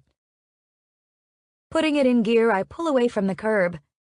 It's not far from Greenpoint to Lorenzo's house, but it's a long enough drive to have me on edge, wound tight by the time I'm parked safely in his driveway. For the record, I wouldn't kill you for crashing my car, he says, leaning closer to whisper. I'd just bill you instead. Lorenzo goes inside, leaving his phone lying there, not bothering to take the car key back. I sit there for a moment, staring at the steering wheel, before grabbing my envelope, tearing it open. A stack of cash. I count it, stunned that he's paying me $3,000. I count back through it again, shoving most of it in my pocket, leaving the last $1,000 in the envelope. I go inside then, the house silent, no sign of Leo or Melody. Lorenzo is in his library. I almost walk right in, but hesitate. He's standing beside the table, staring down at the puzzle spread out along it. After a moment, he picks up a piece, trying it a few places before it snaps right in. I tap on the doorframe. His eyes flicker my way, but he says nothing, so I don't move, not going any closer. Lorenzo tries a few more puzzle pieces in silence, finally getting one into place before saying, I inherited that orange grove from my father. Oh, I say, for the third time in an hour. I was young, around 4 when he died. My mother hired a hitman. I don't remember much, but I was there when it happened. My mother wanted him dead so she'd inherit everything, not knowing he left it all to me instead. Ouch. She managed to get control of the property while I was still a minor, but I was growing up too fast, and she knew they were running out of time. I expect him to continue his story, but he grows quiet, simply working on his puzzle. So, what happened? The same guy who killed my father beat me half to death with a shovel before trying to bury me alive. I was 16 at the time. I gape at him. Your mother hired the hitman to kill you? Didn't have to hire him, he says. She'd married the motherfucker. So getting rid of the stepson was more like an anniversary present. Fuck. Together they had Pretty Boy, the picture-perfect little family with only one thing still standing in their way. Me. My 18th birthday was approaching, so I knew sooner or later he was going to try to kill me again. Did he? Never got the chance. They died on the grove they tried to steal from me. So I guess that means I got the last laugh. I'm not sure what to say, so I just blurt out the first word that comes to my mind. Sorry. Don't apologize to me. Fine, I say. I'm not sorry. He laughs to himself, plopping down in his chair as he regards me. You can come in. Slowly, I stroll into the library, approaching where he's sitting. I drop the envelope onto his lap. $1,000. He picks it up, pulling out the cash and shoves it right into his pocket without counting. Crumpling the envelope, he tosses it aside before pulling me down to him. His lips are soft as he presses them to mine, kissing me gently, sweetly, his tongue exploring my mouth and caressing mine. It doesn't last long before he's pushing me back away, creating some distance between us. You taste like oranges, he says, licking his lips. good oranges, not that cheap watery shit from a box. Does that make you want to ravish me? Or else strangle you, He says. You walk a thin line. I laugh at that as I turn to walk out, not wanting to press my luck any more tonight, and make it to the doorway when his voice calls out. Scarlet? I glance back at him. Yes? I should have killed you. He says that matter of fact. There's no threat to the words, no anger in his voice, just a stark reality that sounds almost sorrowful. He should have killed me. I've stolen from him, used what belongs to him without permission, taking what I have no right to take. But yet I'm still alive. He's kept me breathing, long after he would have killed others for doing what I did. I'm not sure why that is, why he grants me leniency that he doesn't give others, and judging by his expression, I'd wager a guess that he doesn't know why he does it either. I nod. You should have. 22. 3 months. 90 days. The little girl couldn't count that high. She tried to keep track, but she lost her way somewhere in the middle, the days blurring together. She hadn't left the palace at all. She'd missed 3 months of sunshine, missed running barefoot in the grass and soaring high on a swing, chasing butterflies and picking flowers for her mother to keep. The Tin Man wouldn't let her go outside. All the doors were full of locks and armed with an alarm. So most days when she got tired of drawing, she just stood at the window with Buster and stared out, remembering how her mother used to take her to the park every weekend and push her so high on the swings she thought she could fly. What are you doing, kitten? The little girl turned away from the window, looking to the Tin Man in the doorway of the bedroom. He didn't look like himself today, not wearing a suit. Dressed down in a pair of black shorts and a plain white t-shirt with white sneakers. Tattoos covered him. She never got to see most of them. They weren't colorful pictures like some people had, just weird drawings and words in dark ink, like he forgot a piece of paper and wanted to doodle one day. Nothing, she said, because it was true. She wasn't doing anything. Just more waiting. Then come on, he said, nodding his head.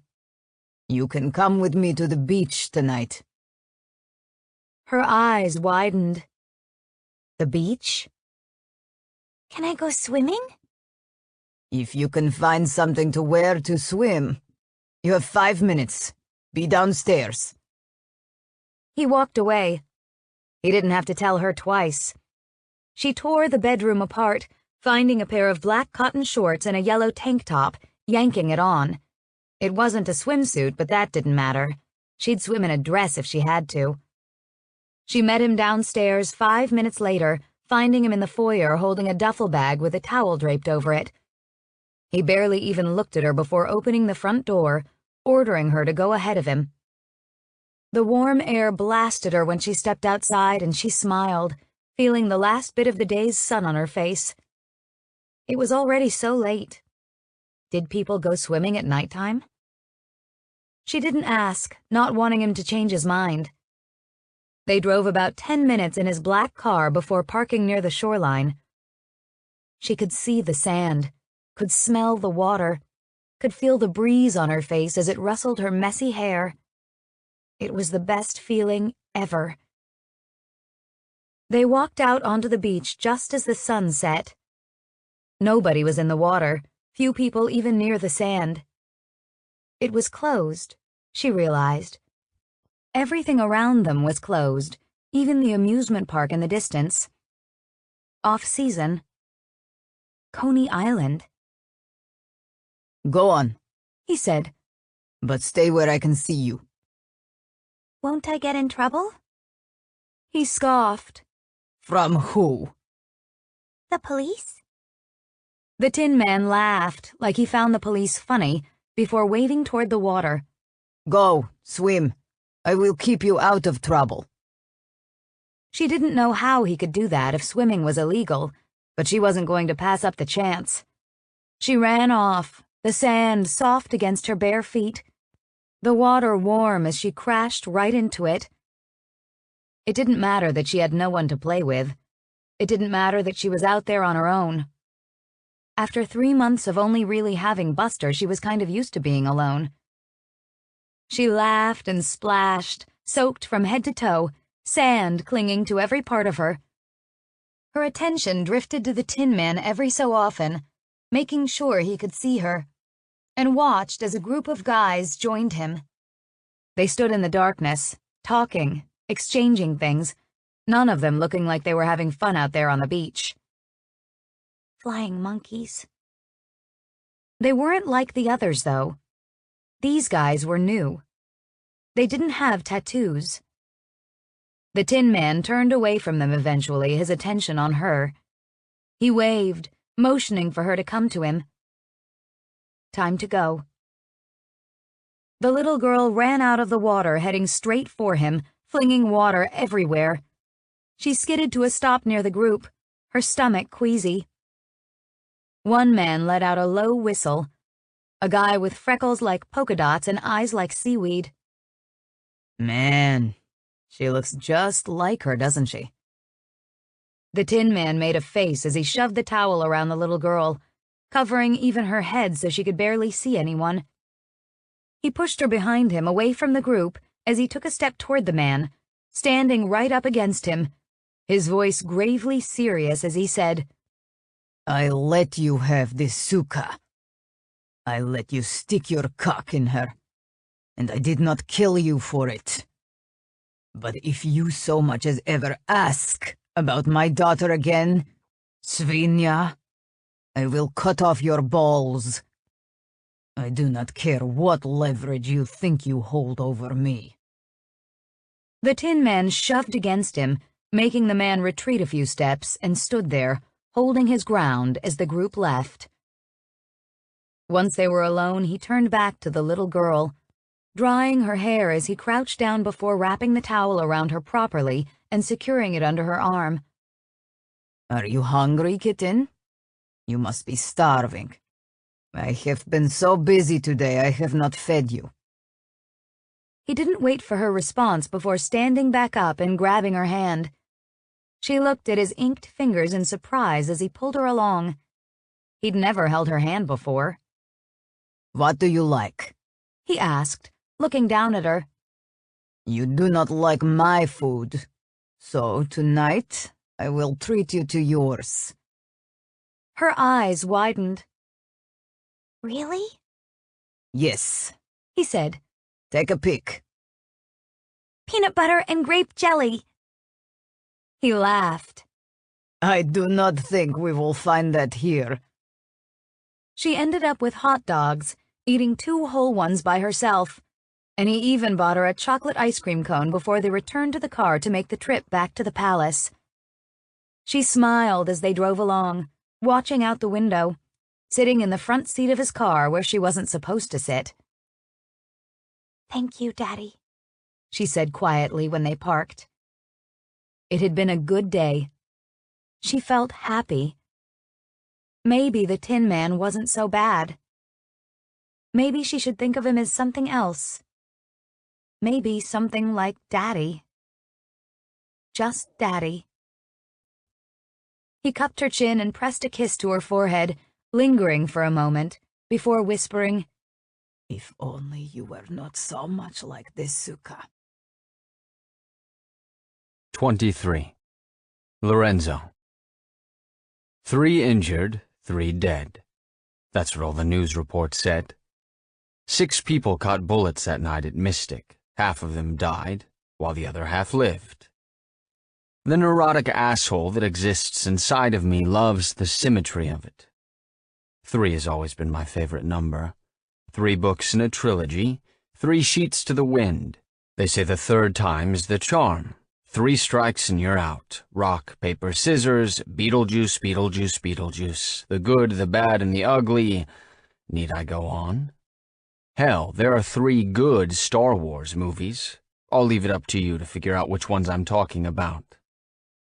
They say deaths come in 3s too. I don't know who they are, but they're on the mark in this case. 3 dead because a madman burst into a club hunting for Scarlet. That's one hell of a burden to carry. Sorrowful. Scarlet turns to me when I say that word. That's how you look, I tell her, grabbing her wrist, my fingers pressing into the S tattoo. Sorrowful. She glances down at where I'm touching her, giving a small half-smile before looking back at the club in front of us. That's not what it stands for. I'm starting to think it doesn't stand for a damn thing, I say. Sucker. Me for fucking thinking it had any meaning. Maybe you just like the letter S. Maybe. Maybe it's not even an S at all, I say, examining it. Maybe you got fucked up one night and woke up the next morning and there it was. And even you don't know what it stands for. Maybe. Or maybe you're just being salty as hell. She pulls her arm from my grasp. Or maybe it doesn't involve you, so it shouldn't concern you. You ever think about that? Smartass. She laughs, the sorrowful look fading. Shut up. Make me, slut. She gasps, shoving me so hard I stumble a step. You asshole. What? It starts with an S. Such a shithead, she says. Can't you just be nice for once? People died here, Lorenzo. I'm trying to, be sorrowful. Be respectful. Oh, I make a face, waving that off. Fuck them. What? Fuck them, I say again. You think a single one of them would have mourned you, Scarlet? You think they'd be respectful if you died? She's quiet, staring at the club, not answering that. So fuck them, I say for the 3rd time. You have to be careful who you give pieces of yourself to, because even a little bit here and there adds up to a hell of a lot eventually. And it's not worth it losing yourself to them, giving yourself to people who don't give a fuck about you. You keep pouring yourself into other people and you'll just wind up empty. She sighs. You're an asshole, I know. She cuts her eyes at me. I was going to say you're right. I cock an eyebrow at her. I'm what? You're right. Well, I'll be damned. She's learning. Kiss my ass. Maybe later, I say, stepping away from the curb to approach the club. Other things to do first. Wait, what? Where are you going? Inside. Why? Figured I'd send my condolences to Georgie Porgy while I'm here. How do you even know he's here? I don't, I say, glancing back at her. You coming? She scoffs. No way. Suit yourself, then. I wave her off. Do whatever you want, Scarlet. The door is unlocked, so I walk right in. Everything has been cleaned up, the floors scrubbed, bloodstains covered, holes patched, all evidence of what happened wiped away. I hear voices coming from the office, so I head that way, turning the corner and startling the men inside. No hesitation, guns are pulled, aimed my direction.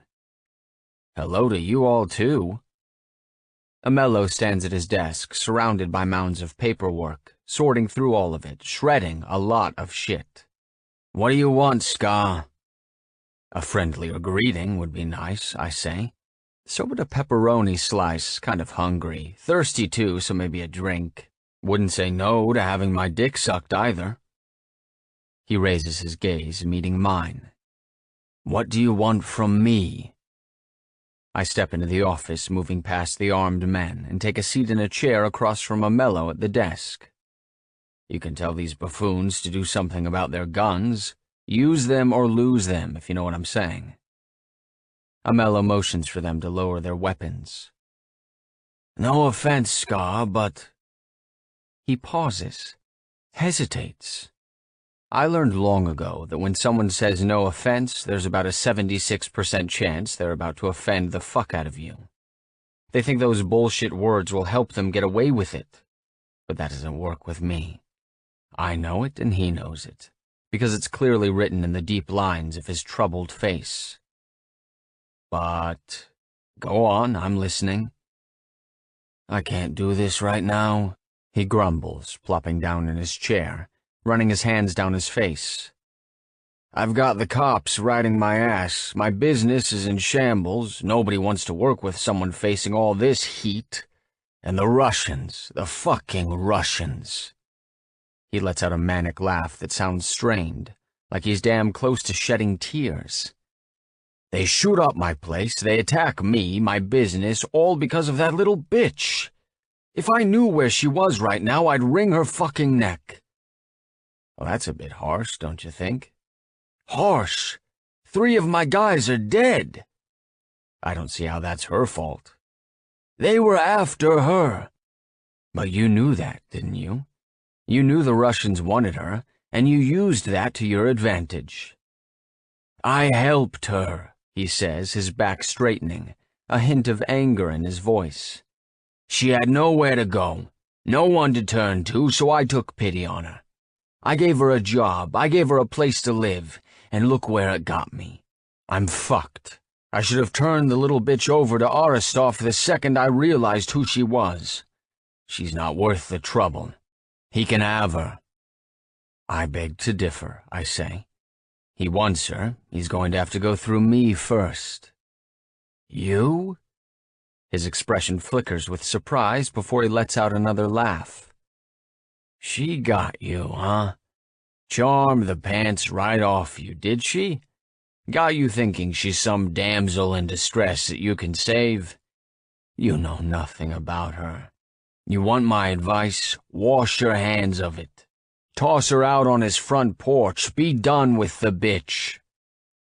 Before he can say another word, I spring out of the seat, grabbing him by the hair on the back of his head and slamming his face against the top of the desk. Bam! He cries out, blood spewing out onto the paperwork streaming from his busted nose. Yanking his head back up, I whip out the gun from my waistband, pointing it at his neck, pressing right where the carotid is. His men react, drawing their weapons once more, shouting, panicked, their hands shaking hard, making me wonder if they've ever shot anyone. They've got their guns back out, Georgie, I say. Are we using them this time? Because I'm not opposed to pulling the trigger if that's where we're going with this. Just say the word and I'll blow this artery apart. He swallows thickly, raising his hands up as if in surrender, his voice again strained as he says, "Put down the guns." Nobody moves. Uh-oh. They're not listening. "Drop the fucking guns," Amello growls. "Get out of here, all of you. Leave us." It takes him a moment before they lower their weapons and retreat from the office, backing up into the club, leaving us alone. Amello glares at me, blood streaked all over his face, his eyes glassy. He's scared, yeah, but he's furious too. I think he might be the kind to cry when he's angry, because he looks damn close to boo-hooing. "You owe me a couch, Georgie," I say, letting go of him. "I came here to collect." "What the hell are you talking about?" "A couch," I say. "My couch. You see, it got fucked up when I blew holes in that incompetent little asshole you sent to kill me." "I don't know what you're talking about." "Sure you don't." I pull the gun away, backing up a step, but I keep it trained on him just in case I decide to blow his head off for the hell of it. "You owe me a couch, so my guys will be here in about 3 minutes to collect." He winces, clutching the bridge of his nose. "Nothing to say?" Speak now or forever shut your mouth. Nothing. The door to the club opens on the 3-minute mark, noise filtering in, familiar voices greeting my ears. My men are here. Amello grows even tenser, his shoulders squaring as he holds his head up. His men are outnumbered now, so I know they're not going to try shit. So, nice talk, I say, lowering my gun, aiming it at the floor. My condolences on your club, but it wasn't her fault. It was yours. Maybe if you weren't so fucking weak, Georgie, people wouldn't do this shit to you all the time. I turn, walking to the doorway, glancing at my guys. Amello's men are still lurking, off to the side, watching. "Which one, boss?" Seven asks, looking around. I point to a black leather couch nearby, one with gold accents. That one will work. A few of my guys pick it up, moving it out to a truck outside, one of their personal vehicles, I'm guessing. I don't know the specifics. I don't micromanage shit. I just give the orders. It's up to them to figure out the rest. Seven lingers, playing my shadow as usual. I'm about to tuck my gun back into my waistband when I hear a voice behind me in the office, Amello muttering under his breath. "Bitch is lucky I didn't turn her over to them sooner." Uh-oh. I turn to the side, aiming the gun back into the office, but I don't even look, because frankly it wouldn't matter. Shooting blindly, it's kind of like Russian roulette. If the bullets all miss him, well, hell, guess it's his lucky day. Bang, bang, bang. I unload the gun, bullet after bullet, pulling the trigger in rapid succession until it does nothing but click. Click, click, click. His men react, going for weapons, but my men are around, so well, they punk out, as expected. Seven draws his gun as the others rush in, the group locked in a showdown as I slowly turn the rest of the way around. Ah, look at that. Amello slumped in his chair with a hole in his face, damn near right between his eyes. Couldn't have been more perfect if I tried. Bullseye! I slide my gun in my waistband, turning back to the others, zeroing in on Amello's men. You've got two choices, fellas. Either man up and pull the trigger, or put the guns down and get out of here. You've got about, 30 seconds before I decide whether you live or die, so choose quickly. I glance at my watch. Tick, tick, tick. They run. I'm not surprised. Scatter like cockroaches when a light flicks on. My guys, they leave once the others flee, all except Seven, who waits for me to go before him. "How'd you get here, boss?" Seven asks when we step outside. "Do you need a ride?" "No, Scarlett's—" I look around, up and down the block. She's not here. The BMW isn't parked where it had been. Some piece of shit Honda now there. And it doesn't take a genius to riddle this one out. The woman took off in my car. God damn it, Scarlett. Actually, make that a yes. I've been told a time or two that I spiral. 0 to 60 in the blink of an eye. 1 second, I'm perfectly fine, laughing, smiling. The next, I've got my hands around someone's throat, choking the life out of them. There's probably a name for whatever's wrong with me, but I've got no interest in a diagnosis. I don't need treatment. Until people stop being ignorant, I'm going to keep on getting pissed. No little mood-stabilizing pill can stop that from happening. But still, sometimes I can feel it. I feel myself spiraling hard and falling far, making mountains out of molehills that even I struggle to climb. And today, I'm feeling it. My hands shake. I can hardly see straight. Shaky fingers reach down, picking up a puzzle piece, and I tried in a few places before giving up, moving to another, and yet a fucking another, before finally snapping one in. Adrenaline still surges through my veins, not yet faded. I'm trying to calm down, focusing on my puzzle in the dim library, and it's helping a bit to keep me from lashing out, but it's doing a shit job of clearing my mind of all the chaos. "Boss," Seven calls out, tapping on the doorframe from out in the hallway. "You gone?" I glance at him. He cleaned it for me, reloading the thing. I've come to trust him a lot, I realize. If he makes a mistake, next time I pull that trigger, something might not happen. And where's the fun in that? I hold my hand out. "Give it here."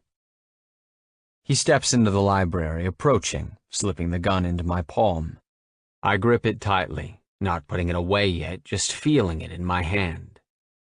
"The guys switched the couches out," Seven says. "What do you want to be done with the old one?" "Just throw it out by the curb." He nods. "Yes, boss." Seven lingers. I can feel his gaze. Setting the gun on the corner of the table, letting go of it, I turn to him. "Something you care to talk about?" "I'm surprised you let those guys go this afternoon," he says. "You let them live." So? "So you've been giving a lot of second chances lately." "Is that a problem for you?" I ask. "Figured you'd be happy to have less dead bodies around, since I'm pretty sure murder is a sin in every religion, including yours."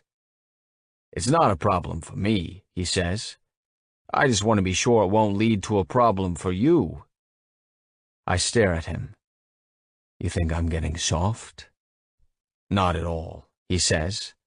"But every second chance you give is just another opportunity for that person to harm you again." Yeah, well, that sure keeps things interesting, doesn't it? A win was always a win to me, no matter how it came about. But where's the fun in winning if it's always by default? If I'm the only man left in the race, does it even really matter if I cross the finish line? Because I'm not entirely sure that's a win for me anymore, Seven. I think everyone else just lost. He doesn't seem to get the distinction. In fact, he's looking at me like I might be going crazy. I've done a lot in the presence of this man. I've slit throats, stolen money, fucked women, and blown up stuff, and he never once looked at me like he's looking at me right now. Like I'm making no goddamn sense. Like maybe it's his right to question me. Nuh-uh. 'Fraid not. I snatch the gun from the corner of the table, switching the safety off before cocking it, pointing it at his feet. Bang, bang, bang. He jumps back out of the way, his reflexes fast, as 3 shots tear through the floor of the house, right where he was standing. The bewilderment leaves his face real fucking quick, replaced with one I'm used to seeing aimed at me. Fear. Just like that, he's sweating profusely, eyes wide, stance guarded, like he wants to get the hell away from me, but he knows he can't go, not like this. I've a lot of respect for Seven. Respect others didn't seem to have for him. Once a cop, always a cop. That's what they say. NYPD gets in their blood, and the only way to get it out is to spill every last drop. But I've always liked that about him. He is who he is. He's a man that would do anything for his family, and I mean anything. And I've been able to use that loyalty to my advantage. But don't think he's indispensable. Don't think I need him. Don't think I won't shoot him in the fucking foot if he's not smart enough to jump out of the way of the bullet flying toward him. I'm not training monkeys here. This isn't a 3-ring circus. The man's got to be able to follow his gut. What gets you out of bed in the morning, Seven? My family, he says quietly. They have needs. It's my responsibility to make sure they're taken care of, no matter what. That's the answer I expected. Do you know what gets me out of bed in the morning? He doesn't even hesitate before saying, Leo. I laugh and set the gun back down, seeing him visibly relax once it's out of my hand. I wish I could agree with that. I wish I could say he gets me out of bed. He used to, you know. But he's grown up, and when it comes down to it, he doesn't need me. Not like he used to. He keeps me grounded, keeps me from doing a lot of things I shouldn't.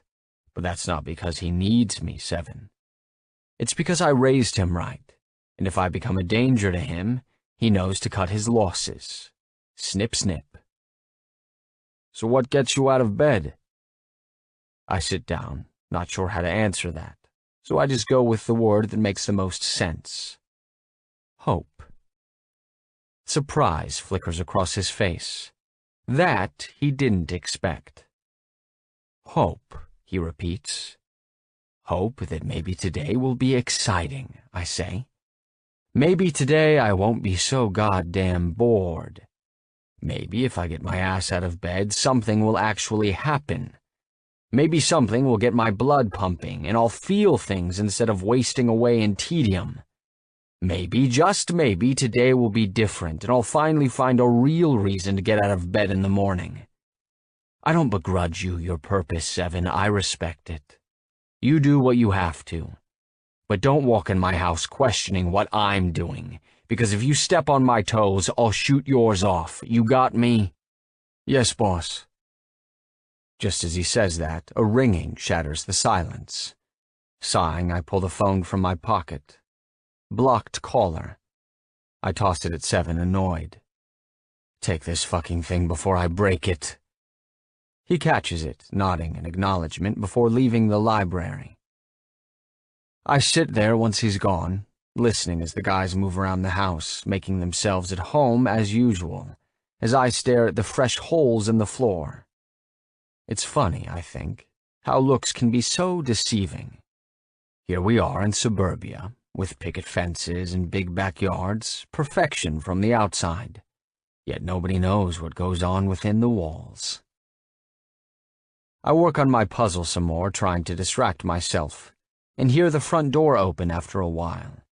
I figure it's Leo getting home from work, so I'm surprised when tapping echoes through the library, followed by the soft, feminine voice.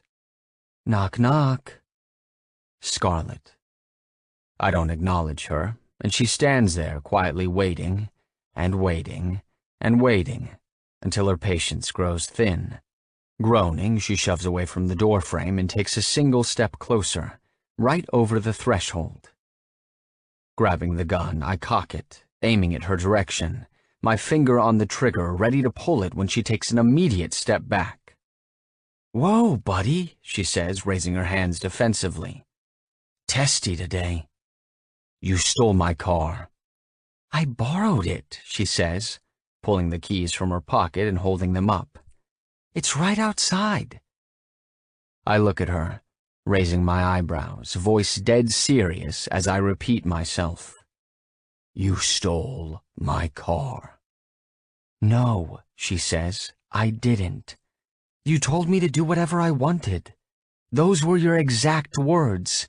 Do whatever you want to do, Scarlet. I didn't mean take my car.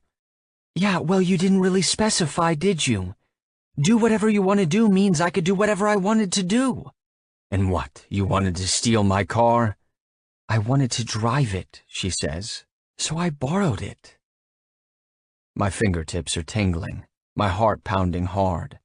The adrenaline, as it merges with the anger, is one hell of a rush. It almost makes me sick to my stomach, the way it takes over my insides. God, I want to shoot this woman. So you borrowed it, I say, repeating her words. Got you on a technicality, huh? She says as she leans against the doorframe, like she's not worried at all. You think I won't kill you? Do you honestly think I won't pull this trigger, technicality or not? I think you might, she says. That doesn't scare you? Should it? She sounds genuine, asking that, like she really wants to know if she should be scared. I want to say yes, it should terrify her, because it terrifies damn near everybody else. But I don't know. Would I be scared? I don't think so. The fear of dying left me long ago, the first time death knocked on my door. I don't know exactly what she's been through, but being as the head of the Russian mob is currently hunting her, I'm thinking shooting her in the face would be merciful compared to what he might want her for. But mercy killings aren't really my thing. Where'd you go? I ask, lowering the gun, setting it back down on the table. Home, she says. Home? Yes. I motion for her to come in, and she strolls closer as I say, I wasn't aware you had one of those. She pauses in front of me. Doesn't everybody? She's not making much sense at the moment.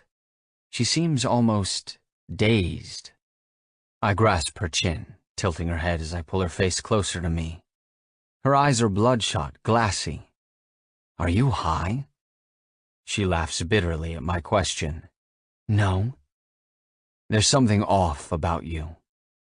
Scarlet clutches my wrist, trying to pry my hand away.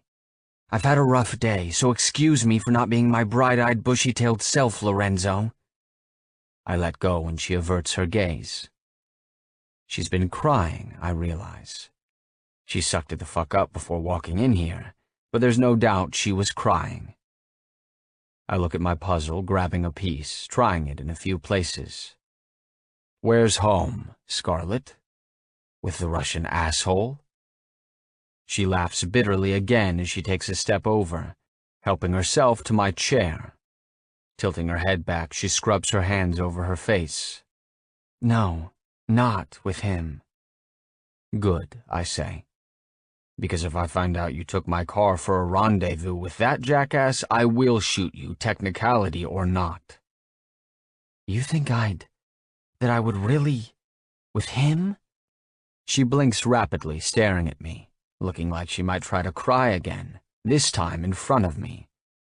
That's just, wow, you don't understand. You just don't get it. If you did, you wouldn't think, ugh. She throws her hands up, shaking her head. Okay, she didn't cry, but I definitely offended her. So tell me about home. Do you really give a shit? Maybe. She's quiet for a moment. I continue working on my puzzle. It's a white house with a bright red door and wooden floors. It's small, I guess, but it's 2 stories tall. 2 bedrooms, 1 bathroom, you know, with everything else that comes in a house. It has a lot of little spaces, cabinets and closets and cubby holes. And that's home? Yes. So why are you here? Because home is where the heart is, I guess, she says. And what? Your heart's here? I need some elaboration. You're weirding me the fuck out with this. She laughs at that. No, but it's not there either. Not anymore. It's hard to explain. I wish it was still there, and seeing the place, well, it just reminds me that it's gone. So why go there? Because I need to remember. Remember what? That I have a heart still out there somewhere. I don't know what to say to that. Anything I do say will probably make me sound like an asshole. Because it's easier, you know, to forget the heart exists at all. But I'm getting the idea that her heart may be what gets her out of bed in the morning, so I won't begrudge her that. To each their own. The front door to the house opens again. I hear a commotion, something getting the guys riled up, voices loud. I pick up the gun again, thinking I probably ought to just glue the fucking thing in my hand with the way today is going. And step out of the library, pausing in the hallway, glancing toward the front door, straight to someone I quite frankly didn't expect to ever see again. 3. He looks at me as soon as I aim the gun. Fear flashes in his eyes as he raises his hands. No, wait, please! A week, I say. You've been gone for 7 days. I know, he says, but it wasn't my fault. He looks pretty damn rough. Someone worked him over good. Fresh bruises, old bruises. He's filthy. He stinks. I can smell him the whole way down the hall. It makes my nose twitch. Whose fault is it? The Russian, he says. Aristov. Huh. He snatched me that night at Limerence. Me and this girl, we were going at it. Next thing I know, I wake up in some fucking basement, chained up like a dog. So what? You got roofied? Kept as a pet for the Russians? What do they want? Her. 3's gaze flickers past me. I don't have to turn around to know Scarlet will be standing there.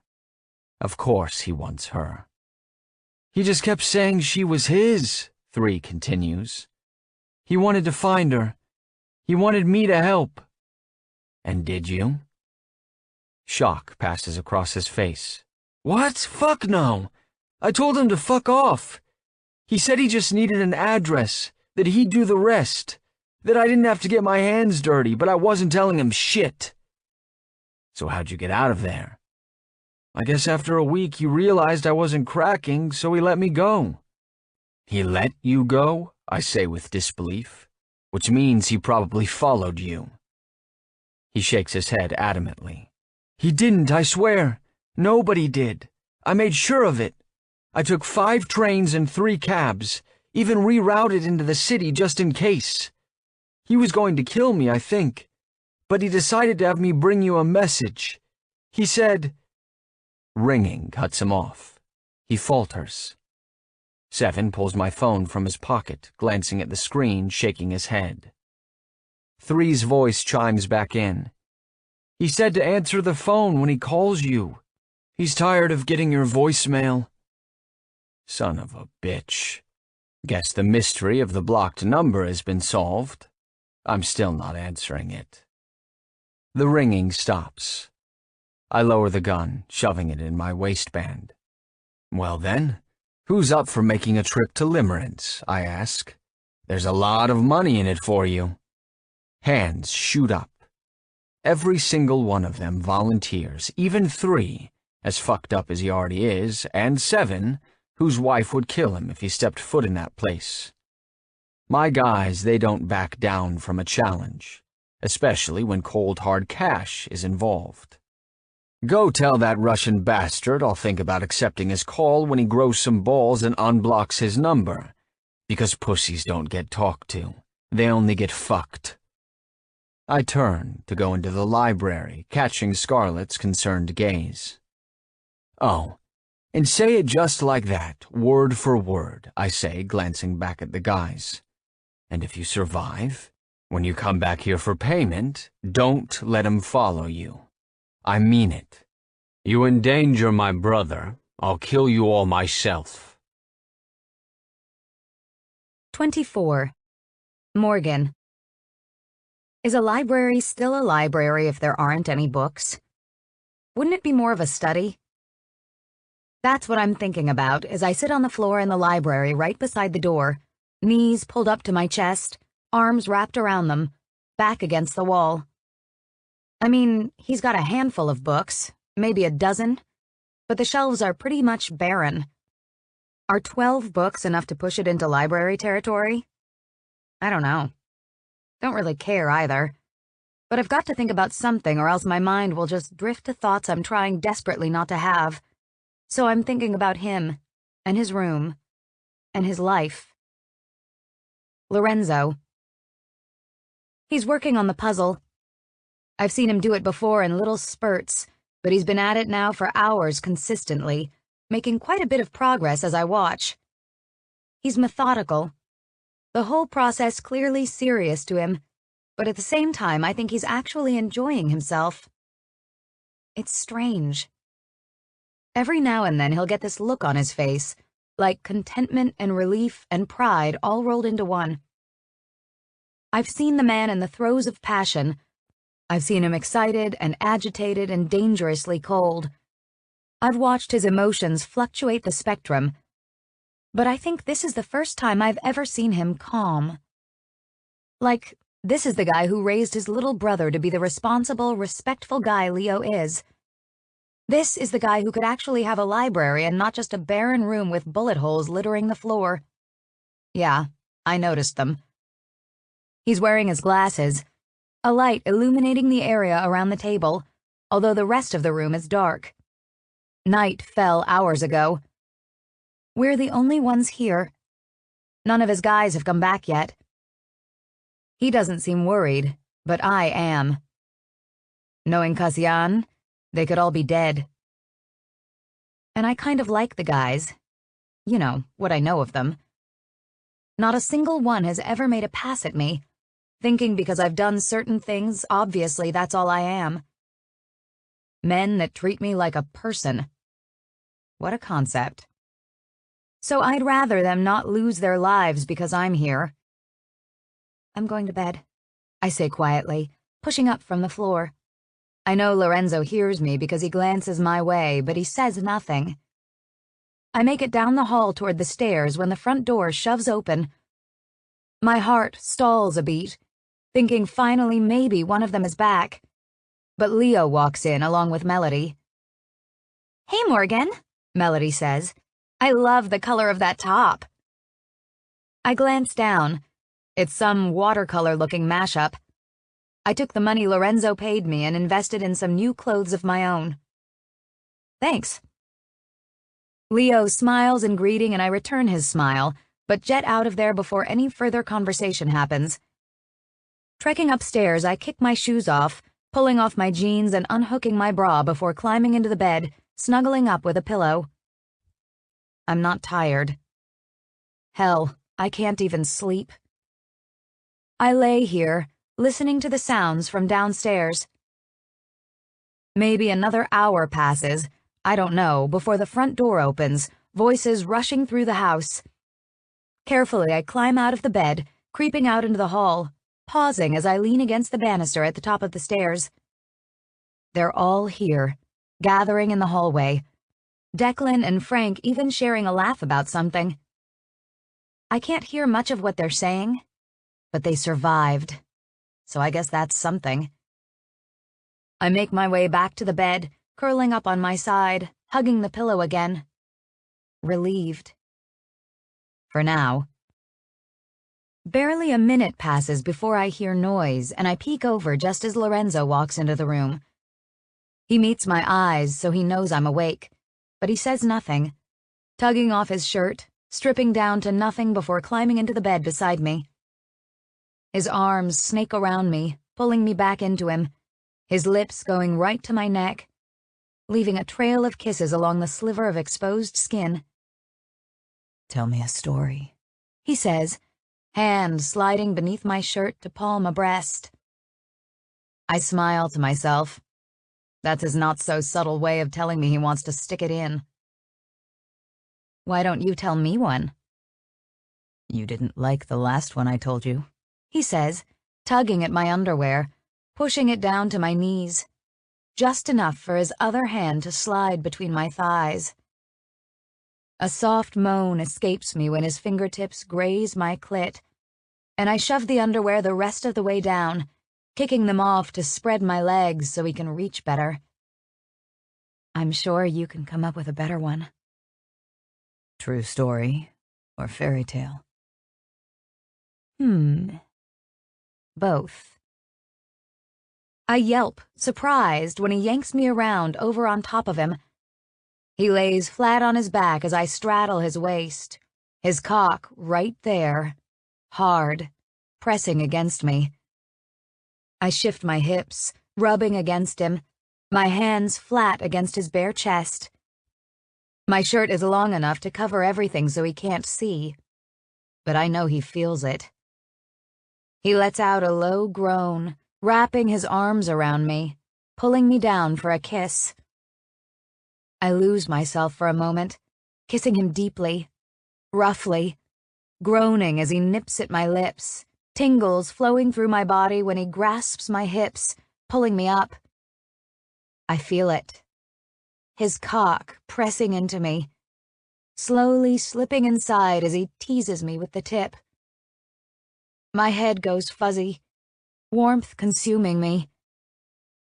It isn't until he thrusts up, hard, filling me completely, that it knocks some sense back into my brain. I pull from his lips, barely able to get the word out. "Condom." He looks at me, his hands moving, running along the curve of my ass before he grabs my shirt, pulling it off and tossing it over the edge of the bed. His gaze scans me, from the top of my head to where we're connected as he reaches over and starts rubbing my clit. "Do I need one?" I mean... What kind of question is that? "I'll pull out," he says, shifting his hips, pulling out just a bit before pushing back in. If that's what you're worried about. Christ, I can't get pregnant. You physically can't? Or you mean getting pregnant is the worst thing that could happen? I mean... Fuck, he feels good. Deep inside of me. Nothing between us. Both. I start moving, rolling my hips, sliding up and down slowly on him. My brain is still trying to argue a point, chanting, "Condom, condom, condom," like a 12-year-old boy. But the haze is taking it over. The tingles blocking it out. Fuck it. My heart frantically beats. Just let him fuck you. You know you want it. Closing my eyes, I gasp as he thrusts up into me, meeting my rhythm. His fingers steadily stroke my clit, rubbing circles, sending jolts of pleasure along my spine, stronger and stronger until the explosion hits. My muscles seize up, my toes curling as he rides me through a strong orgasm. As soon as it starts to fade, he grabs me by the back of my neck, pulling me down closer to him, making me look him in the face. I brace myself, hands flat against his chest, holding on as he bucks hard, fucking me, gripping tighter every time my eyelids start to flutter, parts of me trying to drift away. Another orgasm hits and I cry out, my breaths strained, but before I can recover, Lorenzo throws me off of him, catching me off guard as he pins me to the bed. What? Before I can get anything else out, Lorenzo covers my mouth with his hand, squeezing my face, silencing my words. Shoving my legs apart, hitching my knees up, he thrusts inside of me, barely giving me a second to adjust before he starts to fuck me. Hard, deep, fast. Bam, bam, bam. I scream into his palm as sensations flow through me. Pleasure and pain warps every inch of me as he rests his body weight on top of me, making my chest ache, my muscles clenching. My fingers dig into his back, scratching at the skin, as he brings his mouth to my ear, his voice low and gritty.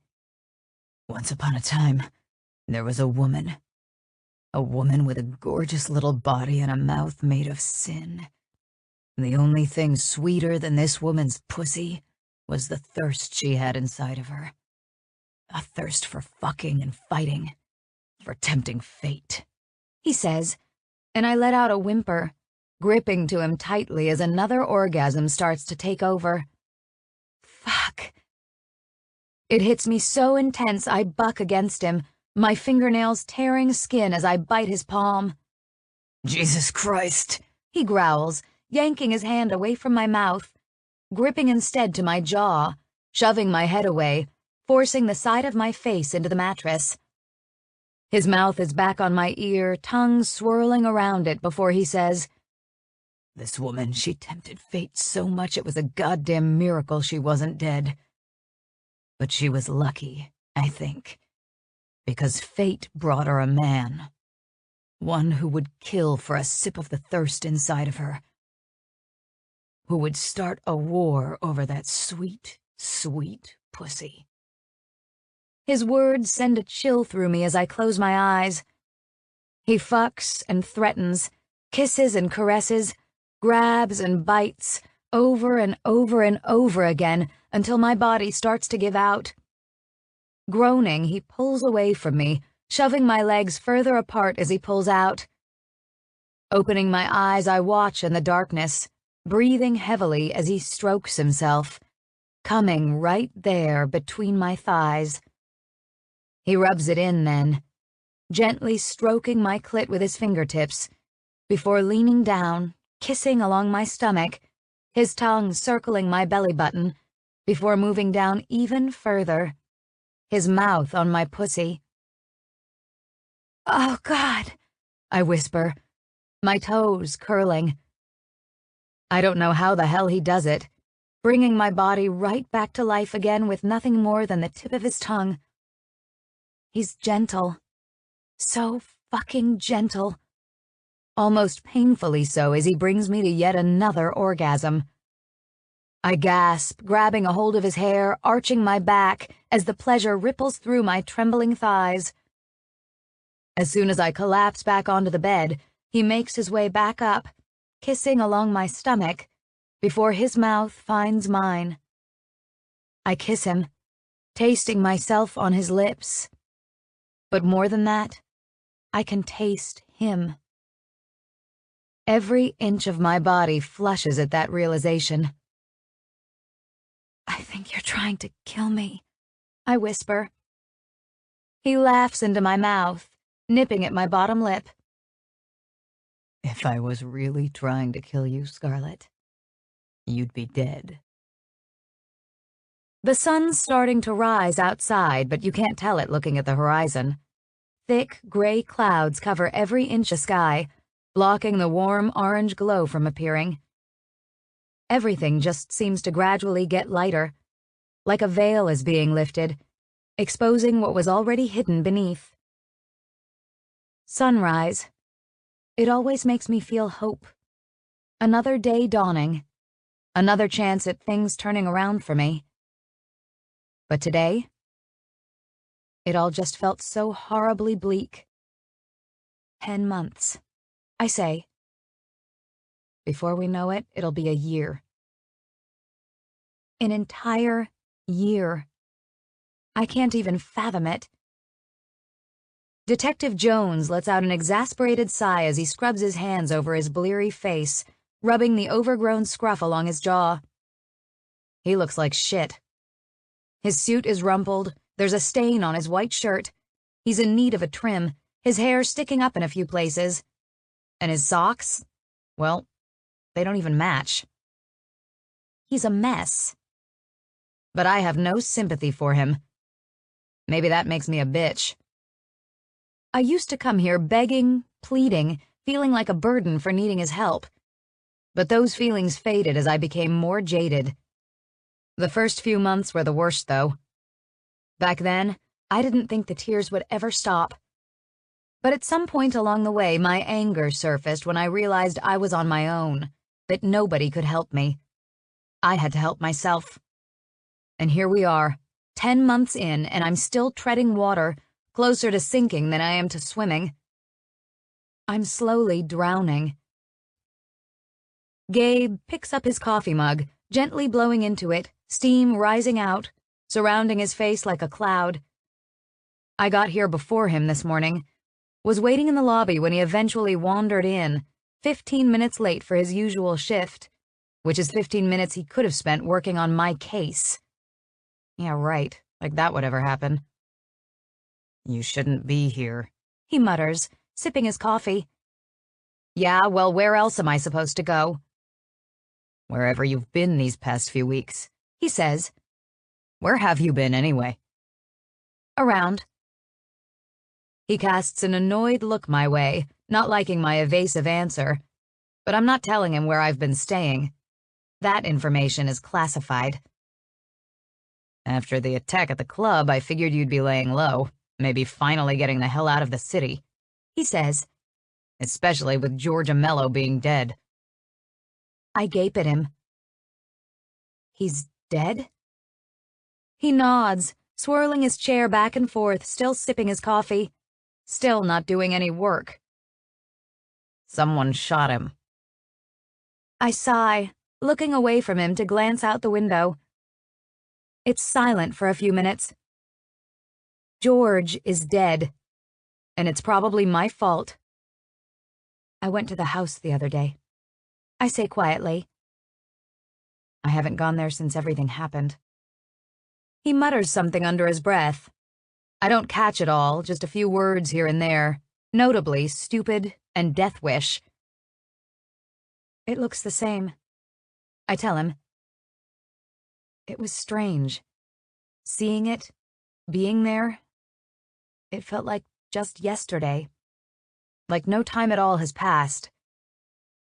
I didn't expect that.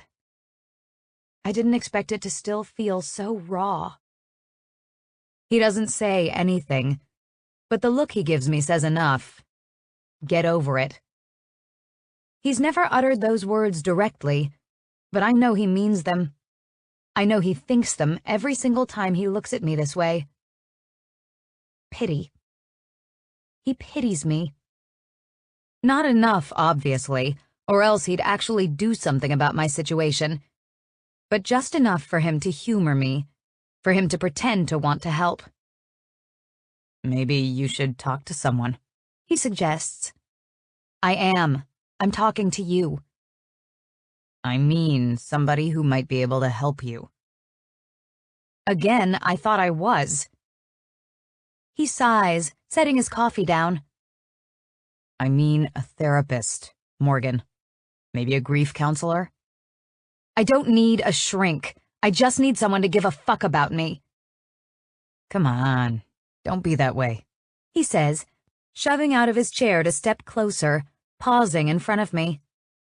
You know I care. I'm doing everything I can. I'm monitoring the situation. Monitoring the situation? I shake my head. That sounds a hell of a lot like you're just sitting back, watching it happen. He grasps my chin, his thumb stroking along my jawline as he tilts my head his way. It's going to be okay. I swear it. You just need to be patient for a little while longer. You want the case to stick, don't you? When we take him down, you want him to stay down, right? Of course. Then it's going to take time. We can't rush this. We're not stopping, we're not giving up. We're just taking the time to get it right so what happened before doesn't happen again. Okay? I used to buy his bullshit. Used to hang on to every syllable, believing he meant every word. And maybe some part of him is genuine, but that doesn't mean he's being honest. I sometimes say I'm fine when I'm not. I say nothing's bothering me when I'm distraught. Little white lies to keep harmony. And I can tell by that get-over-it look Gabe gives me that he doesn't think they'll ever nail him. I say nothing, which the detective assumes means I've been placated, judging by the way he visibly relaxes, his thumb swiping across my bottom lip. This son of a bitch. He smiles, a smug little smile as he tugs the zipper of his pants down. His free hand snakes inside his boxers, stroking himself beneath the material as he says, "It's been too long, babe. I've missed seeing you." Before he can whip it out, I smack his hand away from my face. You bring that thing anywhere near me, Detective Jones, and you'll never use it again. His eyes widen. What's gotten into you? I don't know, I say, but I know what's never getting into me again, and that's you. I'm not your little fuck toy. Your job isn't to use me as you see fit. Your job is to serve and protect. So do your goddamn job, detective, and keep your dick in your pants, because I've been waiting for 10 fucking months and I'm running out of patience. I got no sleep last night, none at all, every inch of me exhausted and sore. I haven't even showered yet, leaving when it was still dark while Lorenzo soundly slept.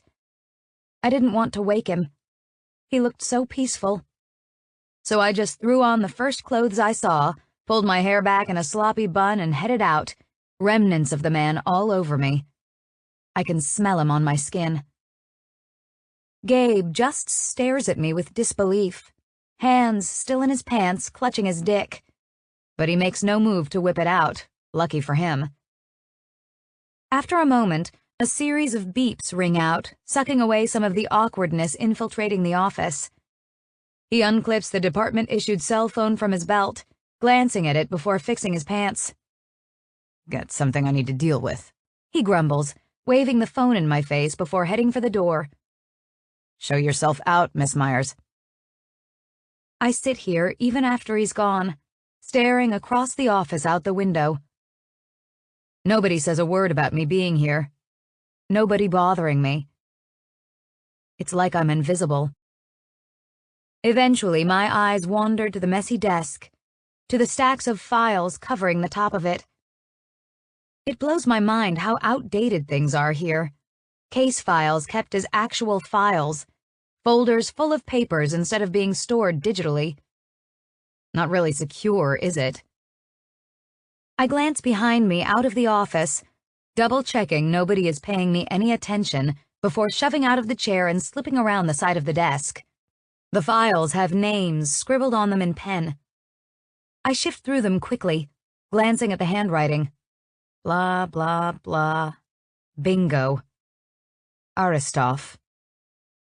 I bring the file to the top of the stack. It's thick, bursting at the seams with paperwork.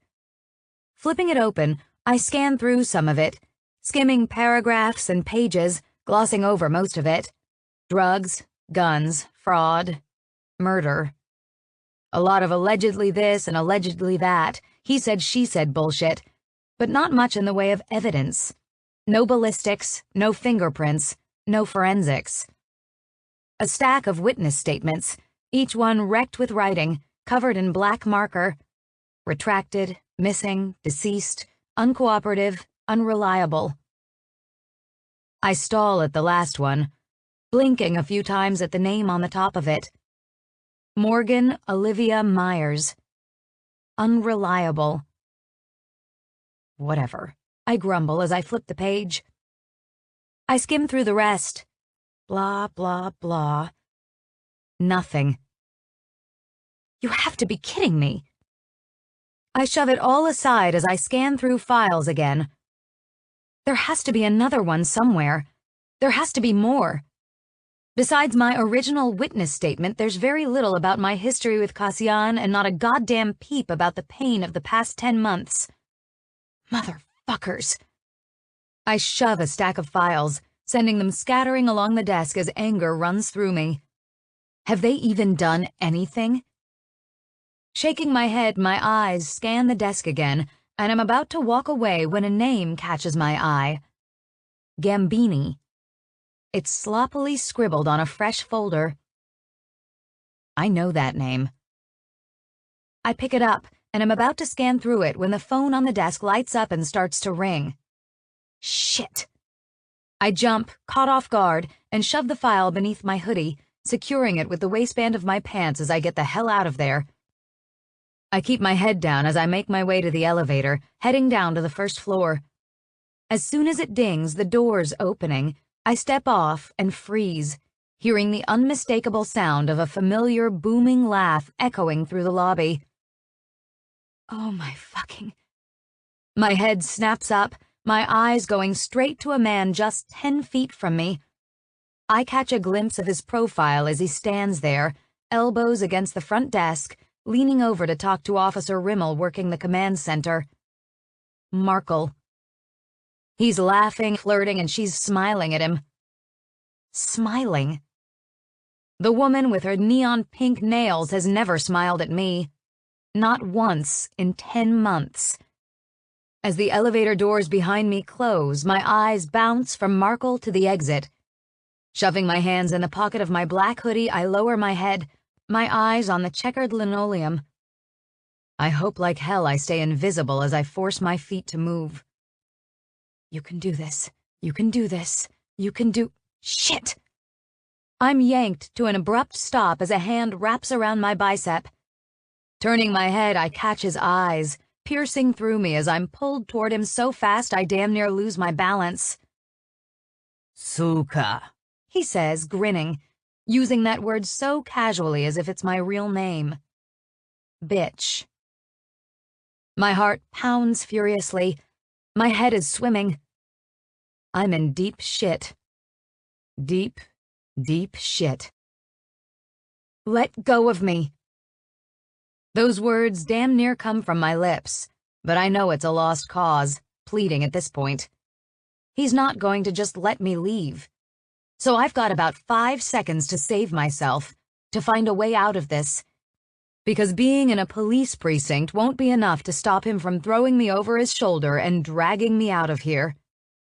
1, 2, 3, 4.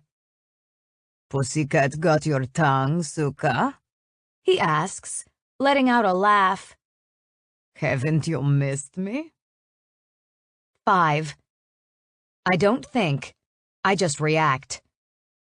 Pulling my hand from my pocket, I point a finger at his face, poking him right in the eye, jabbing hard. Bam! He flinches, letting out one hell of a sound, the shriek so loud everyone turns our way in alarm. "You bitch!" Markle shouts, covering his eye with his free hand.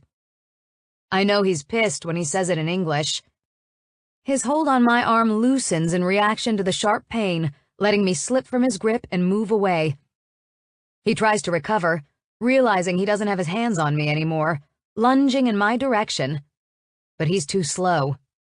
Chaos erupts, the command officer calling for help, the police trying to intervene. But it's too late for that. I scream at the top of my lungs, scream so loud my voice cracks. "He's got a gun!" Does he? I don't know. Probably not. But who gives a fuck? It does exactly what I need it to do, inciting panic all around us. People try to flee the precinct, the police frenzied as I run for the exit, shoving through the crowd. I damn near make it out before someone else grabs me. Oh, please don't be Cassian. Turning, reacting, I swing blindly, striking something. Jesus, what the hell, Morgan? Detective Jones. Fuck. He rubs his shoulder where I punched him, looking around in confusion, but I don't have time to explain. I push him off, heading out the door as Markle shouts something in Russian. I shove past people, moving as fast as my feet will go. It's not safe here. I need to get off of the street. I need to get out of Brooklyn, but the subway isn't an option right now. Markle is probably already sounding the alarms. They'll be watching, swarming the area trying to smoke me out. Shit, shit, shit. I run a few blocks, cutting down some alleys, heading the direction of Coney Island. I know these streets well. I've run them before. I've hidden in the abandoned buildings in the neighborhood. But Cassian knows that. He knows all of my old haunts. It's the first place he'll check. So fuck it. I instead swing right into a busy coffee shop. It's not a Starbucks, but close to it. Some mass-produced franchise full of hipsters wearing bow ties and suspenders. I get in line, nervously looking around, making sure the coast stays clear, not really caring to actually order anything. I don't even like coffee. Yeah, I know there's something wrong with me. "I'll have whatever she ordered," I say when it's my turn, motioning to the girl who went before me. Some young blonde that reminds me a bit of Melody. I dig some cash from my pocket, paying the astronomical fee for the drink. "Name?" the cashier asks, grabbing a cup and a marker. "Scarlett," I tell him. I wait some more then, waiting for my drink, still looking around, observing everybody. I zero in on a guy working alone at a small table near the door, his gaze fixed to his laptop, stickers covering the front of it.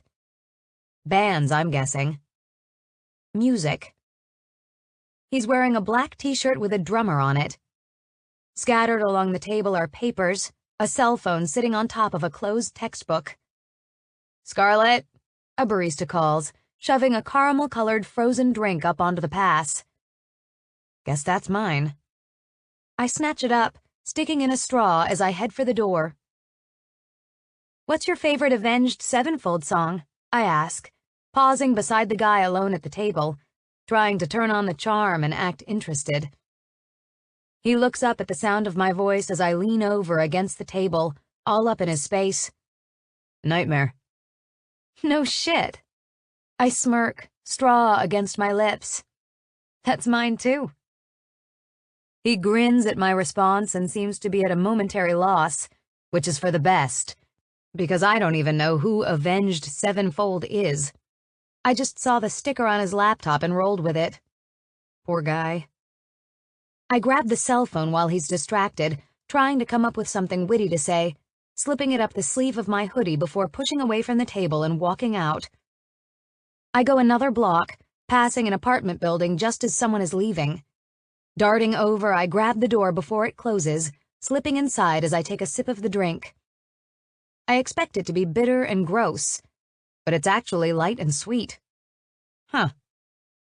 I pull out the stolen cell phone as I lean back against the wall near the mailboxes, pressing a button, breathing a sigh of relief when it comes to life. No security code needed. So, okay, I don't exactly have any friends. I used to call George in a pinch, but I don't foresee him coming back to life to help me. I've turned to Gabe before, but seeing how I just assaulted him, he's out of the question. So that leaves me with one person. Lorenzo.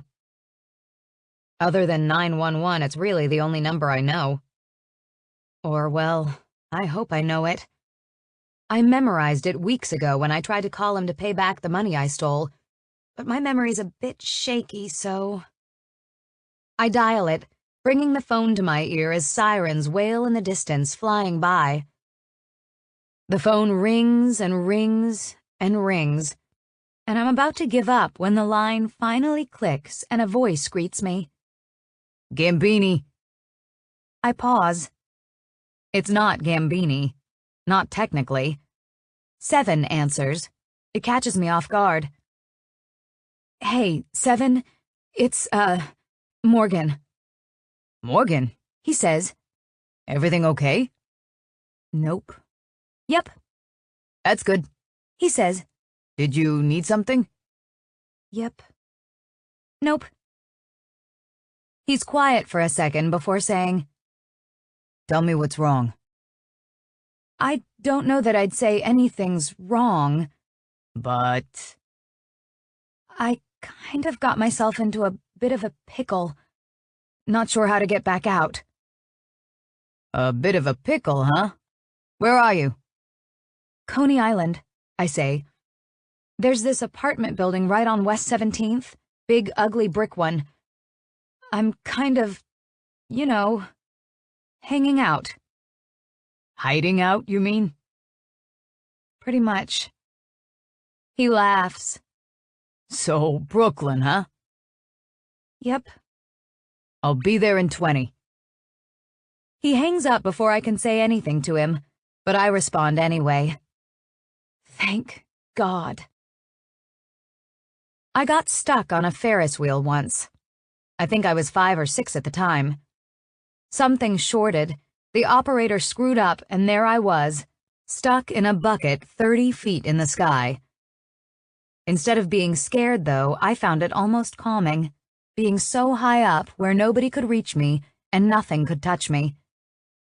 I still feel that way most of the time. Like right now, as I sit here, legs stretched out along gray asphalt shingles on the sloped roof of the house in Queens, surrounded by the kind of quiet suburban neighborhood where carpool and playdates are things that exist, I feel okay.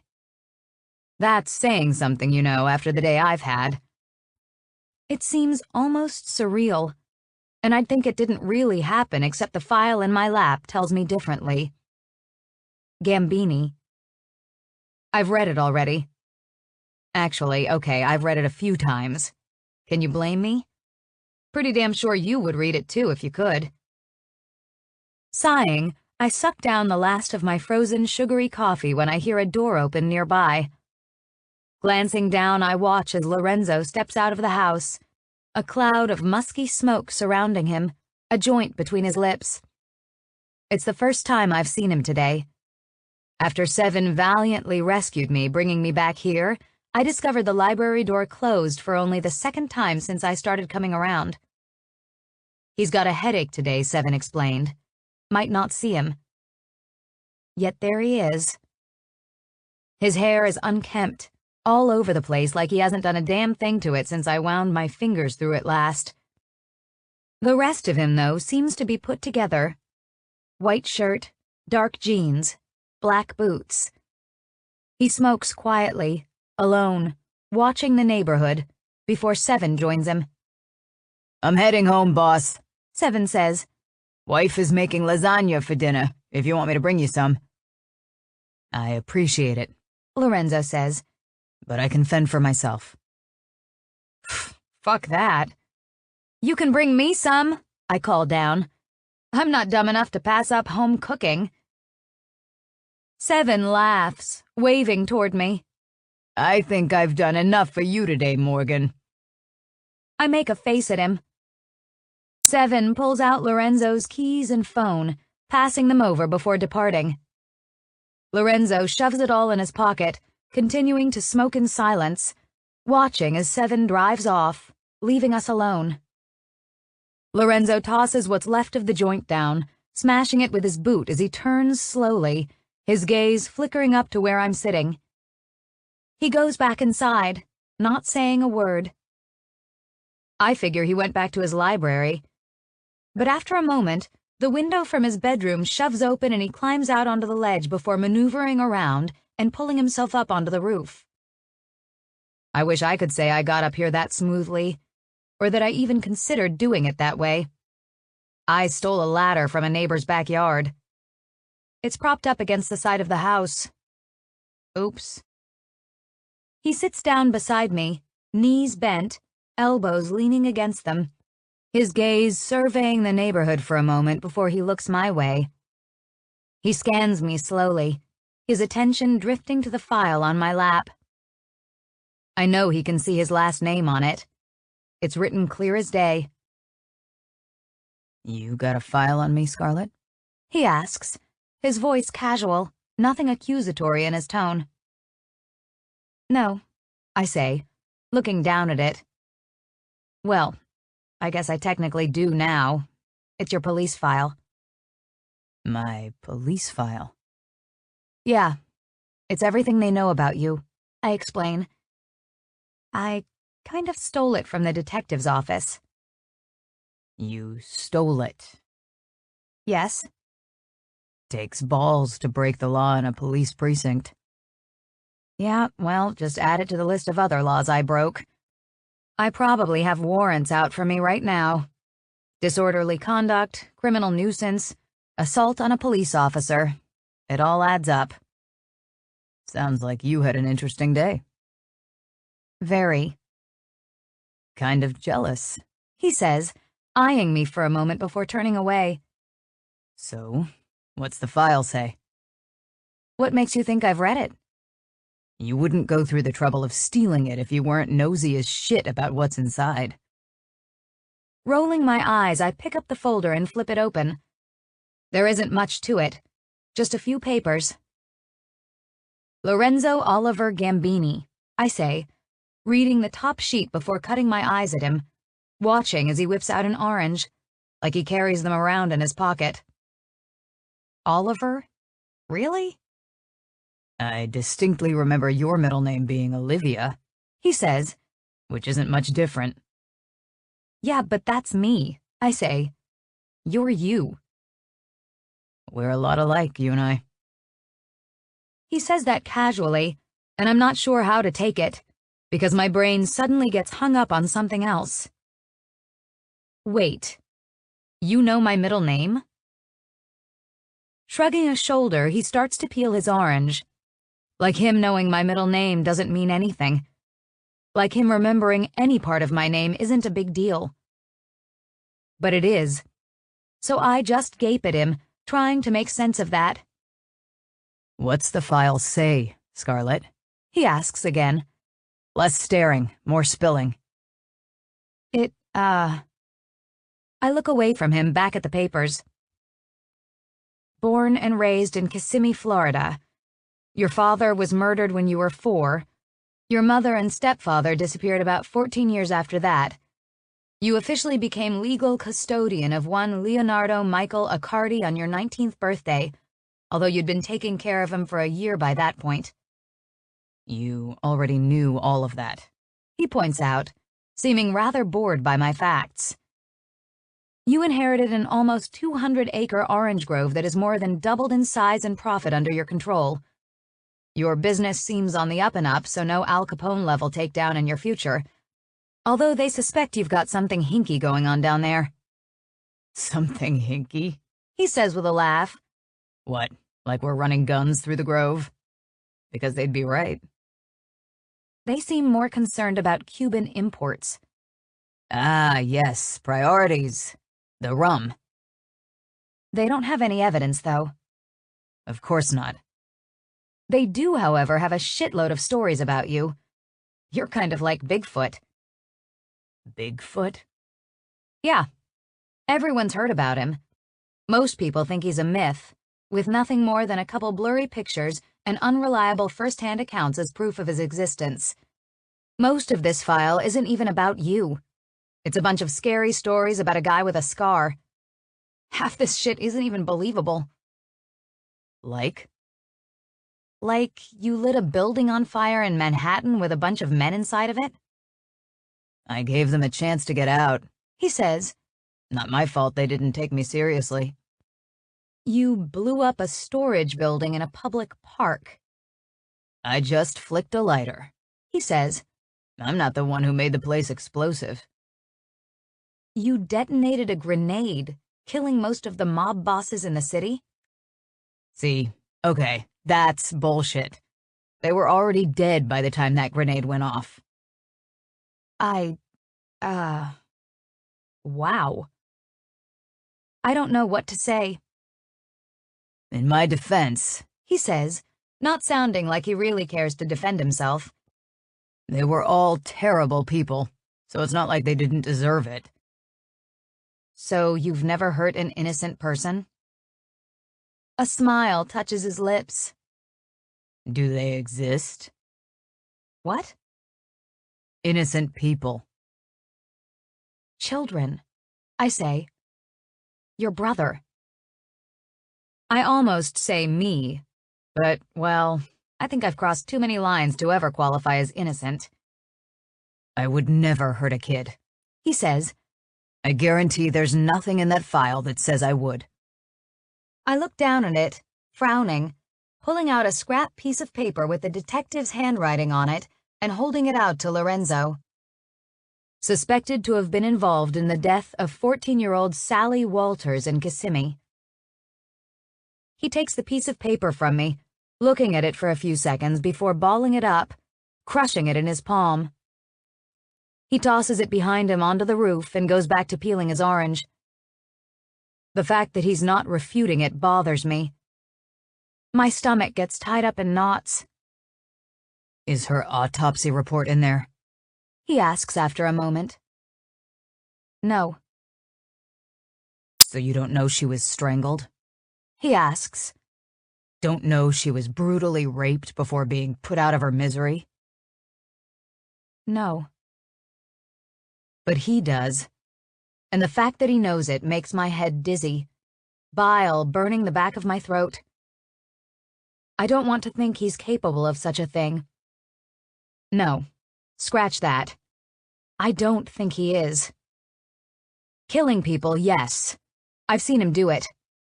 But rape is different. It's another level of cruelty inflicted by a different type of monster. I've met many of those monsters in my life, but he's not one of them. For the record, I didn't do it, He says. She was my first girlfriend. Only girlfriend. I didn't hurt her. I just got lucky and stumbled upon her after my stepfather was through. Oh. Oh, He repeats as he stands up. anything else in that book of bullshit that I should know about? No, I say, closing the file and holding it out to him. You can have it if you want. How nice of you, He says, snatching it from my hand, clutching so tightly the folder bends as he leaves, slipping back down off of the roof into the bedroom, slamming the window closed. I touched a nerve. A bad one. And I know he's just going to go back downstairs now into his library and I won't see him again tonight. Ugh, I don't like it. My stomach is still in knots. I didn't think it was possible, but I might have hurt his feelings. Ugh. Pushing to my feet, I quickly make my way across the roof. I scurry down the ladder, jogging around, and shove through the front door just as Lorenzo steps back into the library. Fuck. Hey, hold on, I say, running toward him skidding to a stop in front of the library just as the door is about to shut.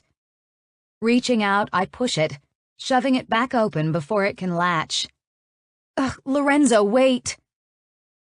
He turns to me, still clutching the door. He looks like he wants to slam it in my face. Or maybe, like, punch me. I don't know.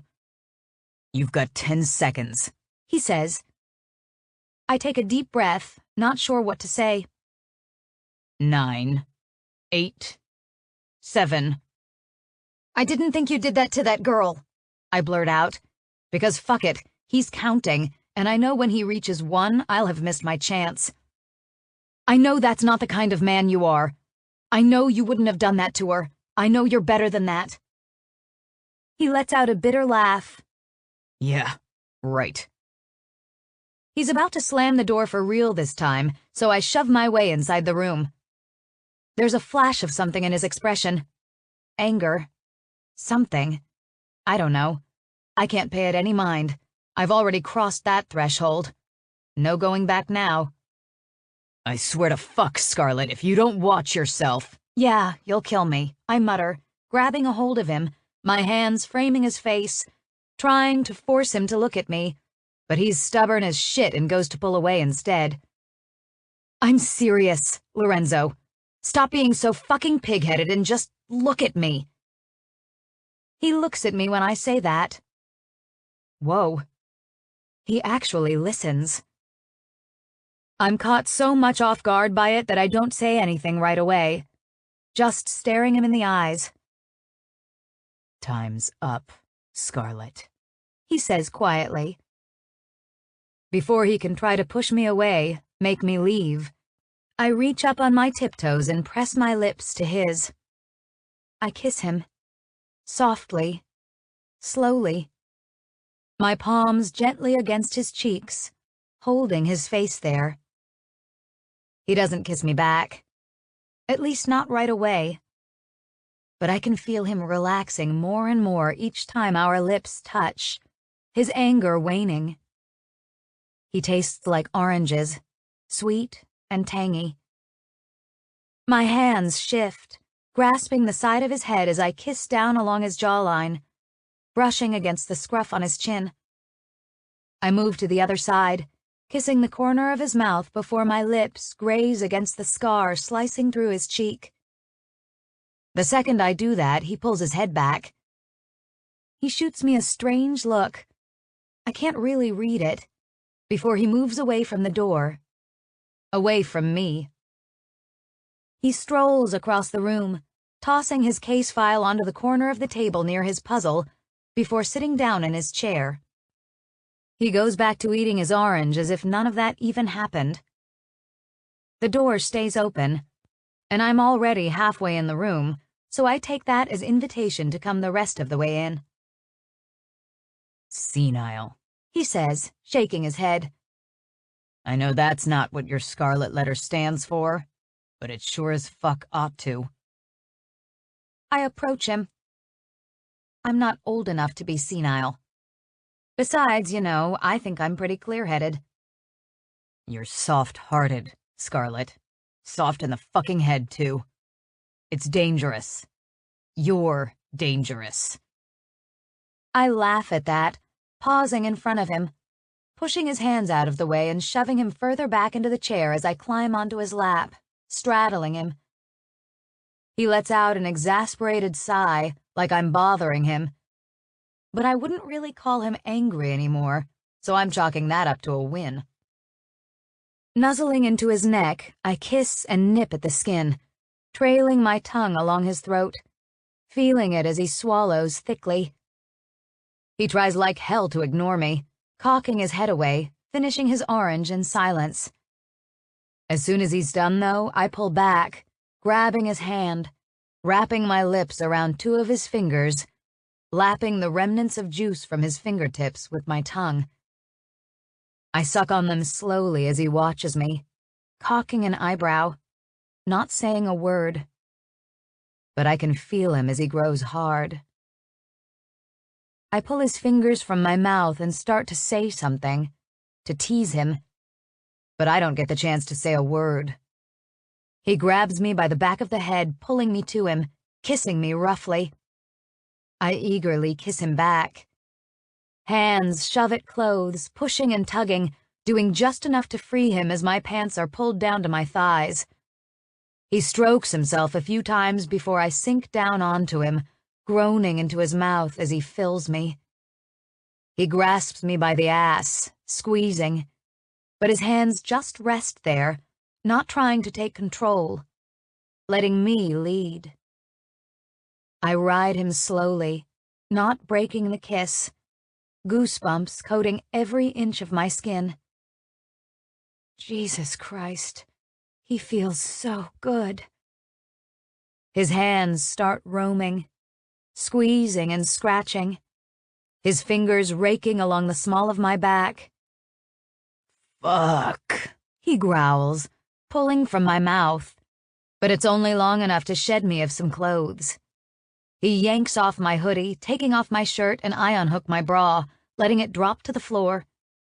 He kisses me again, a few small pecks before his mouth moves, leaving a trail down to my collarbones.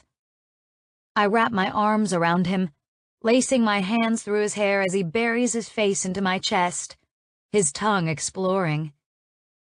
I hiss at a jolt of pain as he bites down on a nipple, closing my eyes, my toes curling.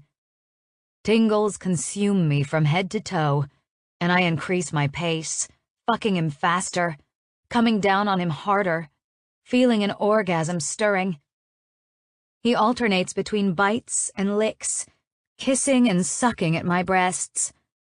I know he's leaving marks. I can feel them. They sting. My skin is raw, but I pull him to me tighter, wanting it rougher, wanting to feel every part of him inside every part of me. "Fuck me," I whisper breathlessly, scratching at his scalp as I tilt my head back. "Fuck me until I forget everything." He pulls back and I loosen my grip, realizing right away that might have been the wrong thing to say. There's a sinister twist to his lips that sends a chill down my spine. Before I can say another word, he shoves up out of the chair, pulling out as he drops me onto my feet. Yanking me over to the table, he turns me around, shoving me flat down against it, right on top of his puzzle. My pants are forced the rest of the way down, shackling my ankles as he kicks my legs apart as far as they'll go. "Be very still," he says, a slight edge to his voice. "Try not to fuck up my puzzle." "No promises," I whisper. He braces himself, his hand gripping my shoulder, and thrusts inside of me. I let out a deep groan as my eyelids flutter. Fuck. He wastes no time, doing exactly what I asked. He fucks me. It's powerful, brutal. Hips slam into me from behind as he fills me deeply, over and over. Skin-slapping noises echo through the room as he drives me into the table so hard it starts to move. I grip onto the edge of it, trying to hold on, trying to stay still, but he makes it impossible. Pain and pleasure merge inside of me, consuming me, and it doesn't take long before I start to grow numb. Tingles encompass me. My mind blanks out. Nothing exists except his cock inside of me, him on top of me, slamming into me from behind. I cry out with every deep thrust, incoherent noises like everything inside of me is being purged. Fuck, fuck, fuck.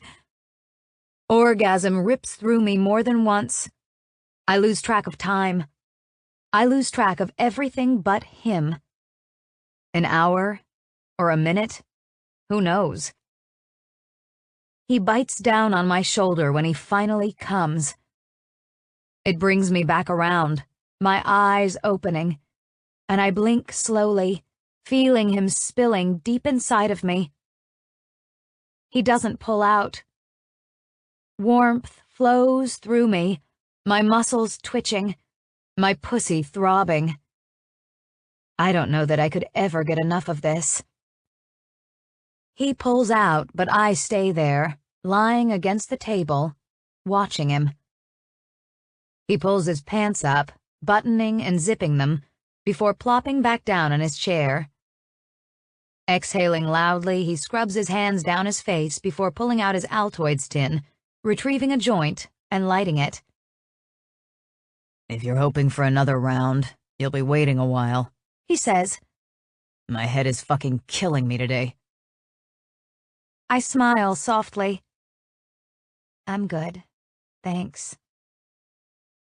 He smokes in silence for a moment, his gaze scanning me before he asks, Were you serious about what you said? Yes, I answer. Do you even know what I'm talking about? No, but if I said it, I meant it. He starts to say something when ringing cuts through the room. Pulling his phone from his pocket, he glances at it, brow furrowing. His eyes flicker back to me as he presses a button, bringing it to his ear. Gambini. There's a brief moment where Lorenzo doesn't speak. Ah, Aristotle, he says, sounding amused. I see you finally grew a sack and unblocked your number. Good for you. I'm proud. My smile falls. Cassian. I can't see the man.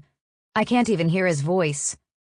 Miles separate us, as do thousands of people, but knowing he's just a breath away on the phone makes it feel like he's right in front of me again. My insides coil. My knees, they go weak. I desperately wish they wouldn't. But Cassian is like poison. Just a tiny taste on my tongue is enough to take me down. I hate it, reacting to him, but I can't help it. It ignites a spark, flooding me with memories. A flipbook of all the cruel things he's done, the ways he's single-handedly broken my reality. Lorenzo's eyes stay fixed on me as he sits there listening to Cassian. I wish I knew what he was saying, but at the same time, I'm terrified to hear what might come from his mouth. That doesn't work for me, Lorenzo responds. Why don't I come to you instead? My stomach sinks. Got it, Lorenzo says. He hangs up, slipping the phone back into his pocket before standing up from his chair. What are you doing? I ask. What does he want?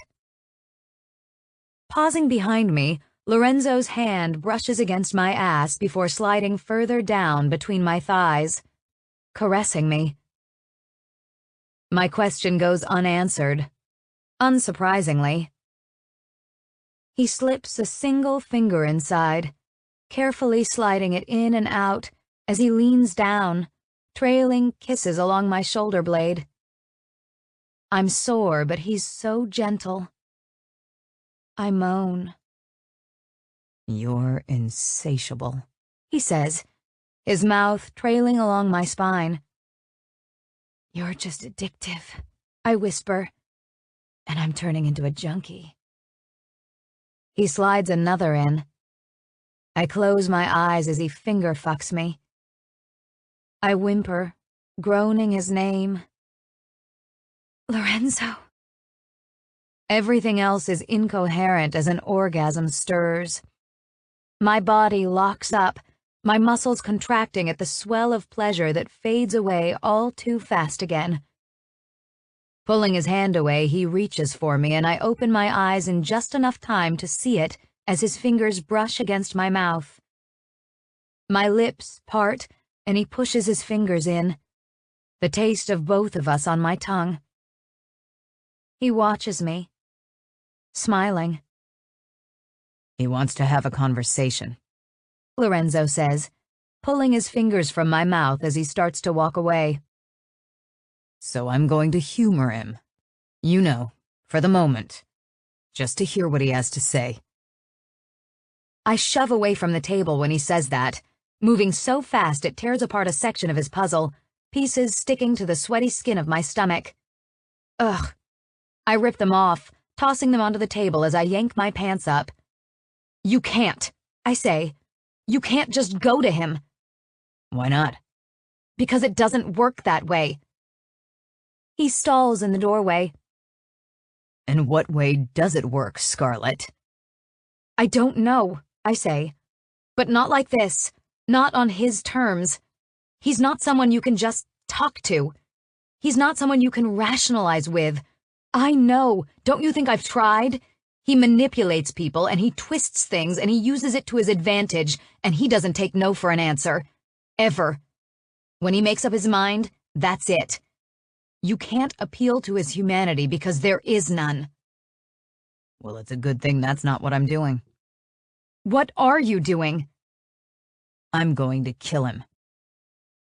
Those words knock the breath from my lungs. I gasp. Wait! You can't! I shout as he walks out, running after him. Please, Lorenzo, you can't just kill him! He's got his phone to his ear, calling somebody as he reaches the front door of the house, looking back at me. That wounded look flashes in his face, like I again offended him, as he grinds out, Don't tell me you care what happens to the bastard. No, but... But? He says, cutting me off. There's always a but, isn't there? You don't understand. You're right, he says. I don't. The guy terrifies you, and for the love of fuck, I don't know why. What's he got on you, huh? What is it about him that has you wound so tight that you're standing in my hallway, half naked, shaking, not wanting me to go blow his brains out so you'll stop? I mean, do you like this? Is that it? Are you having the time of your life pissing your pants over this asshole? Because if that's the case, carry on, baby. Don't let me stop this game you're playing. I can feel tears welling in my eyes, my voice cracking as I say, It's not like that. He senses it, I think, because his expression hardens, that anger rushing back into him. So you're just a pussy, huh? Maybe that's what your scarlet letter stands for. Just a fucking scaredy cat. But I'm not putting up with that shit. It makes no sense. Lorenzo walks out, slamming the front door behind him, and I close my eyes, trying to keep tears from falling. Face your fears, and wipe your tears. Sasha, I whisper, even though he's gone, wrapping a hand around my wrist tightly, my palm covering the tattoo. It's all for Sasha. 25. The dice clattered along the kitchen bar top, coming to a stop in the center of it.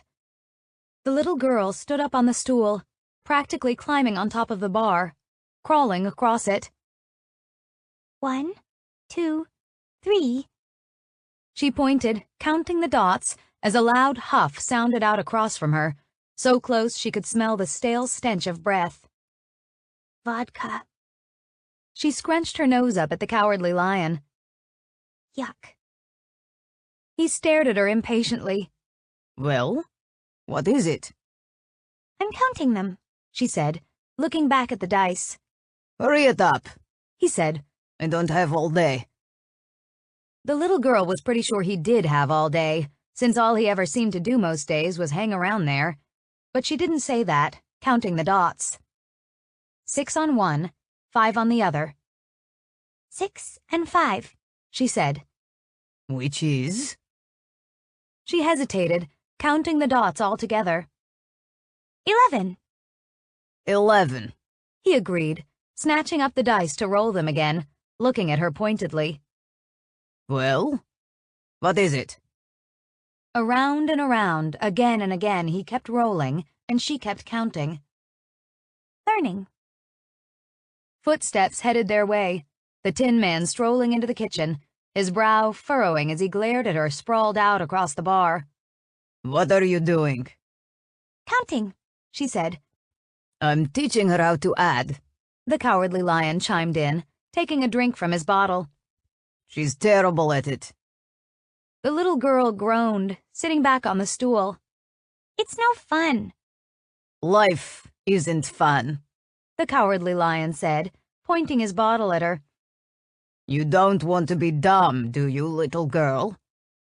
I'm not dumb, She said, crossing her arms over her chest. my mommy. Mummy or dummy? He asked, laughing that mean way he sometimes did. Like mother, like daughter, eh? Enough, The Tin Man said as he approached, snatching the little girl off the stool and setting her on her feet. run along, kitten. She stomped off, heading upstairs, and plopped down at the desk in the bedroom, crayons and paper scattered all around in front of her. Her chest felt all tight, like her heart was sad tonight. 6 months. Half a year. The little girl didn't know how many weeks that was, much less how many days. But she did know it was the end of December, which meant Christmas was coming.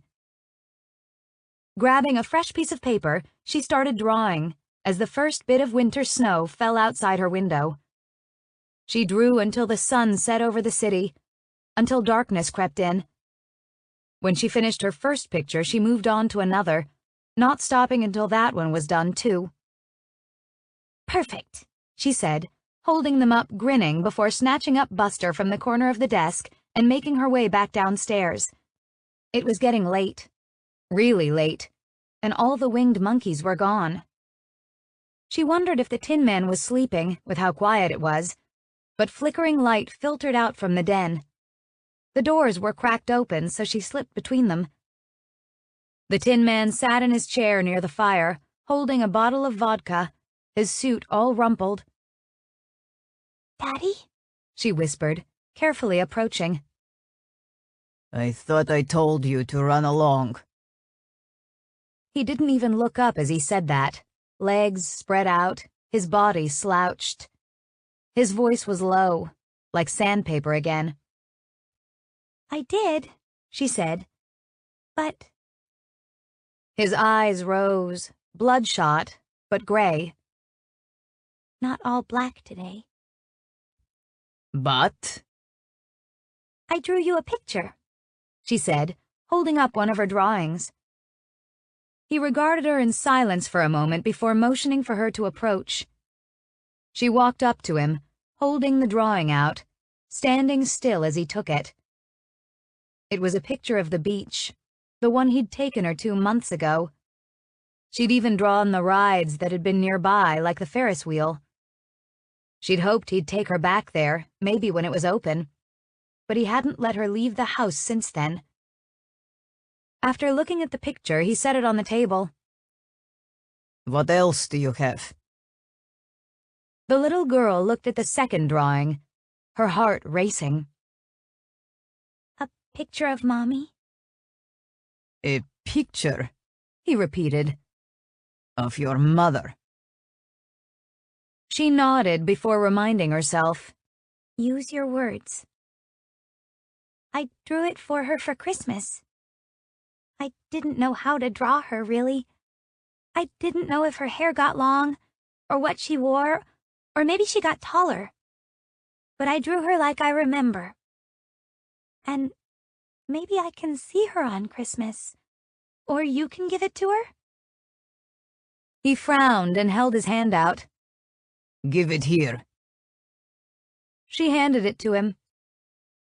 He clutched the sides of the paper, his knee moving, rocking back and forth as he stared at the picture in silence. I didn't know if you had wrapping paper, she continued. Can we get a tree now? I can decorate it and put the picture under it. Mommy liked the star on top. He sighed.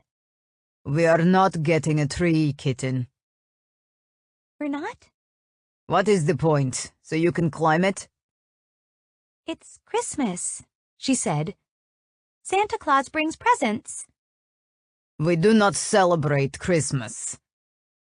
He set the picture down in his lap. We are not religious. But Santa... Is not real. She gasped. It felt like he hit her. You're lying! No, your mother lied. he said. She lied to me. She lied to you. That is all she ever did. Lie, lie, lie, lie, lie. He shouted the word lie so loud that she flinched, taking a step back, tears stinging her eyes. No! She shook her head, clutching Buster tightly. Why are you saying that stuff? Because it is true, he said, snatching up her drawing, crumpling it as he waved it at her, nearly smacking her in the face with it. This woman, your precious mommy, with those eyes and those hips and those lips, she lied to you, kitten. Hideous lies. She made you think I was the bad one, but that was her. She betrayed me. She kept you from me, my own flesh and blood. You were mine. I would rather you are dead. I would rather end your life than ever let that Suka have you for herself. She gets nothing. The little girl took another step back, away from him, her bottom lip trembling. Stop saying that stuff. It's not right, so stop it. You do not tell me what to do, I tell you. What I say goes. I hate you, she yelled. You have no heart in you. She ran out, heading upstairs, moving as fast as her legs would carry her, tears streaming down her cheeks. She hated him. She hated him so much. She went to her room and slammed the door, jumping into the bed. He's lying, she whispered, hugging Buster, squeezing her eyes shut. Mommy loves us. Mommy doesn't lie. He's just mean and big and ugly. Footsteps echoed down the hallway, coming near, stomping against the wood. Determined. Angry. Her bedroom door flung open, slamming into the wall, and the little girl curled tighter into a ball.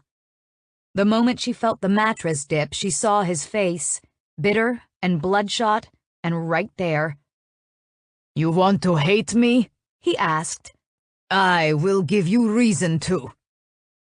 She held her breath, terrified, waiting for the hurt she thought he'd make her feel, like the way he hurt Mother. But it didn't happen. No. This hurt was different. He grabbed her arm, yanking Buster from her grasp. She gasped, trying to snatch him back, but the Tin Man was too strong. He clutched Buster, hand wrapped around the bear's neck, and stormed away without another word. No! The little girl jumped out of bed, chasing him. Please, Daddy, no! Please! I'm sorry! She tried to shove around him to get Buster back, grabbing a hold of his shirt, clutching it tightly as she tried to stop him, but he just dragged her along. The little girl begged the whole way down the stairs. He headed for the den, still utterly silent. On a mission, she realized, as he neared the fireplace with Buster. No! She screamed, collapsing to the floor. Please, Daddy! I don't hate you! Please, can I keep him? I'm sorry. He walked straight to the fireplace, ignoring her words, acting as if she were invisible. He held Buster out over the fire, the flames lapping at the bear, a spark setting his foot on fire. She screeched. I don't hate you! No, please! I love you, Daddy! He pulled Buster back when she said those words, beating the bear against the wall, extinguishing the small flame on his singed paw. He turned to her as she hyperventilated, her vision blurry, but she could see Buster was okay. He wasn't in the fire.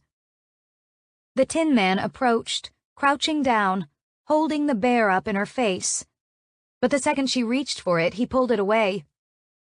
You love me, kitten? She nodded frantically. Use your words.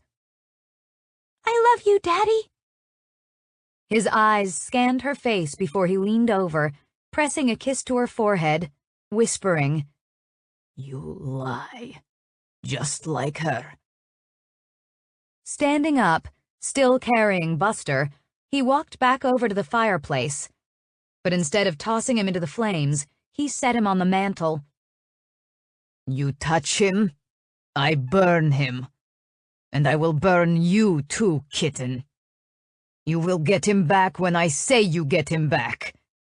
Until then, he will sit right here as a reminder. The Tin Man walked out, and the little girl just sat there, staring at the mantel, rocking, sobbing as she whispered, I'm so sorry, Buster. 26. Lorenzo. Boss? Yes, Seven. Are you sure about this? Whoever said there were no such things as stupid questions was wrong. I've heard some stupid questions in my life. Usually they come in clusters. Why do you have that gun? What are you doing? Are you going to kill me? Duh. I'm sure as hell not going to shoot myself. The fear of death, it tends to override common sense, which makes the end for some pretty damn pathetic. Oh God, why are you doing this? How could you? Bang. Certainly not the kind of last words I want to have. And Seven, well, I have respect for the guy, but he's notorious for asking stupid questions. Do I look sure about this? Yes, he says right away. Well, there you go then. Truthfully, I'm not sure at all, but I'd never let anyone know that, not even Seven. And before you say shit, I'm well aware that I just told you. But you don't count, so stop trying to interject yourself into the damn story. This is an important moment. The house before me is pretty damn big, 3 stories tall, wide and square in shape, isolated from the other houses in the neighborhood, off toward the waterfront just along the outskirts of Brighton Beach. It's dark out, a pitch-black night where the clouds overshadow everything, but the front of the house is illuminated. The top 2 floors are completely blacked out, but downstairs I see some dim lights on through the blinds in some of the windows. He's home. I know he is. He invited me over. And he's not alone. Like I knew he wouldn't be, so that doesn't bother me. What does bother me, though, is that it all looks so normal. Just once I want to show up somewhere and the place be a dungeon, with guillotines and torture chambers. Hell, give me a fucking dragon. I'll slay it. But no, it's always this, always a mask of normalcy they wear with ease. I get it, I'm a hypocrite. Look at where I live.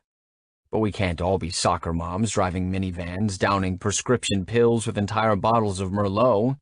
Some of us are just crack whores swigging 5ths of vodka on street corners. If it walks like a duck, if it quacks like a duck, it's a fucking duck, you know what I'm saying? And just once, I want to shoot a goddamn duck. Figuratively speaking. Yeah, we've swung back around to the animal metaphors. What can I say? My life is exhausting. Come on, I tell Seven. Can't be late for our date with the Stepford wife. Seven trails me as I walk the path straight to the front door of the mansion. A doormat lies there, something written in Russian on it. Might say fuck off, but it probably says welcome, since he's in the business of pretending to be accommodating. I try the knob out of habit. It's locked up tight. The peephole, I can tell it's a camera, which tells me the whole place is probably wired. A chime echoes through the house when I press the doorbell, loud enough that I can hear it, and it takes damn near a minute for whoever's answering to undo all of the locks on the door and disarm an alarm system. That's a hell of a lot of security. The door opens. Brother Bear is standing there. Markle. He's squinting, his right eyelid swollen, the eye horribly bloodshot. Laughter bursts out of me, making him grow rigid. Condolences on the eye, I say, pointing in his face. You're just a step away from being me, buddy. You ought to be more careful. You think this is funny? He growls, coming at me when a voice shouts out from inside the house. Markle, where are your manners? My manners? Markel asks, stepping back out of the way, as Aristov approaches the door. Yes, Aristov says. Mr. Scar is our guest. He laughed at me. I laughed at your eye, I correct him. I don't find you funny, Baloo. He looks as if he wants to attack me, but Aristov grabs his shoulder, pulling him away from the door. Now is not the time, Markel. Markel grumbles to himself, storming off. You will have to excuse my brother, Aristov says. He is usually our voice of reason, but he is a little upset tonight. A certain little pussycat clawed him when he tried to bring her home. Seven clears his throat behind me, saying, Morgan. Morgan, Aristov repeats with a dry laugh. Such a plain name for someone so colorful. The way he words that makes my muscles twitch. It was deliberate, without a doubt. Anyway, join me, Aristov says, moving aside, motioning into the house. I step past him, right inside. I know what you're thinking. Idiot, right? Walking into another lion's den like it's nothing. But something you ought to know is this isn't the first time I've done it. A lion is more comfortable in his home, surrounded by his pride. And when he gets comfortable, his guard goes down. He's confident, which becomes cocky, because he thinks he can't be touched, and cocky turns into careless, which works to my advantage. Besides, what's the worst that can happen? He shoots me, bang, dead? I'll just come back and haunt the son of a bitch. Seven follows me inside, and I see him visibly tense when Aristov shuts the door, taking the time to secure all the locks and rearm the alarm system. Join me in the den, Aristov says, glancing at me. We can speak privately there. I follow him with Seven on my heels the entire way. As soon as we step inside, Aristov's gaze flickers to Seven. I will not harm your boss, promise. So you can relax, help yourself to a drink in the kitchen. Make yourself at home. I'll pass, Seven says, a hard edge to his voice. Aristov smiles. Suit yourself, Mr. Pratt. Pratt. Bruno Pratt is Seven's given name, something they clearly know. Aristov did his homework. He knows more than he should. Reaching to the floor, Aristov grabs a black duffel bag and drops it on top of a square wooden table surrounded by leather furniture. It lands with a thud. He unzips it, shoving it open, flashing the contents. Money. A lot of money. Stacks and stacks of money. $1 million, he says, matter of fact, answering an unasked question as he takes a seat in one of the chairs. All $100 bills. My gaze shifts from the money to Aristov. You doubled the reward. He nods. All you have to do is give me her location so I can bring her home. Home, huh? She told me her home was a white house with a red door and wood floors. This doesn't really fit the bill, Aristotle. His expression freezes on his face, his smile like plastic. That was never her home. You sure about that? He leans back in the chair, crossing his arms over his chest. My sweet girl, she does not know what is best for her. But you do. Of course, everything I do is for her own good. This is for your own good. How many times did I hear those words? Too many. And never once were they genuine. For your own good was synonymous with violence in my life for way too many years. What do you want her for? Seven asks, chiming in. That's a lot of money. She must have done something to deserve it. Aristov looks at him. You are married, Mr. Pratt, correct? You have a family, yes? Seven doesn't answer, just staring at him, but that's as good as a yes to Aristov. I imagine you do everything for them, Aristov continues. I am the same way. We are not much different. I do what I must for the ones I love. You love her? Seven asks. That's what you're saying? Oh, absolutely, Aristov says. I love the Suka to death. Suka. That word sticks to my mind. Seven. Why don't you go get that drink, I suggest. Give me a moment alone with him. Seven hesitates, like he doesn't want to go, but he walks out after a moment, leaving me. Strolling over, I sit down in an empty chair near Aristov, already tired of this little game he's trying to play. I help myself to a bottle of liquor from the table, examining the label. Russian. Vodka, I'm guessing. Aristov regards me curiously. Of course. It's half empty, piss warm, but it doesn't matter. I crack it open, taking a swig straight from the bottle, and hiss at the intense burn that hits my chest when I swallow. Aristov laughs. Good? Strong. He swipes the bottle from me and takes a big drink, guzzling it like he's sucking down water.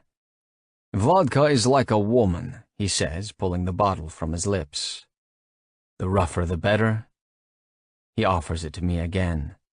So you understand. Shrugging, I take it back, taking another sip, letting the burn buzz through my system. My tolerance is pretty damn high since Cuban rum flows through my blood on the regular. But Russian vodka is a whole different ballgame. It's like gasoline, paint thinner. I can feel it, my body humming. I'm pretty sure that's what he wants. He thinks we're bonding. He thinks if I get drunk, I'll slip up. But he doesn't know me. I'm not giving him shit.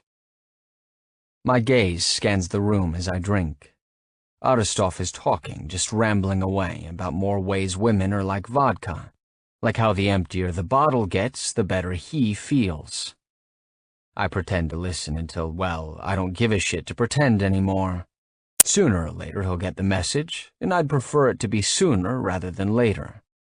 The only reason I bothered coming is to solve Scarlett's problem. My gaze drifts toward a fireplace along the wall, feeling the warmth radiating from the flames, smelling a hint of the woodsy smoke. I admire the fire, for as he yammers away, before my attention again shifts, this time to the mantel above it. A teddy bear sits there. I'm not even kidding. It's obviously old, stuffing springing out of holes, missing a goddamn eye, and filthy from scruffy head to charred foot. It's out of place, surrounded by all this forced elegance. Serial killers, you know, they sometimes keep souvenirs. Trophies, they call them. Reminders of the shit they've done so they can relive the moments again and again. Jewelry, panties, photographs, body parts. Whatever got them off, whatever got the blood pumping down below.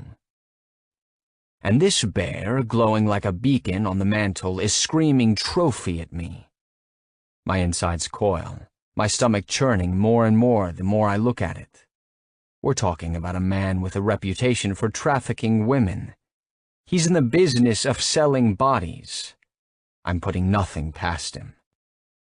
If that bear indicates what my mind is conjuring, I'll burn this house to the ground with all of us inside of it, just so I die with the pleasure of being able to usher that asshole personally straight to hell in the fire.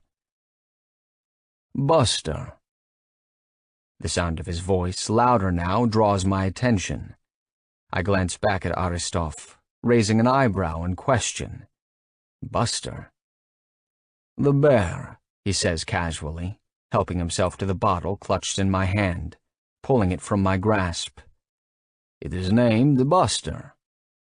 You named the fucking thing? He laughs. I did not name it. It came with the name. A stupid one, I say. But what do you expect from a little girl with so much stupid in her blood?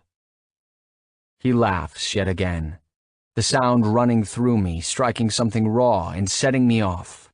I don't think, just react, pulling my gun out and cocking the son of a bitch, aiming it at his forehead. Seconds. Mere seconds. That was all it took. My finger hovers on the trigger, lightly pressing it. I'll blow his fucking brains out. What kind of sick fuck messes with a little girl? He stares at me. He doesn't cower, doesn't beg, doesn't ask those stupid questions I always get. No. He takes a swig of vodka, a slight smile on his lips, and just waits, like he doesn't think I'll do it. I'm not a man who hesitates, but I'm also not a man used to dealing with such fearlessness. After a few seconds, while he's still breathing, he pulls the bottle from his lips, pointing it at me as he asks, "Did she tell you about her?" "Who?" "My Morgan," he says. "Your Scarlet. That is what you call her, no?" "What about her?" "Did she tell you about Sasha?" Sasha. I don't answer that, having no idea what he's talking about, but that's all the answer he needs. He laughs yet again. "Oh, no, of course she has not told you," he says. "Why would she?" "Silly man, with a gun. Go ahead, shoot me. She will be heartbroken when you do. You will be killing her, too. Either way, I win." Before I can do anything, he shoves up from the chair, his forehead momentarily pressing against the muzzle as he rises to his feet. I keep the gun trained on him as he strolls over to the fireplace. He hesitates, standing there, staring at the mantel before he grabs the bear. His hand wraps around the thing, clutching it by the neck as he approaches. He drops it on the table in front of me. "Take it," he says. "It is only collecting dust here now. I am sure it will make Morgan happy to see it again." He steps by me to walk away. I keep the gun trained on him, but I still don't pull the trigger. Color me curious. "Who's Sasha?" Aristov stalls in the doorway, glancing back at me. I don't expect him to answer, figuring he'll give me some line about asking Scarlet, when he lets out a deep sigh and says, "My daughter, of course." Daughter, of course. Puzzle pieces I never bothered to connect shove themselves together, like I should have already riddled out the bigger picture here. The man has a daughter, and it's not taking a genius to figure out where he might have gotten that daughter. Or rather, who gave him that daughter. I saw the scar on her stomach. I see it every time she takes off her clothes. It's there, more prominent than the other scars peppering her body, but she's never brought it up, so I always let it go. Whatever story is behind it must be one she doesn't want to tell. Because I've given her ample opportunity to spill it. Tell me a story. But she'd rather spew some bullshit fairy tales. I know scars, though. I know the kind of scar a bullet leaves behind. I know the kind left from a knife. Gashes and welts and burns, the scars are recognizable. I can read a body like a book and tell you everything it has been through. A litany of fucking horror stories written right onto the flesh. I know the story of a metal shovel to the face, blunt force trauma that should have killed a teenage boy, but instead turned him into a nightmare. But the most recognizable scars are deliberate, the ones caused by a carefully controlled cut with a scalpel. I know when you've had your appendix removed, when you've had open-heart surgery, when you've had a tracheotomy, and I know when you've had a C-section. It's damn near impossible to hide that truth. Easier to ignore, though. Believe me, I ignored it. Can't ignore it anymore. I'm a fucking fool. "Where is she?" I ask. "Your daughter." He smiles. "Shoot me, Mr. Scar, and you will never know." I don't take kindly to being threatened. Blackmail, coercion, not fucking happening. I get it, you know? There are consequences to every action, cause and effect. If this, then that. But there are consequences to inaction too, and that's something people don't often realize. Scarlett is living the consequences right now because nobody has stopped this from happening. My stepfather's voice bounces around in my head as I sit in the passenger seat of my car, slouching down in the dark, the obnoxious ding-ding-dinging of the put-on-your-fucking-seatbelt warning echoing through the small space. A clear conscience just means you've got a bad memory. He used to say it all the time, and I've got to tell you, right about now, I wish I could catch a case of amnesia and have my memory wiped, because my conscience is muddled tonight. "Speak," I say sharply, my voice making Seven jump as he speeds toward Queens. He keeps casting sidelong glances my way, not saying a goddamn word, subtlety not his strong suit. "Ask your questions or get out of my car." "What happened?" "What happened?" I repeat. "You want to maybe specify a bit? Because a lot has happened in my life, Seven, and I'm not interested in spilling my guts to you like a little bitch." He hesitates, turning on the blinker to make a left turn.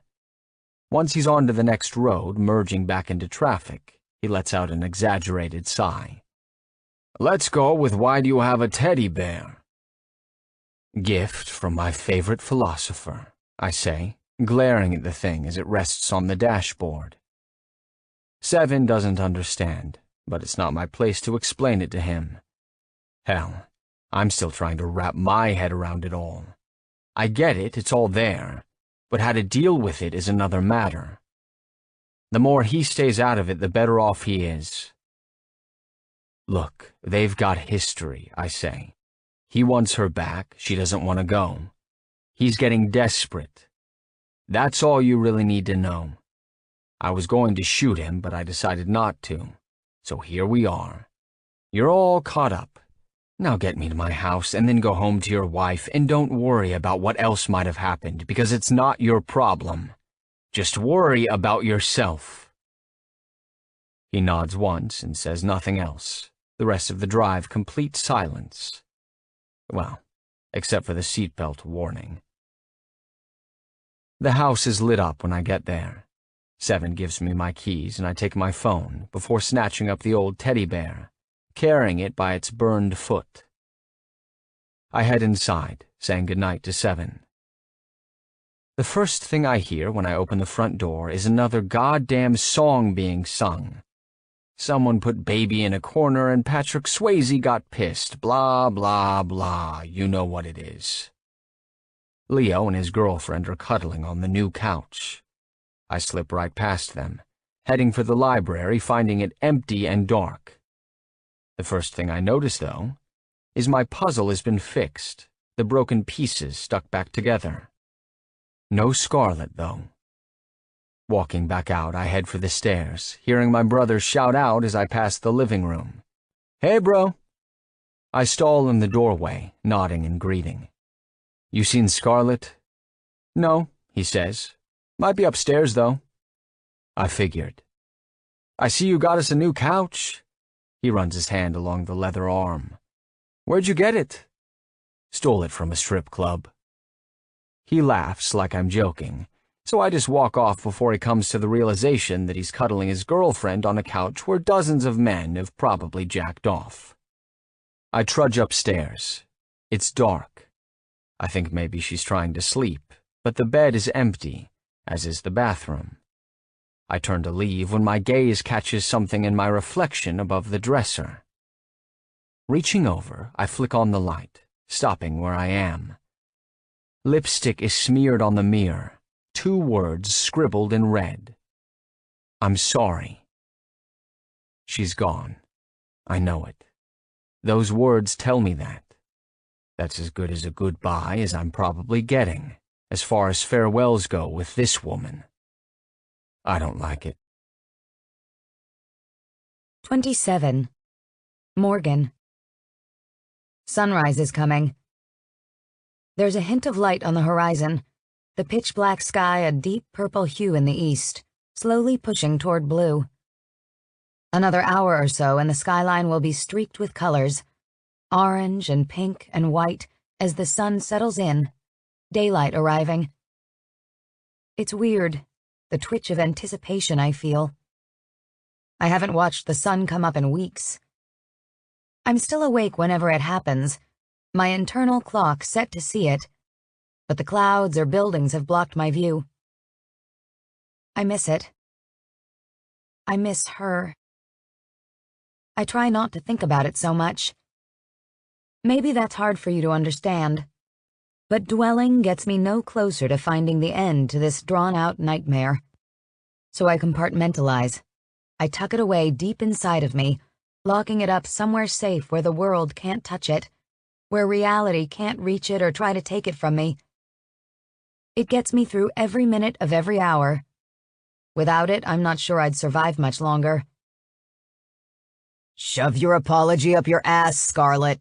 I don't accept it. The voice calls out behind me loud and brash, a genuine hint of anger in his words that makes a chill flow through me. Lorenzo. I'm standing on the ledge on the roof of this apartment building again, one of the last places I should be probably, but I knew I'd be able to catch the sunrise from here. Guess he knew it too. Didn't take him long to find me.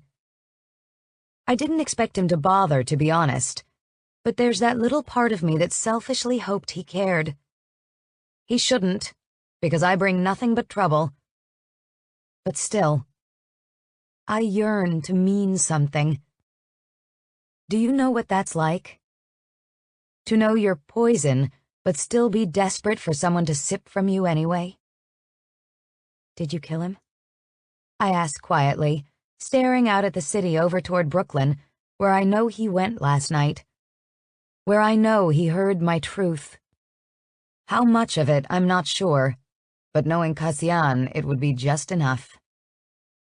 Wanted to, he says. Thought about it. Almost did it. But no, he's still alive. The relief I feel sickens me. The world around me spins. I close my eyes to take a deep breath, trying to calm my achy chest. I hear Lorenzo approach. He purposely snuck up on me, making no noise on his way to the roof, but he's being deliberate about it now, warning me he's coming closer. Opening my eyes again, I carefully turn around, words on the tip of my tongue about how I truly am sorry he got mixed up in my mess, when the wind is knocked right out of me. It feels like a fist slams into my gut. I gasp. My heart stalls. My vision grows hazy until I see nothing. I almost collapse. My knees go weak, legs starting to buckle, foot slipping on the edge of the ledge. I sway, damn near falling, the sight hitting me like a tank. Buster. Lorenzo holds the teddy bear upside down by its foot. It's in worse shape than I've ever seen it, but I know that bear. I'd recognize it anywhere. Jesus fuck! Something flashes in Lorenzo's eyes. It almost looks like fear. He darts forward, snatching a hold of me, yanking me back onto the roof. I slip again, almost falling. This time onto him, but he keeps me upright, slamming me back against the ledge, pinning me there with his body.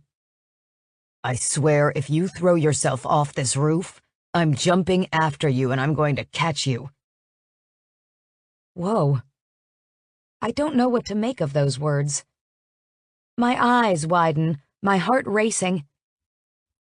I'll catch you, he says again, his face so close to mine I can feel his breath on my skin. Because in those few seconds before you hit the ground, I'm going to fucking choke the life out of you for doing that shit. You got me? I got you, I whisper, surprised I can even speak. He keeps me pinned there, pressed flat up against me, staring me dead in the face.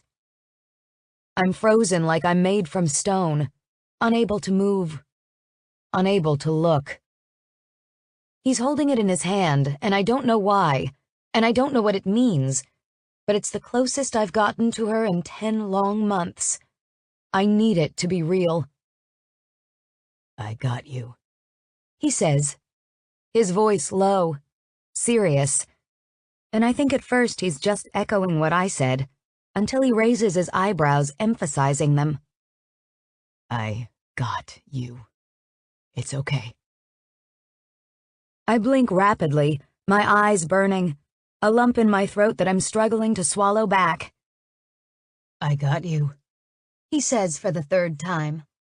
but I'm telling you, if you start fucking crying on me right now, if you start boo-hooing, there's a chance I'll just throw you over the side myself. So don't do it.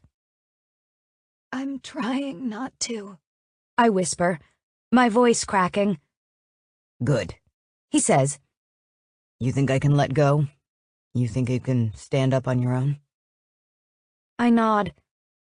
He lets go of me, taking a step back.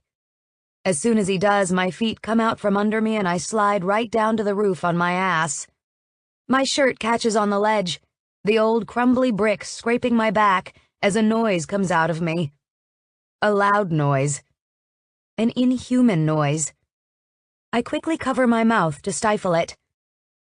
Tears burn my eyes, obscuring my vision. Buster is right there, inches from my face. I reach for the bear, grasping hold of its arm, and Lorenzo relinquishes it to me, not hesitating at all. As I clutch it to my chest, I pull my knees up, folding into myself. Tears break free and stream down my cheeks. I cry. Fuck it. I can't hold it back anymore. My chest aches, my stomach clenches, and I can't catch my breath because I cry so hard. I'm hyperventilating, a mess, falling apart. Lorenzo just stands there, not consoling me, but he doesn't leave either. He stays right in front of me, staring out into the city as I sob. I asked one thing of you, he says when I calm down. One thing. That's it. I said don't cry. I laugh at that, although my tears are still falling, laughing and crying at the same time like a maniac. It's not funny, no, but it's so fucked up that I can't help myself. Sorry. Jesus, don't apologize either. Stop saying you're sorry all the fucking time. I want to point out that I've said it only maybe 3 times to him total, and that I should be apologizing. But I keep my mouth shut as I wipe my face on my shirt, trying to dry my eyes. I know it makes him uncomfortable. Emotion, remorse, tears, apologies, the whole 9 yards. I press my face against the teddy bear, inhaling deeply. Dust tickles my nose. It smells musty. It doesn't smell at all like sunshine or innocence. There's no her in the bear anymore. I don't know what happened. More tears fall. Silent ones this time. I wipe them away and just sit there, hugging Buster. After a moment, Lorenzo lets out a dramatic sigh before sitting down on the roof beside me, maybe a foot of space between us. We're not touching, but he's close enough that I can feel his warmth. Are you done crying now? He asks. I laugh again. You are such an asshole. I was going to talk to you, he says, but you might blow snot on me with all that blubbering. I shake my head, wiping my nose on my sleeve. I'm a mess, but there's nothing else I can do about it. It isn't like he brought along any tissues. Turning my head, I gaze at him. The sky is steadily lightening. I can make him out better now than when he showed up. Uneasiness wafts from him as he picks at the skin around his fingernails, out of his element. For the first time since I've met this man, he's letting his nerves show, his guard lowering just enough for me to see it. I can tell he doesn't want to be doing this, but he's doing it. And that's not something I ever expected from him. He doesn't owe me anything. He glances at me, surveying my face. Reaching over, he grabs my right hand, turning it over, palm up, my wrist bending as he pushes the tattoo there toward me. My scarlet letter, he calls it. I glance down at it. Sasha.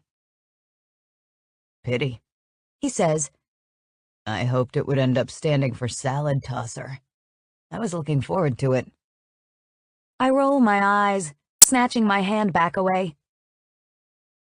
It was different at first, I say, running my fingers along the ridges of the tattoo, feeling for the scar beneath it. I can even still see it if I look hard enough. He carved an S into my wrist. I hated it, hated seeing it. It stood for something else back then.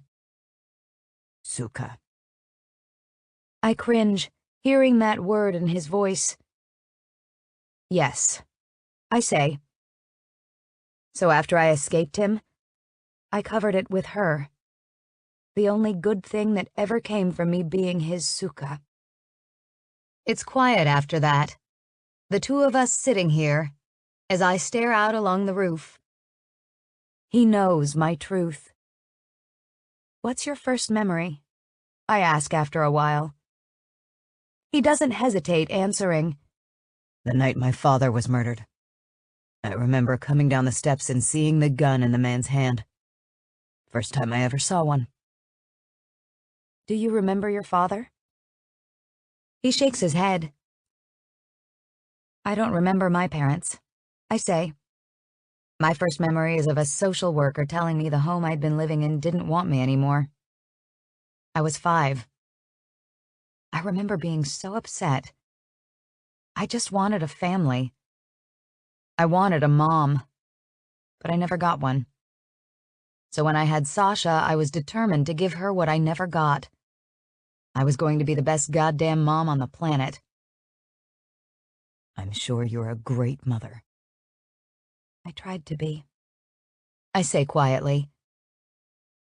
I was only 16 when I had her, and I had no idea what I was doing.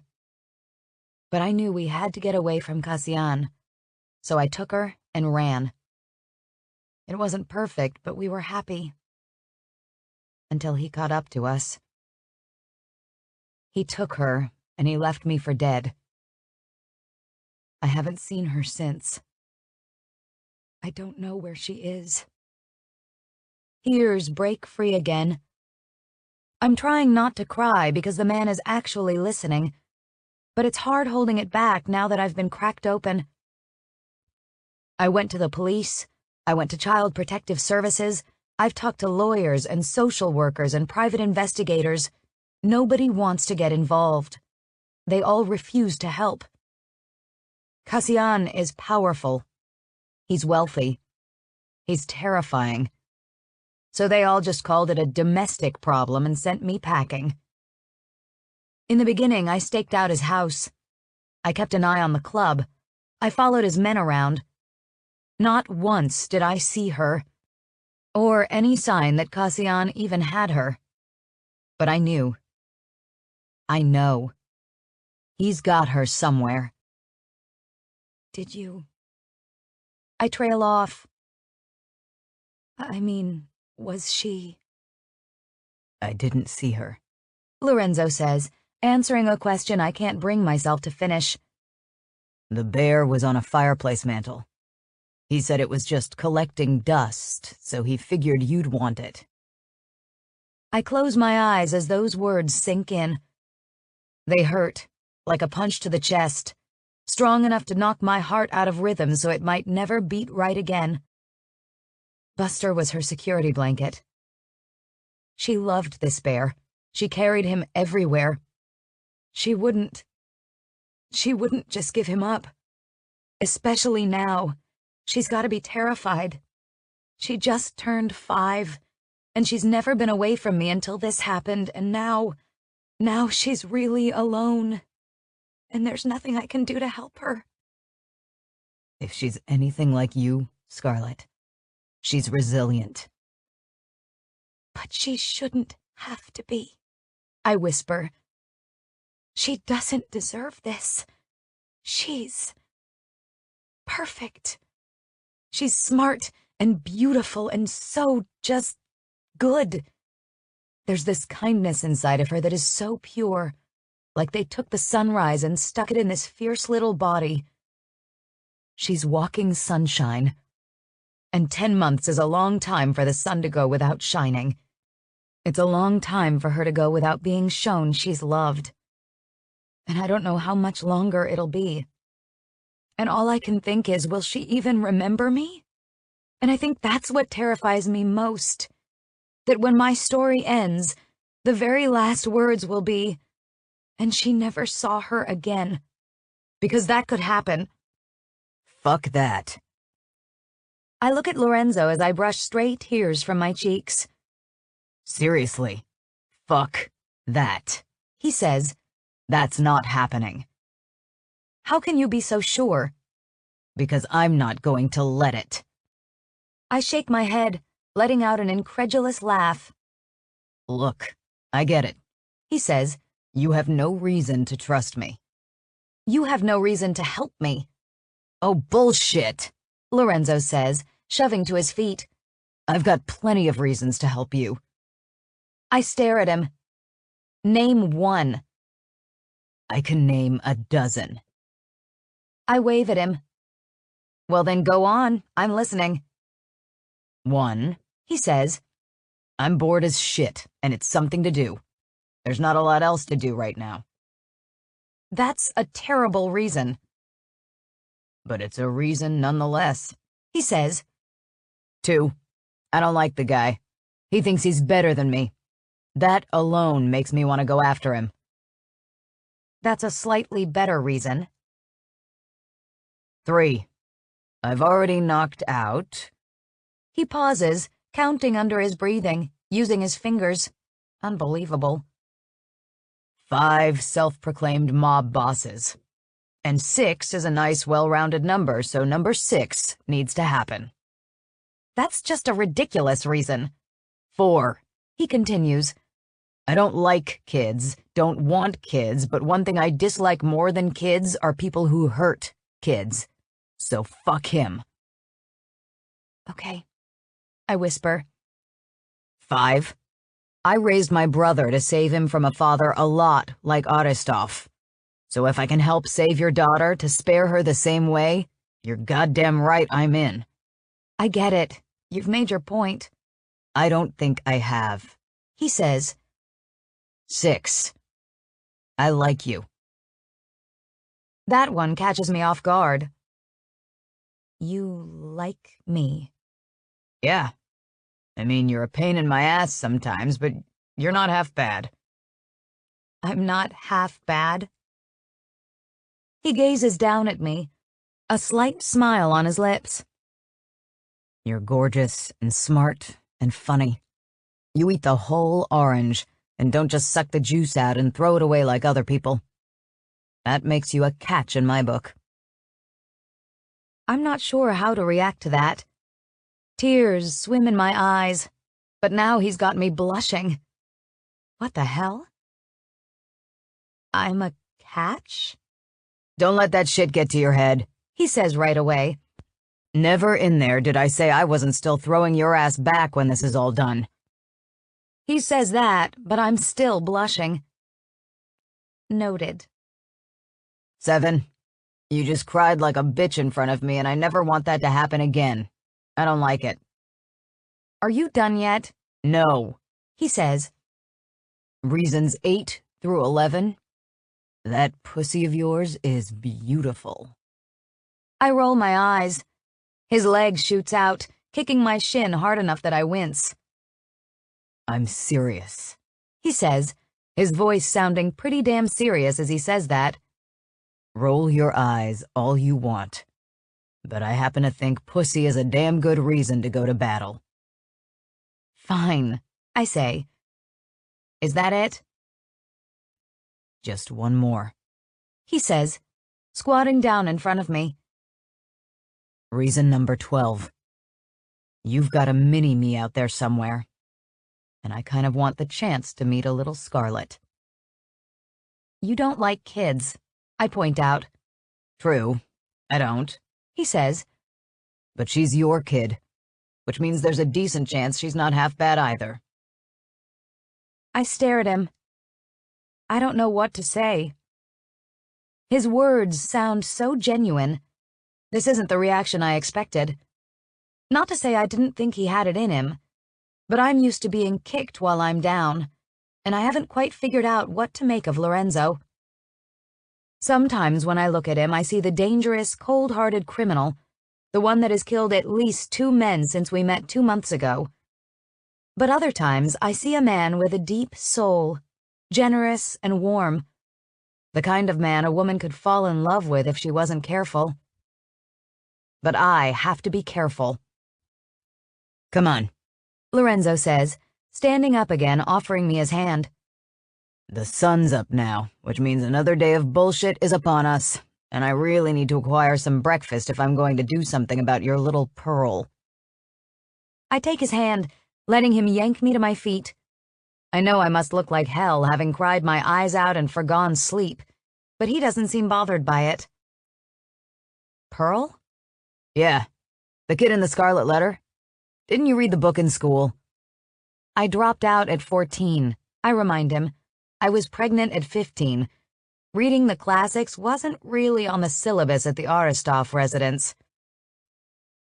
He doesn't say anything for a moment, his face twisting with a grimace. I just did math in my head. And that disturbs you? When the math I'm doing is how old Aristov was when he knocked you up? Yeah. I want to point out that he has no idea exactly how disturbing that time of my life was, but I let it drop. I'm tired of thinking about Kasyan. I'm tired of the way he still controls my life. So I pull myself together, tuck Buster under my arm, and glance around, my eyes grazing over the colorful horizon. The sun is up, shining brightly. I didn't watch it happen, but I still feel like a weight has been lifted. I almost feel hopeful again. I glance back at Lorenzo, noticing he's watching me. I still think you're a fool for helping me. But thank you. Really. He stares in silence for a moment, his expression passive before he says, Yeah, well, who's more foolish? The fool or the fool who follows him? Good question, Obi-Wan. I start to walk away when Lorenzo grabs my arm, stopping me, pulling me toward him. You've seen Star Wars? Of course. See, I'm sure now more than ever before that I'm going to help you. Lorenzo's expression cracks with a smile. Reason number 13, Scarlet. I may just be your only hope. 28. The little girl didn't like playing games anymore. She was stuck in a stupid match of tug-of-war, digging her heels into the ground, trying to hold on, but the Tin Man was too strong for her. Every time she pulled away, he tugged harder. She locked herself in the bedroom, not wanting to ever see him, so he took the door off of the hinges, giving her no space. She refused to eat, not having an appetite, not even when he got her some peanut butter and jelly, so he force-fed her, shoving the food in her mouth. He said if she starved to death, it would be because he decided it. So she took up hide-and-seek again, but he'd proven to be persistent. The best part about living in a palace, though, was that there were so many hiding places, a new one every day. Sometimes he found her, other times he didn't even look. She preferred him not to bother, because whenever he sought her, he made her heart hurt. His words got all ugly. He always made her cry with his lies. Your mother does not love you, kitten. If she did, she would be here with us. It was a cold night, snowing outside, when the little girl lay beneath a bed in a guest room on the 2nd floor right above the den. Noises filtered up, reaching her ears. The Tin Man hadn't looked for her because he had visitors, his flying monkeys and some women. It was late, pitch black, when the noise below got louder, chanting, counting backward. New Year's. The little girl had really missed Christmas. No Santa Claus had come. She thought maybe something had stopped him, like maybe the Tin Man scared him too, Or maybe she just hadn't been good enough that year. But a mean voice in her head whispered, maybe he's just not real. It was a whole different year now. She tried to remember the one before it, but her memory was being fuzzy. She didn't like it. She lay there with her eyes closed, trying to remember her mother, how she laughed and loved, but the little girl could only seem to picture her sleeping on the kitchen floor. She wanted to remember the happiness. How could she do that? Maybe she'd just have to go out and find her mother, seek her out instead of the other way around. Some of the noise from downstairs came closer. Whispering, footsteps along the second floor. The little girl tensed when it moved into the guest room, feet shuffling in the darkness. 2 people, high heels and a pair of boots. They moaned, making kissing noises before falling onto the bed, hitting the mattress so hard the springs almost squished the little girl's head. She gagged as a cloud of dust surrounded her, tickling her nose. Oh no. Uh-oh. She had to sneeze. She tried to stop herself so they wouldn't hear, but holding it in only made it come out louder. The sneeze echoed through the room. The kissing abruptly ended. Feet hit the floor and the blanket flipped up seconds before an upside-down face peeked between a set of legs. The Cowardly Lion. He scowled before dropping the blanket again and sitting back up with a groan. "Everything okay?" the woman asked. Can you He groaned again. go back downstairs? There's something I need to take care of. Uh-oh. For real. The woman didn't argue, leaving the room.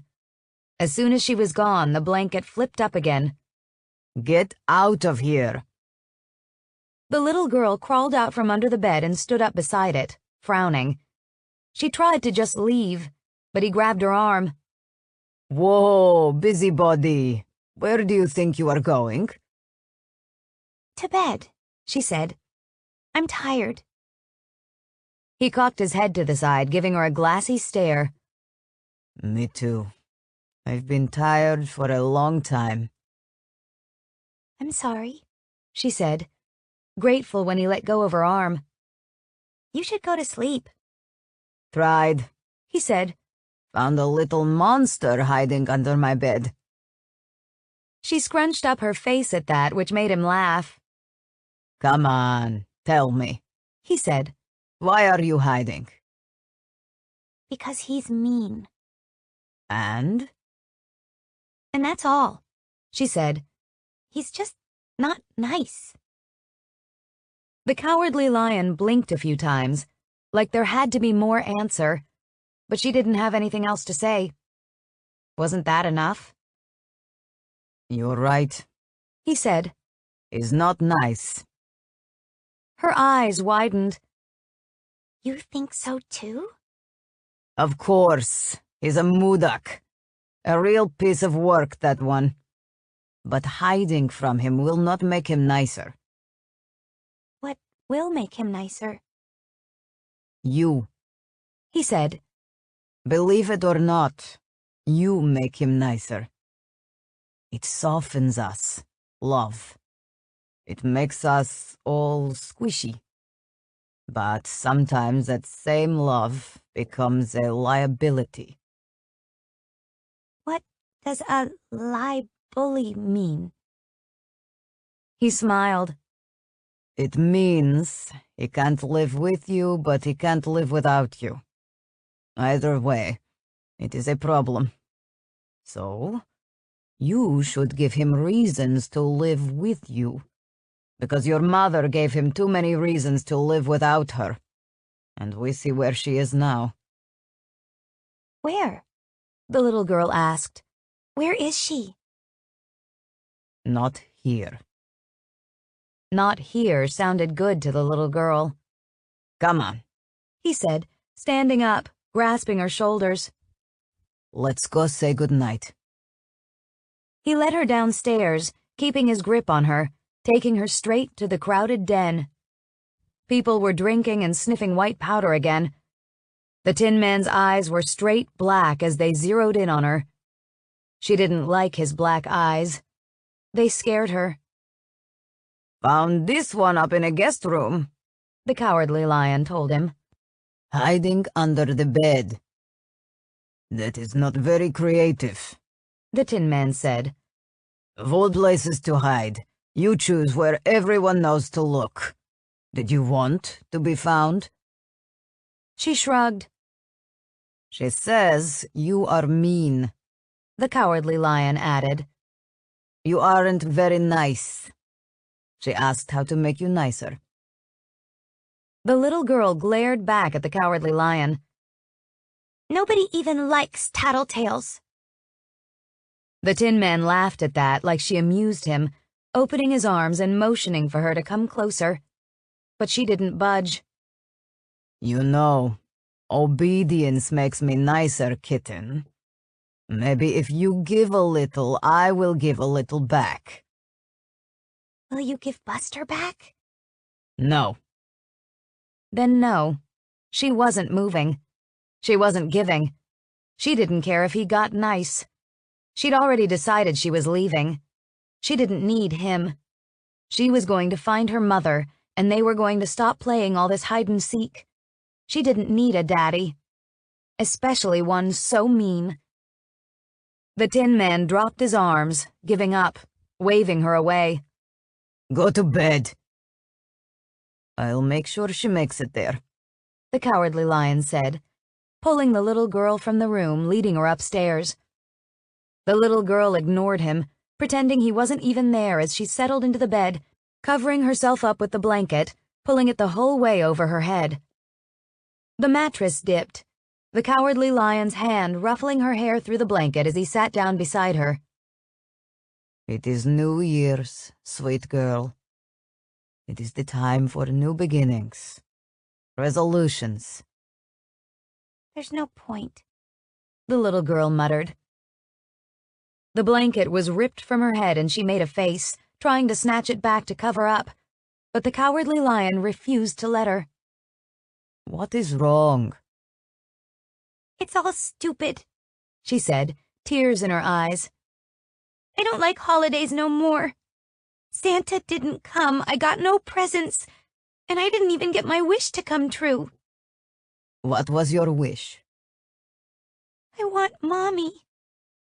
I want to go home. The Cowardly Lion blinked at her for a long moment before throwing the blanket back over her head, covering her up as he stood to walk away. The little girl listened to his footsteps crossing the floor before he called back to her quietly. Good night, sweet Sasha. Happy New Year. This concludes Menace by J.M. Darhauer, narrated by Kasha Kensington and Iggy Toma. Copyright 2017 by Jessica May Darhauer. This unabridged audiobook is published by arrangement with J.M. Darhauer, care of Brower Literary and Management, and was produced in the year 2017 by Tantor Media Incorporated, a division of Recorded Books, which holds the copyright thereto. Please visit tantor.com for more information on our growing library of unabridged audiobooks and to take advantage of special offers. Audible hopes you have enjoyed this program.